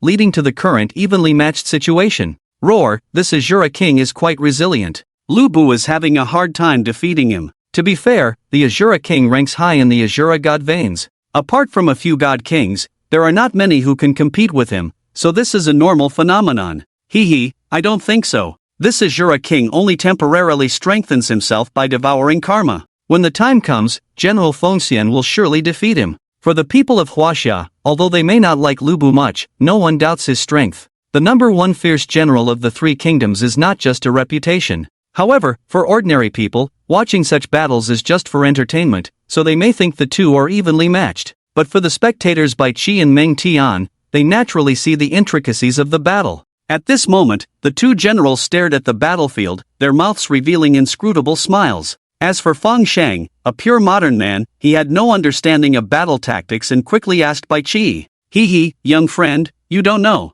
This general is truly extraordinary, firmly holding the initiative in battle. Indeed, it's like a cat playing with a mouse, the opponent across is like a 3-year-old child being toyed with. The two generals chuckled, explaining the situation in the arena to Feng Shang. As the two generals said, the Azura king in the arena also felt something was amiss during repeated attacks. Each of his attacks could be defended against, and just barely at that, making him feel like with a little more effort, he could break through the defense. However, no matter how many times he attacked, the opponent never broke the defense, let alone got injured, while he himself sustained many injuries. The Azura felt like he was stuck in a quagmire. No matter how he struggled, he couldn't break free, and if it continued, he would eventually be swallowed by the mire. Lu Bu held his halberd with both hands, his face relaxed, treating the Azura king as if he were a fool. Although Lu Bu was often evaluated in history as brave but lacking in strategy, that was in terms of strategy. In battle, Lu Bu's combat thinking was quite high. Bang! The Sky Piercer halberd flicked the blood-red giant axe,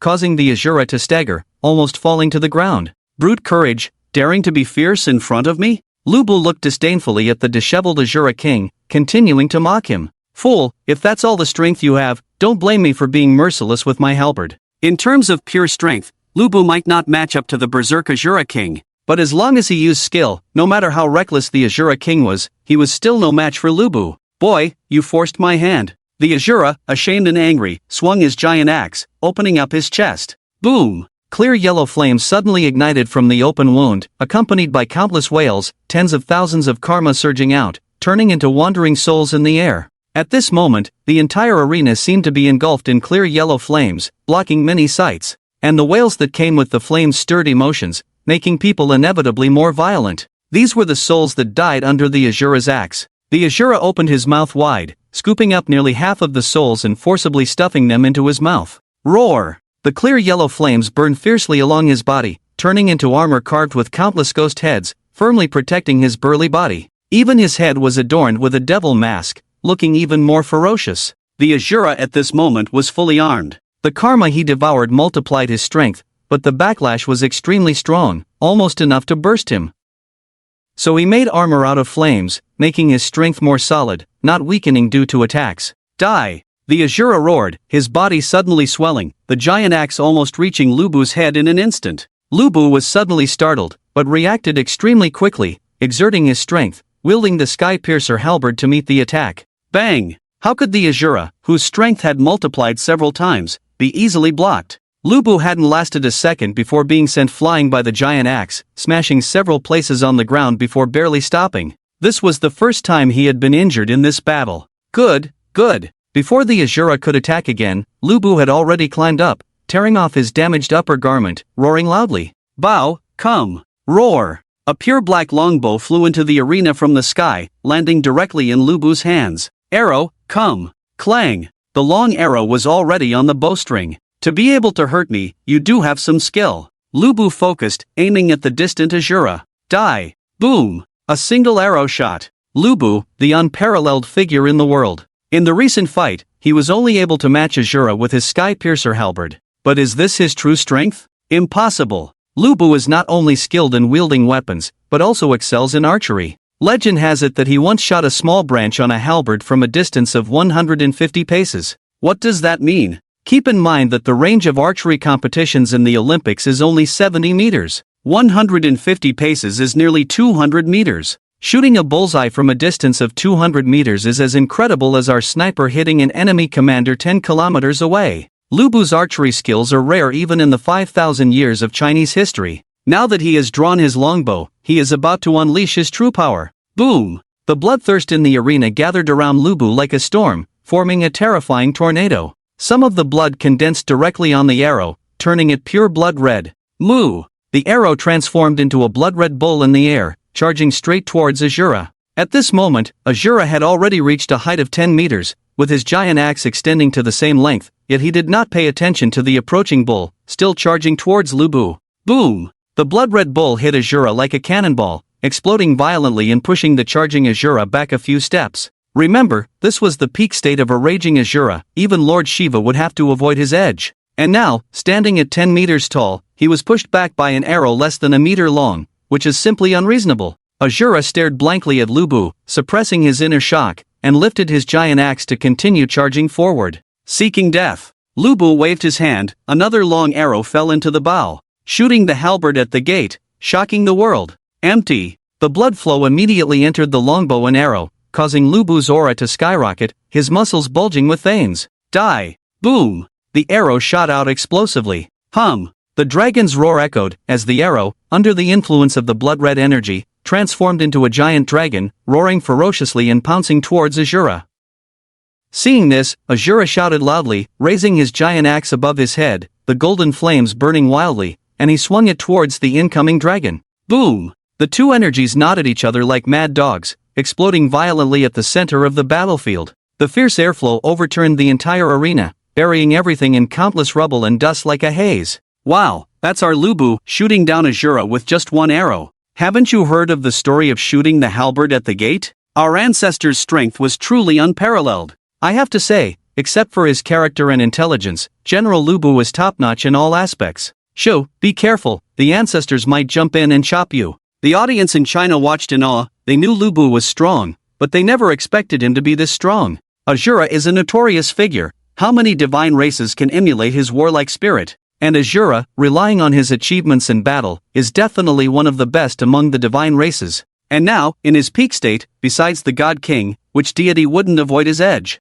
But Lu Bu from China, with just a longbow, was able to completely stop him. Can Azura truly match this kind of strength? Ha, just a mere mortal. Lu Bu laughed loudly, his eyes fierce and his bow bent, arrows ready. The blood surged into his weapon like an endless stream, transforming into various ferocious beasts in the air, charging towards the Azura god one after another. Bang! Bang!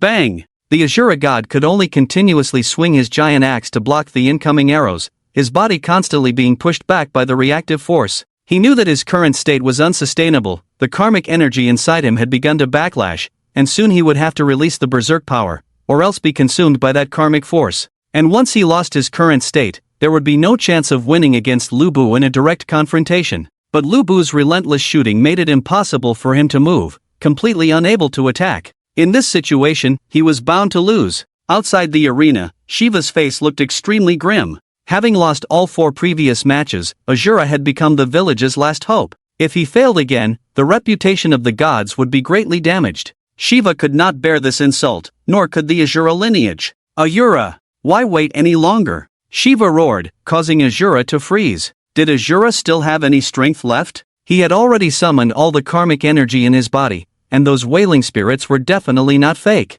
And his strength had increased several times. Could it still continue to rise? Wasn't there a risk of him exploding like a balloon? Thinking of this, the audience from Huaxia became nervous again. Azura's current strength had forced Lu Bu to abandon his preferred close combat and resort to long-range harassment. If Azura's strength increased further, how would Lu Bu respond? Boom! In the arena, Azura did not continue to block, but allowed a long arrow to pierce his own body, covering his entire body in crimson blood. Oh! Lu Bu looked at Azura's inexplicable behavior, also surprised, and asked, "Are you admitting defeat? Renounce your cultivation, and I will spare your life." He. Azura's mouth bled, his smile sinister, his already ugly face now resembling a demon. Asura's path is to find beauty in battle, to show determination in death. Karmic energy, devour me, ignite the torch of revenge for me. Asura raised his hands high, causing a whirlwind to draw all the floating yellow souls into his embrace. The flames rolled, the scorching heat almost burning him to ashes. Boom! The yellow flames exploded, and at this moment, Asura's body had no intact skin, every part enveloped in flames, like a straw man coming out of a furnace, burning continuously. Roar! This howl was so piercing and sorrowful, almost inhuman. Asura, the king, nurtured his strength with life, exchanging it for the pinnacle of power for revenge. Finding beauty in battle, showing determination in death. Asura's path, unstoppable. Even Lu Bu, who lacked emotional and intellectual intelligence, had lost his smile and was now serious. Well done, kid. I acknowledge you. Today, let me show you my peak form. Boom! Lu Bu stomped his right foot forward, crushing the ground inch by inch. The blood-red aura almost solidified, enveloping his whole body, his momentum soaring. Armor, come! Boom! A set of refined iron armor flew out from the sky, pure black, absorbing all the sunlight. At the same time, a towering helmet completely covered Lu Bu's head, leaving only his facial features exposed for battle. Horse, come! Clippity-clop! The blood-red warhorse arrived, and Lu Bu leaped onto it, sitting right in the center. Lu Bu among men, the red hare among horses. The red hare horse. The red hare horse was also clad in pure black armor, resembling a ghostly warhorse from the west. Halberd, come! Bang! The Fangtian halberd in Lu Bu's hand suddenly disappeared with a bang, and at the same time, another Fangtian halberd flew in from the sky. It was also pure black, with only the blade stained with blood, apparently unable to shake off the excessive bloodstains. Since the appearance of this halberd, the entire battlefield has lost its bloody aura, replaced by a hellish black aura. If the bloody aura made people feel restless and oppressed, eager for a quick kill, then this black aura gave a deep sense of despair, a despair where no hope existed. The towering long sword above your head has already fallen. The invitation from the King of Hell is in front of you, who can resist? Clang! Lu Bu grabbed the long halberd, made a few moves, and pointed towards the deity enveloped in flames ahead. At this moment, Lu Bu held nothing back. Wow, our ancestor is so handsome. Ah, I'm a fan. Once he puts on this all-black outfit, you can't say he's Lu Bu anymore, even I would believe he's the god of death from hell. So cool. His momentum definitely doesn't lose to that scum on the other side. But you have to admit that the brute on the other side is indeed impressive. Even if he dies, he wants to take our ancestor down with him. Humph, it looks like he's being forced. Think about it, they were originally a race that didn't get along with the main gods, relying on their military achievements to secure a place. If their king loses, where will the gods and their lineage go? That's true, but what does it have to do with us and the gods? They just bully us. That's right, let our ancestor take him down quickly, that's the right solution. The audience in Huaxia obviously didn't pay attention to all the twists and turns. They were all cheering for Lu Bu. Die! The last remaining rationality of Asura roared in anger. At this moment, it was like a giant of flames, raising the burning giant axe and chopping towards Lu Bu's head. Seeing this attack, Lu Bu not only didn't dodge, but also lifted the long halberd, mobilizing all the black energy around him, and struck at the position where the giant axe was falling. Clang! The two weapons roared at the same time, immediately separating in a teeth-gritting friction. The momentum of the flame giant did not diminish, raising the long axe to strike again. However, although Lu Bu completely defended against the previous attack, the ground under his feet had uncontrollably cracked, forcing the red hare to leap into the air, just avoiding another attack from Asura. Red hare, charge! Lu Bu squeezed his legs against the horse's body, and red hare immediately galloped towards Asura's head at high speed. As the king among horses, its enhanced speed instantly surpassed the speed of sound.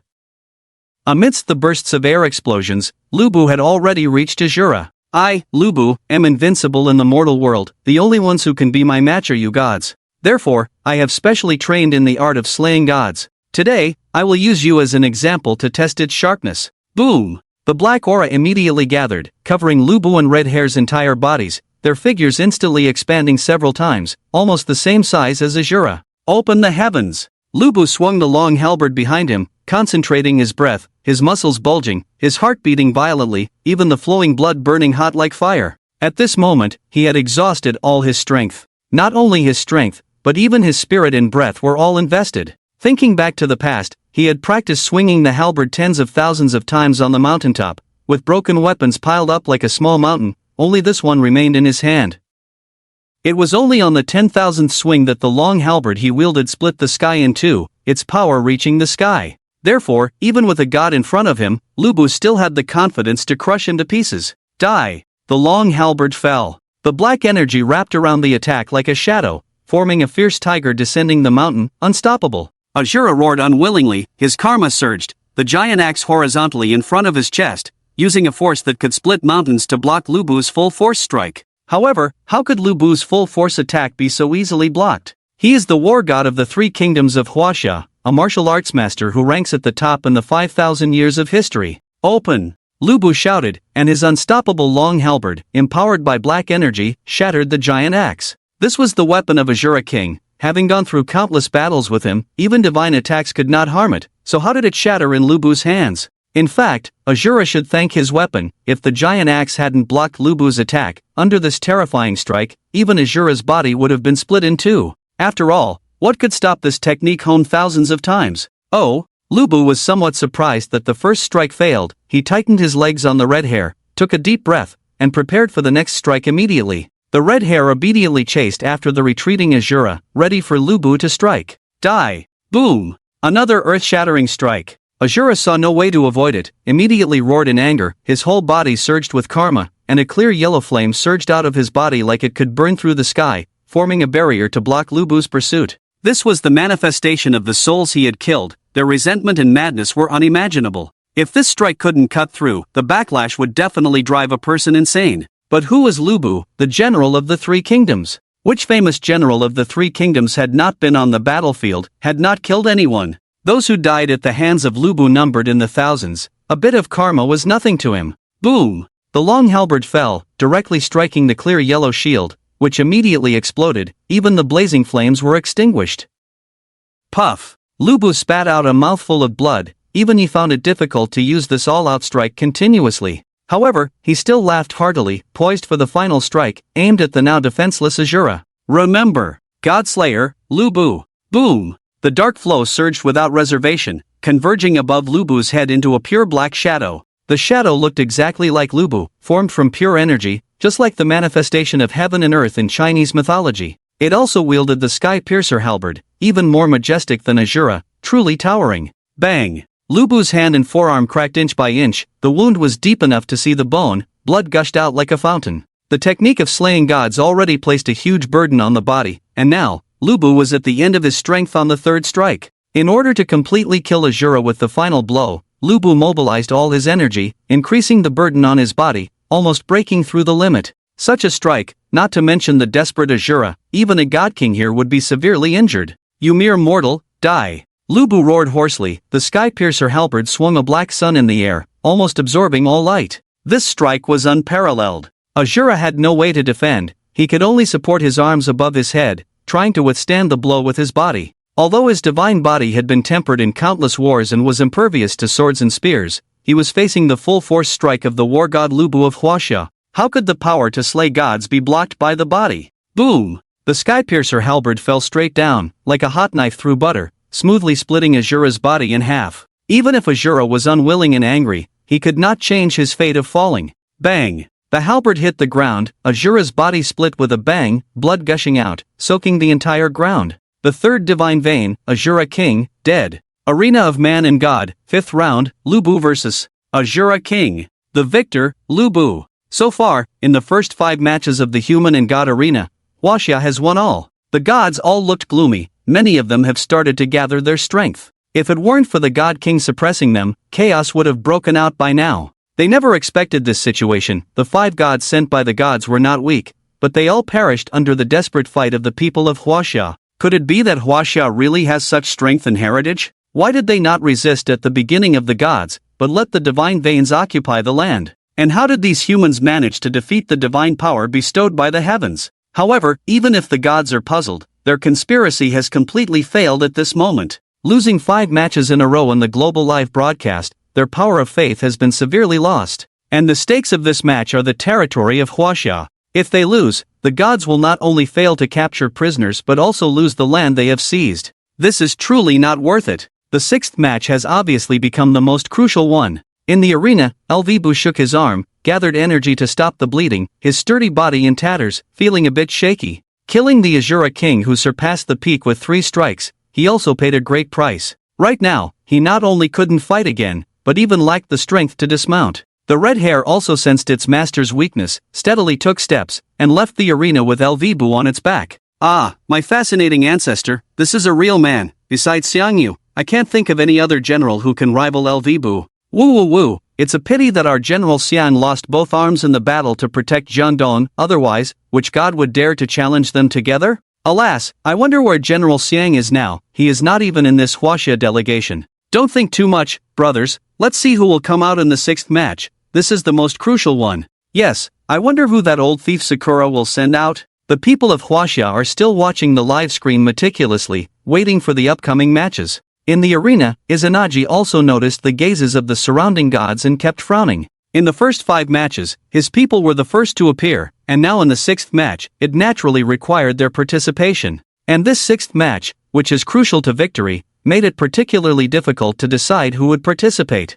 After a long review, Izanagi gritted his teeth and pointed to a child next to him, saying, "Lingfu, you go for this match." The child looked about 7 or 8 years old, but he did not have the usual optimism of a child, but was negative and world-weary, with eyes that seemed lifeless. He seemed to dislike the world, his face never showing joy but filled with sadness. Lingfu, the child without fortune. Yes. The child weakly nodded and walked into the human and god arena with unsteady steps. Sakura's friend, isn't this inappropriate? Seeing that Izanagi sent out a character that looked weak, the other divine veins naturally expressed dissatisfaction. Zeus, the main god of Greece, immediately questioned, followed by a chorus of agreement. Indeed, this 6th match is crucial. How can it be so easily entrusted to a child? Is Sakura afraid of losing a great general and thus avoiding the battle? This is too shameful for the gods. I didn't expect Sakura to be such a person, really timid as a mouse. Silence. Izanagi's divine power shook, his voice erupted like a bell, suppressing all other voices. After all, Izanagi is also the god king, not someone these minor gods can challenge. I, Sakura, do things, how dare you question me? I have my own intentions. Izanagi glanced around and finally fixed his gaze on the group of people from Huaxia. Huaxia's friends have also seen it. We have sent a child without the strength to bind a chicken. Can you bear to see him bullied by adults? Compared to the compassion of the people of Huaxia, naturally we wouldn't send adults to fight against him, right? Izanagi smiled slyly, setting a trap for Huaxia like a cunning snake. Damn, does this old bastard have no shame? If we send adults, it would be unfair to bully the small with the big, right? Damn, resorting to underhanded tactics when unable to win, is that what a god does? Bullshit god. Huaxia netizens immediately started a furious war of words. Even the elderly among them frowned. If they sent adults to the field, it would indeed be unfair, and how many adults would be willing to bully a child? But if they also sent a child, how could they ensure an absolute victory? For a moment, the group from Huaxia fell into a stalemate. Gentlemen, don't worry, I have thought of someone. Fang Sheng smiled, speaking softly. This child can be said to have the strongest background in Huaxia. Ha! The child with the strongest background in Huaxia? Could it be a descendant of some royal family? The people from Huaxia looked at Fang Sheng with questioning eyes. Fang Sheng gently shook his head, placed his index finger on his mouth, indicating to keep it confidential for now. Since the shameless Izanagi from Sakura set a trap for Huaxia, Fang Sheng naturally wouldn't let him off. In this match, Huaxia would definitely win. Ha! Are you really going to let adults compete? That would truly be unfair. Seeing no response from the Huaxia side, Izanagi sneered and taunted. Hee, just children, right? Huaxia children are smart from a young age. They start walking at 1, running at 3, and can knock your head at 5. Fang Sheng naturally wouldn't back down. He infused his voice with power and continued to shout. In the 6th match, Huaxia also sends a child to battle. Hearing this, Izanagi was delighted and laughed out loud. Ha ha ha. Alright, Lingfu, go easy later, give the other side some room to breathe, don't wipe out their future generations. Okay. In this match, Izanagi had 2 plans. The first was to force Huaxia to send a child to fight. The second was that Lingfu was actually a very powerful deity. His name, Lingfu, means not blessed by fortune, and he is a combination of all the negative emotions in Sakura. His own strength is terrifying. Not only that, he also made a contract with the 7 lucky gods of Sakura, receiving their blessings. The extent of his specific strength was difficult even for Izanagi to explain. So, not to mention Huaxia sending a child, even if they sent a powerful adult, it couldn't guarantee a victory against Lingfu. Ha! Fang Sheng smirked, waved towards the entrance of the arena, and whispered softly, Lushan, the guy over there is a little villain, just beat him. Lu Shan? Just as all the people from Huaxia were confused, a sturdy little child poked his head out from the entrance of the arena, scanned around, and when he saw Fang Shang, he revealed a smile, showing his white teeth.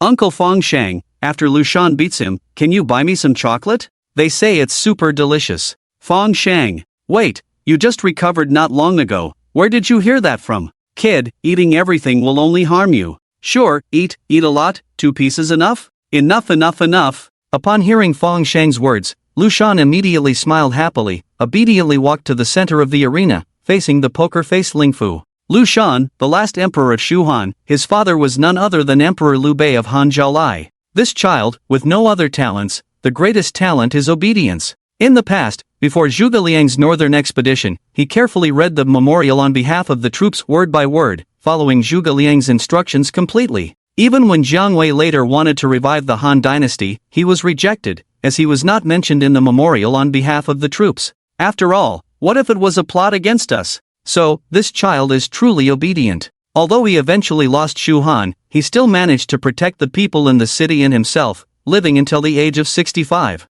However, these are not the reasons why Fang Shang summoned him. The real reason is that this child has a terrifying background. His father is Emperor Liu Bei of Han Zhaolai, and his mentor is the sleeping dragon Zhuge Kongming. He is also related to the 5 tiger generals such as Guan Yu, Zhang Fei, Zhao Yun, Ma Chao, and Huang Zhong. With such a background, even an ordinary crown prince would find it hard to compare. So, even if Ling Fu is truly powerful, can he surpass Lu Shan, who is protected by numerous valiant generals? Absolutely not.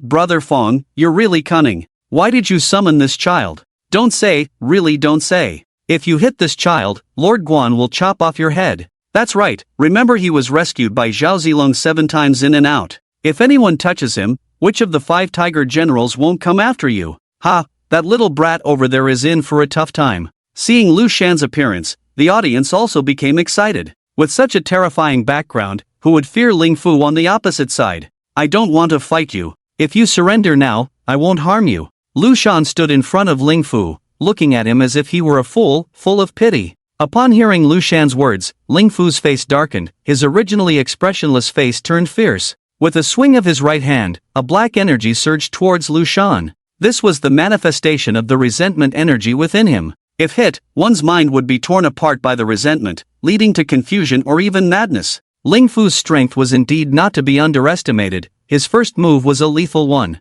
Lu Shan widened his eyes, clutching his head and shouting loudly, "Father, save me!" Kong, just as the black energy was about to touch Lu Shan, a refined and gentle shadow appeared in front of him. With a gentle wave of a feather fan, a burst of blue energy erupted, completely dissolving the black energy.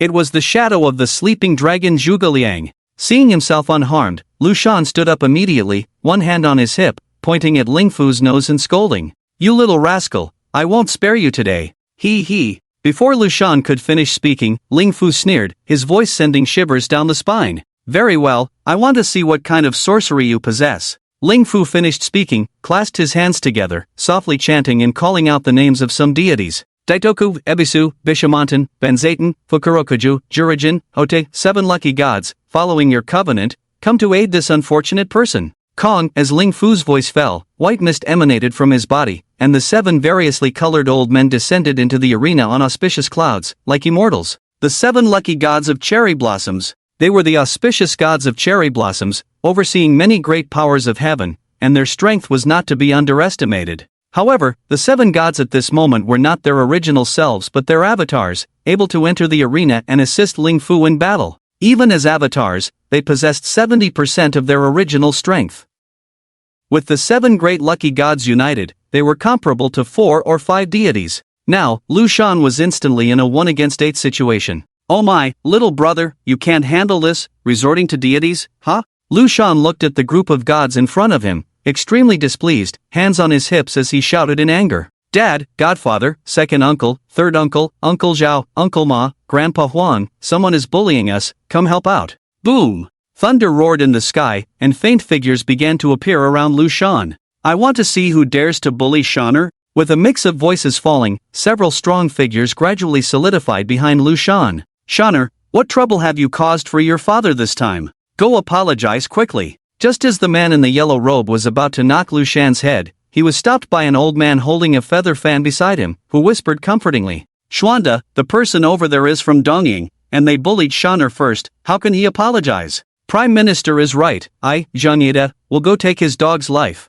The man with a mouthful of beard was obviously hot-tempered, holding a snake spear and ready to stab Ling Fu through. "Third brother, wait, let me take the lead in seeking revenge." The man with long beard and green armor stroked his beard, holding a long knife in his right hand, standing in front of the third brother. The remaining 3 men were carrying various weapons, shouting and pushing forward. As uncles of Lu Shan, they were extremely protective. The 7 men were none other than Liu Bei, Zhuge Liang, Guan Yu, Zhang Fei, Zhao Yun, Ma Chao, and Huang Zhong, the true backers of Lu Shan. These 7 men were the mainstay of Shu Han during the 3 Kingdoms period, with Guan, Zhang, Zhao, Ma, and Huang being known as the 5 Tiger Generals, achieving numerous military exploits under the command of Zhuge Liang and helping Liu Bei establish a vast territory. Especially Guan Yu, known as the first person after Lu Bu, revered as the god of war by later generations of the Han people. There is a saying that goes, after Lu Bu's death, Guan Yu sees everyone as mere followers. Although it is a joke, it reflects Guan Yu's terrifying strength.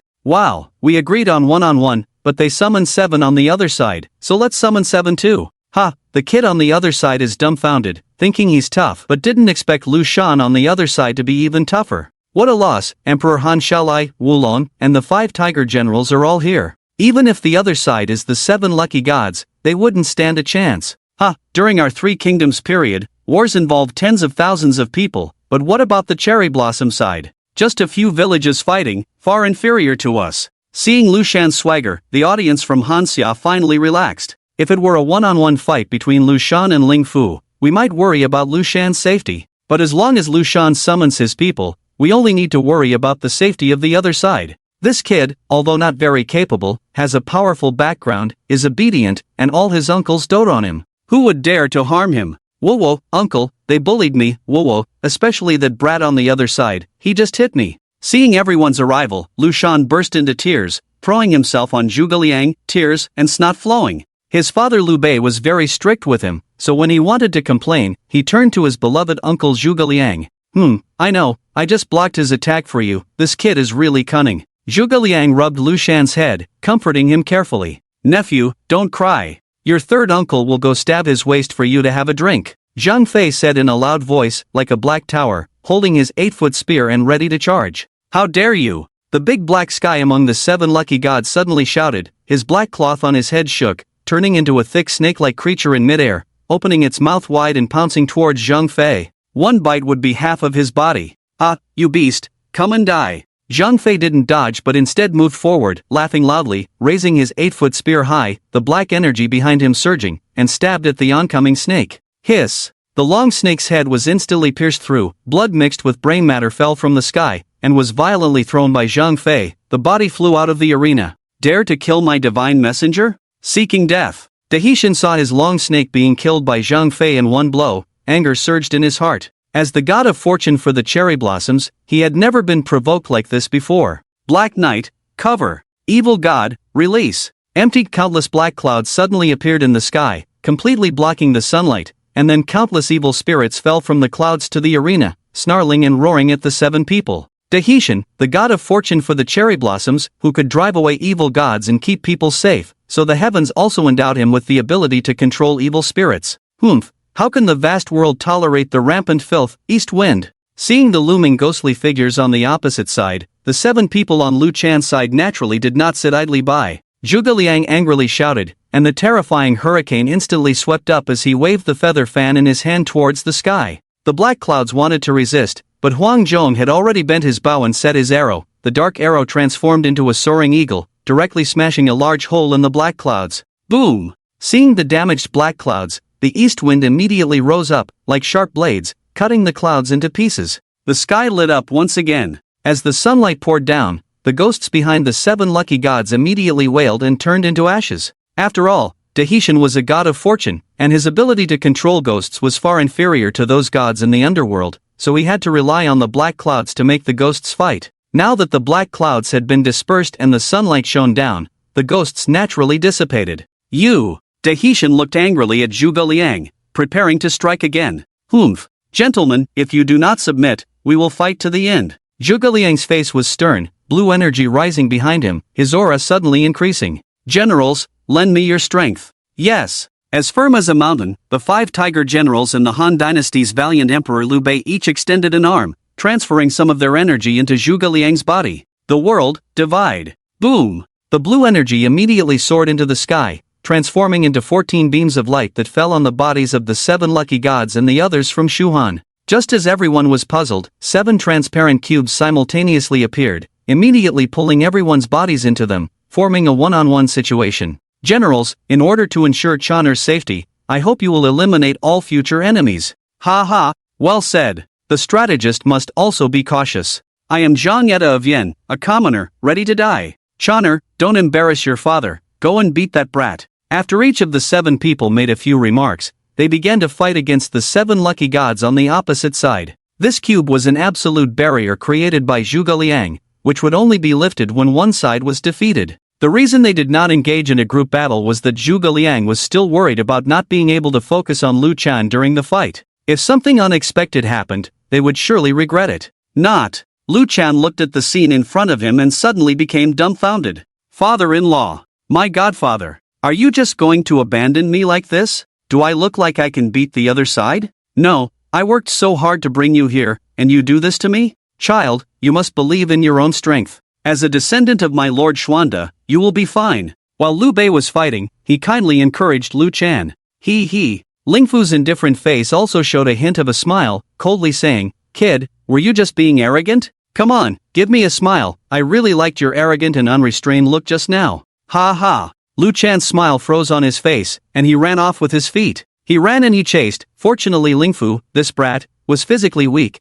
and for a while he couldn't catch up with Liu Chan. "No, second uncle, chop him. After you're done, come over and chop this brat." Liu Shan ran while closely watching the 7 cubes. Uncle Guan Yu, with his martial arts skills, could easily kill the old man in front of him with one stroke, but Uncle Guan Yu did not make a move, not even picking up the knife, and instead bullied the old man barehanded. The old man next door, Huang, even abandoned his longbow and used a big knife to attack. The most absurd was our father Zhuge Liang. Why was he playing chess with the opponent instead of fighting? What, is it a game of who loses must commit suicide? Son, don't worry, we have all agreed, no one will come to save you. You have grown up so much, can't even beat a child, it's a disgrace to our Liu family. Liu Bei dealt with the opponent's attacks while instructing Liu Shan. "Stop running, go beat that brat, give him a slap with your own hands." Liu Shan suddenly stopped and raised his middle finger at Liu Bei. Damn, it was all his father's doing. No wonder his uncles didn't help, they really came up with a plan.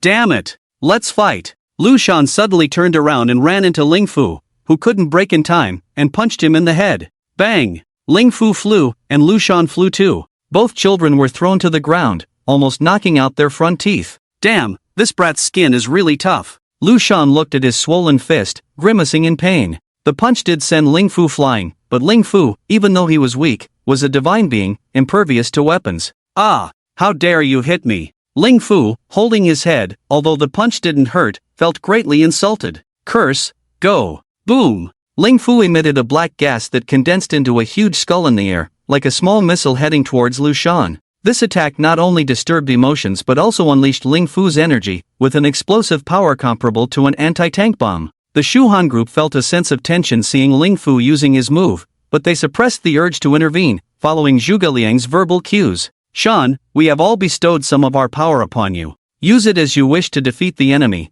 but do not disgrace the honor of Shuhan." Ha! Damn! Liu Shan was suddenly ecstatic. "Why didn't you say so earlier? I wouldn't have run around. I would have just gone and slapped him." "Yes, father. Shan will not disappoint." Liu Shan rolled over and stood up straight. "Master Huang, lend me your longbow." "Here." As soon as Liu Shan spoke, a longbow that fit him perfectly fell into his hands. "Evil spirit, perish." Clang! The long arrow was fitted to the bowstring, and Liu Shan, despite his small stature, shot the approaching skull with the strength of Huang Zhong. Although slightly weakened when released by him, it was still effective against Ling Fu, a half-hearted deity. After all, Ling Fu's strength came from the protection of the 7 lucky gods, who could be summoned in every battle, creating a numerical advantage. So as long as the 7 lucky gods were occupied, he was not as powerful as an ordinary deity. After all, he was a 7 or 8-year-old child, not fully grown, and lacking in combat experience. Bang! The arrow shattered the skull directly and stuck near Ling Fu's feet.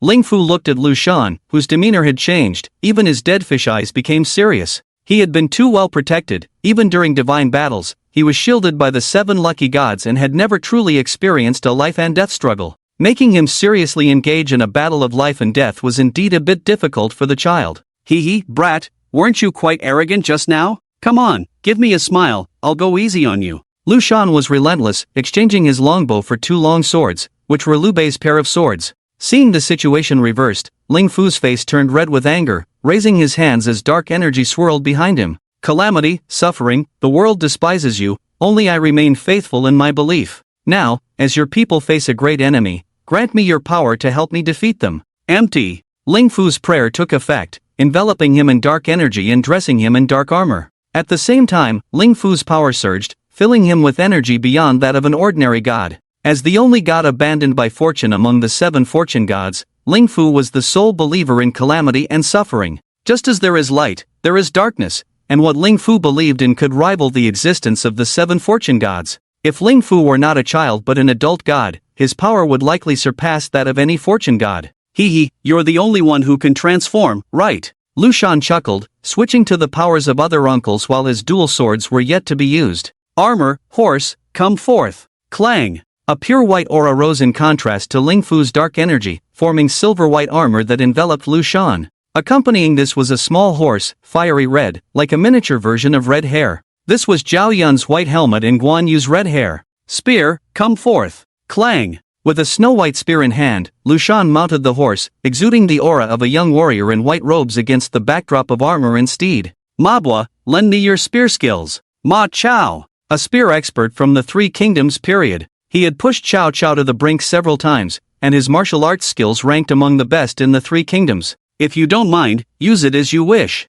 Ma Chao, currently beating up Maitreya Buddha on the opposite side, replied to Lu Shan. Good. Child, prepare to die. With a roar, Lu Shan spurred the small red hair, charging towards Ling Fu. Ling Fu also manifested a black blade from the dark energy, facing Lu Shan's direction. The battle of blades began. Ha, look, Lu Shan is standing up. Ah, I told you, although Lu Shan hasn't achieved much, he is obedient. That's right, if Lu Shan were to cross over as Song Gaozong Zhaogo, Yufei would have already wiped out the Xiongnu. Damn, then wouldn't my ancestors be in trouble? Aha, are your ancestors Xiongnu? Damn, how dare you call me that, you Eastern barbarian. Alright, stop arguing. Nanman, shut up. It must be said that because the match was too stable, the audience in the live broadcast room was not focused on the outcome. The 2 dead children in the arena were oblivious to this, still exchanging trash talk. However, it was clear that Ling Fu, who was not good with words, could not out-insult Lu Shan. Ling Fu's dead face turned red, even his dead fish eyes were bloodshot, clearly feeling pressured.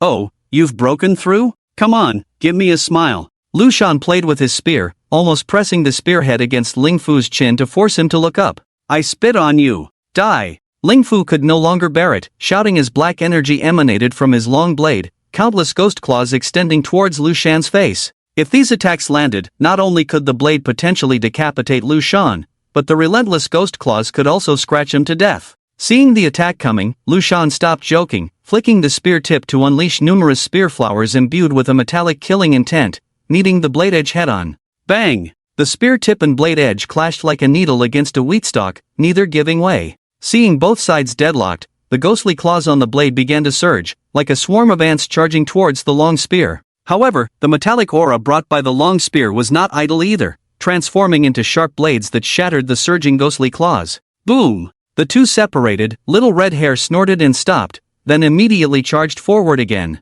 Ling Fu was young and had never been on the battlefield, swinging his blade aimlessly, completely clueless about combat. Seeing little red hair carrying Lu Shan charging towards him, he was at a loss and could only swing his long knife haphazardly. If the previous Lu Shan had seen Ling Fu like this, he would definitely have shouted and turned to run. But the current Lu Shan had borrowed Ma Chao's strength, with rich combat experience, and could see through Ling Fu's bluff at a glance. You brat, showing off a big knife in front of Lord Chan, how foolish. I'll stab your big belly. Lu Chan smirked, urging on little red hair and seizing the opportunity to thrust his spear towards Ling Fu's waist. Ling Fu, who was defending haphazardly, was completely unable to turn his long knife in time, so he could only gather energy at his waist, causing his armor to emit a black light. Ma Chao's spear skills ranked among the top in the 5,000 years of Chinese generals. How could a mere suit of armor withstand the unstoppable long spear? Bang! The black light on Ling Fu's waist was instantly shattered. Even the hard armor couldn't hold up for long, immediately cracking and sending the impact force to Ling Fu, directly sending him flying far away. It was fortunate that he was knocked away, otherwise his waist might not have been saved today. Aha! This Ma Bao's ability is a bit strong. Huang Yi, lend me your long bow again. Swish! The light on Lu Chan's long spear flashed, instantly transforming into a long bow. Knocking an arrow, Lu Chan immediately aimed at Ling Fu in the distance. As a child, he didn't care about martial ethics. Of course he wanted to take advantage of your weakness to take your life. You thief, meet your end. Bang! The arrow flew from the bow, turning into an eagle in the air, swooping straight towards Ling Fu's head. Just as Ling Fu was recovering from the impact, he looked up to see an eagle almost at his forehead, causing his mind to blank out. He raised his hands to protect his head, and an endless black aura emerged from behind him, forming a ghostly shadow that collided with the eagle. In his panic, he directly used his original power, and this evil spirit was formed purely from feelings of pain. Hiss! The eagle was torn apart by the fierce ghost, turning into a broken arrow that fell to the ground.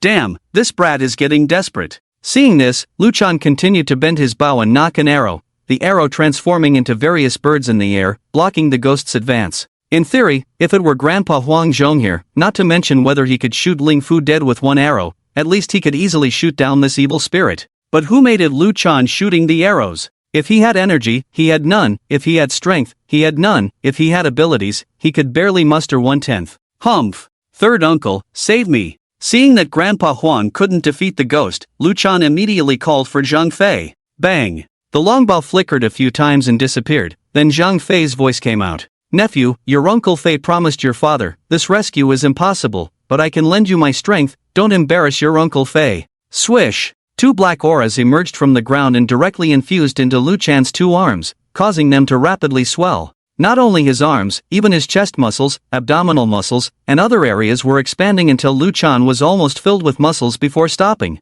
Wow! Lu Chan immediately transformed from a mischievous child into a muscular powerhouse. Second uncle, lend me your long knife. With his muscles bulging, Lu Chan's voice also grew louder. As soon as he spoke, the green dragon crescent blade fell into his hands. Although it had been proportionally reduced, it was clear that Lu Chan's strength was not enough to lift it. But now with the help of Zhang Fei, wielding the green dragon crescent blade was as easy as wielding his father's twin swords. Ha, brat, prepare to die. Lu Shan tightened his legs, and the little red hare immediately understood, its hooves crushing the ground in an instant, charging towards the evil spirit.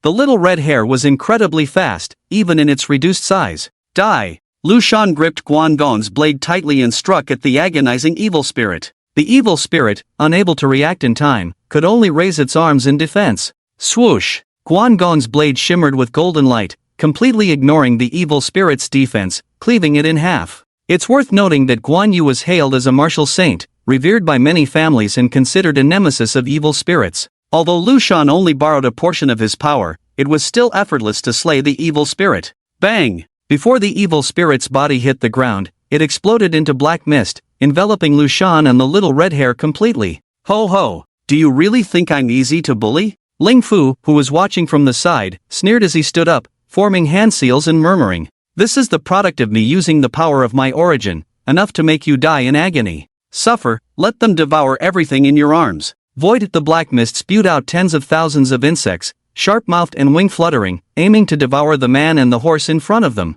Ling Fu was the only god opposing the Cherry Blossom Kingdom and the 7 lucky gods. Therefore, all kinds of negative emotions were his source of power. Pain was just one of them. Just now, in his haste, he fused pain with his own energy to create the fierce ghost. After Lu Shan killed the fierce ghost, the uncontrolled overflow of pain became the true killer move of this attack. This pain was a part of his source of power, extremely potent. Even the lucky gods would need some time to escape if trapped in it. Lu Shan's face turned pale, and although Guangdong's blade was slashing fiercely, it posed no threat to the swarming insects. Even if he killed 100 in one strike, the tens of thousands of insects would exhaust him. Could it be that he was really going to fall here? Damn it, he hadn't even eaten his chocolate, hadn't found a partner, and the Lu family had no descendants yet. He couldn't die like this. Just as Lu Shan was about to make a desperate move, a voice suddenly sounded in his mind. "You fool, isn't your father's ability precisely the nemesis of these things? The voice came from Liu Bei, who at that moment had a long sword at the lucky god's neck, his face full of determination. Damn, Dad is right. Father, help me. Boom! Just as the insects were about to touch Lu Shan's skin, a loud explosion erupted in the sky. A massive blue beam of light descended from above, completely annihilating the insects and forming a pure circular shield around Lu Shan. Woo woo! Father still cares for me, giving me the most of his abilities. Lu Shan exclaimed, his face full of joy. He even bestowed the little red hair beneath him with a Zhaoyun's 7 entrances and 7 exits buff, shuttling back and forth within the painful black mist. Whenever the black clouds and insects touched the blue shield, they would instantly evaporate, unable to even emit a sound. The black clouds were truly in agony, living up to their name. Ha! Seeing that his attack failed, Ling Fu immediately became furious, forming hand seals and unleashing his power once again. Sadness, confusion, calamity. Charge! Void. Dozens of different colored energies surged out of Ling Fu's body, enveloping Lu Shan. All of this was Ling Fu's source of power,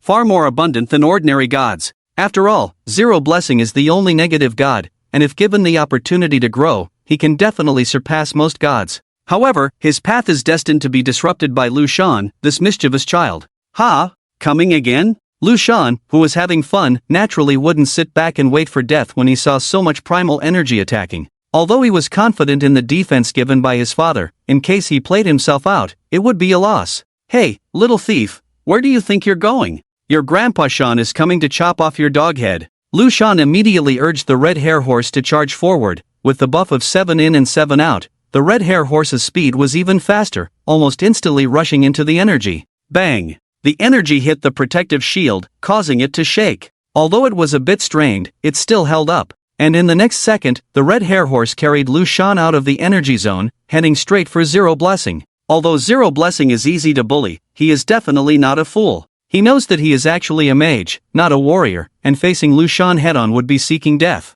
Moreover, he had just released almost all of his primal energy, and now there was little energy left. So, Zero Blessing chose the same tactic as Lu Shan did at the beginning. Run! Little thief, don't run. I will definitely give you a good beating. Not running is foolish. Wait until my energy recovers, I will tear you apart with my hands. Damn it, you look down on my red hair horse, huh? Red hair horse. Charge! Give him a big kick. The red hair horse snorted and immediately accelerated its pace. However, Zero Blessing was already some distance ahead, and he was running for his life, gathering the remaining energy under his feet, like a rocket booster, making it difficult to catch up for a while. And behind this man and god were several clusters of energy, also chasing after them.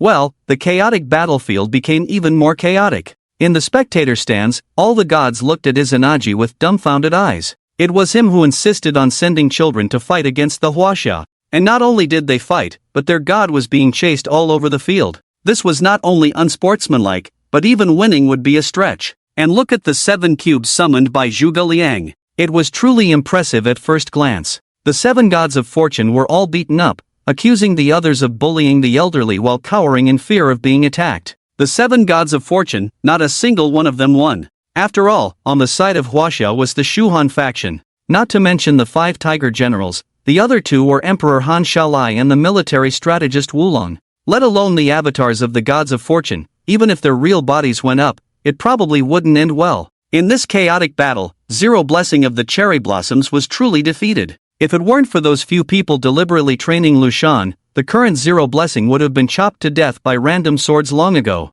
In the arena, even if Zero Blessing could run, he couldn't run as fast as the red hair. The distance between the two was gradually closing, and if he didn't maintain his efforts, he would have been caught long ago. And the most critical issue was that his energy was starting to deplete, and in another 10 seconds, it would not be enough to sustain his jet-like running. Damn it, let's go all out. Zero Blessing rarely cursed, then controlled the energy of his footsteps, drifted to change direction, took up the long knife again, and poured all his energy into it. Void! The long knife, engraved with demonic patterns, seemed to come alive, emitting a sinister aura, and the surrounding air was as cold and desolate as hell. Go to hell! Zero Blessing shouted, using all his strength to launch a final counterattack against the charging Lu Shan. Although this was not his peak blow, it was definitely a desperate move. If not taken seriously, he would definitely be killed in return. Even the playful Lu Shan had a serious expression, controlling the red hair horse while secretly accumulating power. Lu Shan's body was glowing with a green light, completely releasing the energy belonging to Guan Yu, and a 10-meter-tall martial saint's phantom suddenly appeared in the air. "Those who violate the country shall be killed without mercy," Lu Shan coldly shouted, his voice sounding mature and not like his own. At this moment, Lu Shan was not only possessed by Guan Yu, but also by the other 6 people at the same time, with various lights shining brightly, adding several layers of power to this strike. Boom! The two moves collided. Ling Fu was just a young god, his energy usage was far from proficient, and now he was in a state of energy depletion. Even his desperate blow was still not enough. The phantom on Lu Shan's body kept changing, showing the faces of Liu Bei, Zhuge Liang, Zhang Fei, and others, each appearance further advancing the attack. If Lu Shan had not deliberately suppressed it, Ling Fu would have been blasted away by his violent energy long ago. When the old man Huang finally showed his face, Lu Shan finally stopped suppressing the green dragon crescent blade, and various energies immediately surged out like a fountain, erupting from the blade. Boom! The long knife in Ling Fu's hand instantly shattered, his body uncontrollably flew out,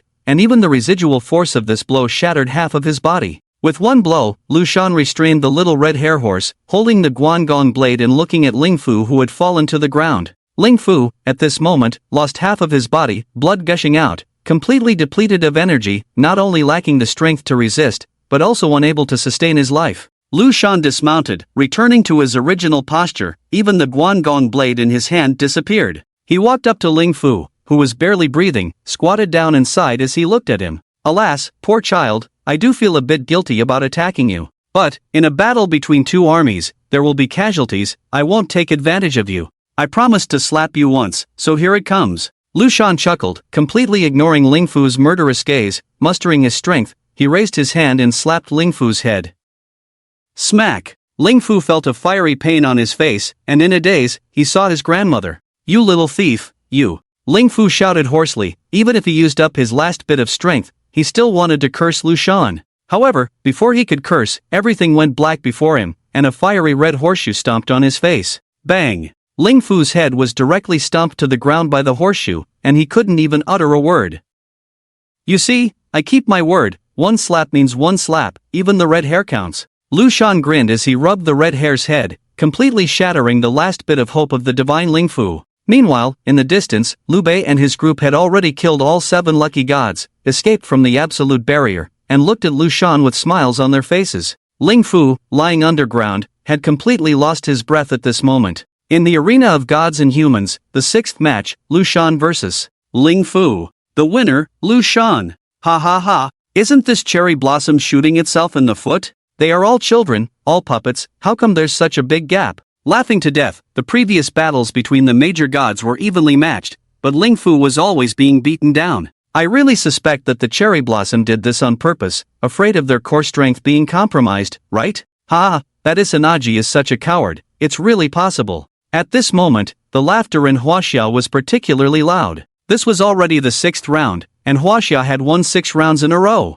In this 10v10 match, Huaxia had already achieved victory. The lost territory could finally return to the embrace of Huaxia. He. Izanagi watched Lu Shan gradually leaving, grinding his teeth. He never expected that Huaxia would have such a child who could completely suppress Ling Fu. How much strength do they really have? Friend of the cherry blossom, you have my respect. The first elder had a kind face and spoke calmly, ready to break through Izanagi's defenses at any moment. I wonder when I can return the eastern waters? The eastern waters, the territory occupied by the 8-headed serpent and the extraordinary beings in the past, directly annihilated the East Sea Fleet of Huaxia. If it weren't for the desperate defense in the eastern war zone, the entire east would have fallen. He. Easy to say. Izanagi's face was as ugly as a dead person, and even his molars couldn't bear the burden and cracked. His capable general, the 8-headed serpent, died in the first battle, and the 0 luck he sent out was suppressed to death. Not only did this make the rest of the divine veins feel he was irresponsible,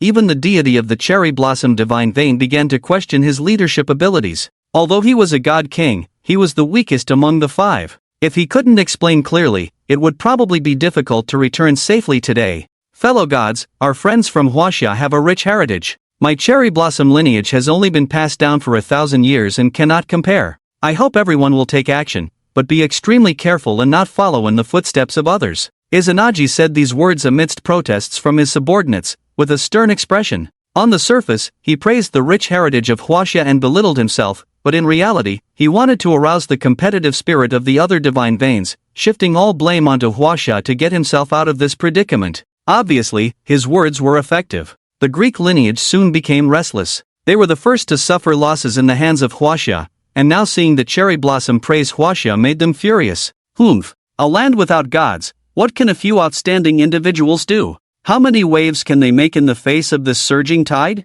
Cherry blossom friend, do not boost the morale of others and diminish your own prestige. Zeus snorted coldly, seeing the eager crowd below him, suddenly coming up with a plan. Friends from Huaxia, you have a rich heritage, right? My daughter Athena has always loved a good fight, rarely finding a match among women. Can you find opponents for her? Or do you need to send men to bully the weak? Well, the audience from Huaxia directly exclaimed. They had seen shameless acts before, but never this shameless. Just now Izanagi sent a child, and now you are sending a woman. Clearly, they are all human, so why resort to bullying the weak with the strong? Humph, your excellency is indeed considerate. Emperor Qin coldly snorted, mocking without reservation. Since their last encounter, he had remembered this enemy and had long wanted a rematch. However, due to identity restrictions, they couldn't act now.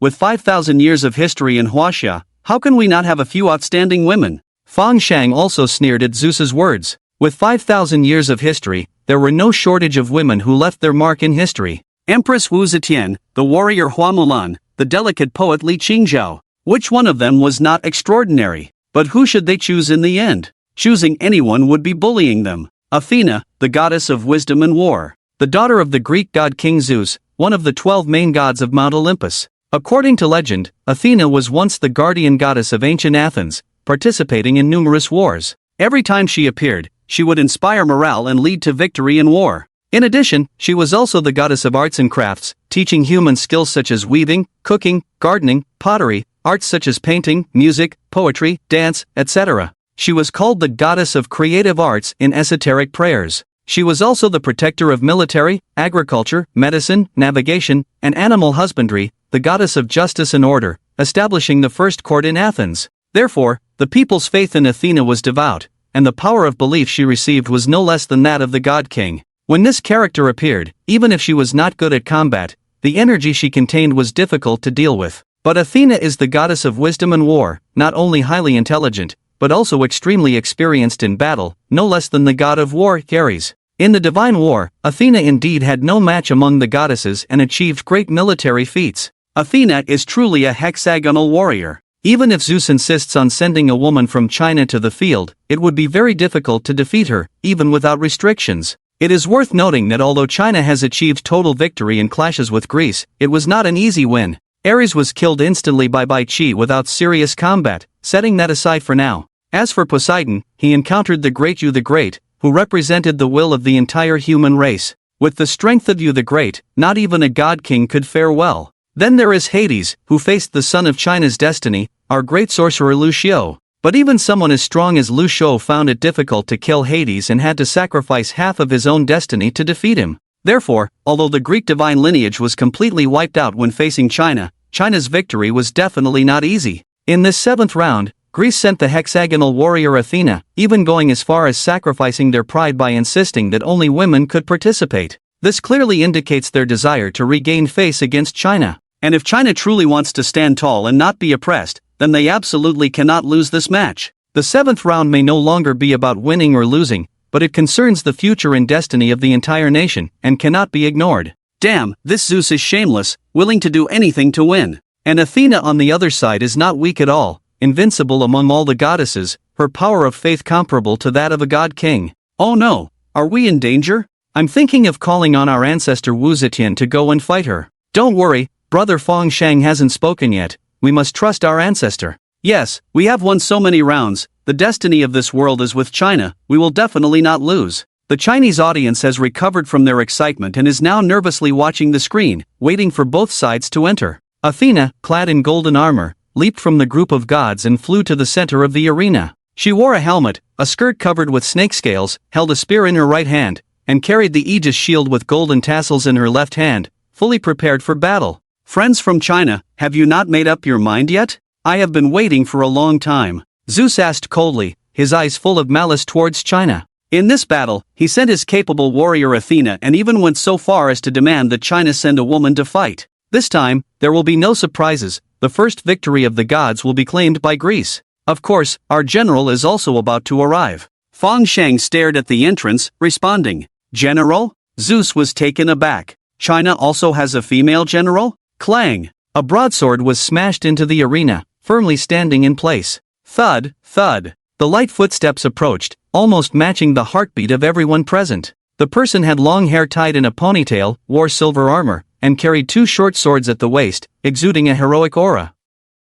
China's filial general, the heroine Hua Mulan. It is said that she lived during the southern and northern dynasties, embodying loyalty, filial piety, and righteousness, joining the army to defeat invading forces in place of her father, a story passed down through the ages. The poem Ballad of Mulan records this event, making it widely known throughout China. Imagine the Chinese girls who joined the army, how many of them would not want to become a female general like Hua Mulan? Hua Mulan looked around, her heroic face now carrying a sense of solemnity. "I have been summoned here, is it because you have violated my land and harmed my people? So what?" Athena on the opposite side clearly did not regard Hua Mulan highly. She has been involved in countless wars, and many generals have died at her hands. A mere female general is not worth her attention. A godless land, barbarian people, only fit to be our slaves, to offer prayers to us. Ha ha! Mulan's breath suddenly surged, and the bloody aura released from the mountains of corpses and seas of blood she emerged from instantly.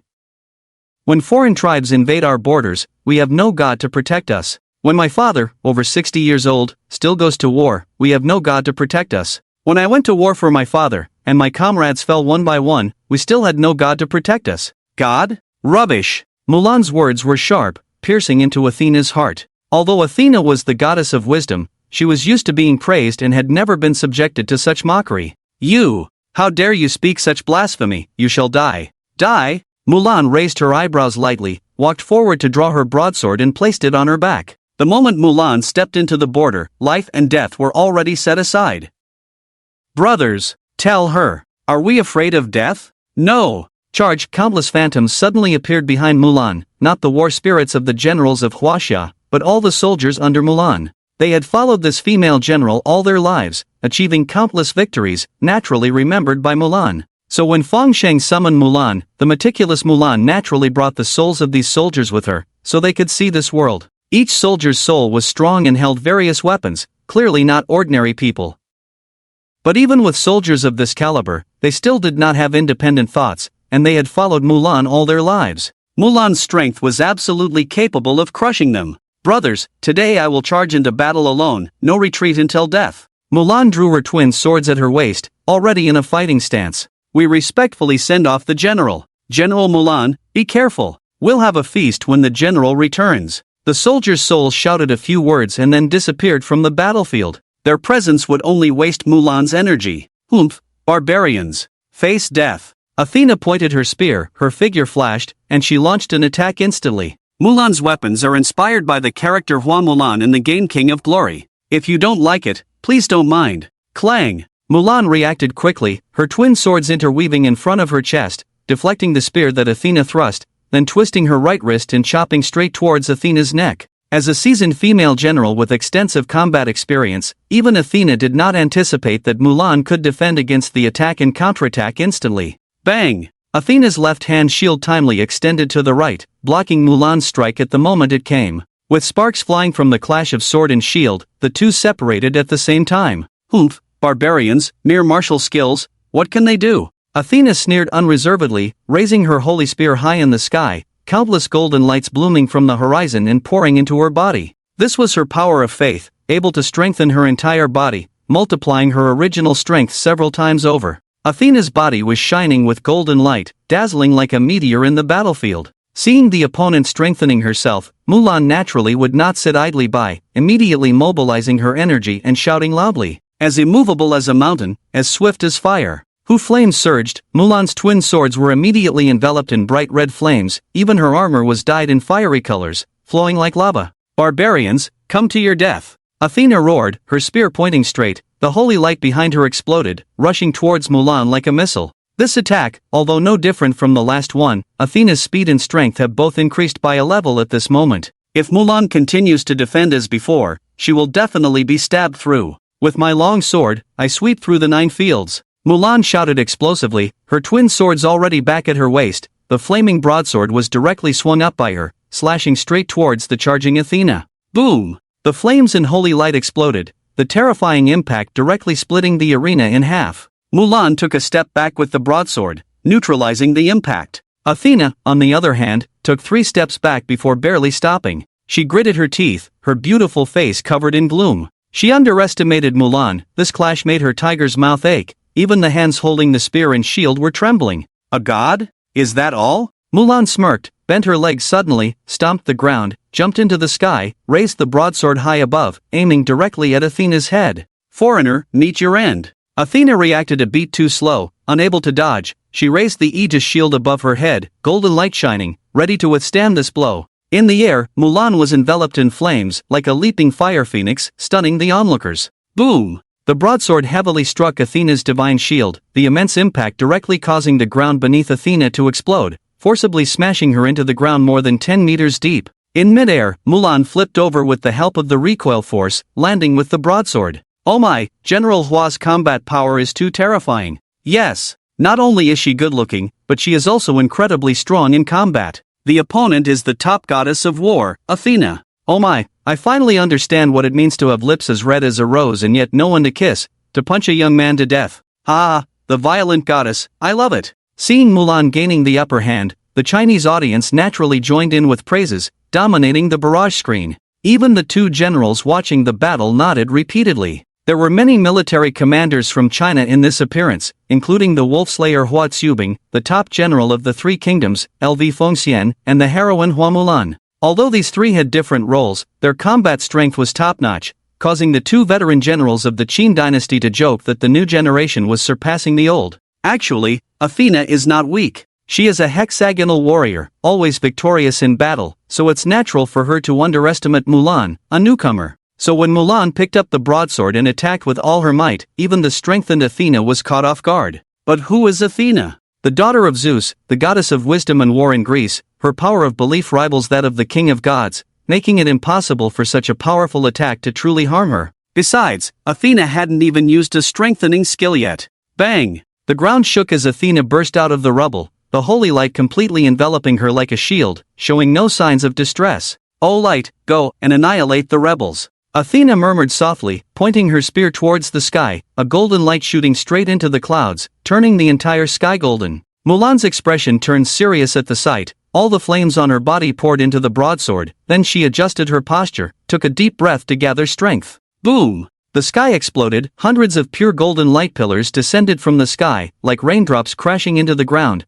destroying everything in their path. They were formed from Athena's energy, containing incredibly destructive power, and were a comprehensive strike that left no room for evasion. But Mulan had no intention of dodging. General against general, how could she retreat? Boom! Mulan finished gathering strength, raised the broadsword with both arms, the flames on it transformed into a fire phoenix, charging straight towards the sky. In the endless rain of holy light, the burning phoenix rose up, facing the unjust heavenly punishment. Boom! The light shone brightly, blinding everyone briefly with the residual energy. When their vision recovered, the battlefield had turned into ruins, with only the places where the 2 sides stood remaining intact. In the recent collision, the Fire Phoenix had withstood numerous attacks of holy light, creating a vacuum area for Hua Mulan to fight her way out and preserve herself. The friends from Huaxia are quite remarkable. Zeus chuckled, his tone openly provocative. With Athena currently having the upper hand on the battlefield, he naturally wanted to suppress the morale of Huaxia.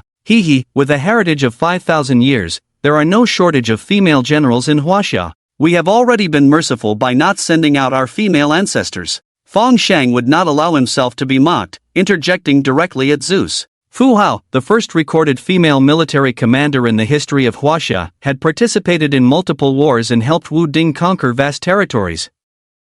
If she were to descend and join the battle, Athena would have no chance. Humph, all talk and no action. Zeus snorted coldly, no longer speaking, focusing his attention back on the battle. At this moment, the golden light around Athena dimmed slightly, indicating that the reinforcement brought by the power of faith was nearing its end. However, she did not continue to pray for blessings but instead, a layer of purple light rippled around her head, even her eyes completely dyed in a deep purple. Athena, the goddess of wisdom. At this moment, she directly used her own innate power, divine vision. The image of Hua Mulan is inspired by the character in Honor of Kings. Please don't mind. Divine vision, an exclusive ability possessed by Athena as the goddess of wisdom. During the duration of divine vision, Athena can predict all attacks launched by Hua Mulan within the next 2 seconds. This almost bug-like predictive ability is the key to Athena's unbeatable advantage in battle. Oh, Hua Mulan noticed Athena's change and naturally would not let it continue. With a swing of her broadsword, a crimson sword aura shot straight towards Athena.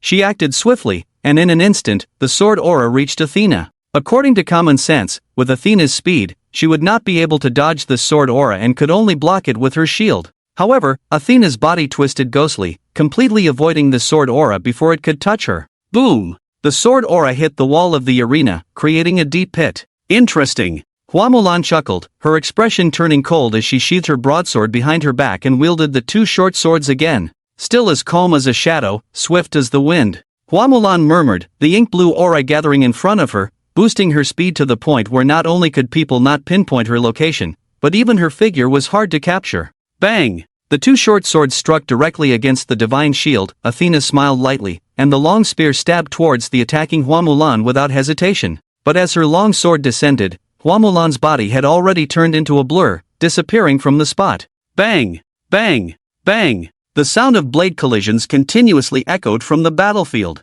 Athena almost stood still, not moving from her position, just raising her shield accurately to block attacks from all directions and then counterattacking with her holy spear. However, Hua Mulan's speed was too fast. Every time the long spear was about to strike the target, she had already vanished. Oh my, is Athena cheating? With such speed, how did she defend against that? I heard she has the ability to foresee the future, and it seems true now. No way, if that's the case, even with our General Hua's speed, we won't be able to hit her. The audience from Huaxia watched the standoff between the 2 figures, their hearts pounding nervously as if gripped tightly. But the expert sees the doorway, while the layman sees the excitement. The analysis of the audience is not entirely correct. In fact, Mulan's choice of weapon is very correct. If she still uses a heavy but powerful broadsword, even if Athena is unable to block it, she can still completely avoid it by using preconceived notions, thus causing no harm. But not with the short sword. Mulan's speed may seem useless in the face of precognition, but if the speed is fast enough to catch you off guard,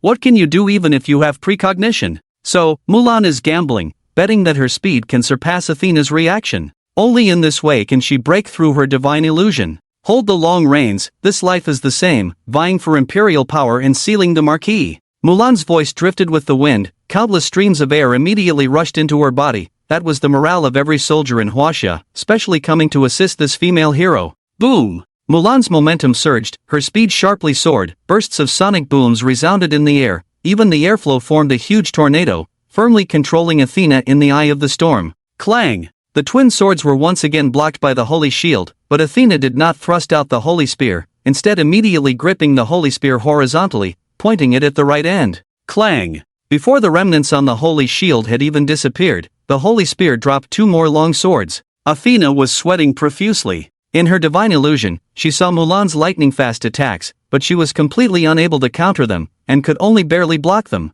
Mulan's speed was too fast, really too fast. Even the wise goddess Athena, with her top-notch logical thinking ability, still couldn't keep up with Mulan's attacking speed. It was as if she didn't need to think at all, purely relying on her body's instincts. Every move was a killing blow. Hiss! Blood splattered, a bloodline was drawn across Athena's face. Before she could retract her spear and shield, Mulan had already launched a third attack. If she hadn't turned her head in time, her head might have exploded. If this continued, she would undoubtedly lose. Athena made up her mind. The holy shield did not defend again, but was enveloped in holy light, directly crashing into the ground. Boom! The remaining intact ground was once again shattered. Mulan's attack rhythm was disrupted. Unwilling to stab after 2 swords, she immediately fled. These 2 swords were not weak, although they did not completely injure Athena, they cut her arm and palm. But at least the crisis of inevitable defeat was resolved by Athena. Oomph, just speed, how long can you hold on? Although Athena was at a disadvantage, she still refused to admit it.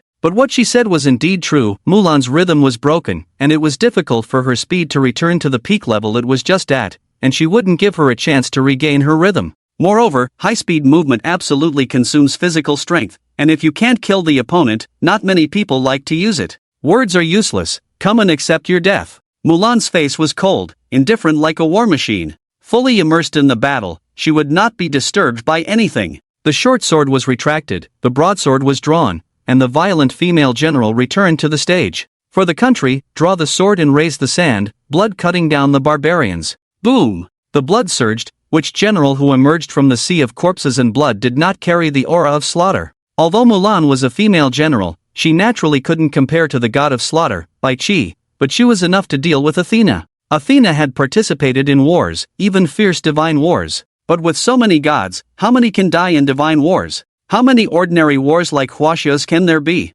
Absolutely none. How could the killing aura on Athena's body compare to Mulan's? In the arena, Athena felt cold all over, as if she was being stared at by a poisonous snake in the grass. Any slight carelessness would lead to irreversible disaster. At this moment, the broadsword in Mulan's hand was also wrapped in blood, with the engraved flowers seeming to come alive, blooming vividly in the glint of the blade. Boom! The ground shattered into dust. Mulan gripped the broadsword and charged forward. This strike, cutting down the insignificant. The image of Mulan is inspired by Hua Mulan in honor of kings. Humph, foolish, so slow, how could my daughter give it a chance to hit? Zeus scanned the crowd of the Chinese people, provocatively. Hee, friend from Greece, are you underestimating the soldiers of my China? Fang Sheng chuckled lightly, meeting Zeus's gaze without fear. General Hua's attack, she cannot avoid it. Boom! As Fang Sheng's voice fell, a loud explosion rang out in the arena. Athena's holy face suddenly became extremely terrified, as if surrounded by an invisible wall, firmly locked in place. The previous explosion was the sound of her struggling, but no matter how she struggled, her feet couldn't move a step, only able to watch the broadsword fall. How did it come to this? Killing intent. Mulan's killing intent firmly locked Athena, making it impossible for her to move before the broadsword fell. Mulan, who had fought on the battlefield many times, had long honed the ability to lock onto her enemies. Her attacks were like a shark in the sea. Once it smelled blood, it would chase and kill its prey. Seeing no way to evade, Athena's body surged with holy light, holding the Aegis shield in front of her, intending to withstand this blow. The airborne strike was already unstoppable, the broadsword exuding a glamorous blood red, so thick that it seemed about to drip at any moment. Die! Boom! Two extremely pure energies collided, causing a violent storm in the arena, raising dust that obscured all vision. This strike, transformed by Mulan's killing intent, was enough to slay a god. But Athena was the war goddess believed in by the world, and the weapon she used to block was the Aegis shield, a rare artifact of Greece. Could this attack break through? For a moment, everyone's hearts were hanging in suspense. As the smoke cleared, Mulan stood tall, her long hair flying, the broadsword in her hand just stuck on the shield. Athena below was kneeling on one knee, and there was no intact place where she crouched. Crack! Cracks spread from the fissure in the shield, then shattered into pieces of scrap iron, falling to the ground. Athena's face was filled with disbelief. This was the Aegis shield, the Greek artifact. How could it be shattered by mere iron?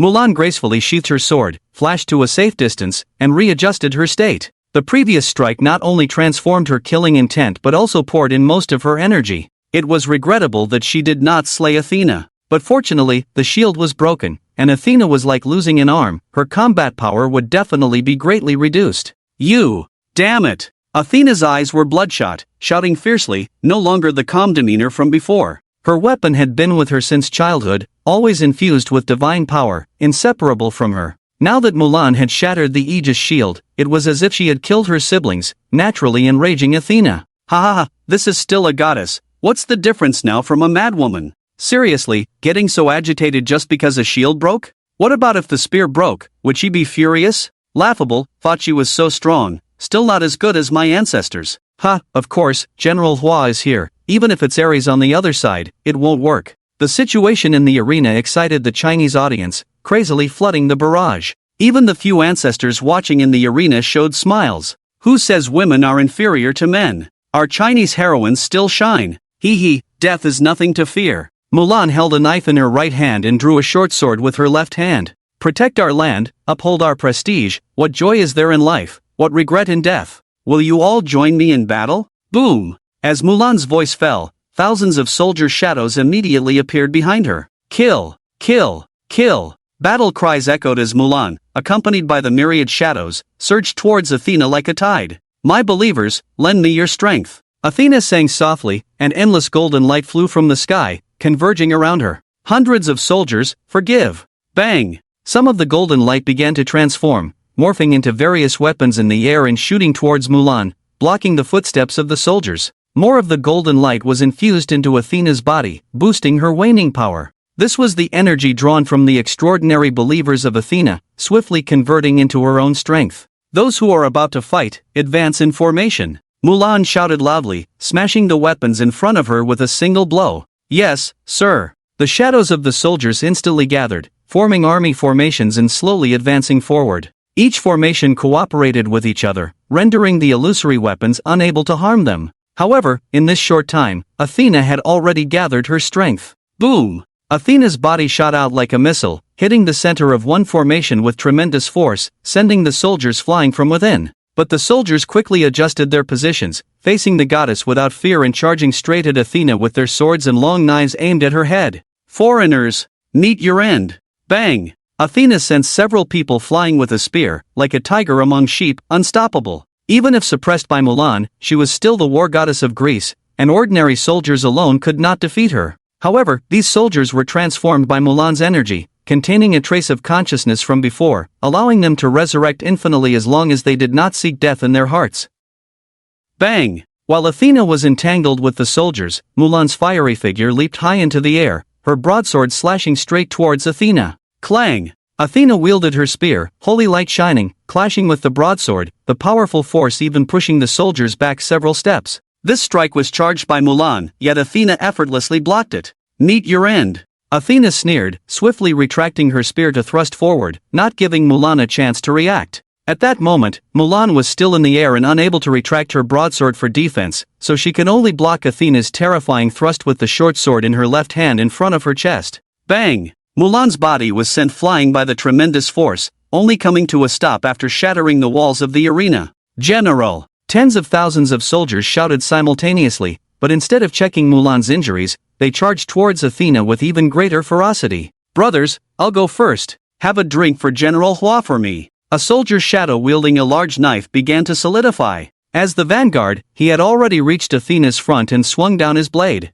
Athena raised her spear to block, intending to deflect him. Bang! Athena's pupils dilated. Her hand went numb, and she had to exert all her strength just to stand. How could this attack be from the previous soul? Bang! Just as Athena was puzzled, the soldier with the large knife in front of her suddenly began to disintegrate inch by inch, then disappeared before her eyes. This isn't right. Isn't this the energy transformed by General Hua? It should quickly regenerate after being injured, so why did it disappear completely? What's going on? Could it be that the person's consciousness is seeking death? Perhaps this is the case for us mortals. Only through sacrificing our lives can we harm the gods. The onlookers from Huaxia were stunned, unable to determine what caused the death of the heroic spirits. Ha ha ha, brother, farewell. I'll join you for a drink. The soldier wielding a long spear began to solidify his body, thrusting fiercely and causing Athena, who was holding a gun, to step back. Brothers, fight with joy. Once we kill this scoundrel, we can smile in the afterlife.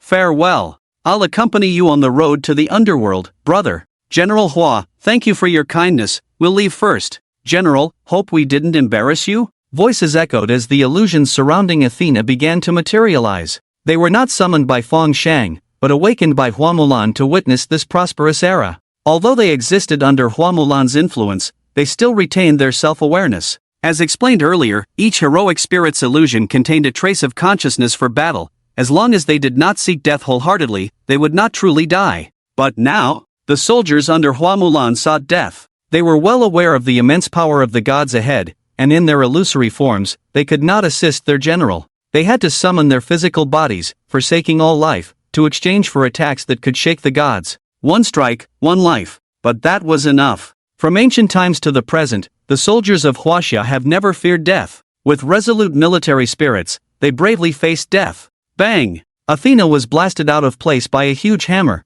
followed by countless arrows shooting directly at her. Despite her summoning energy defenses, several arrows grazed her body. Blood began to drip. With anger in her eyes, Athena looked towards the soldiers ahead. The two attackers who launched the assault turned into ashes with laughter, but hundreds of soldiers still charged towards her. The Godslayers, they would meet their end today. Seeking death. Athena distanced herself, wielding her spear to create a circle in the air, then countless lights converged, aiming at the soldiers charging towards her. Boom! A thick beam of holy light poured out like a bucket, vowing to obliterate everything in its path. Ha ha ha, brothers, Lao Zhu, will go first. The soldiers burst into laughter, and a chubby man rushed out from the ranks, holding a huge shield, blocking the front line. Boom! The divine punishment was blocked beyond the line of death by the soldiers who sacrificed their lives. Old squad leader, farewell. I'll join you soon. Several voices resounded from the group of soldiers, as shield-bearing soldiers rushed to the man's side, holding up their shields to block all attacks.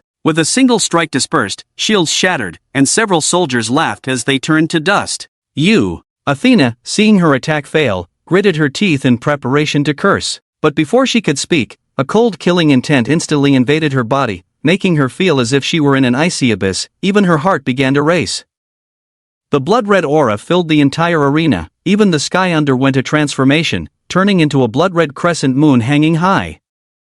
Why must it come to this? The piercing voice tore at the heart, even those who heard it shed hot tears. Hua Mulan, hunched over, her eyes bloodshot, tears wetting her determined face. She led her army out. She summoned them to battle on the battlefield. She had to take responsibility for everyone. The sacrificial approach was definitely not what Hua Mulan wanted to see. Ha ha ha, General, how can we watch you suffer? In the face of a great enemy, how can we let our general face it alone? I haven't contributed much in my life. Being able to share the burden for the general is satisfying enough. Seeing Hua Mulan return, the soldiers did not retreat but instead laughed loudly and bravely faced death. Athena absorbed the power of all believers. They must weaken her power to give the general a chance. So, they must fight this battle. They cannot retreat in this battle. Bang! The giant hammer smashed down, narrowly missing Athena. The long spear stabbed, Athena swung her spear to deflect it. The rain of arrows, Athena summoned her defense. Even with each attack, this endless onslaught still made it difficult for Athena to defend. Her energy was burning rapidly. Under this defense, it wouldn't be long before it was exhausted. Madman! She cursed. The long spear suddenly slammed into the ground, at the cost of being stabbed in the calf, successfully shattering the ground, temporarily escaping the siege. She needed to catch her breath, otherwise, even as the goddess of war, she couldn't handle it. Suddenly, her face suddenly changed. A vision of the extremely bad future. The Mulan, full of killing intent, had already leaped high. Roar! The killing intent all over Mulan's body turned into a burning fire phoenix, uncontrollable anger. With the courage to exchange lives, she rushed towards Athena without hesitation. Athena, who was weak, couldn't dodge anymore. She could only gather all her energy in the long spear, and face this blow under the cover of the holy light. Boom! The ground shattered. Mulan's broadsword not only carried killing intent, but also her overwhelming anger. Now Mulan only had revenge in her mind. She brought the people, she should protect everyone. But now, facing a strong enemy, it was her brothers who protected her with their lives. She couldn't repay this kindness, but the anger of her brothers' deaths, she would return in full. Bang! Athena's tiger's mouth cracked, even the bones of her forearm began to shatter. She suddenly spat out a mouthful of blood, almost crushed by this blow. Insult my country, kill my brothers. Mulan's eyes were cold, the twin swords were already in her hands. Unforgivable sin. Boom! In Athena's shocked eyes, Mulan's speed sword, turning into a series of afterimages, mercilessly tearing at her body. The attack of the short sword was not as powerful as the broadsword, but with each strike drawing blood, how could Athena resist? Bang! Ignoring her injuries, Athena suddenly swung her long spear. Several holy lights turned into dragons and snakes, about to pounce on Mulan, trying to disrupt her rhythm. But how could a general who had experienced 1,000 battles fear injury? Born fearless, fight to the end. Clang! The long sword slashed down. Mulan originally held a short sword in each hand, but now they had merged in the middle, carrying overwhelming killing intent and sharpness, transforming into a flapping fire phoenix, and with one claw, shattered the head of the holy light giant snake. The holy light turned into dots and fell. The fire phoenix pierced through the light rain, sacrificing itself towards Athena. Athena did not expect that her attacks did not break Mulan's rhythm. She could only hurriedly mobilize her energy for a hasty defense. Boom! The fire phoenix exploded. The flames of the killing intent immediately soared into the sky, engulfing Athena entirely. Mulan stood proudly in the flames, like the victorious war god. Bang! Athena's body was burning with flames, being hit by this terrifying energy. When she was attacked by the spirits sacrificing themselves, she had consumed a lot of energy. Later, she launched 2 large-scale holy light attacks. Even with her rich power of faith, she could not withstand such an attack. So just now, during the defense, she could not mobilize much energy, naturally unable to resist Mulan's full blow. Boom! Athena's body was blasted to the ground, rolling continuously for a long time before stopping. Ha ha ha, General is mighty. Leave it to us to take her life. Barbarian, take this. Mulan supported her weak body with her weapon. Although extremely exhausted, her back remained straight. At this moment, she had already taken control of the consciousness of the English spirits, preventing them from sacrificing themselves in attacks. However, she distributed the killing intent that could slay gods to the generals and soldiers, allowing them to inflict substantial damage on Athena even without sacrificing their lives. Bang! Bang! Bang! Athena was already powerless to resist, being surrounded and attacked from all sides. She could only widen her eyes and watch herself approach death. As the goddess of victory, she tragically perished amidst the chaos of battle. It was the soldiers from the godless land that she despised the most. This confrontation was not just a battle between Mulan and Athena,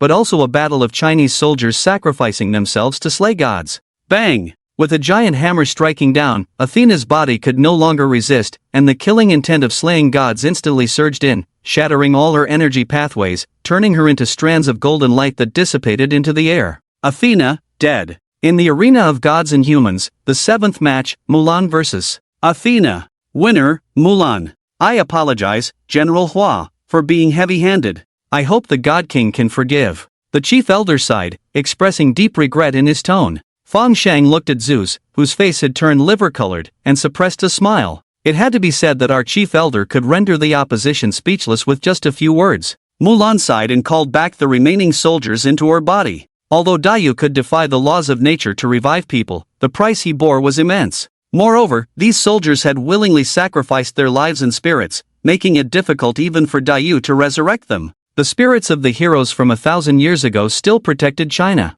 Let them return to their homeland and rest well. We will fight the battles that follow for you. Mulan slowly exited the stage, and the battle moved on to the 8th round. The observing gods turned their gaze to the American godline, awaiting Jehovah's decision. In the American godline, the number of gods was not many, but each one was outstanding. When the gods had just revived, they caused a global war over the division of land, with the American godline seizing the most territory with absolute superiority. Their strength made the other 4 major godlings wary. Gabriel, who had appeared earlier, had formidable strength. But when he encountered the poet Immortal Li Bai protected by the Chinese cultural lineage, even if he lost, it was a glorious defeat. So, who would the American godline send out in this round? Would it be the 6-winged seraphim again? After pondering for a moment, Jehovah called out, Beelzebub, it's your turn for this round. At these words, a tall, thin man rose from among the angels. His face was gloomy, his body slender, and he simply nodded without saying a word.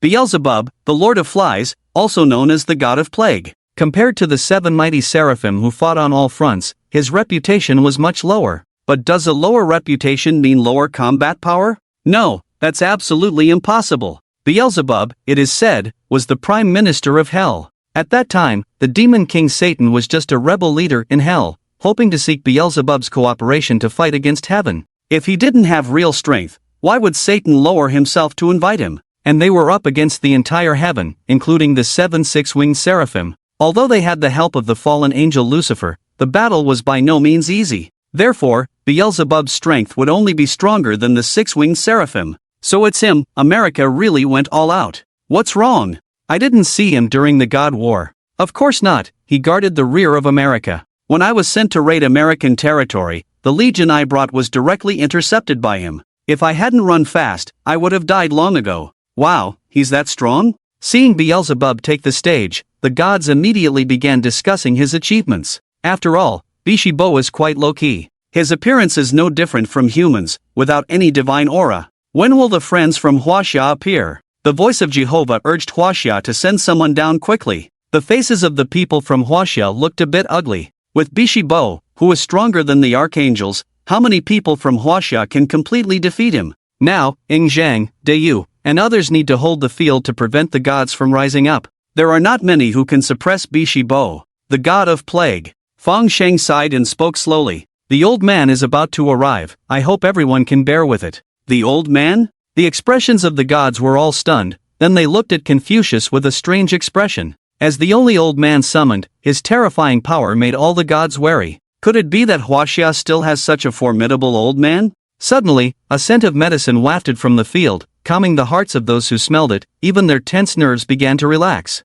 At the entrance, an old man carrying a medicine box slowly walked out. His white hair and wrinkles made him look kind. Just one look made people want to call him grandpa involuntarily. DNK, the ancestor of Chinese medicine, the divine doctor. DNK, a famous physician in the spring and autumn period and the Warring States period, was honored as the ancestor of Chinese medicine. It is said that he learned from Lord Chang Sang and mastered his medical skills and secret prescriptions. After drinking the water from the upper pond on the mountaintop, he attained superb medical skills. In the spring and autumn period and the Warring States period, DNK had already applied comprehensive diagnostic techniques in disease diagnosis, which later became known as the 4 diagnostic methods in traditional Chinese medicine: observation, listening and smelling, questioning, and pulse-taking. DNK referred to them as observing color, listening to sound, writing image, and pulse-taking. He can be considered the ancestor of Chinese medicine. Interestingly, it is said that DNK traveled to the state of Gui as a wandering doctor and cured the Prince of Gui of death-like symptoms, bringing him back to life. This incident became a well-known story, leaving behind the legend of reviving the dead. With the support of the system, DNK's medical skills are now even more exquisite. It is said that he can revive the dead, which is not an exaggeration. Oh my! DNK is here too. Does this mean no one in Huaxia will die? Ha! Does that mean our king's arms will grow back? Yes! Even General Hua Tsubing can be saved. Even the deadly poison of the 8-headed snake is nothing in front of Senior BNK. But our ancestor is a doctor after all. Is he really suitable for fighting in the arena of gods and humans? Yes, he is facing Bishi Bo from the American lineage. We can't afford to lose here. For a moment, there were doubts among the people of Huaxia. Not only the people of Huaxia thought this way, even Fang Shang, who summoned him, did too. In fact, Fang Shang did not intend to let Senior BNK appear, but the system had just been updated, allowing Fang Shang to receive the will of the ancestors of Huaxia better and revive the ancestors of Huaxia. This battle was what Senior BNK requested. Although Fang Shang was puzzled, he still followed the wishes of the ancestors. At worst, he would lose face and surrender directly later, but he couldn't let Senior BNK get hurt. The gods were even more amused. In their perception, BNK did not have abundant energy, nor did he have extreme martial arts skills, and he was physically weak. Even if he faced Bishi Bo, let alone an adult, he wouldn't be able to defeat him, right? In the arena, Bishi Bo did not change his form, still maintaining the appearance of a thin man, with his forehead almost covering his eyes. Old man, take care of yourself and leave here. He. Seeing Bishi Bo's polite attitude, BNK chuckled, stroked his beard, and spoke. Sorry, young man, as a healer, it is my duty to help those in need. Now that Huaxia is in danger, I naturally won't sit idly by. Bishi Bo was slightly stunned, then advised. Old man, the power of the gods is bestowed by the will of heaven. Humans are destined to be unable to overcome it. I hope you don't act in vain. No, young man, you are wrong. DNK took a deep breath and spoke persuasively. Humans have their own destiny. Although we are weak, we will not submit to this unjust will of heaven. There are millions of heroes in China. Even though I am a doctor, I still have to stand before the gods. DNK looked kindly at Bishi Bu, making him feel uneasy. Bishi Bu, what's going on? Just as Bishi Bu hesitated, the voice of Jehovah suddenly came from behind, causing him to tremble. As the god of plague, Bishi Bu was actually quite strange. He had no friends and always remained solitary. The gods would quickly avoid him as if they were avoiding disaster. Even in the Garden of Eden, he kept a low profile, living on the outskirts, away from the hustle and bustle. Although he didn't like to talk, he understood deeply in his heart. As the god of plague, he naturally would not be accepted by the other gods. Everyone likes positive things, but in a world of balance, there must be a position for the god of plague. Unable to bear the strange looks, Bishi Bu avoided all the gods, shed his divine form, and came to the mortal world when all the gods thought he was staying at home. He transformed into an ordinary person who could not be found in the crowd, wandering in the marketplace. He witnessed all sorts of things, and people's gazes towards him were varied. But he did not dislike any kind of gaze, because they were not the gazes of those gods. He detested those gazes and wished to pluck out their eyes and stuff them in their mouths. The god of plague, who would want to be the god of plague if not for the will of heaven? Compared to the gods, Bishi Bu actually loved humanity more. But Jehovah was their supreme god, and he could not disobey his commands now. Bishi Bu took a deep breath, clasped his hands together, and his black wings spread open behind him. Old man, forgive me. Bishi Bu flapped his wings, and a dark green energy emerged out of thin air, with countless ghostly figures swirling within, emitting a chilling howl. They were all human gods who died in the plague, now transformed into Bishi Bu's power, fighting for him against formidable enemies. poison was always the most unpredictable thing in battle. Just a slight touch, if there was no antidote, the entire match would end immediately. That was why the Yamata no Orochi was so arrogant at the time. If not for Dayu's forced suppression, his poison would have already killed Hua Tsubing.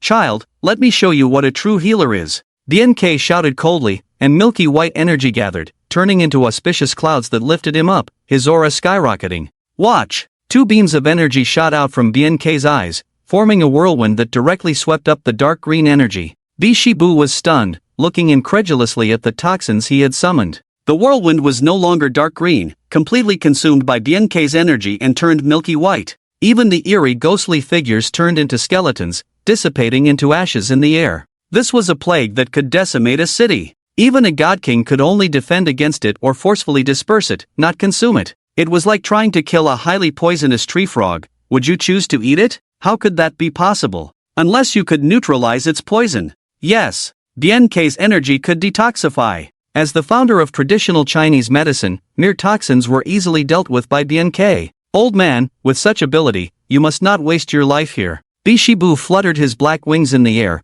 once again trying to persuade BNK to surrender. To be honest, not to mention Bishibu, even Fong Sheng wanted to surrender. The ability of the medical ancestor BNK to revive the dead and heal the living was something that China absolutely could not afford to lose. Said a joke, now BNK is more precious than a national treasure. But BNK's will clearly tells Fong Sheng that he cannot admit defeat. Stubborn like a bull, no matter how Fong Sheng persuades, he does not agree. It is not known what is supporting BNK to participate in this competition. No worries, child, feel free to make a move. BNK smiled, like an immortal. Sorry, it's my duty. Bisib bowed with clasped hands, and bowed again. He has been in the world for many days and has long learned human etiquette. And during this time, he has met many doctors. Facing these talented people who can solve their own abilities, he is very respectful. At the same time, he has also seen that BNK's ability naturally restrains him, but after all, the other side is just an old doctor. As the god of plague, how could he not be able to compete with an old man in his twilight years?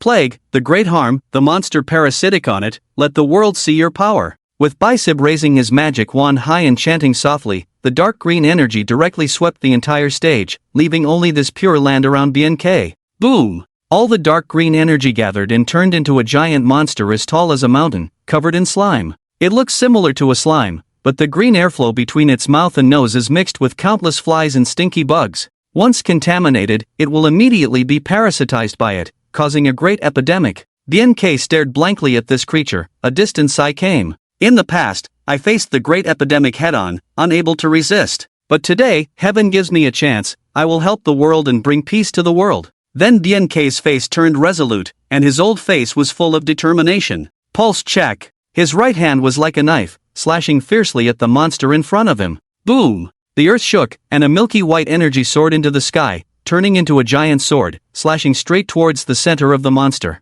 The monster split into slime, turning into endless giant claws, trying to defend itself by raising its head. But this milky white energy is BNK's lifelong medical skill. How could it be blocked by a small plague? Hiss! A sour sound suddenly sounded, and the giant sword cut into the center of the monster, immediately igniting like flames, preventing it from reattaching with slime, thus splitting the monster in half. Cut! Before the monster could react, BNK's sword slashed down again. Bang! Split into 4. Cut! BNK's hand sword kept slashing, like a tireless warrior, splitting the monster into nearly 100 pieces. May there be no suffering in the world. Why not create medicine to dispel dust? BNK whispered softly, then with a push of his hands, the milky white long sword immediately turned into a small beast, devouring all the monsters clean. Boom! The green mist dissipated. BNK supported his waist, looking a bit tired, and said with a smile, Old, haven't finished diagnosing the illness yet, almost unable to move. In the distance, Bisib widened his eyes, full of disbelief. What he summoned was not just an ordinary virus, but a monster representing the concept of plague itself. Perhaps you are a divine doctor, able to single-handedly defeat a plague. But who in the world can defeat the concept of plague itself? Unless that person's medical skills are unparalleled, and no matter what kind of plague, it is not a concern. BNK, the ancestor of Chinese medicine. He himself is a divine doctor who can be famous for thousands of years, revered as the founder by countless Chinese medicine practitioners. Not only Chinese medicine practitioners, how many people in China have heard of this divine doctor who can bring the dead back to life? For thousands of years, the power of his faith has reached a legendary level. So when the system revived him, the abilities bestowed upon him were extremely strong, and his proud medical skills must have become even more outstanding. Indeed, a mere plague cannot withstand him. Old man, good skills. Beelzebub took a deep breath, retracted his plague ability, and said, although I am the god of plague, I am still a demon. I wonder how you, sir,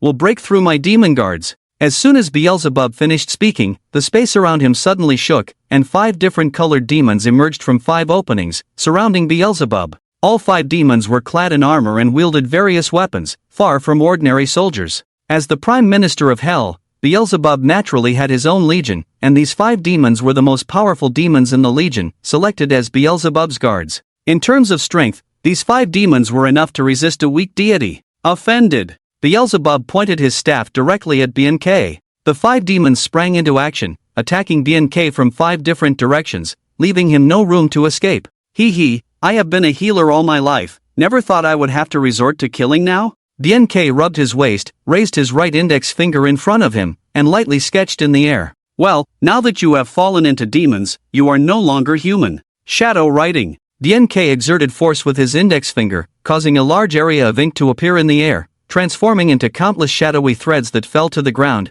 dissolved into the earth, and then shot towards the 5 demon soldiers. The demons, seeing the attack coming, hurriedly wielded their weapons to defend themselves, but the shadows in front of them were like real shadows, unable to stop their advance. With a bang, several shadows leaped up, forming black nets that securely bound the 5 demon soldiers. No matter how they struggled, they could not break free. Seeing this scene, Beelzebub frowned and asked, how can a healer like you possess such killing techniques? BNK laughed and said, traveling the world, even as a physician, one must learn self-defense. This technique is only for trapping, not killing. In history, BNK summarized the 4 diagnostic methods of traditional Chinese medicine: observation, listening, questioning, and pulse-taking. At that time, BNK referred to them as observation of appearance, listening to sound, shadow writing, and pulse-taking. Shadow writing was akin to questioning, relying on the patient's description for diagnosis. By fully harnessing this power, shadow writing was not just about what the patient said, but also became BNK's means of relief. Therefore, whatever BNK drew would come true. Of course, this ability consumed a tremendous amount of energy, and binding 5 demons had already strained BNK's body. I admire you. Beelzebub bowed and looked at the helpless demons, saying solemnly, I am the god of plagues in the United States, also serving as the Prime Minister of Hell. I cannot lose face for the divine race. I am incompetent, all my skills have been broken by you. I can only give it my all, and I hope you will not hold back. With that, a demonic wind rose. Beelzebub stood amidst the whirlwind, his body rapidly expanding, his limbs and body mutating, assuming his most revered form. The god of plagues, Beelzebub, was now going all out. Beelzebub at this moment was as terrifying as could be. His head had turned into a demon skull, adorned with 2 horns, his arms had also thickened, muscles bulging, veins popping. In his chest, a large fly head occupied the space, its mouth filled with sharp teeth, constantly spewing poisonous mist. Not only that, the fly's body had further mutated, its thin legs now thick as pillars, yet soft and flexible like tentacles, able to be controlled at will. Additionally, he had black wings on his back and a goat's tail, making him look incredibly bizarre. There aren't many good-looking gods in mythology. Beelzebub was clearly among the most grotesque. I can't believe it, what's going on? Always resorting to extreme measures, this is really polluting the spirit. I'm still eating, but now I feel like throwing up. Damn, this is disgusting. BNK, please take care of this monster. Exactly. Something like this doesn't deserve to be called BNK's opponent. The reaction from the Chinese audience was intense. They were used to seeing weak and scholarly characters, but now there was a sudden 180-degree turn that was hard for anyone to accept. Not only the Chinese, even the gods watching the battle on the field turned their eyes away, no longer caring about the outcome. They had seen BNK in this form before, when he defended the American headquarters, slaughtering countless armies attempting to attack the American base. But they remained indifferent, even the angels of America kept silent. It's worth noting that although BNK was from hell, he also controlled plagues and lived in the Garden of Eden.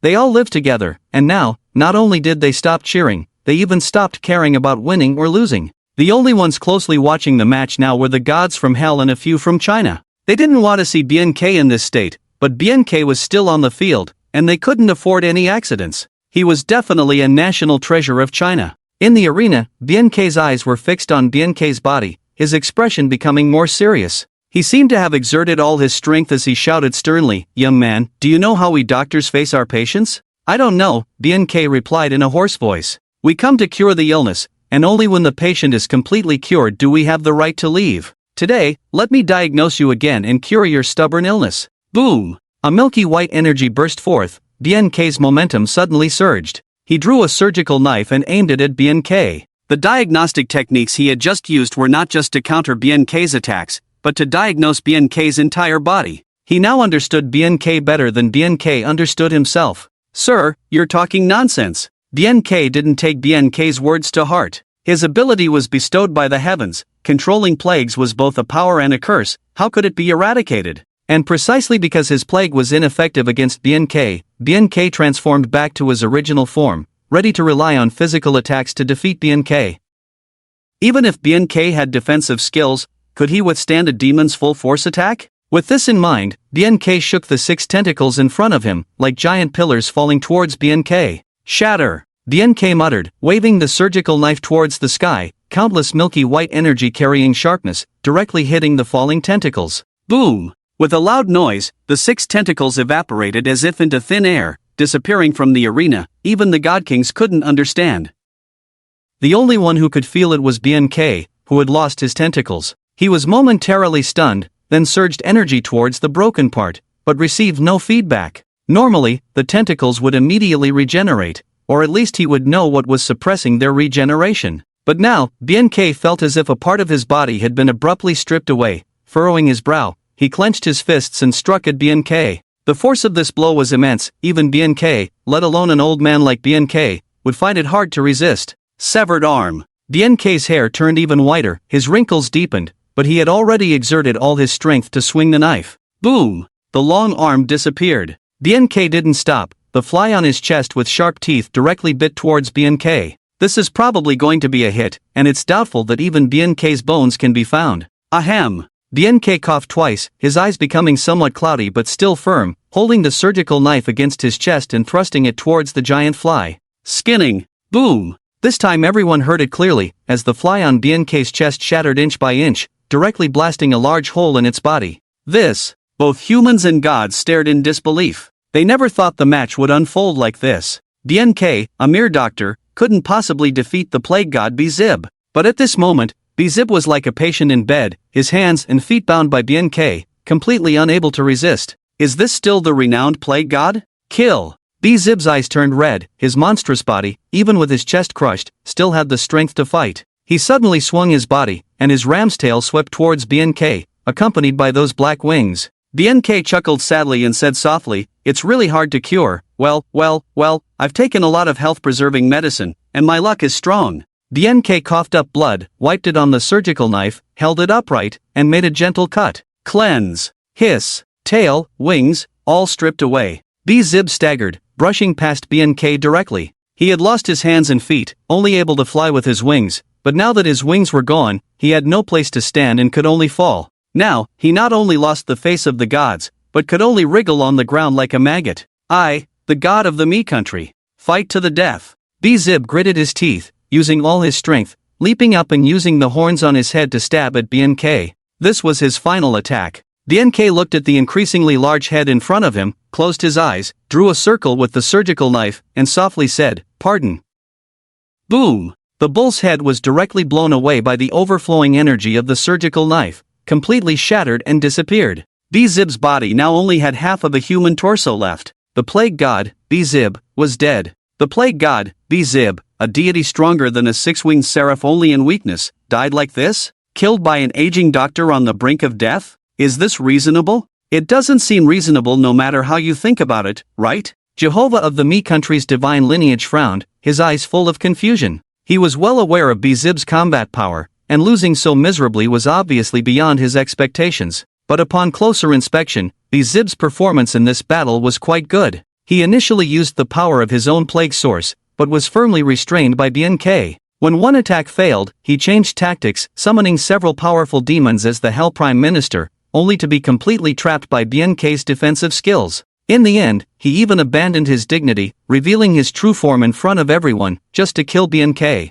But BNK's surgical knife seemed sharper than any divine weapon, directly dismembering Bizib's body. Not to mention the gods, even the God King would have a hard time dismembering Bizib. His body was not as fragile as glass, but as strong as stone. Yet, such a deity was easily dismembered by BNK. Absurd, very absurd. How much terrifying power does this seemingly powerless old man contain? Unconsciously, Jehovah's gaze turned to Confucius. These two old men are really not to be trifled with. Not only Jehovah was shocked, but the faces of the gods on the divine side were also unsightly. They were well aware of Bizib's performance in divine battles. How could a god who could protect the Mi country's headquarters be weak? Yet, such a god was completely defenseless in the hands of BNK. Is this godless land of Huaxia really so terrifying? In the field, BNK coughed up a mouthful of blood, and his aging body became even more frail. In this battle, the energy he consumed was also extremely terrifying, requiring slow recovery to return to normal. But he couldn't fall now, he had something more important to do. BNK took steps, walking unsteadily towards the body of Bixie. At this moment, Bixie only had half of a human body left, no longer resembling a monster, looking no different from a dismembered human body. BNK squatted down, took out a packet of medicine powder from the medicine box, and sprinkled it on Bixie's body. The white medicine powder instantly enveloped Bixie's remains, like a funeral held by countless white rose petals. But in BNK's hands, this was not a funeral, but a ritual to revive Bixie. Yes, to revive from death. The highest level of medical skill, reviving the dead. In the previous revival of ancestors, only Dayu had demonstrated the ability to revive the dead, but he relied on human power, using the status of a human sovereign to command the souls of the fallen warriors to return. But the current situation was completely different. Firstly, Bixie was on the side of the gods, definitely not under the protection of the human race. Secondly, he couldn't even preserve a complete body now, so how could he be resurrected? For a moment, all eyes, whether human or divine, were focused on BNK. Is Master BNK trying to revive Bixie? He's an enemy, why revive him? But Bixie has never attacked our Huaxia side, and is one of the few peacemakers among the gods. Even so, Sai, who knows what Master BNK is thinking? His own condition is not good, can he still use this forbidden technique? The people of Huaxia were not only puzzled, but also worried about BNK's current physical condition. By the end of the battle, he was already at his last breath. Can he really revive Bixie now? BNK sighed softly, placed a few lotus roots on Bixie's incomplete body, and then pressed a lingji mushroom on his chest. This child is innocent, his life should not end today. I hope the 1,000-year medical lineage of Huaxia will assist me, strip his divinity and return him to humanity. Disciple Jiuren, deeply grateful. Bang! As BNK murmured to himself, the clouds in the sky suddenly broke open, and golden light descended from the sky, transforming into several old men with white hair and youthful faces, standing behind BNK. Physicians of Huaxia. Although BNK was known as the ancestor of Chinese medicine, he was still a disciple of the Chinese medical lineage. The shadows of the old men revolved around Bixie's body for 2 circles, slowly reaching out their hands and pressing them on Bixie's body. Boom! The shadows shattered instantly, turning into endless milky white energy flows that completely enveloped Bixie's remains. Even the lotus roots were the same. At the same time, BNK took out a silver needle and quickly pressed it on the acupoints of Bixie's body, muttering to himself, a physician's compassion, lasting for eternity, from death to life, from God to human. Release! Boom! As BNK's words fell, there seemed to be a thunderous explosion in the sky. Countless golden threads pierced through the silver needle into Bixie's body, suspending his body in the air, like a sinner violating heavenly laws. Suddenly, as if sensing something, Yahweh frowned, and a pure golden hand made of energy immediately pressed down on the field. Humph! With a cold snort, an invisible force instantly struck, directly shattering that hand into a shower of light. Friends from the United States, you've crossed the line. Dayu's voice resounded like a bell, issuing a warning. Trying to harm others under the eyes of the sovereign, seeking death. Yahweh's face darkened, and he said coldly, even if Bixie is dead, he is still a god of our United States. Is it not against the rules to desecrate his remains? Oh, friends from the United States, do you really want to claim the body? Just now, none of you gods stepped forward. Feng Sheng sneered, confronting Jehovah without humility. Jehovah's eyes flickered with light, and he coldly snorted, no longer speaking. At this moment, Baixibo, suspended by golden threads, was undergoing drastic changes. Dark energy spread from the golden threads, causing his body to continuously shrink. But the milky white airflow injected into his body like nutrients, allowing him to maintain the integrity of his body. BNK, with his white hair, watched quietly, his smile undiminished. Why did he insist on participating in this competition? Because he is a healer, and Bikesibo is the patient. A patient in a state of despair. Although Bikesibo is revered as a deity, he loves humanity more. He is very close to the human race, but because of his identity, he can only live in obscurity.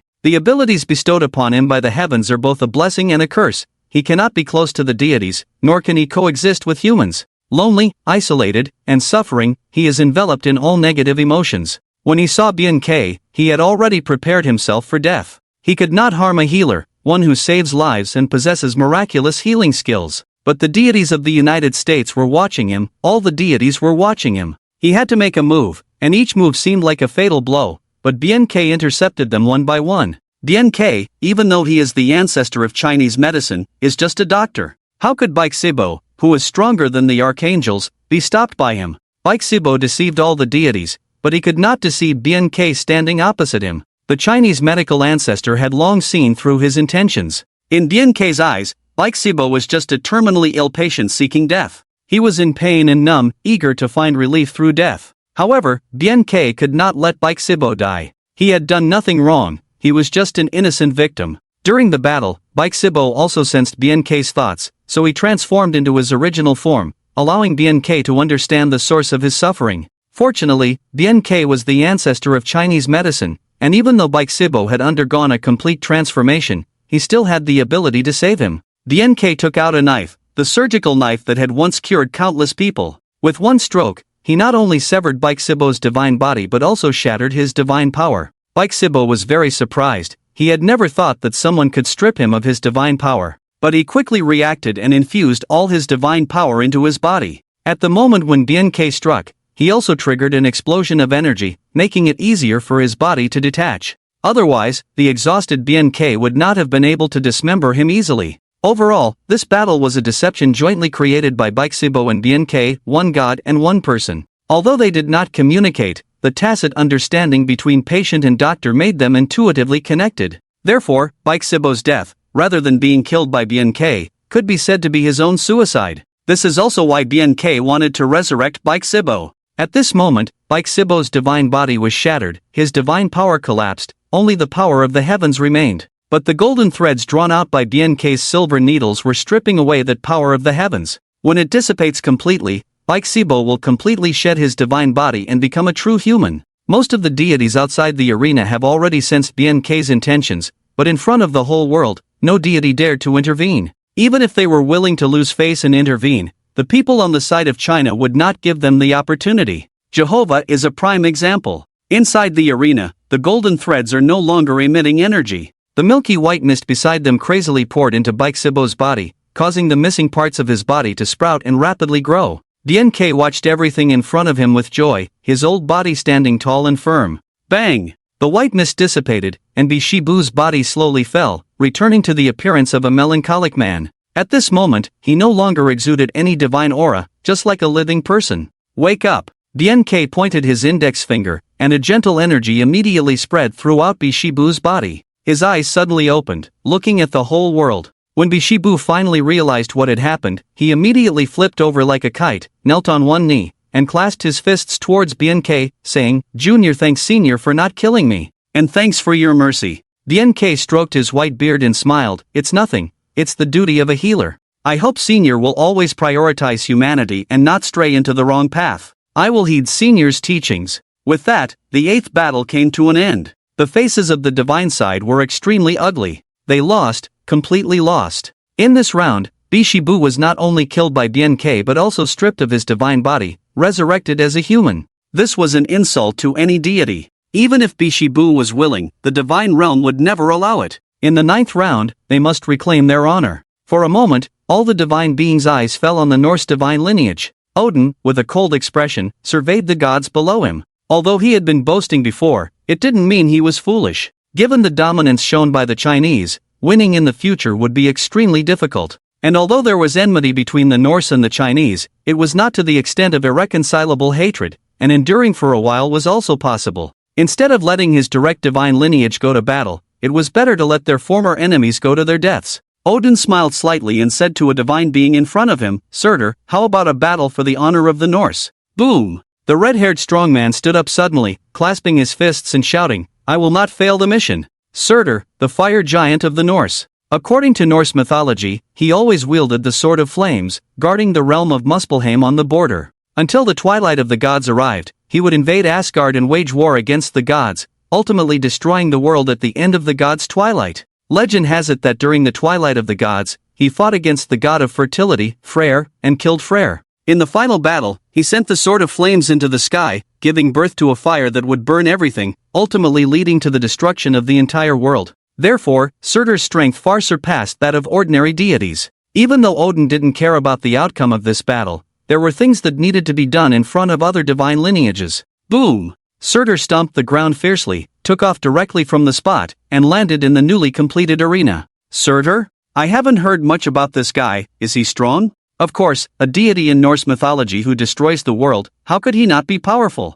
Ha! Destroy the world? Is this big guy that formidable? Well, it's all talk. Wait until our guy goes up, he'll definitely beat him to a pulp. Ha ha, I wonder who's up next. The Chinese audience stared at the live screen, discussing animatedly. China had already won 8 battles and secured victory in the grand event, so they were not very worried. Friends from China, do you know? Hiss. Odin's words were interrupted by a long hiss. Everyone's gaze immediately turned to the entrance of the Chinese side. A thin man rode slowly on a skinny horse. He looked mature but was sloppily dressed, with rusty armor, and even his large sword at his waist was full of nicks. Rather than a soldier, he looked more like a defeated veteran. For a moment, everyone was puzzled. Many Chinese generals had appeared before, all of them were heroic and sharp. How could there be such a desolate warrior? But who summoned him to fight for the country was definitely not weak. Who could this be? I am Ran Min, willing to fight for Huaxia, no regrets even in death. Ran Min. Ranwei, the founding emperor. Ranwei was a small country during the 16 Kingdoms period of Eastern Jin, when Huaxia was in a state of great division and not well known. But he also had another title, Martial Reverend King, leader of the Chihuahua army of Huaxia. The Chihuahua army was an active group of Han armed refugees north and south of the Yellow River during the 16 Kingdoms period of the 5 barbarians, considered the most fierce and powerful peasant army in ancient Huaxia. Led by Ran Min, with a fighting spirit of fighting to the death, they were invincible in battle and conquered a vast territory. Let this general fight for survival once again in battle. Ran Min roared, brandishing his sword. The 9th battle begins. General Ran Min, why does that name not ring a bell? People of the Eastern Jin 16 Kingdoms, at that time Huaxia was in chaos, with rivers of blood flowing. Even the records in history books were extremely bloody. The education we receive rarely mentions this period of history, so it's understandable that people are not familiar with it. But brothers, you must understand, the armies that emerged in that chaotic era were not weak. It's not an exaggeration to say that the Chihuahua army was the most tragic force. While other armies fought for territory and provisions, they fought only to survive. Those who fought for survival in chaotic times should not be underestimated. After some online education, everyone had a rough understanding of Ran Min. But he was facing Surtur, who could destroy the world, and the power comparison was not optimistic. Just as Huaxia netizens were still pondering, the battle in the arena had already begun. Surtur did not transform into his original form, but remained a strong man, suddenly pushing off with his legs, grabbing the flaming long sword and slashing towards Ran Min. This attack was swift and powerful. One misstep could lead to being cut down. Ran Min's eyes narrowed, pulling out the old knife from his horse. A solemn and ancient aura enveloped the surroundings. Clang! The old knife and the flaming sword clashed crisply. Surtur smirked, unleashing his power. The flames on the blade rolled and transformed into fireflies, crawling up Ran Min's old knife, ready to devour it. It was a flame that burned everything. Once tainted, it could only be extinguished by burning completely. Ran Min's knife might not survive this. Humph! Ran Min snorted, his right arm trembled, and the firefly, as if encountering a natural enemy, immediately fled from the old knife, returning to the flaming sword. Surtur looked puzzled, leaped back, his eyes fixed on Ran Min, and said, "To break my flames, you have good skills." He. Ran Min remained indifferent. Even the thin horse beneath him kept its head down without lifting it. Those who fought for survival in chaotic times are not worth mentioning. In a battle between man and god, you can't just fight for survival at will. Die. Surtur roared, plunging his long sword into the ground, the flames flowing like water, turning into endless magma underground, rushing towards Ran Min. Ran Min clamped his legs, and the thin horse immediately leaped with intuition, darting away from the spot in an instant. But the underground magma did not intend to let Ran Min off. Following closely like a venomous snake, ready to erupt at any moment. Seeing no way to dodge, Ran Min frowned, dismounted in a flash, and plunged the old knife into the ground. Seeking death. Boom! The brown-gray aura instantly poured into the ground, chaotic and ancient, like a slime enveloping the magma, completely suppressing the violent energy in almost an instant. Surtur's face turned ashen. He kept trying to mobilize energy, but could not reach the front end of that magma. Surtur had fought for many years, even battling the archangels, but he had never encountered such an opponent. This kind of elusive and tricky opponent was difficult even for a deity to deal with. Clang! The flaming sword was drawn. Surtur abandoned his previous attack, and the flames on the blade were also brought into his body, burning fiercely. At this moment, he no longer looked human, like a flame demon emerging from hell, already transformed into a posture of destruction. Oh, filth? Ran Min raised an eyebrow, his calm expression finally showing a hint of seriousness. In this chaotic world, those who beg for survival, unafraid of life and death, how can mere filth block our path? Ran Min mounted his horse, the old sword gleaming, a brown-gray aura suddenly growing. Ran Min's complexion changed drastically, no longer showing a decadent look. Even the rusty armor on his body began to restore its original appearance. Bang! The light scattered. The old general who was about to fall had already transformed into a brave and skilled leader. Come and die. Boom! The air surged, the thin horse's limbs trampled the ground. Almost in an instant, Ran Min was sent in front of Surtur. Ran Min's right arm muscles swelled, the long knife carrying a bloody aura swiftly slashed towards Surtur's neck. He had begged for survival all his life, deeply understanding the cruelty of the battlefield, so every move he made was a killing blow. This strike, if Surtur were an ordinary person, his head would have fallen to the ground. However, Surtur was a god who had once destroyed the world. Bang! Surtur's long sword stood in front of his face, blocking the falling blade at the cost of retreating a few steps. Then he lunged forward like a cheetah, thrusting his sword towards the thin horse under Ran Min. Ran Min timely reversed the long knife, barely blocking this thrust, while his aura erupted, pushing back Surtur, temporarily creating distance. However, Surtur was already covered in flames at this point. At the peak of his combat power, how could he give up easily? Boom! Surtur stomped heavily on the ground. Countless flames immediately rose from the ground, forming pillars of fire that completely trapped Ran Min. Ran Min maneuvered the thin horse between the pillars of fire, flipping and dodging. For a moment, no flames could touch him. Hee, petty tricks. Surtur's eyes turned cold, tightly gripping the long sword, and with a heavy blow towards Ran Min's direction. Boom! The earth trembled, the flaming long sword immediately spewed out a pillar of fire, transforming into countless fire phoenixes enveloping Ran Min from different directions. This time, there was no escape. Hiss! The thin horse under Ran Min neighed, suddenly throwing Ran Min to the ground, and charged straight towards the countless fire phoenixes.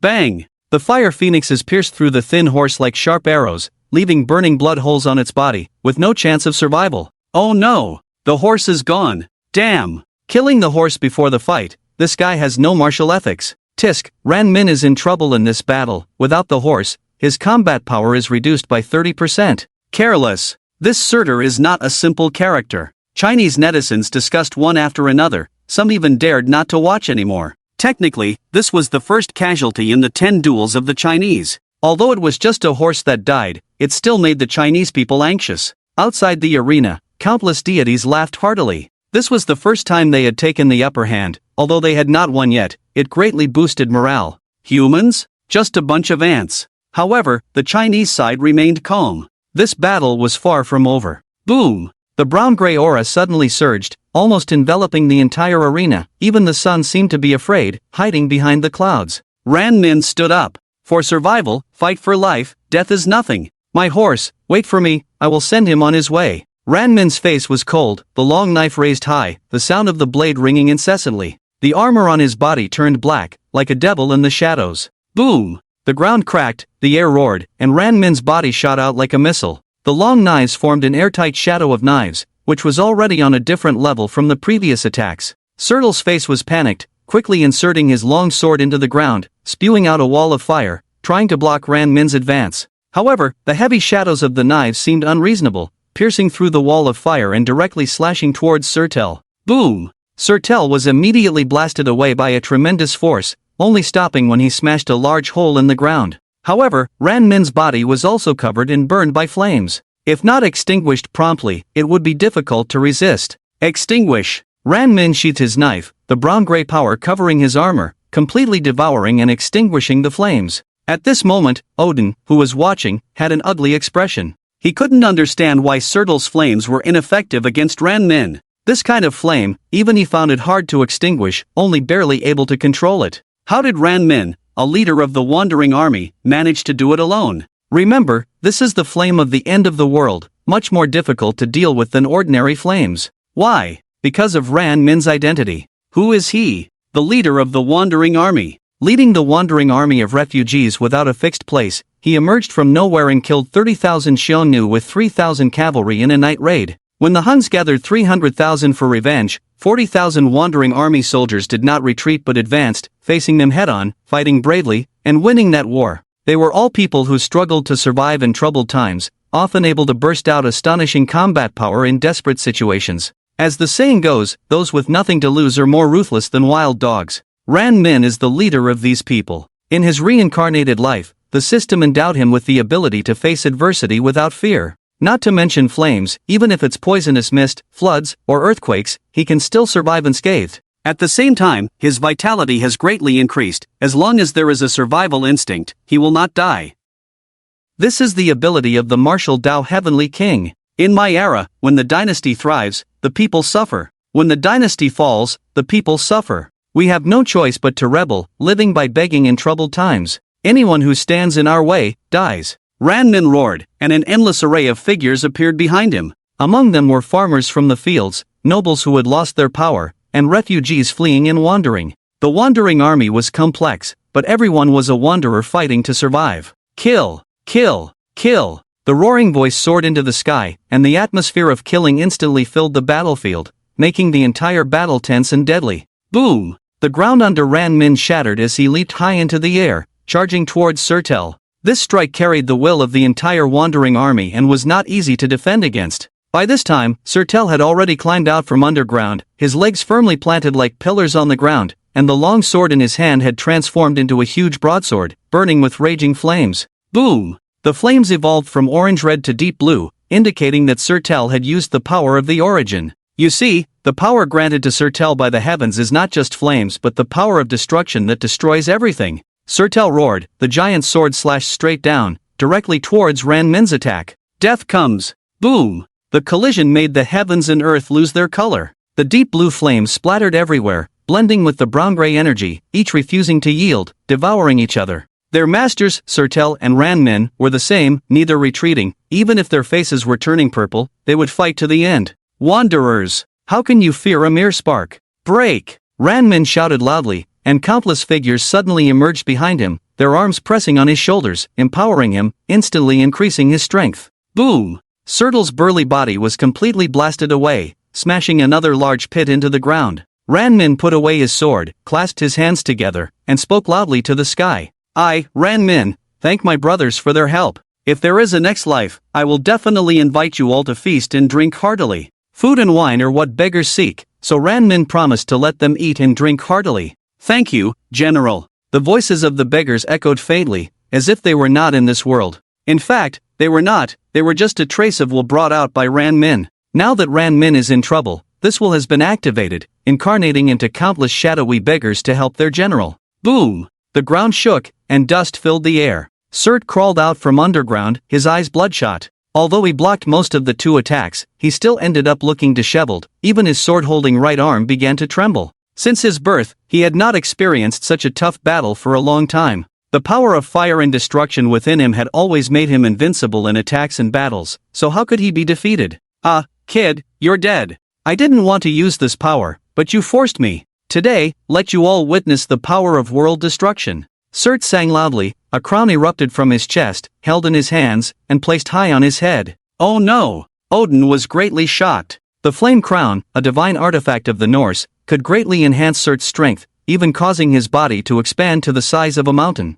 At the same time, his power of fire and destruction could continue to strengthen, to the point where it might be possible to destroy the world. Especially an excess of energy would make Surt lose his sanity, and if he continued to fight, he might become a madman who could not distinguish between friend and foe. This was also why Surt rarely participated in divine battles, even the Norse gods were deeply wary of him. However, with 5 god kings present here, Surt could not overturn the situation. Boom! Just as Odin expected, Surt's body quickly expanded, becoming a towering giant. Even the long sword in his hand began to enlarge, almost the size of several stories. Compared to Ran Min and Surt at this moment, they were indeed as tiny as insects. Damn, Surt transforms at the drop of a hat. Does he have no sense of reason? Alas, this is probably what gods are like. Humans are insignificant in comparison. Brother, don't let others' arrogance diminish your own glory. Although we can't even reach their knees when we jump, I still believe that King Wudaotian can win. Yes, have faith.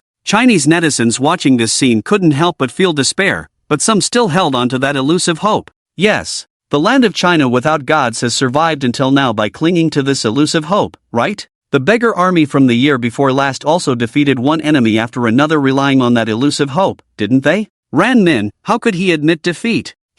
This scene really reminds me of the 300,000 strong army of the Hu people. Ran Min laughed, raised the big knife in his hand high above his head, and a banner emerged from behind him, fluttering in the strong wind. Brothers, are you willing to beg with me again? Boom! As soon as Ran Min's voice fell, countless figures appeared under the banner, the beggar army from before. We beggars in troubled times, how can we fear war? General, kill without mercy. The beggar army roared loudly, each figure rushing towards Ran Min, merging with him. This was not just the will of the beggar army to beg, but also their vibrant life energy. If Ran Min died, they would die too. The beggar army fought for survival, never abandoning each other to escape. Ran Min's armor was as black as ink, not even reflecting sunlight, like an endless black hole. His face was firm, even as the monster ahead stood unmoved like a mountain. The martial king, unleashing his full power. Boom! Surtur launched an attack. The broadsword was raised high, then brought down in a swift strike. The heavy sword had no edge,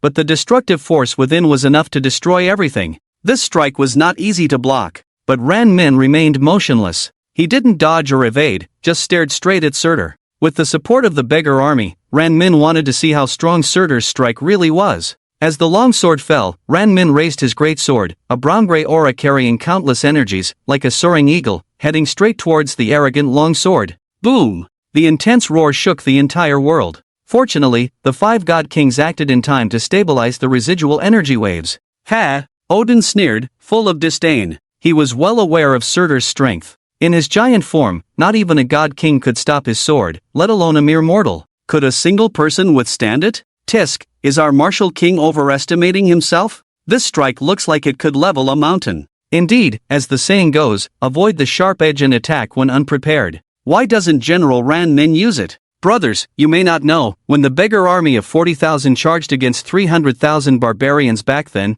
it was this kind of dead-end momentum that carried them through. They were people of chaos, fleeing meant death, only by facing it head-on was there a glimmer of hope. The Chinese spectators watching the battle held their breath, silently praying for Ran Min. As the dust gradually cleared, the situation in the arena finally unfolded before everyone. Surtur's face was extremely shocked, unable to press down with his long sword. And below him, the ground under Ran Min's feet was completely shattered, burying half of his body. But his expression remained unchanged, as resolute as iron. With the body of a mortal, he blocked the strike of the world-destroying evil god. What does that mean? It's like an ant holding up your foot when you step on it. Mortal body, comparable to a god. Ran Min did it. Boom! Ran Min suddenly exerted force, causing Surtur's broadsword to be shaken off. Die! Ran Min roared, his momentum soaring, not at all like someone who had just exhausted all his strength and defense. Surtur inwardly cursed. Now, his body was huge, making his speed and reactions quite slow. How could he dodge Ran Min's attack? And most importantly, he couldn't retract his broadsword in time, only able to withstand Ran Min's strike head-on. But who was Surtur? The evil god of destruction. A madman among madmen. If you can't block it, then don't block it. Surtur gave up resisting, using both hands to forcefully drive the long sword into his own chest. That was where Ran Min's attack was aimed. If Ran Min didn't give up his attack, he would definitely be pierced by the long sword after the attack. Will Ran Min fear exchanging injuries? Fear what? Even if there's only one breath left, the beggar will stand up and bite your neck. Boom! Ran Min's blade fell, killing intense soaring. This strike was faster and fiercer than any before. Why? Because this was the will of the beggar army. Those who couldn't be killed by them would be repaid tenfold. Blocking Surtur's strike was not a deliberate overestimation by Ran Min, but a preparation for the next strike. Boom! Surtur's chest spewed out a large amount of energy, forming a flaming lion in the air, desperately blocking Ran Min's strike. However, it couldn't hold, completely unable to resist. The flaming lion was shattered like paper, unable to stop the sharpness of this strike. This strike was quite impressive. Boom! The sword energy seemed to tear through the sky, directly hitting Surtur. Surtur's burning divine body instantly collapsed, with flesh mixed with blood spraying out, forming a small blood rain in the air. A deep wound visible to the bone appeared on his chest. But even though Surtur was severely injured, his arms remained steadfast, stabbing towards Ran Min, who couldn't dodge in the air. Hiss! Ran Min couldn't dodge, and the left side of his body was cut off, especially his left arm, leaving only a thin strip of flesh connected. Bang! Ran Min fell to the ground, blood splattering. In this confrontation, neither the man nor the god pleased anyone. Surtur covered his chest, gathered divine power, condensed a scar on his chest, and healed his injuries. Ran Min, on the other hand, was even more fierce, directly biting off the arm hanging beneath him, while wrapping the small piece of body in gray-brown energy to stop the bleeding. Indeed, he is a true man of Huaxia. On the stands, the god of slaughter by Qi couldn't help but applaud. Throughout his life on the battlefield, countless generals died at his hands, but few could earn his admiration. Ran Min's fierceness and resilience clearly touched this god of slaughter. Hee, after the battle, we must have a hearty drink with him. Meng Tian chimed in from the side. Not only the two generals, even the first emperor Ing Zhang and the divine emperor Dayu showed some admiration. It must be said that among the 10 battles in the arena of gods and humans, Ran Min's battle was the most fierce. Trading injuries, risking lives in battle, few dared to act as he did. The only ones who could be compared to him were the battle between the overlord Xiang Yu and the thunder god Thor. It should be noted that Xiang Yu's arms have not yet fully recovered. However, Mr. Dian Ke has descended, and the recovery of his arms is imminent. The gods did not change their expressions. They always treated humans as they would ants. Who would pay attention to a bug fighting with injuries? They only cared about how much effort it would take to crush this bug. But obviously, Ran Min, this bug, had already bitten those who wanted to crush him. Boom! Just as everyone was lost in thought, Ran Min suddenly stood up, the gray-brown energy surging, filling the entire arena with endless killing intent. Along with the killing intent, there was also a kind of will. A will to fight to the death. Leader of the beggar army, the martial morning heavenly king, Ran Min. Fully awakened. I have been in a bad state today and feel powerless to write. I apologize to everyone and kowtow to you all. Duang, as mentioned earlier, the most fundamental ability of the martial morning heavenly king Ran Min is his fearlessness in adversity. Not only in the face of flames and floods, but also in natural adversities. Even when he is injured, it is considered adversity. So when he is injured, his fierceness and strength will rise exponentially. The more desperate, the more bloodthirsty. The more painful, the more he can fight. At this moment, Ran Min has lost half of his body, like a missing piece in a puzzle. But even though his body is no longer intact, he still stands tall. His energy temporarily stopped the wound and pain, and he must continue to fight. With a big knife in hand, the flag fluttering. In the chaotic world, I am invincible. Kill, kill, kill. Ran Min's voice was hoarse, coughing up blood with each word. But he continued to roar loudly. This was not just to cheer himself on, but also to shout out the fierceness of the people of Huaxia. As the land of the godless, aren't the people of Huaxia surviving in this chaotic world of the gods until their ancestors are revived? If we were to say, all the armies of Huaxia are beggar armies. They all rely on the will to die to fight against the gods. Boom! Ran Min charged. His speed was terrifying, leaving only after images, compressing the air to a roar, clearly breaking the sound barrier. In the blink of an eye, Ran Min's body was already in front of Surtur. One slash, beheaded. Boom! Another slash that surpassed all previous sword energies. In a state of severe injury, Ran Min displayed his prowess with a single slash. Surtur raised his broadsword in a hurry, flames rolling like waves, to block Ran Min's attack. He couldn't believe that Ran Min, already heavily injured, could still unleash such power. Boom! Surtur's massive body staggered back. His entire arm was trembling, barely able to defend against the attack with all his strength. This person was too terrifying. Surtur's chaotic mind was quickly cleared. What was the situation with Ran Min? Ha ha, get in my way, die. Ran Min laughed loudly, relentless, continuing to charge forward, squeezing out the last trace of energy in his body, just to kill Surtur. However, as the god of destruction, Surtur's mind immediately became clear after the surprise. His long sword plunged into the ground, endless flames instantly engulfed the surface, turning into layers of magma, attempting to block Ran Min's advance. But the brown-gray energy on Ran Min's body exploded, enveloping him like a missile, completely unafraid of the changing environment, heading straight for Surtur. I underestimated you. Ant, meet your end. Sertel roared in anger, his body erupting like a volcano, countless fireballs crashing into the ground, creating deep craters. At this moment, Sertel no longer suppressed his instincts. Just as Odin feared, Sertel lost his rationality, becoming a madman who only knew how to fight. Bang! Sertel's right arm bulged, the long sword slashing through the air, flames seeming to materialize into patterns, carrying scorching heat, rushing towards Ran Min. And Ran Min's counterattack was equally fierce. Boom! The red and gray energies collided in the air, like bitter enemies meeting, intertwining, tearing at each other, neither giving an inch. At this moment, neither the man nor the god showed any expression, even their thoughts gradually fading away. All that remained was the instinct to fight. What is death? Doesn't matter. What is the meaning of life? Doesn't matter. What matters is to sever the opponent's head. Boom! The energy cluster in the middle exploded. The man and the god's evenly matched blow ended in a rare draw. Sertel controlled his posture, roaring loudly, the sky above his head turning completely red, like a hell on earth. He raised the broadsword high above his head, channeling all the energy into the clouds along the blade, making it denser, even transforming into black. Boom! The clouds churned. The broadsword in Sertel's hand disappeared, replaced by a more magnificent broadsword above the clouds. This sword could split the sea, cleave mountains. Even if a god king were present, it was uncertain whether they could defend against it. Ran Min remained unfazed, raising his long knife, its sharp sound echoing. Die! Die! Those who are born from death. Hiss! Ran Min hesitated not, slashing down at his own body. Bang! His legs hit the ground. His body was supported only by the long knife in his hand, and at the same time, there were countless wounds on his chest, some even reaching his kidneys. This caused Ran Min to cough up blood with every breath. But Ran Min did not die. As mentioned earlier, as long as Ran Min was unwilling to die, his vitality would be infinite.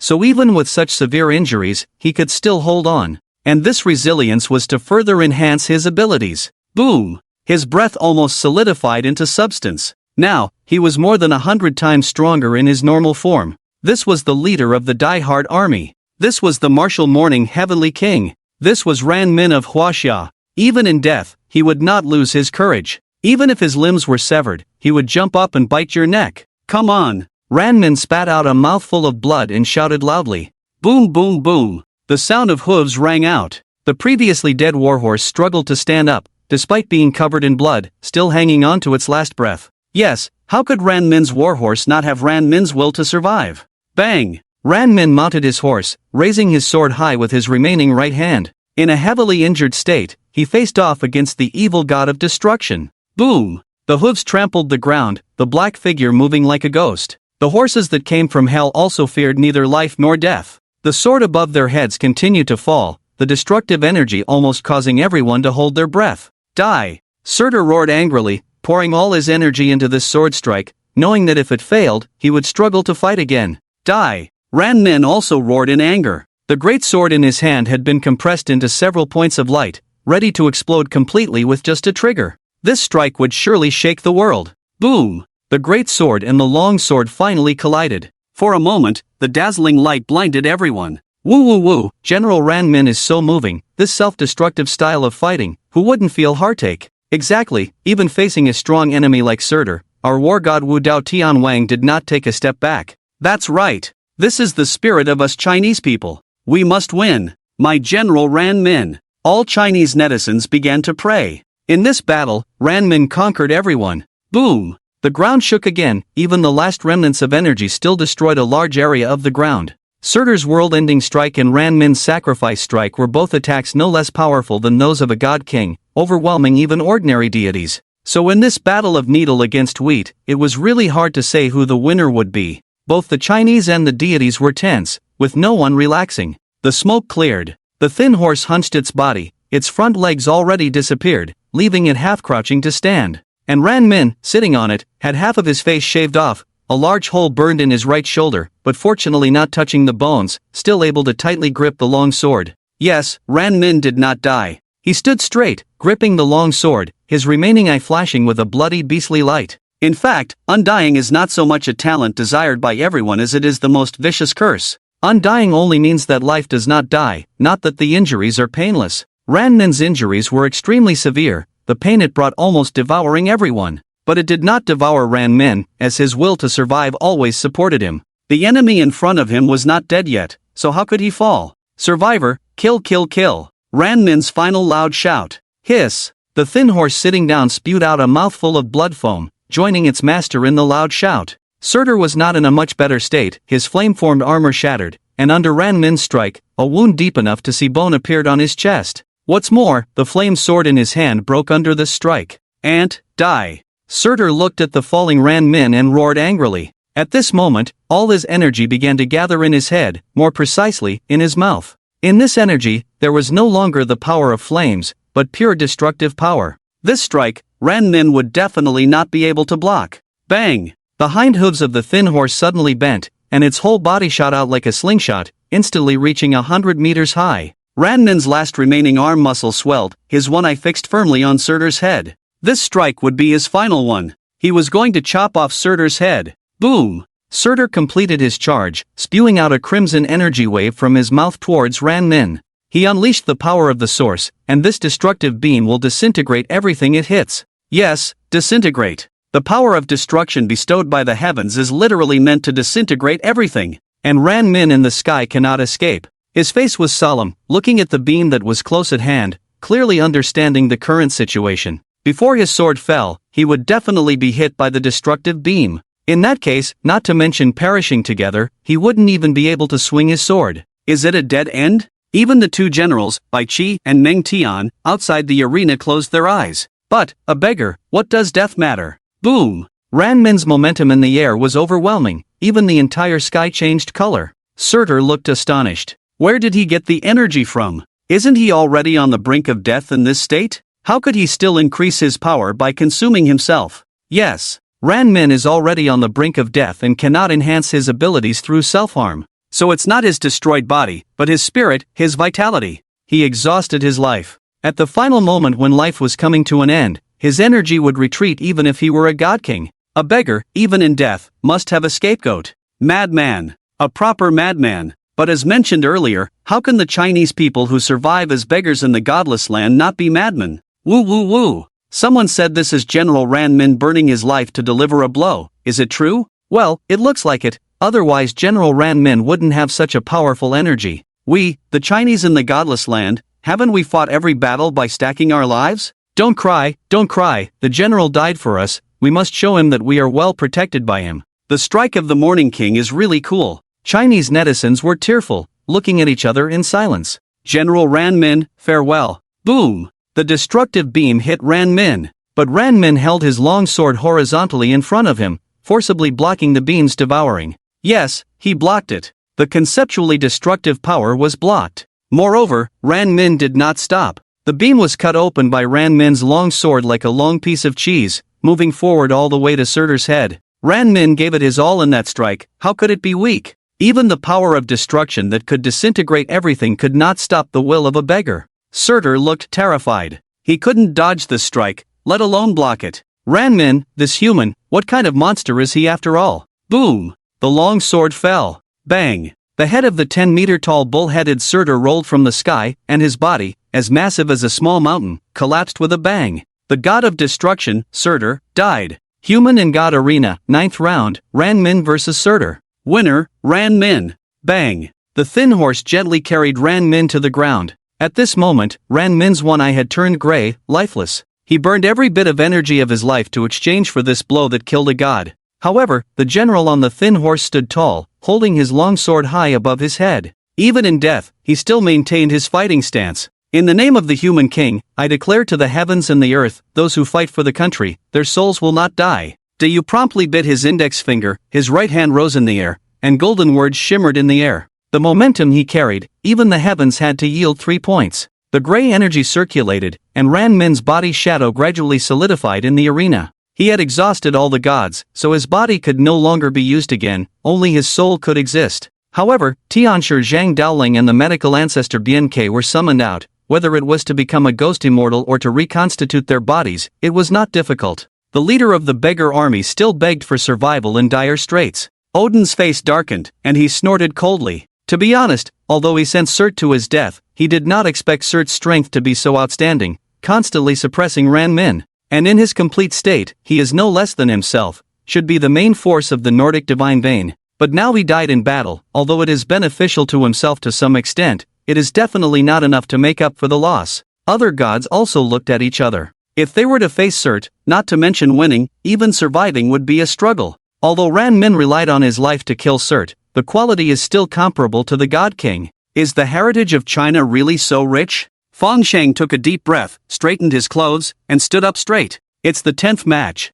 The final round. The 10th match. The eyes of the gods focused on Shiva. The Asura divine vein has made many big words in the divine battle, but has repeatedly suffered defeats, and has long become the most unreliable divine vein. In the last battle they participated in, the gods did not actually hold much hope, but if they don't win any of these 10 matches, it would be really embarrassing. Shiva's gaze fell on the gods below him. China's performance has long exceeded his expectations. In this match, he must carefully choose the gods to fight, otherwise he will incur the blame of other divine veins. But if the dispatched gods lose the match, it would be a serious loss for the Asura divine vein. The Asura divine vein, which has always relied on boasting, is not willing to lose easily. Garuda, go out for the next match. Shiva scanned around and said sharply, leaving no room for refusal. Yes, I obey, Lord God. Garuda, dressed in gold, stood up, bowed to Shiva, then spread his golden wings behind him, soared into the air, and flew towards the arena. Garuda is a giant bird recorded in Asura mythology,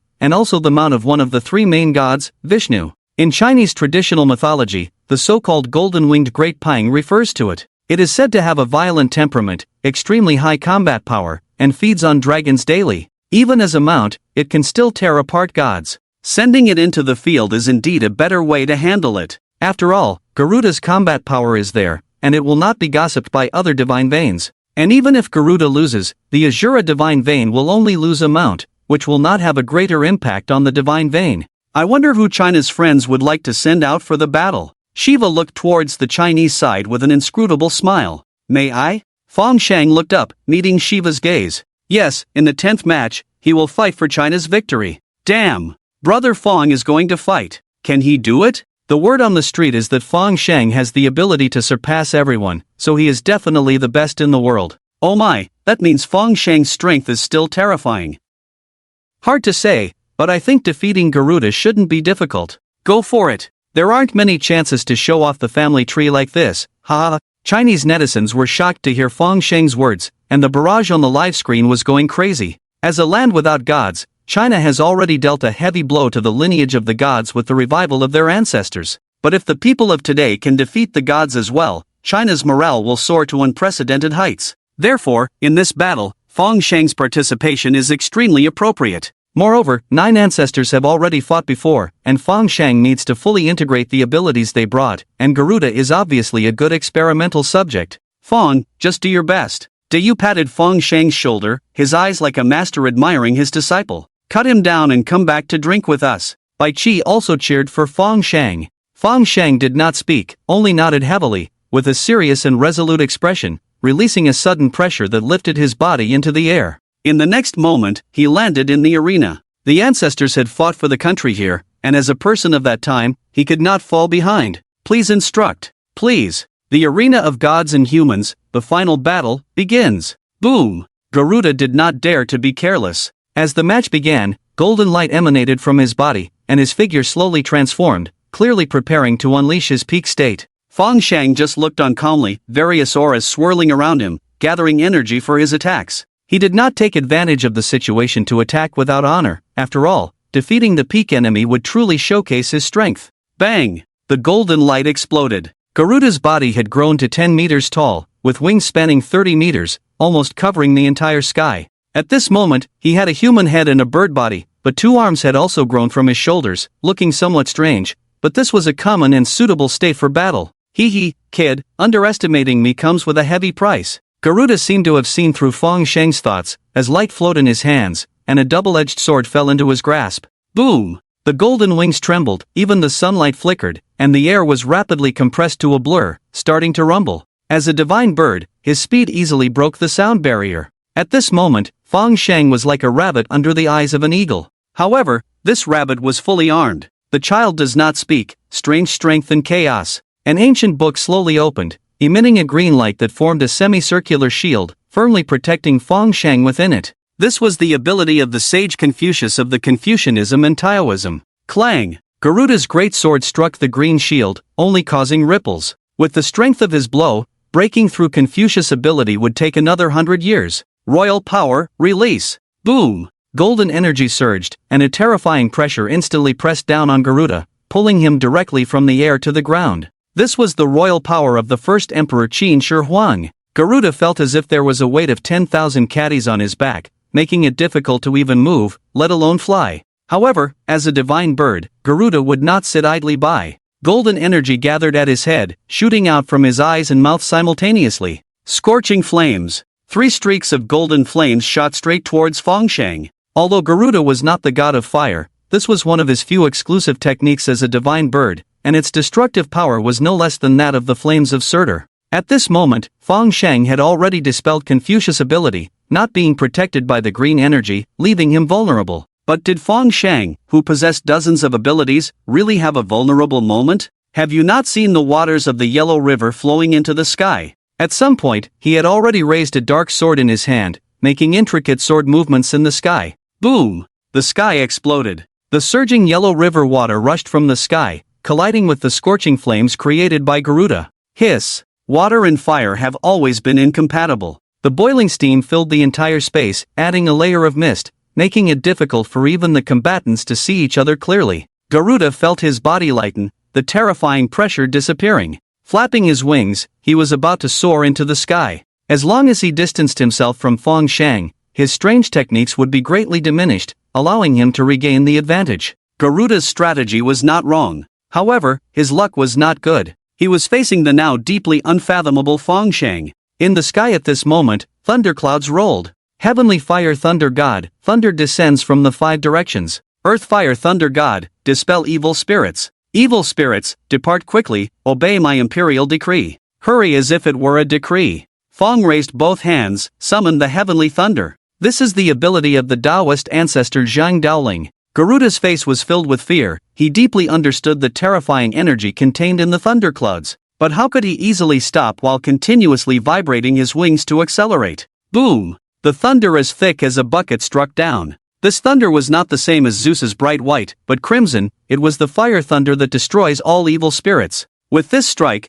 Garuda might turn into roast chicken. Disperse! With Fang's command, the white mist in the field dissipated, allowing both humans and gods to see the situation clearly. At this moment, Garuda was still hovering in the air, but half of his wings were already charred, looking quite miserable. Just in time, he gathered energy to wrap his body with his wings, barely withstanding the heavenly thunder. From the start of the battle until now, only a minute had passed. Fang's overwhelming battle had injured Garuda. This was a rare sight even in the first 9 battles in the arena of humans and gods. Ah, brother Fang is so awesome, I knew this kid was capable. Ha, isn't it true? Our big brother's strength now rivals that of our ancestors. Give them a good beating. I've long been fed up with the faces of these deities. Before the fight, you were arrogant, but now I see you're in a precarious situation. Ha! Fang's overwhelming battle instantly ignited the passion of the Chinese people. It had been a long time since they had seen a modern person beating up deities, and this exhilarating feeling was even stronger than what their ancestors had experienced.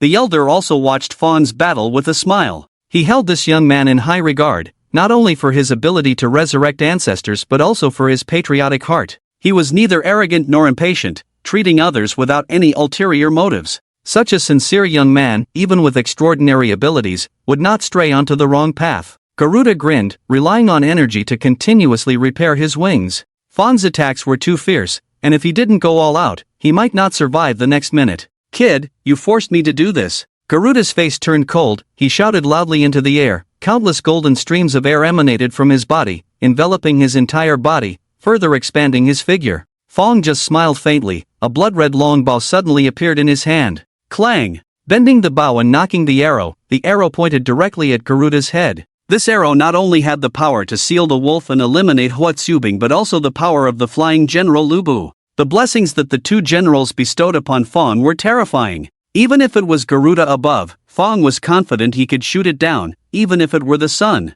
Swish! The long arrow shot out, accompanied by a series of roars, wrapped in the blood-red airflow in the air. It was the murderous intent accumulated by the generals on the battlefield. At this moment, Garuda had just completed his transformation, turning into a giant bird that could cover the sky. The golden-winged roc. But so what? It couldn't dodge this arrow. Puff! Due to Garuda's hasty movement, Fang's arrow did not explode its head, but still shaved off a tenth of its body. Large chunks of flesh and a lot of blood fell from the sky, as if a terrifying blood rain had begun. Strangely, Garuda did not distance himself to recover from his injuries, but instead spun rapidly in the air, then, relying on inertia, dove towards Fang at high speed.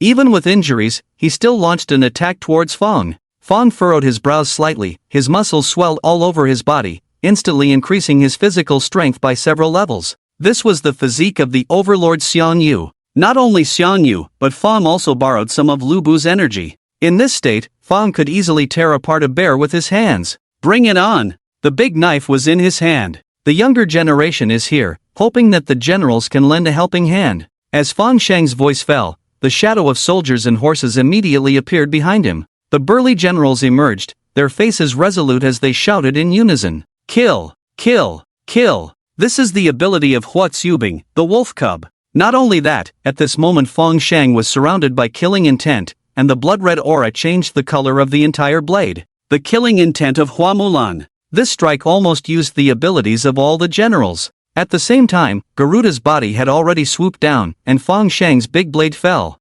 Boom! This strike, comparable to that of a god king, directly overturned Garuda's entire body. Even Fang Sheng, who launched the attack, had to retreat several steps before barely stopping. His face was pale, and the energy in his body was almost depleted. It could be seen earlier that when Fang Sheng activated a new ability, he would usually deactivate the previous one, making it easier for him to control and consuming less energy. However, using the combined abilities of several people to launch an attack was a bit of a stretch for Fang Sheng at the moment, but it was worth it. Garuda, who was sent flying, was covered in blood holes, and the killing intent lingered, preventing him from recovering from his injuries. If it were an ordinary deity, they would have died under this strike long ago. But as a divine bird, Garuda's vitality was definitely stronger than that of ordinary deities, so he was barely hanging on. War is ruthless, I hope you understand, I will send you on your way now. Fang Sheng straightened his body, looking at the dying Garuda ahead with a serious tone. He. Garuda's smile was grim.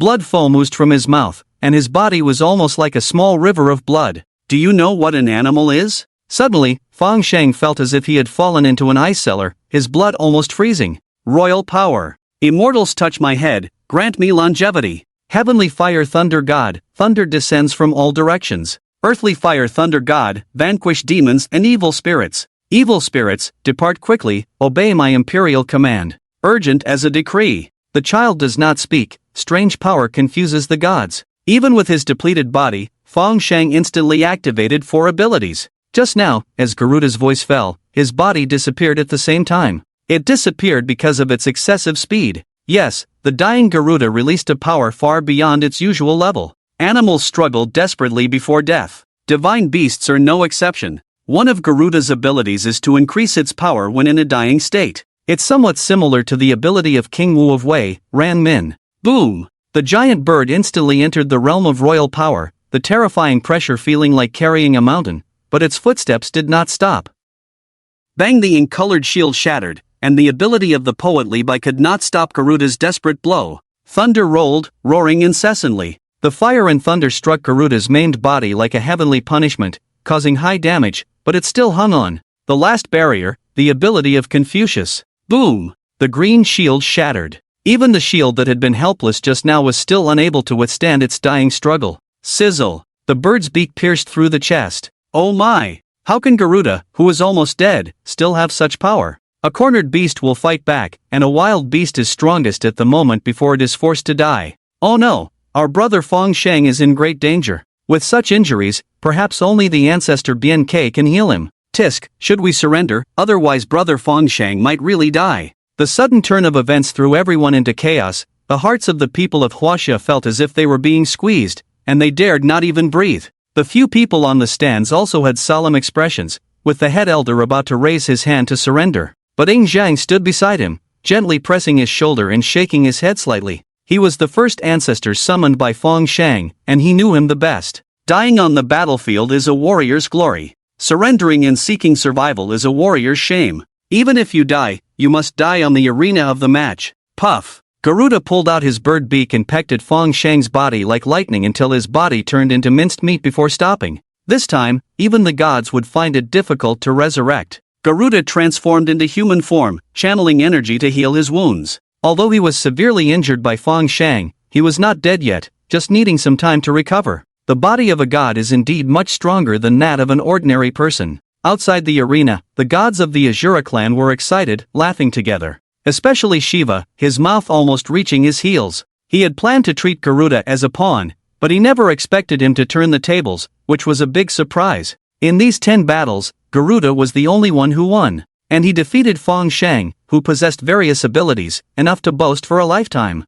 Even the entire Asura clan would have enough to boast for a year. Garuda looked at the now bloody Fang Shang, made sure he was completely dead, then laughed and walked away. Humans are ultimately just ants. Click. Garuda's smile froze on his face as he looked down in disbelief. A long knife pierced his chest. I guess you're disappointed that I'm not dead. A mocking voice echoed through the arena. Behind Garuda, the figure holding the knife appeared. Fang Shang. The audience was in an uproar. How come he's not dead? Wasn't his body destroyed? How is this possible? Puff. Fang Shang pulled out the knife, casually flicked off the blood, and watched Garuda's body fall heavily. You.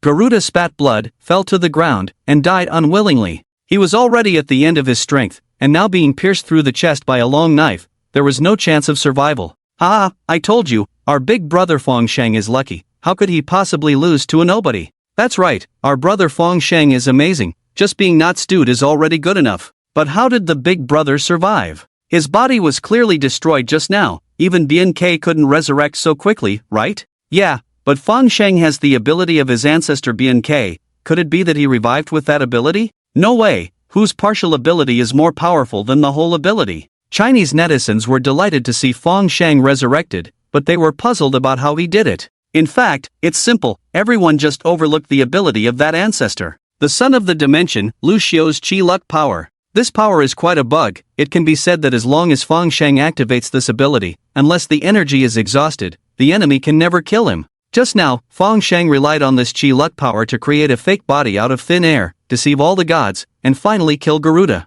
Garuda was still puzzled even in death. The current Fang Shang is truly terrifying. Even if he is not a match for the God King, he can probably escape unscathed. The strength of China has become even more unfathomable. Human and God Arena, the 10th match, Fang Shang vs. Garuda. The winner, Fang Shang. This battle was too fast, and the dramatic reversal shocked all the gods. The Asura clan was terrifyingly silent, their expressions frozen, their anger rising sharply. Insult, a blatant insult. Fang Shang deliberately waited for the gods to be surprised before killing Garuda, wanting to see them fall from heaven to hell. This kind of contrast is unbearable for anyone. China, you have gone too far in bullying people. Shiva's voice was like a bell, with waves of sound mixed with destructive energy, heading straight towards Fang Shang in the arena. It is known that Shiva is the true god of destruction, rumored to be able to destroy and restart the world with a snap of his fingers. As a god king, he receives many blessings from the heavens, and his own energy is extremely abundant.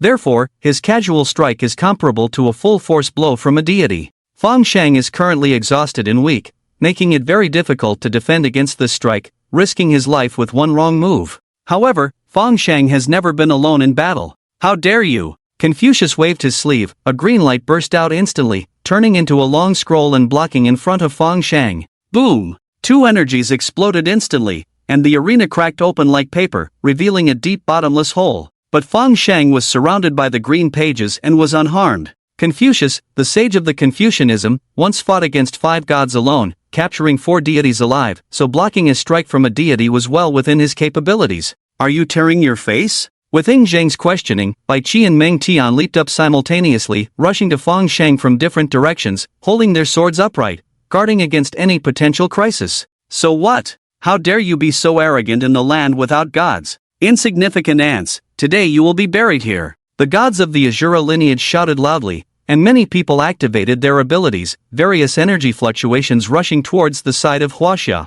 Although Huaxia had achieved victory in the arena, it was all individual combat, not large-scale group battles. After all, there were many deities among the 5 major god lineages, and Huaxia's heritage was far inferior to theirs. If a full-scale war were to break out, Huaxia would definitely be at a disadvantage. Therefore, the Asura lineage launched an attack, with countless energy fluctuations combined enough to rival a nuclear bomb, a power not to be underestimated. However, Huaxia was not a pushover either. Retreat! Emperor Yu shouted lowly, and a storm rose out of nowhere, instantly engulfing all attacks and then completely annihilating them. How dare you! Emperor Ing Zhang's robe fluttered, and the pressure surged. Boom! The air was squeezed by the terrifying pressure, even a glance could reveal its blurry appearance due to the immense force. Royal authority, Ing Zhang's exclusive ability. It is known that Ing Zhang was the first emperor of Huaxia, with a very high historical status. And who among the people of Huaxia did not know this eternal emperor? The power of faith he had accumulated over the millennia was greater than that of ordinary deities.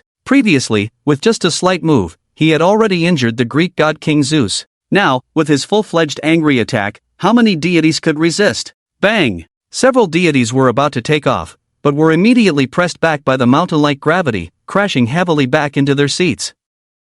Even the deities sitting in their seats could not move, no matter how they tried to channel their energy to resist. Some weaker deities even spat out blood and knelt straight on the ground. In ancient times in Huaxia, who dared to violate the emperor's authority? How could some foreign barbarians dare to? Dragon energy surrounded Ing Zhang, his face proud as he scanned the deities in front of him. Under his royal authority, who else could launch an attack? Friends of the Asura, you have crossed the line. The chief elder's voice was cold, loudly questioning Shiva. Although he was of mortal flesh, he was still the highest leader of Huaxia. With the foreign tribes launching an attack, he could not possibly sit idly by. Even if just a hint of divine power could shatter him to pieces, he still held his head high and straightened his spine. Shiva's face turned ugly, his eyes scanning the people of Huaxia. He had indeed acted impulsively just now, tearing apart the face. And his own divine pulse's first attack did not work. It was difficult to take advantage of the situation when the enemy was on guard. What's even more deadly is that the other divine pulses actually stood by and did not join in attacking Huaxia. If there is another battle, even if he can win, his strength will be reduced, benefiting the other divine pulses for nothing. This is absolutely not what he hoped for. Pa! Shiva snapped his fingers with all 6 arms at the same time. The power of destruction exploded in 6 different directions simultaneously, dispersing the pressure caused by Ing Zhang, giving his subordinates the opportunity to catch their breath. Clang! Ing Zhang's face turned cold, and the long sword behind him instantly unsheathed. As an emperor who once expanded his territory, he was not easy to provoke. Not only him, but also Dayu and Confucius beside him frowned, holding various weapons in their hands, their momentum bursting forth. In fact, they had long anticipated that there would be unexpected events in this battle. After all, with the petty-mindedness of the gods, they would definitely not let Huaxia win so easily. So when the responsibility of the duel was handed over to Fang Shang, the ancestors were prepared for a battle. This is also a major reason why they did not engage in the battle. The friends from Huaxia are really enthusiastic. We, the Asura Divine Pulse, indeed lacked courtesy. Shiva smiled flatteringly and said, not fighting? The onlookers from the 4 Divine Pulses sighed in regret. In fact, they also wanted to make a move, but under the command of the God King, they could only stay in place and watch. The God Kings who led the Divine Pulses were all thoughtful, understanding their own interests very well, so they would not easily make a move. However, the quick reconciliation of the Asura Divine Pulse was unexpected to them. This Shiva seems to have some brains. Humph, is this matter going to end like this? Dayu coldly shouted, his eyes indifferent. Shiva took a deep breath, suppressed the anger in his heart, and continued to smile flatteringly. Just now I was impulsive. I hope the friends from Huaxia don't mind. When they come to my Asura territory in the future, there will be good wine and meat to apologize. As a god king, being able to say such words was giving face to Huaxia for Shiva.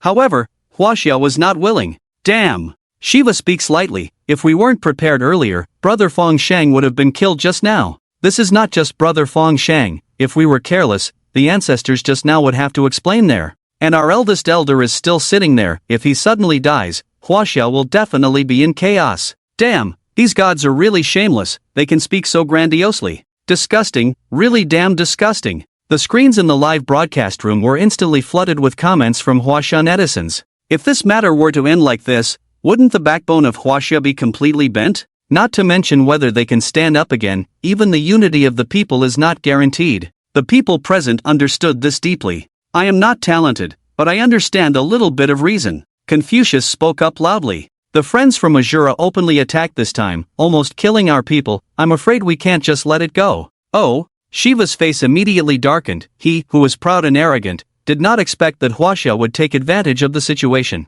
What do you want? The people of Huaxia are broad-minded, but you must apologize in person. Confucius said each word clearly. The current situation is actually not favorable to Huaxia. It is obviously inappropriate to make overly harsh demands. But letting the Azura divine pulse go is also not an option, so Confucius chose a compromise. It must be noted that what the gods care about the most is their reputation. Just now, Shiva felt that he lost face when he showed weakness, and now apologizing in person would be more uncomfortable than being killed. Boom! The sky and earth suddenly changed color, endless darkness instantly shrouded the entire heavenly realm. Shiva's face was ferocious, the power of destruction circulated around him, almost solidifying. He was angry. As the God King, he has never bowed down, and now the demands of Huaxia have touched his reverse scale. At this moment, he has cast aside all considerations and only wants to completely destroy a few people. Humph! Dayu snorted coldly, his momentum erupted, and countless figures appeared behind him, shouting loudly.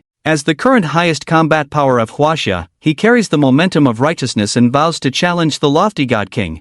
Fang Sheng in the arena has been brought to the side of Huaxia by two generals, staring blankly at the scene before him. If a real battle breaks out here, Huaxia will definitely suffer heavy casualties. Huaxia is currently thriving and cannot afford to exhaust all its reserves in one battle. Fortunately, the system still has a summoning quota for the 10th person. Fang Sheng silently recited that person's name in his heart, a shadow appeared in front of his eyes, and then disappeared into the air. Huaxia lineage, are you still planning to make this God King apologize? Shiva sat in front of the throne, unshakable in momentum, questioning loudly. So what? Dayu responded coldly. The dignity of Huaxia cannot be shaken. Good. Shiva was already angry, waving his hand, and hundreds of energy fluctuations rushed towards Dayu like meteors. Mountain. Dayu pointed with his index finger, and a green mountain stood towering in front of him. This battle must be fought. The mountains flickered as if they were real, blocking the way for everyone, providing a sense of security.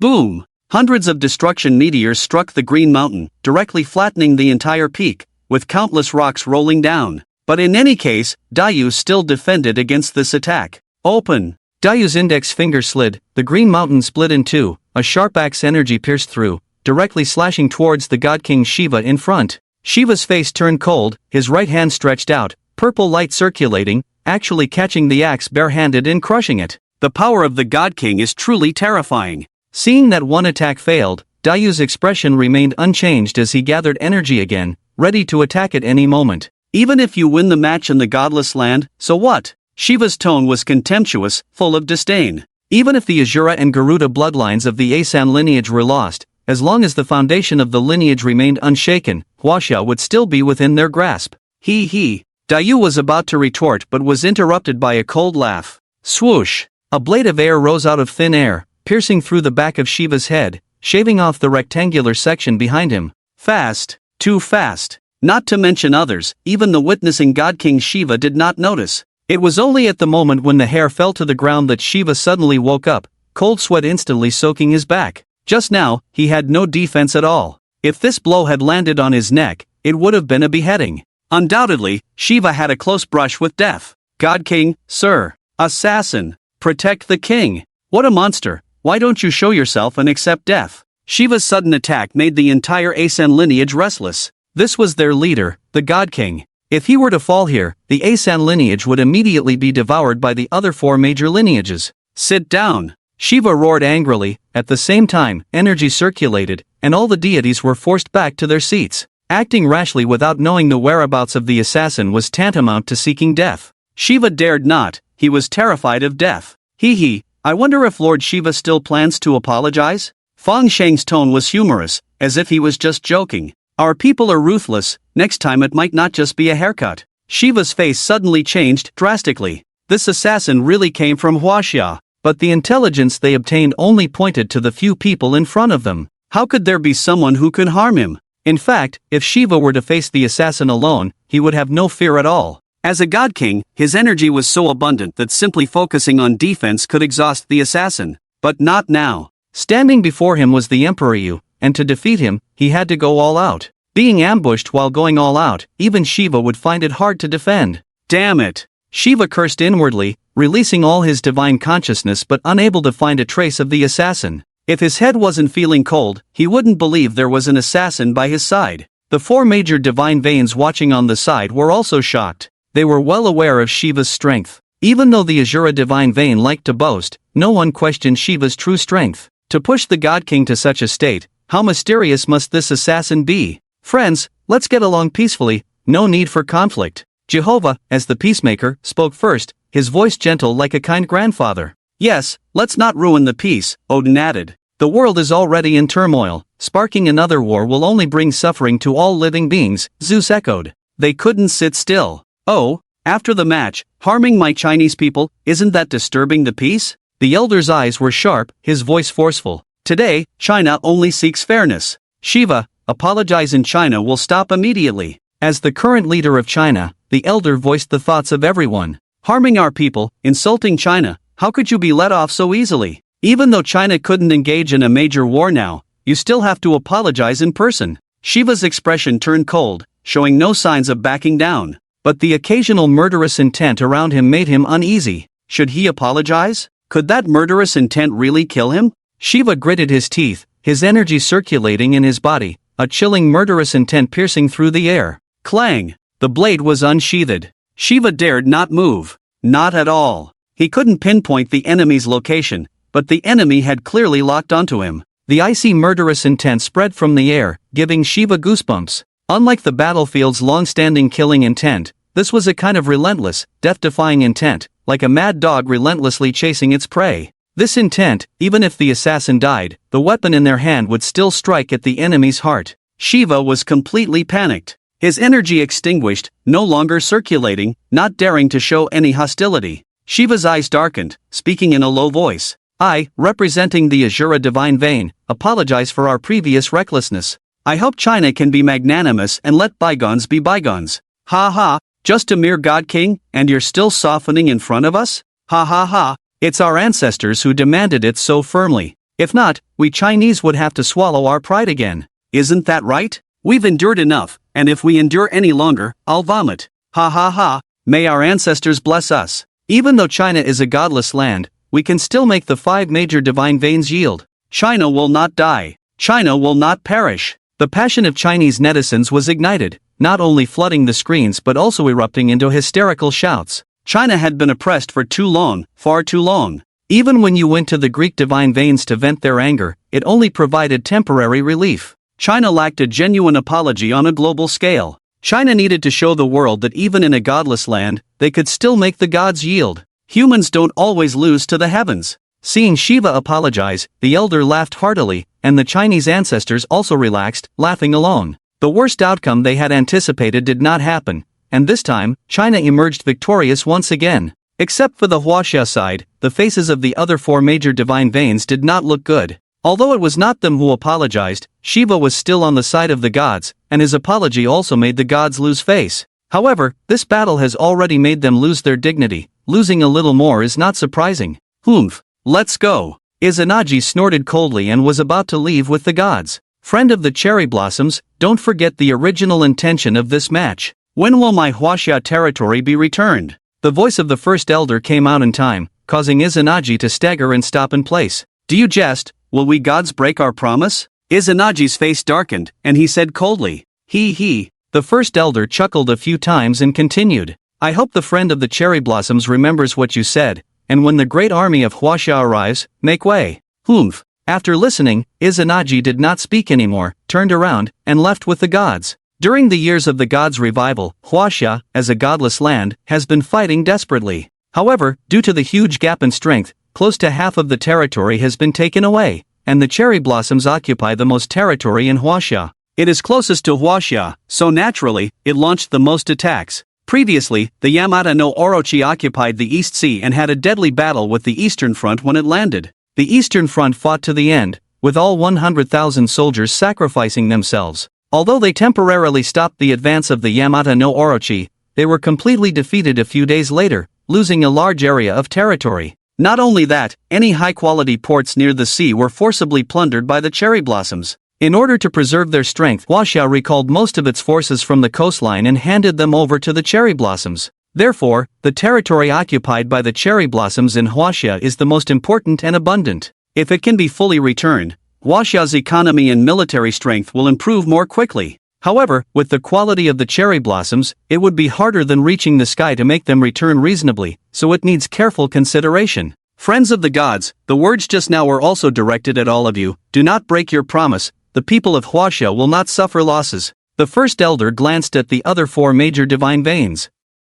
The gods did not respond, their eyes just glanced, and then they flew off in their respective directions. Reputation and promises are just tools for leaders. Huaxia has a long way to go to reclaim its territory. Humph. Ying Zhang snorted coldly, sheathed his long sword, and said sternly, arrogant people, if it were in my era, I would definitely crush them all. Ying Zhang's words were not empty talk. In the Warring States period, the 7 major states were like bulldozers wherever they were placed. There was a joke before that if Alexander came to the state of Qin, the Great Wall could be built in a European style. By Qi, Meng Tian, take command. At your command. The 2 generals bowed and saluted, showing awe on their faces. From today, train the troops, recapture the northwest within 7 days. Any objections? Ying Zhang raised his hands, and a golden decree flew out and landed in the hands of the 2 generals. How could there be objections? We will follow your orders. Bai Qi and Meng Tian both accepted the decree, their faces filled with enthusiasm. As famous generals of the warring states, none of them were not war maniacs. Leading troops to fight and reclaim lost territory was better than being given 1,000 pieces of gold.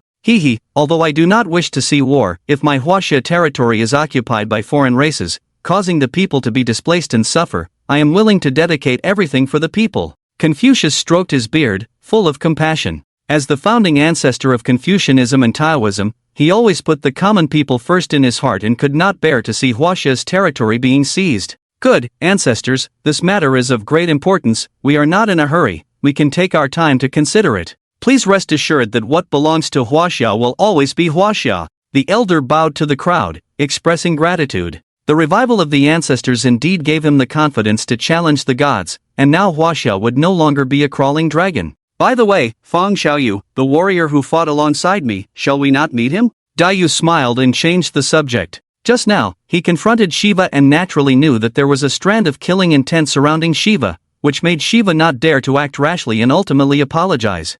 Alright, but as an assassin, this ancestor has a cold demeanor and is not good with words. Upon hearing Dayu's words, Fang Shang naturally did not refuse and bowed towards the empty space ahead. I wonder if the senior is willing to come out for a chat. Clang! Suddenly, a crack appeared in the empty space in front of them, and a delicate short sword leaped out, floating in front of everyone. The fish intestine sword. It is said to have been made by the swordsmith Oyezi for the king of Yu, using tin from the Red Flower Mountain and copper from the Yao River, infused with the essence of heaven and earth, creating 5 swords, namely Zhanlu, Chunjun, Xingxie, fish intestine, and Juk.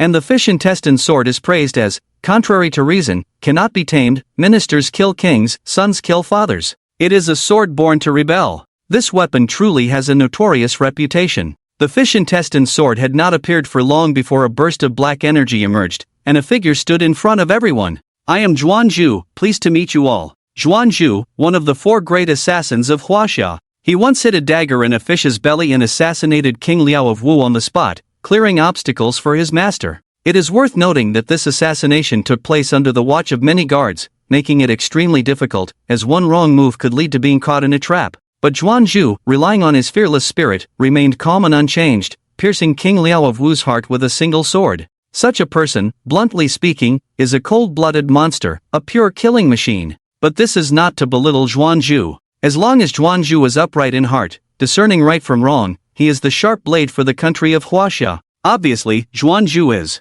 He is not afraid of the power of Shiva, who could crush him at any moment, always hovering around him, launching attacks with the force of thunder, and forcing a god king to yield. Sacrificing his life for the country, such a person, how can one not admire him? No need for excessive courtesy. Thank you for your help today. Dayu, without any airs, gently helped up Zhuanzhu who had bowed, praising him. It was a small effort to fight alongside the ancestors against the enemy. It is our honor. Zhuanzhu's voice was devoid of warmth, but his calm eyes shimmered with fervor. Emperor Dayu is the emperor of the Xia dynasty. Theoretically, everyone present should address him as an ancestor. So his respect for Dayu is appropriate. However, as an assassin, I cannot show myself for long. I hope the seniors understand. Zhuanzhu bowed his head again, and his body instantly disappeared, merging into the fish intestine sword. The fish intestine sword then cut through the void and disappeared completely from view. This leader of assassins is indeed indifferent. An assassin? It reminds us of someone. Brother Fong, if there is a chance, you must summon him, we must have a good talk with him.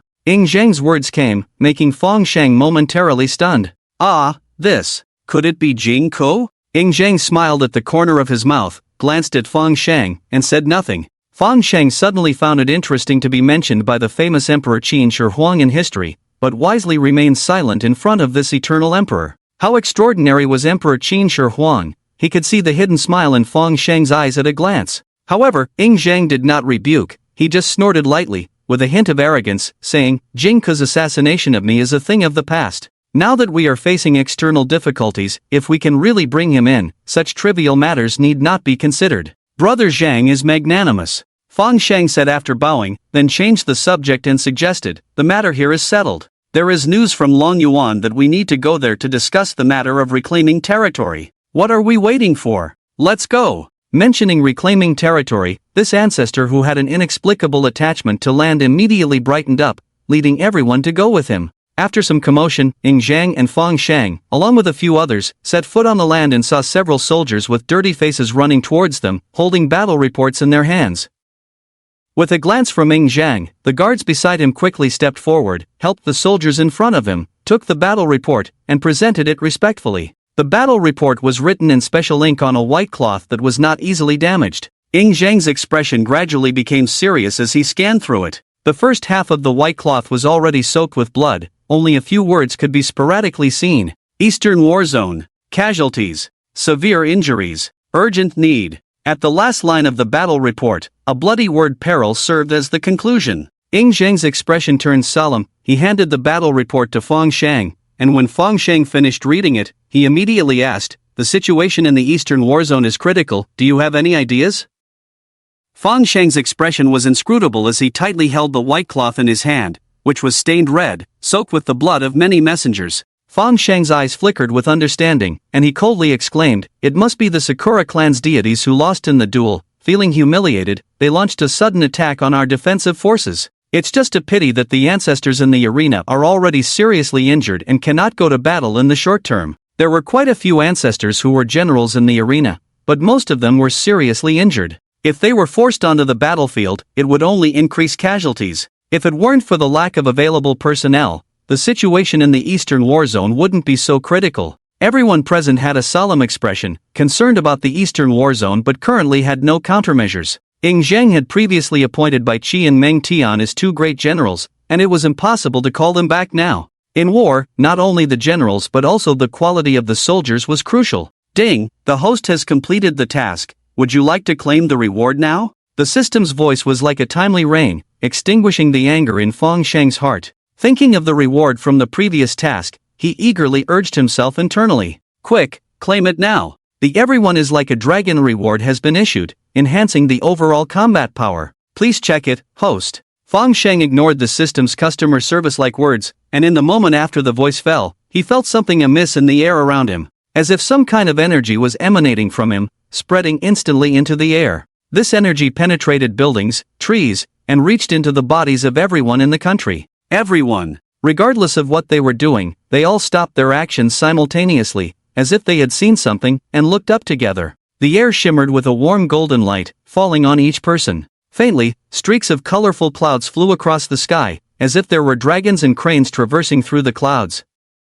This magnificent scene attracted the attention of people on the street. However, Fong Sheng, who caused this phenomenon, looked at the golden brilliance outside the window with joy in his heart. The system's reward came just in time, and the current situation could be resolved. Fong Sheng smiled slightly, looking around, not yet noticing the changes in the others. Just when everyone was frowning and at a loss, Fong Sheng's calm expression stood out among them. He looked around, took a step forward suddenly, and bowed. Ancestors, the younger generation may be incompetent, but I already have a plan in mind and will definitely reclaim the lost territory and avenge the country. Throwing out a sentence that caught everyone's attention. Quickly, come forward. Emperor Qin Shi Huang asked with a smile on his face, knowing that this young man would always bring surprises. This time was no exception. Fong Sheng didn't intend to keep people in suspense, but he couldn't explain the specifics, as he couldn't expose the existence of the system. After confirming that he could summon a historical figure once, Fang Sheng glanced confidently at the system panel, patted his chest, and confidently said, "My plan is temporarily confidential, but rest assured,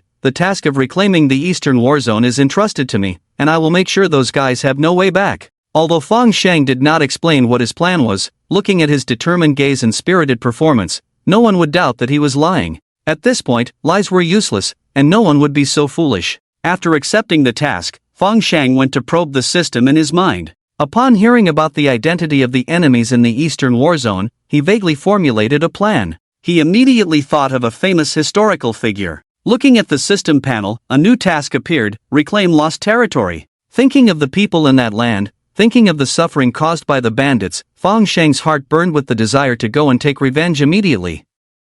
He first arranged for a vehicle and prepared to head to the Eastern War Zone. In the car, Fang Sheng closed his eyes, already deciding who to summon. With the driver speeding all the way, they soon arrived at the Eastern War Zone. As soon as Fang Sheng got off the car, he sensed the smell of blood in the ground, frowned, grabbed a soldier at random, and asked him to take him to the command room. Behind Fang Sheng, no one noticed that there was a dignified man following him. He walked lightly beside Fang Sheng, like a shadow. As Fang Sheng led the man into the camp, amidst the smell of blood and mud, there was a scene of smoke and wailing. The people who had survived the previous battle were full of resentment. They either missed their former comrades or cursed the despicable enemies. Watching the tragic scene before him, Fang Sheng clenched his fists tightly. He closed his eyes fiercely, but in his mind, he vividly depicted the soldiers with missing limbs and the dark red liquid on their faces. Fang Sheng took a deep breath, calmed his emotions, and turned to the man beside him solemnly, "General Qi, please put on your armor again and eliminate the Japanese pirates.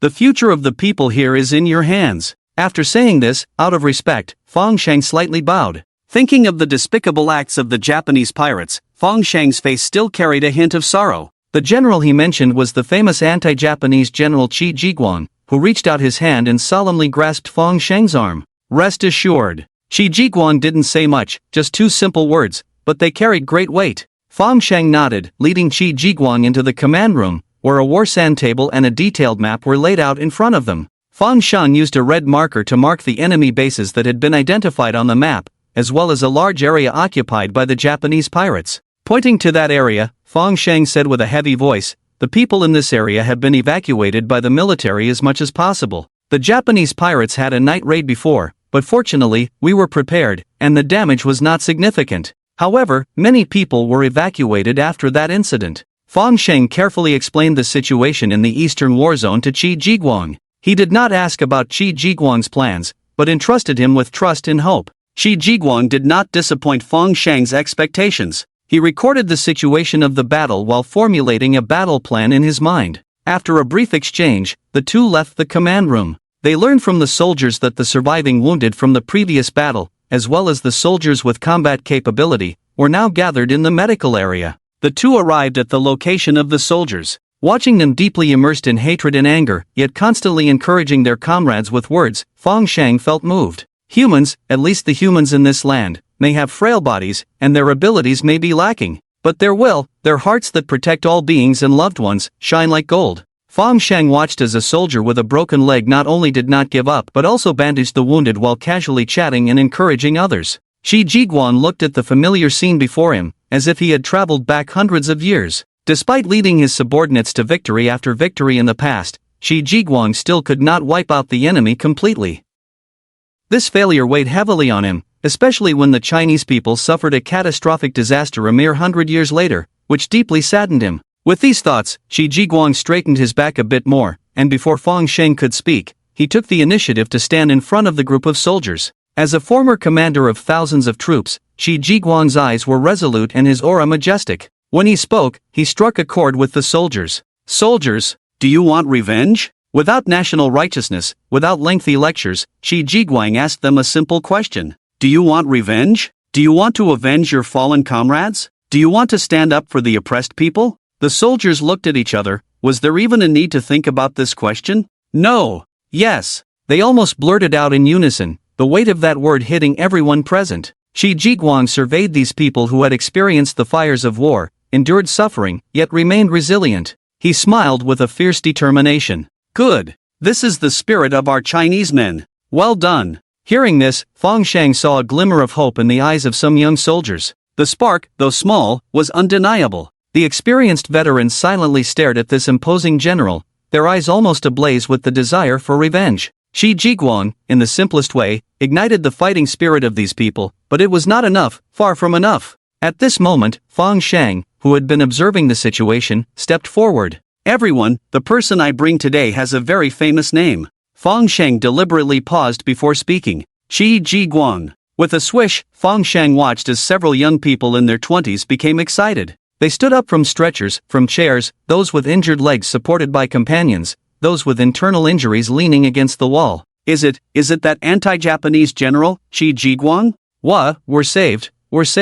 Xiafanzi, it's the general who fought the Japanese pirates. I can avenge you. Wah! However, more young soldiers teared up. In times of peace, they had all heard of the exploits of this general. Qi Jiguang had outstanding military skills, excelling not only on land but also in naval warfare. The warships and chariots he built gave the Ming army superior equipment on land and sea, leading to victories large and small. The Battle of Taizhou, the Battle of Pinghaiwai, the Battle of Hangyu Island. Many historically significant battles bore the mark of this general, especially in the Battle of Baishuiyang. Qi Jiguang led his men to completely annihilate over 2,000 Japanese pirates, beheading 344 of them and capturing 5 alive, with only 3 casualties on our side. Fang Shang recalled Qi Jiguang's life story, passionately appealing. Soldiers, several hundred years ago, in the not yet developed Ming dynasty, General Qi had such military achievements.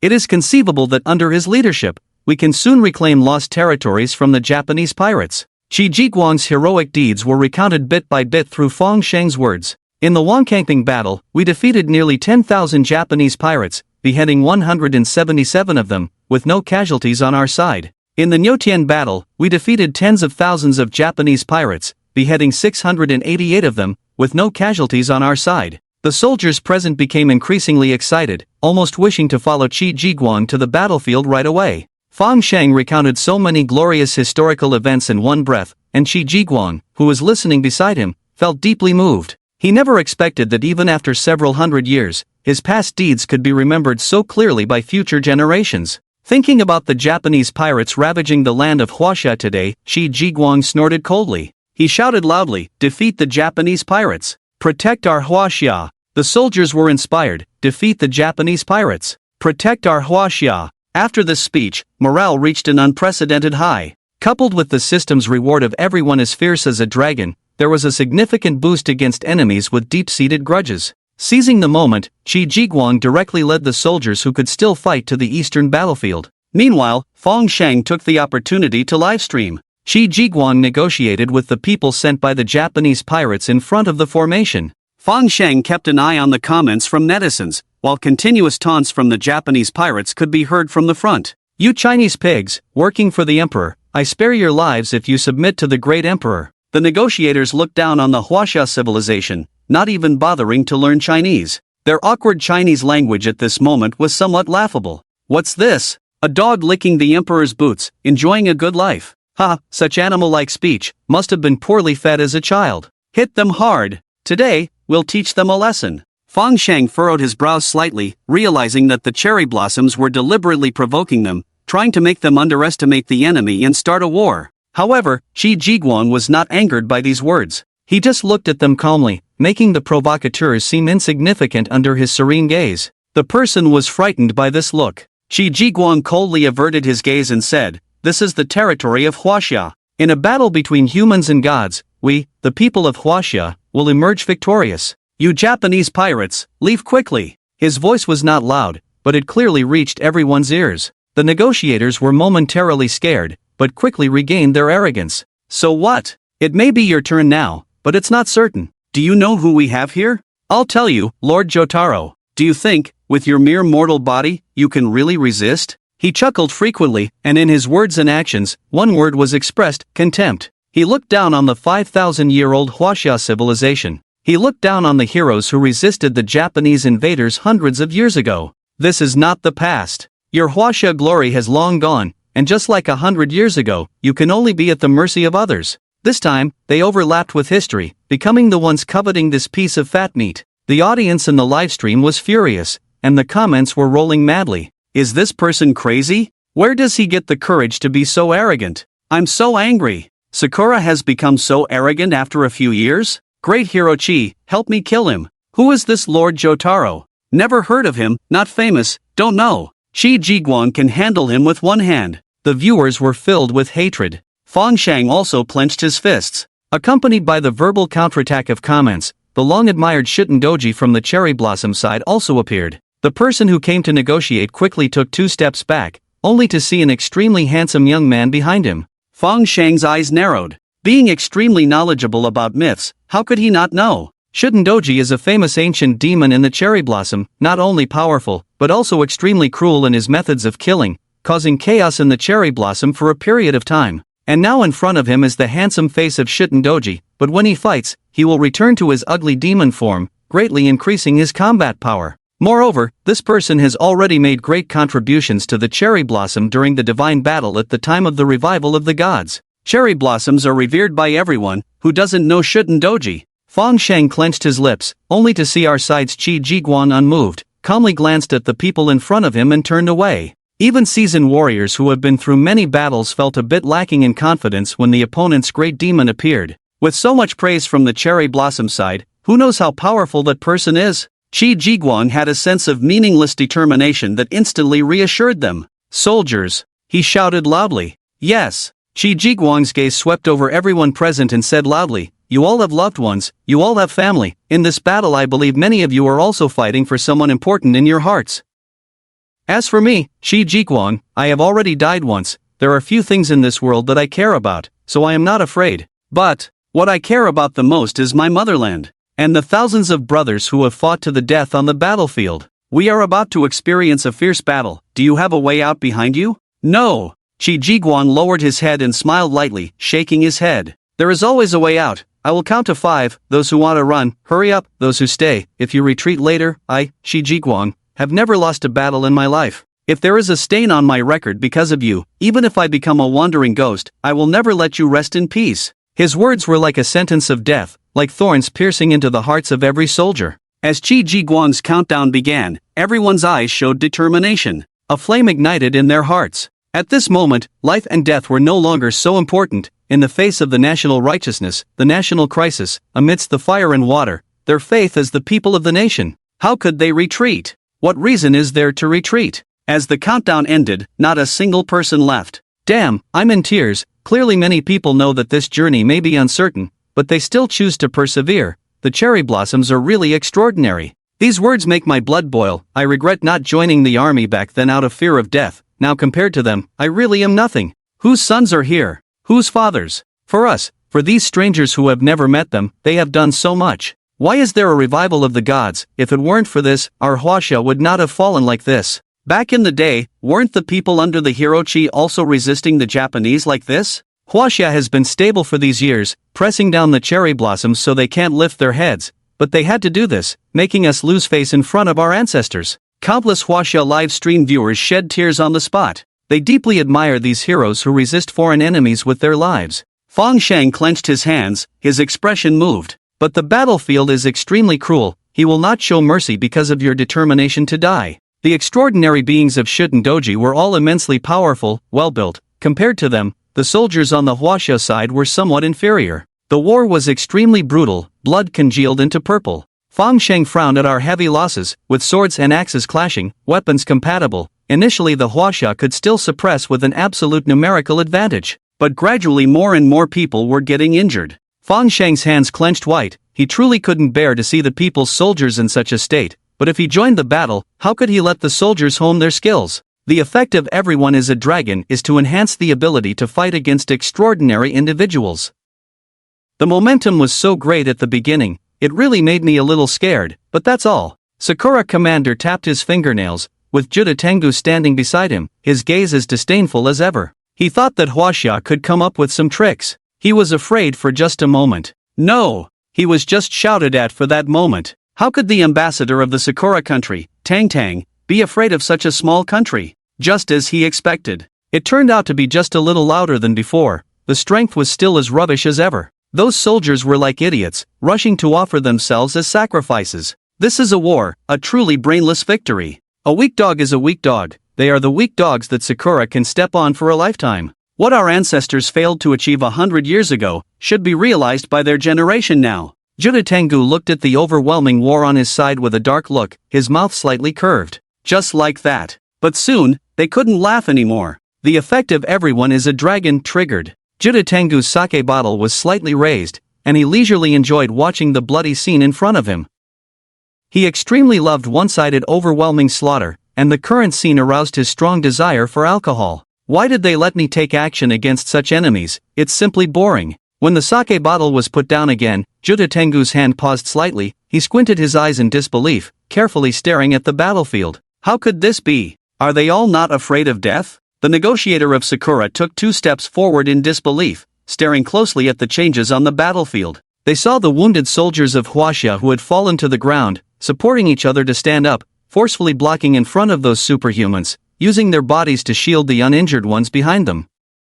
Even if their arms and legs were torn apart, they endured the intense pain without a word. Are they crazy? Are they all crazy? This is already the limit of the human body. The negotiator was stunned. He had originally relied on the strength of the ability users to be fearless of the tens of thousands of people in Huaxia. He originally thought that by knocking them down, injuring them, and preventing them from standing up again, they would be a lump of flesh on the battlefield, unable to pose any threat to him. But he did not expect that as soon as they knocked them down, they would support each other like intertwined vines, standing up side by side with the remaining limbs, standing up from the ground, standing in front of their teammates, using their bodies, using the remaining life to form an unbreakable wall of flesh. And the people they protected, crying and shouting. At the same time, they were killing. The blades swung, even if they were rolled over, they still chopped down fiercely towards the opponent. They could no longer see the battle. The only trace of fear in their hearts was erased by the hatred brought by the death of their comrades. Besides killing, they couldn't think of any Chinese characters.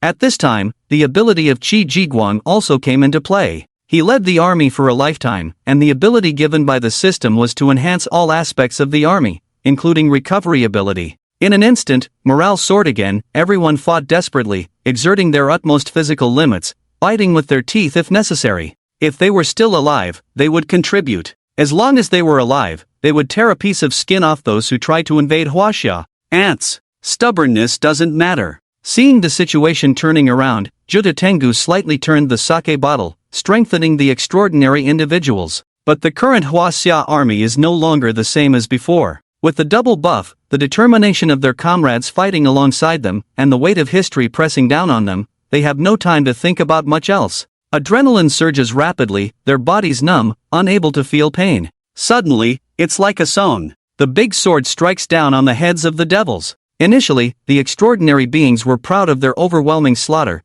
thinking they had crushed the Huaxia army, as easy as crushing ants. But now, they are completely panicked. Watching the frenzied fighting on the other side as if they were madmen, seeing their comrades splattered with blood one by one. Their hearts waver, they start to retreat. The situation takes a 180-degree turn. The tables have turned completely. Lord Jotaro, what should we do? The negotiator from the Sakura clan panicked, watching one by one as the extraordinary beings fell, he gasped for breath. What is this situation? How could a group of ordinary mortals compare to bodies blessed by the gods? Why are they gradually losing ground on their side, while the Huaxia, who should have been defeated miserably, are fighting more bravely? Why are they fighting so desperately? Shouldn't they be afraid when they see their comrades die? Shouldn't they run away? Why do they keep moving forward? The negotiator's mind is almost exploding with 100,000 whys, but he dare not speak them out. He can only turn to the gods of faith for help. Lord Jotaro's face still carries that playful and indifferent expression.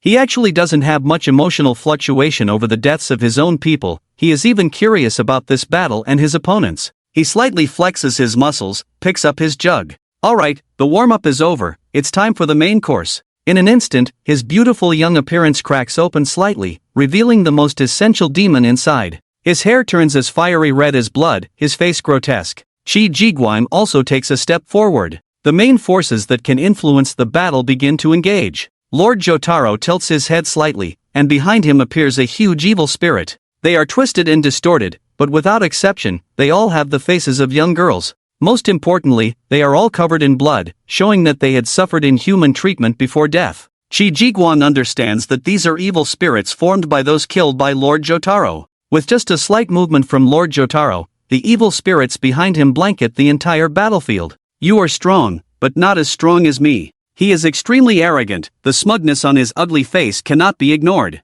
Qi Jiguang remains calm. I hope that when I cut off your ugly head, your boasting will be the same as it is now. Lord Jotaro's face changes, he beckons with his finger and the overwhelming evil spirits turn towards Qi Jiguang. Stop the nonsense! Qi Jiguang raises his head solemnly, the long spear in his hand, with a swift and decisive swing, clears a path of clarity amidst the chaos. Long ago, in the battle against the Japanese pirates, my Qi family's army also had the momentum of breaking the cauldrons and sinking the boats. Today, I still say the same, killing is not my intention, I only wish for peace in the Huaxia Sea. With these words, holding the long spear, he charges towards Lord Jotaro with lightning speed. Lord Jotaro is forced to a standstill by this rapid attack, he doesn't even have time to dodge. Puff! The long spear pierces straight through his crimson skin, into his chest. Lord Jotaro staggers back a few steps, incredulously looking at the large hole in his chest. Then, his already ugly face contorts. Ha, I didn't expect such a character in this country. To be able to directly confront and touch me with the body of a mortal.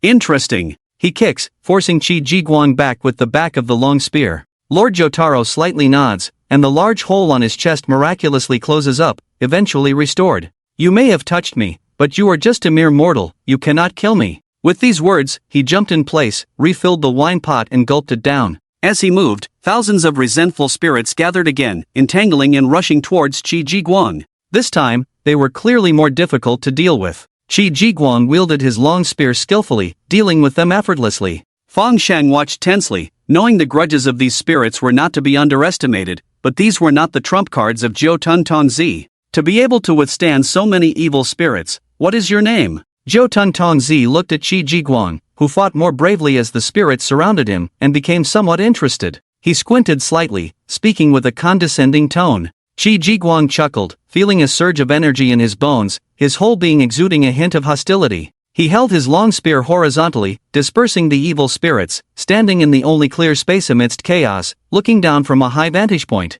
I am your ancestor's grandfather, you demon of chicken thieves and pirates, you are not worthy to know my name. With that, he cleared a path through the chaos and lunged forward with his spear. Jiu Tun Tongzi was surprised by this momentum, blocking the attack with the wine pot. I told you, you cannot kill me, it's a waste of effort. Jiu Tun Tongzi's blood-red eyes narrowed slightly, displeased by the audacious act of the insignificant ant before him. He reached out past the wine pot, grabbed Qi Jiguang, exerted force, leaped into the air, and landed directly behind him. Qi Jiguang, with keen awareness, felt a strong killing intent, swiftly turned around, holding his spear horizontally in front of his chest. Clang! The metallic long spear emitted a buzzing sound, causing pain in his hand. And Jiu Tun Tongzi had only exerted a slight grip. You are so ignorant, I stand at the pinnacle of the demon realm. Fine, after hundreds of years of inactivity, let me show you my strength. Hearing Jiu Tun Tongzi's words, Fang Shang couldn't help but feel nervous. Should Qi Jiguang really withstand this? The audience in the live stream held their breath, watching intently. The negotiator, seeing Jiu Tun Tongzi finally taking action, gradually became confident, despite the military superiority of the Chinese side. But so what? Their trump card was just being revealed. Just as Jiu Tun Tongzi finished speaking, a burst of blood-red aura erupted around him. Qi Jiguang realized it was bad and tried to retract his spear to dodge the attack. But Jiu Tun Tongzi would not allow it. His strength was immense, and Qi Jiguang's long spear couldn't be pulled back. The surrounding aura grew stronger. An imminent attack was about to materialize. What to do? Qi Jiguang will suffer a great loss like this. Look at the negotiator's expression, he can barely contain his smile. My anti-Japanese hero. It can't end like this. Qi Jiguang, drop your spear. Even if you escape, it's better than facing this intense attack and dying. Jiu Tun Tongzi looked at Qi Jiguang, who had given up on escaping and chose to confront him head-on, with a hint of puzzlement in his eyes. In fact, this confusion had been there for a long time. Why weren't these people afraid of death? Even the ants, and this slightly stronger ant as well. Why? Death is such a terrifying thing. Not afraid of death? I can easily crush you, even though you gave up this spear, you could have avoided it. Qi Jiguang looked at him steadily, his emotions incomprehensible to Jiu Tun Tongzi. He spoke softly. I once vowed to the heavens that even if I die, I will die on the path of killing pirates. Facing you, I can only attack and not defend. A man's words should be rooted in his actions. If I retreat today, tomorrow China will be in ruins. As a soldier, one should share the fate of the nation. Qi Jiguang's words were resolute, and Zhou Tuntongzi's skills gradually solidified. The red light turned into substantial sharp blades, surrounding Qi Jiguang from all directions. This time, he was doomed. He will die. With so many swords, even if Qi Jiguang is made of iron, he will die. It's over. What should we do? Fang Shang should come up with a solution. Upstairs, Fang Shang was not idle either, thinking that Qi Jiguang could not be defeated at this moment. He must have his own plan. Indeed, just before the skill was activated, Jotaro Kujo needed to concentrate his mind. Qi Jiguang took the opportunity to raise his long spear, lowered his head and snatched it back with force, successfully regaining the spear. It's useless to struggle, what's the point of taking it back? Your time is up, Jotaro Kujo ordered. Thousands of blood-colored sharp swords, as if guided by a navigation system, came stabbing one after another. Although I don't know if this folk method works, it's worth a try. Qi Jiguang's momentum was not inferior to his. He released the long spear, gathering all his strength in his palm. Then, he suddenly slapped his chest. Puff! A mouthful of blood, directly sprayed onto the tip of the spear. What? Why would he do this? Is Hero Qi crazy? Why spit blood? Won't this make him die faster? The negotiator over there is almost laughing. Why would he do this? Is he crazy? Is Qi Jiguang crazy? Is he having a hallucination because he's at the end of his rope? Be respectful when speaking upstairs. Fang Shang also widened his pupils suddenly, but soon he reacted. His eyes darkened. Indeed, it seems that only that method can be used now. Jotaro Kujo laughed wildly, one hand stroking his belly, the other pointing at Qi Jiguang's nose, laughing intermittently. Are you sick? I thought the bold words you said were to hold back some big move, but unexpectedly, it turns out to be your last words. Alright, then let me send you on your way. Blood overflowed from the corner of Qi Jiguang's mouth. He slowly closed his eyes, clenched his teeth, and gripped the long spear again. Blood dripped on the red cherry blossoms. The sharp blades were already within reach. He was a wounded beast in a cage. It seemed that there was no way to escape this predetermined fate. I am Qi Jiguang, General Qi. How dare you, Japanese pirates, be so arrogant? His breath was already weak, but suddenly he took a step back. Before Jotaro Kujo could react, he lifted the long spear, using the force to fly into the air. The red arrows followed him as if they had eyes. Accept your fate. Jotaro Kujo laughed and shouted, and the red arrows actually accelerated. Just by looking at it, one could imagine how painful it would be if they hit the body. Some timid spectators closed their eyes one after another, unable to bear watching. Qi Jiguang, however, remained solemn, unaffected, as the sharp swords were about to touch him. A sword pierced through Jotaro Kujo's chest. Jotaro Kujo maintained the same expression, looking at him, his eyes showing a hint of pity. I told you this was useless. What? Before he could finish speaking, a sharp pain suddenly came from his chest. He lowered his head slightly, his eyes widened in disbelief. On his reddish-brown skin, blood suddenly appeared. Drip! How could this be? How could a mere mortal like you possibly hurt me? As the blood dripped onto Jotaro Kujo's feet, the icy touch made him shudder all over, as if he had just woken up from a dream. Why? Why is this happening? He is a demon king. The person in front of him is just a mere mortal, an existence he could easily crush. How could this be?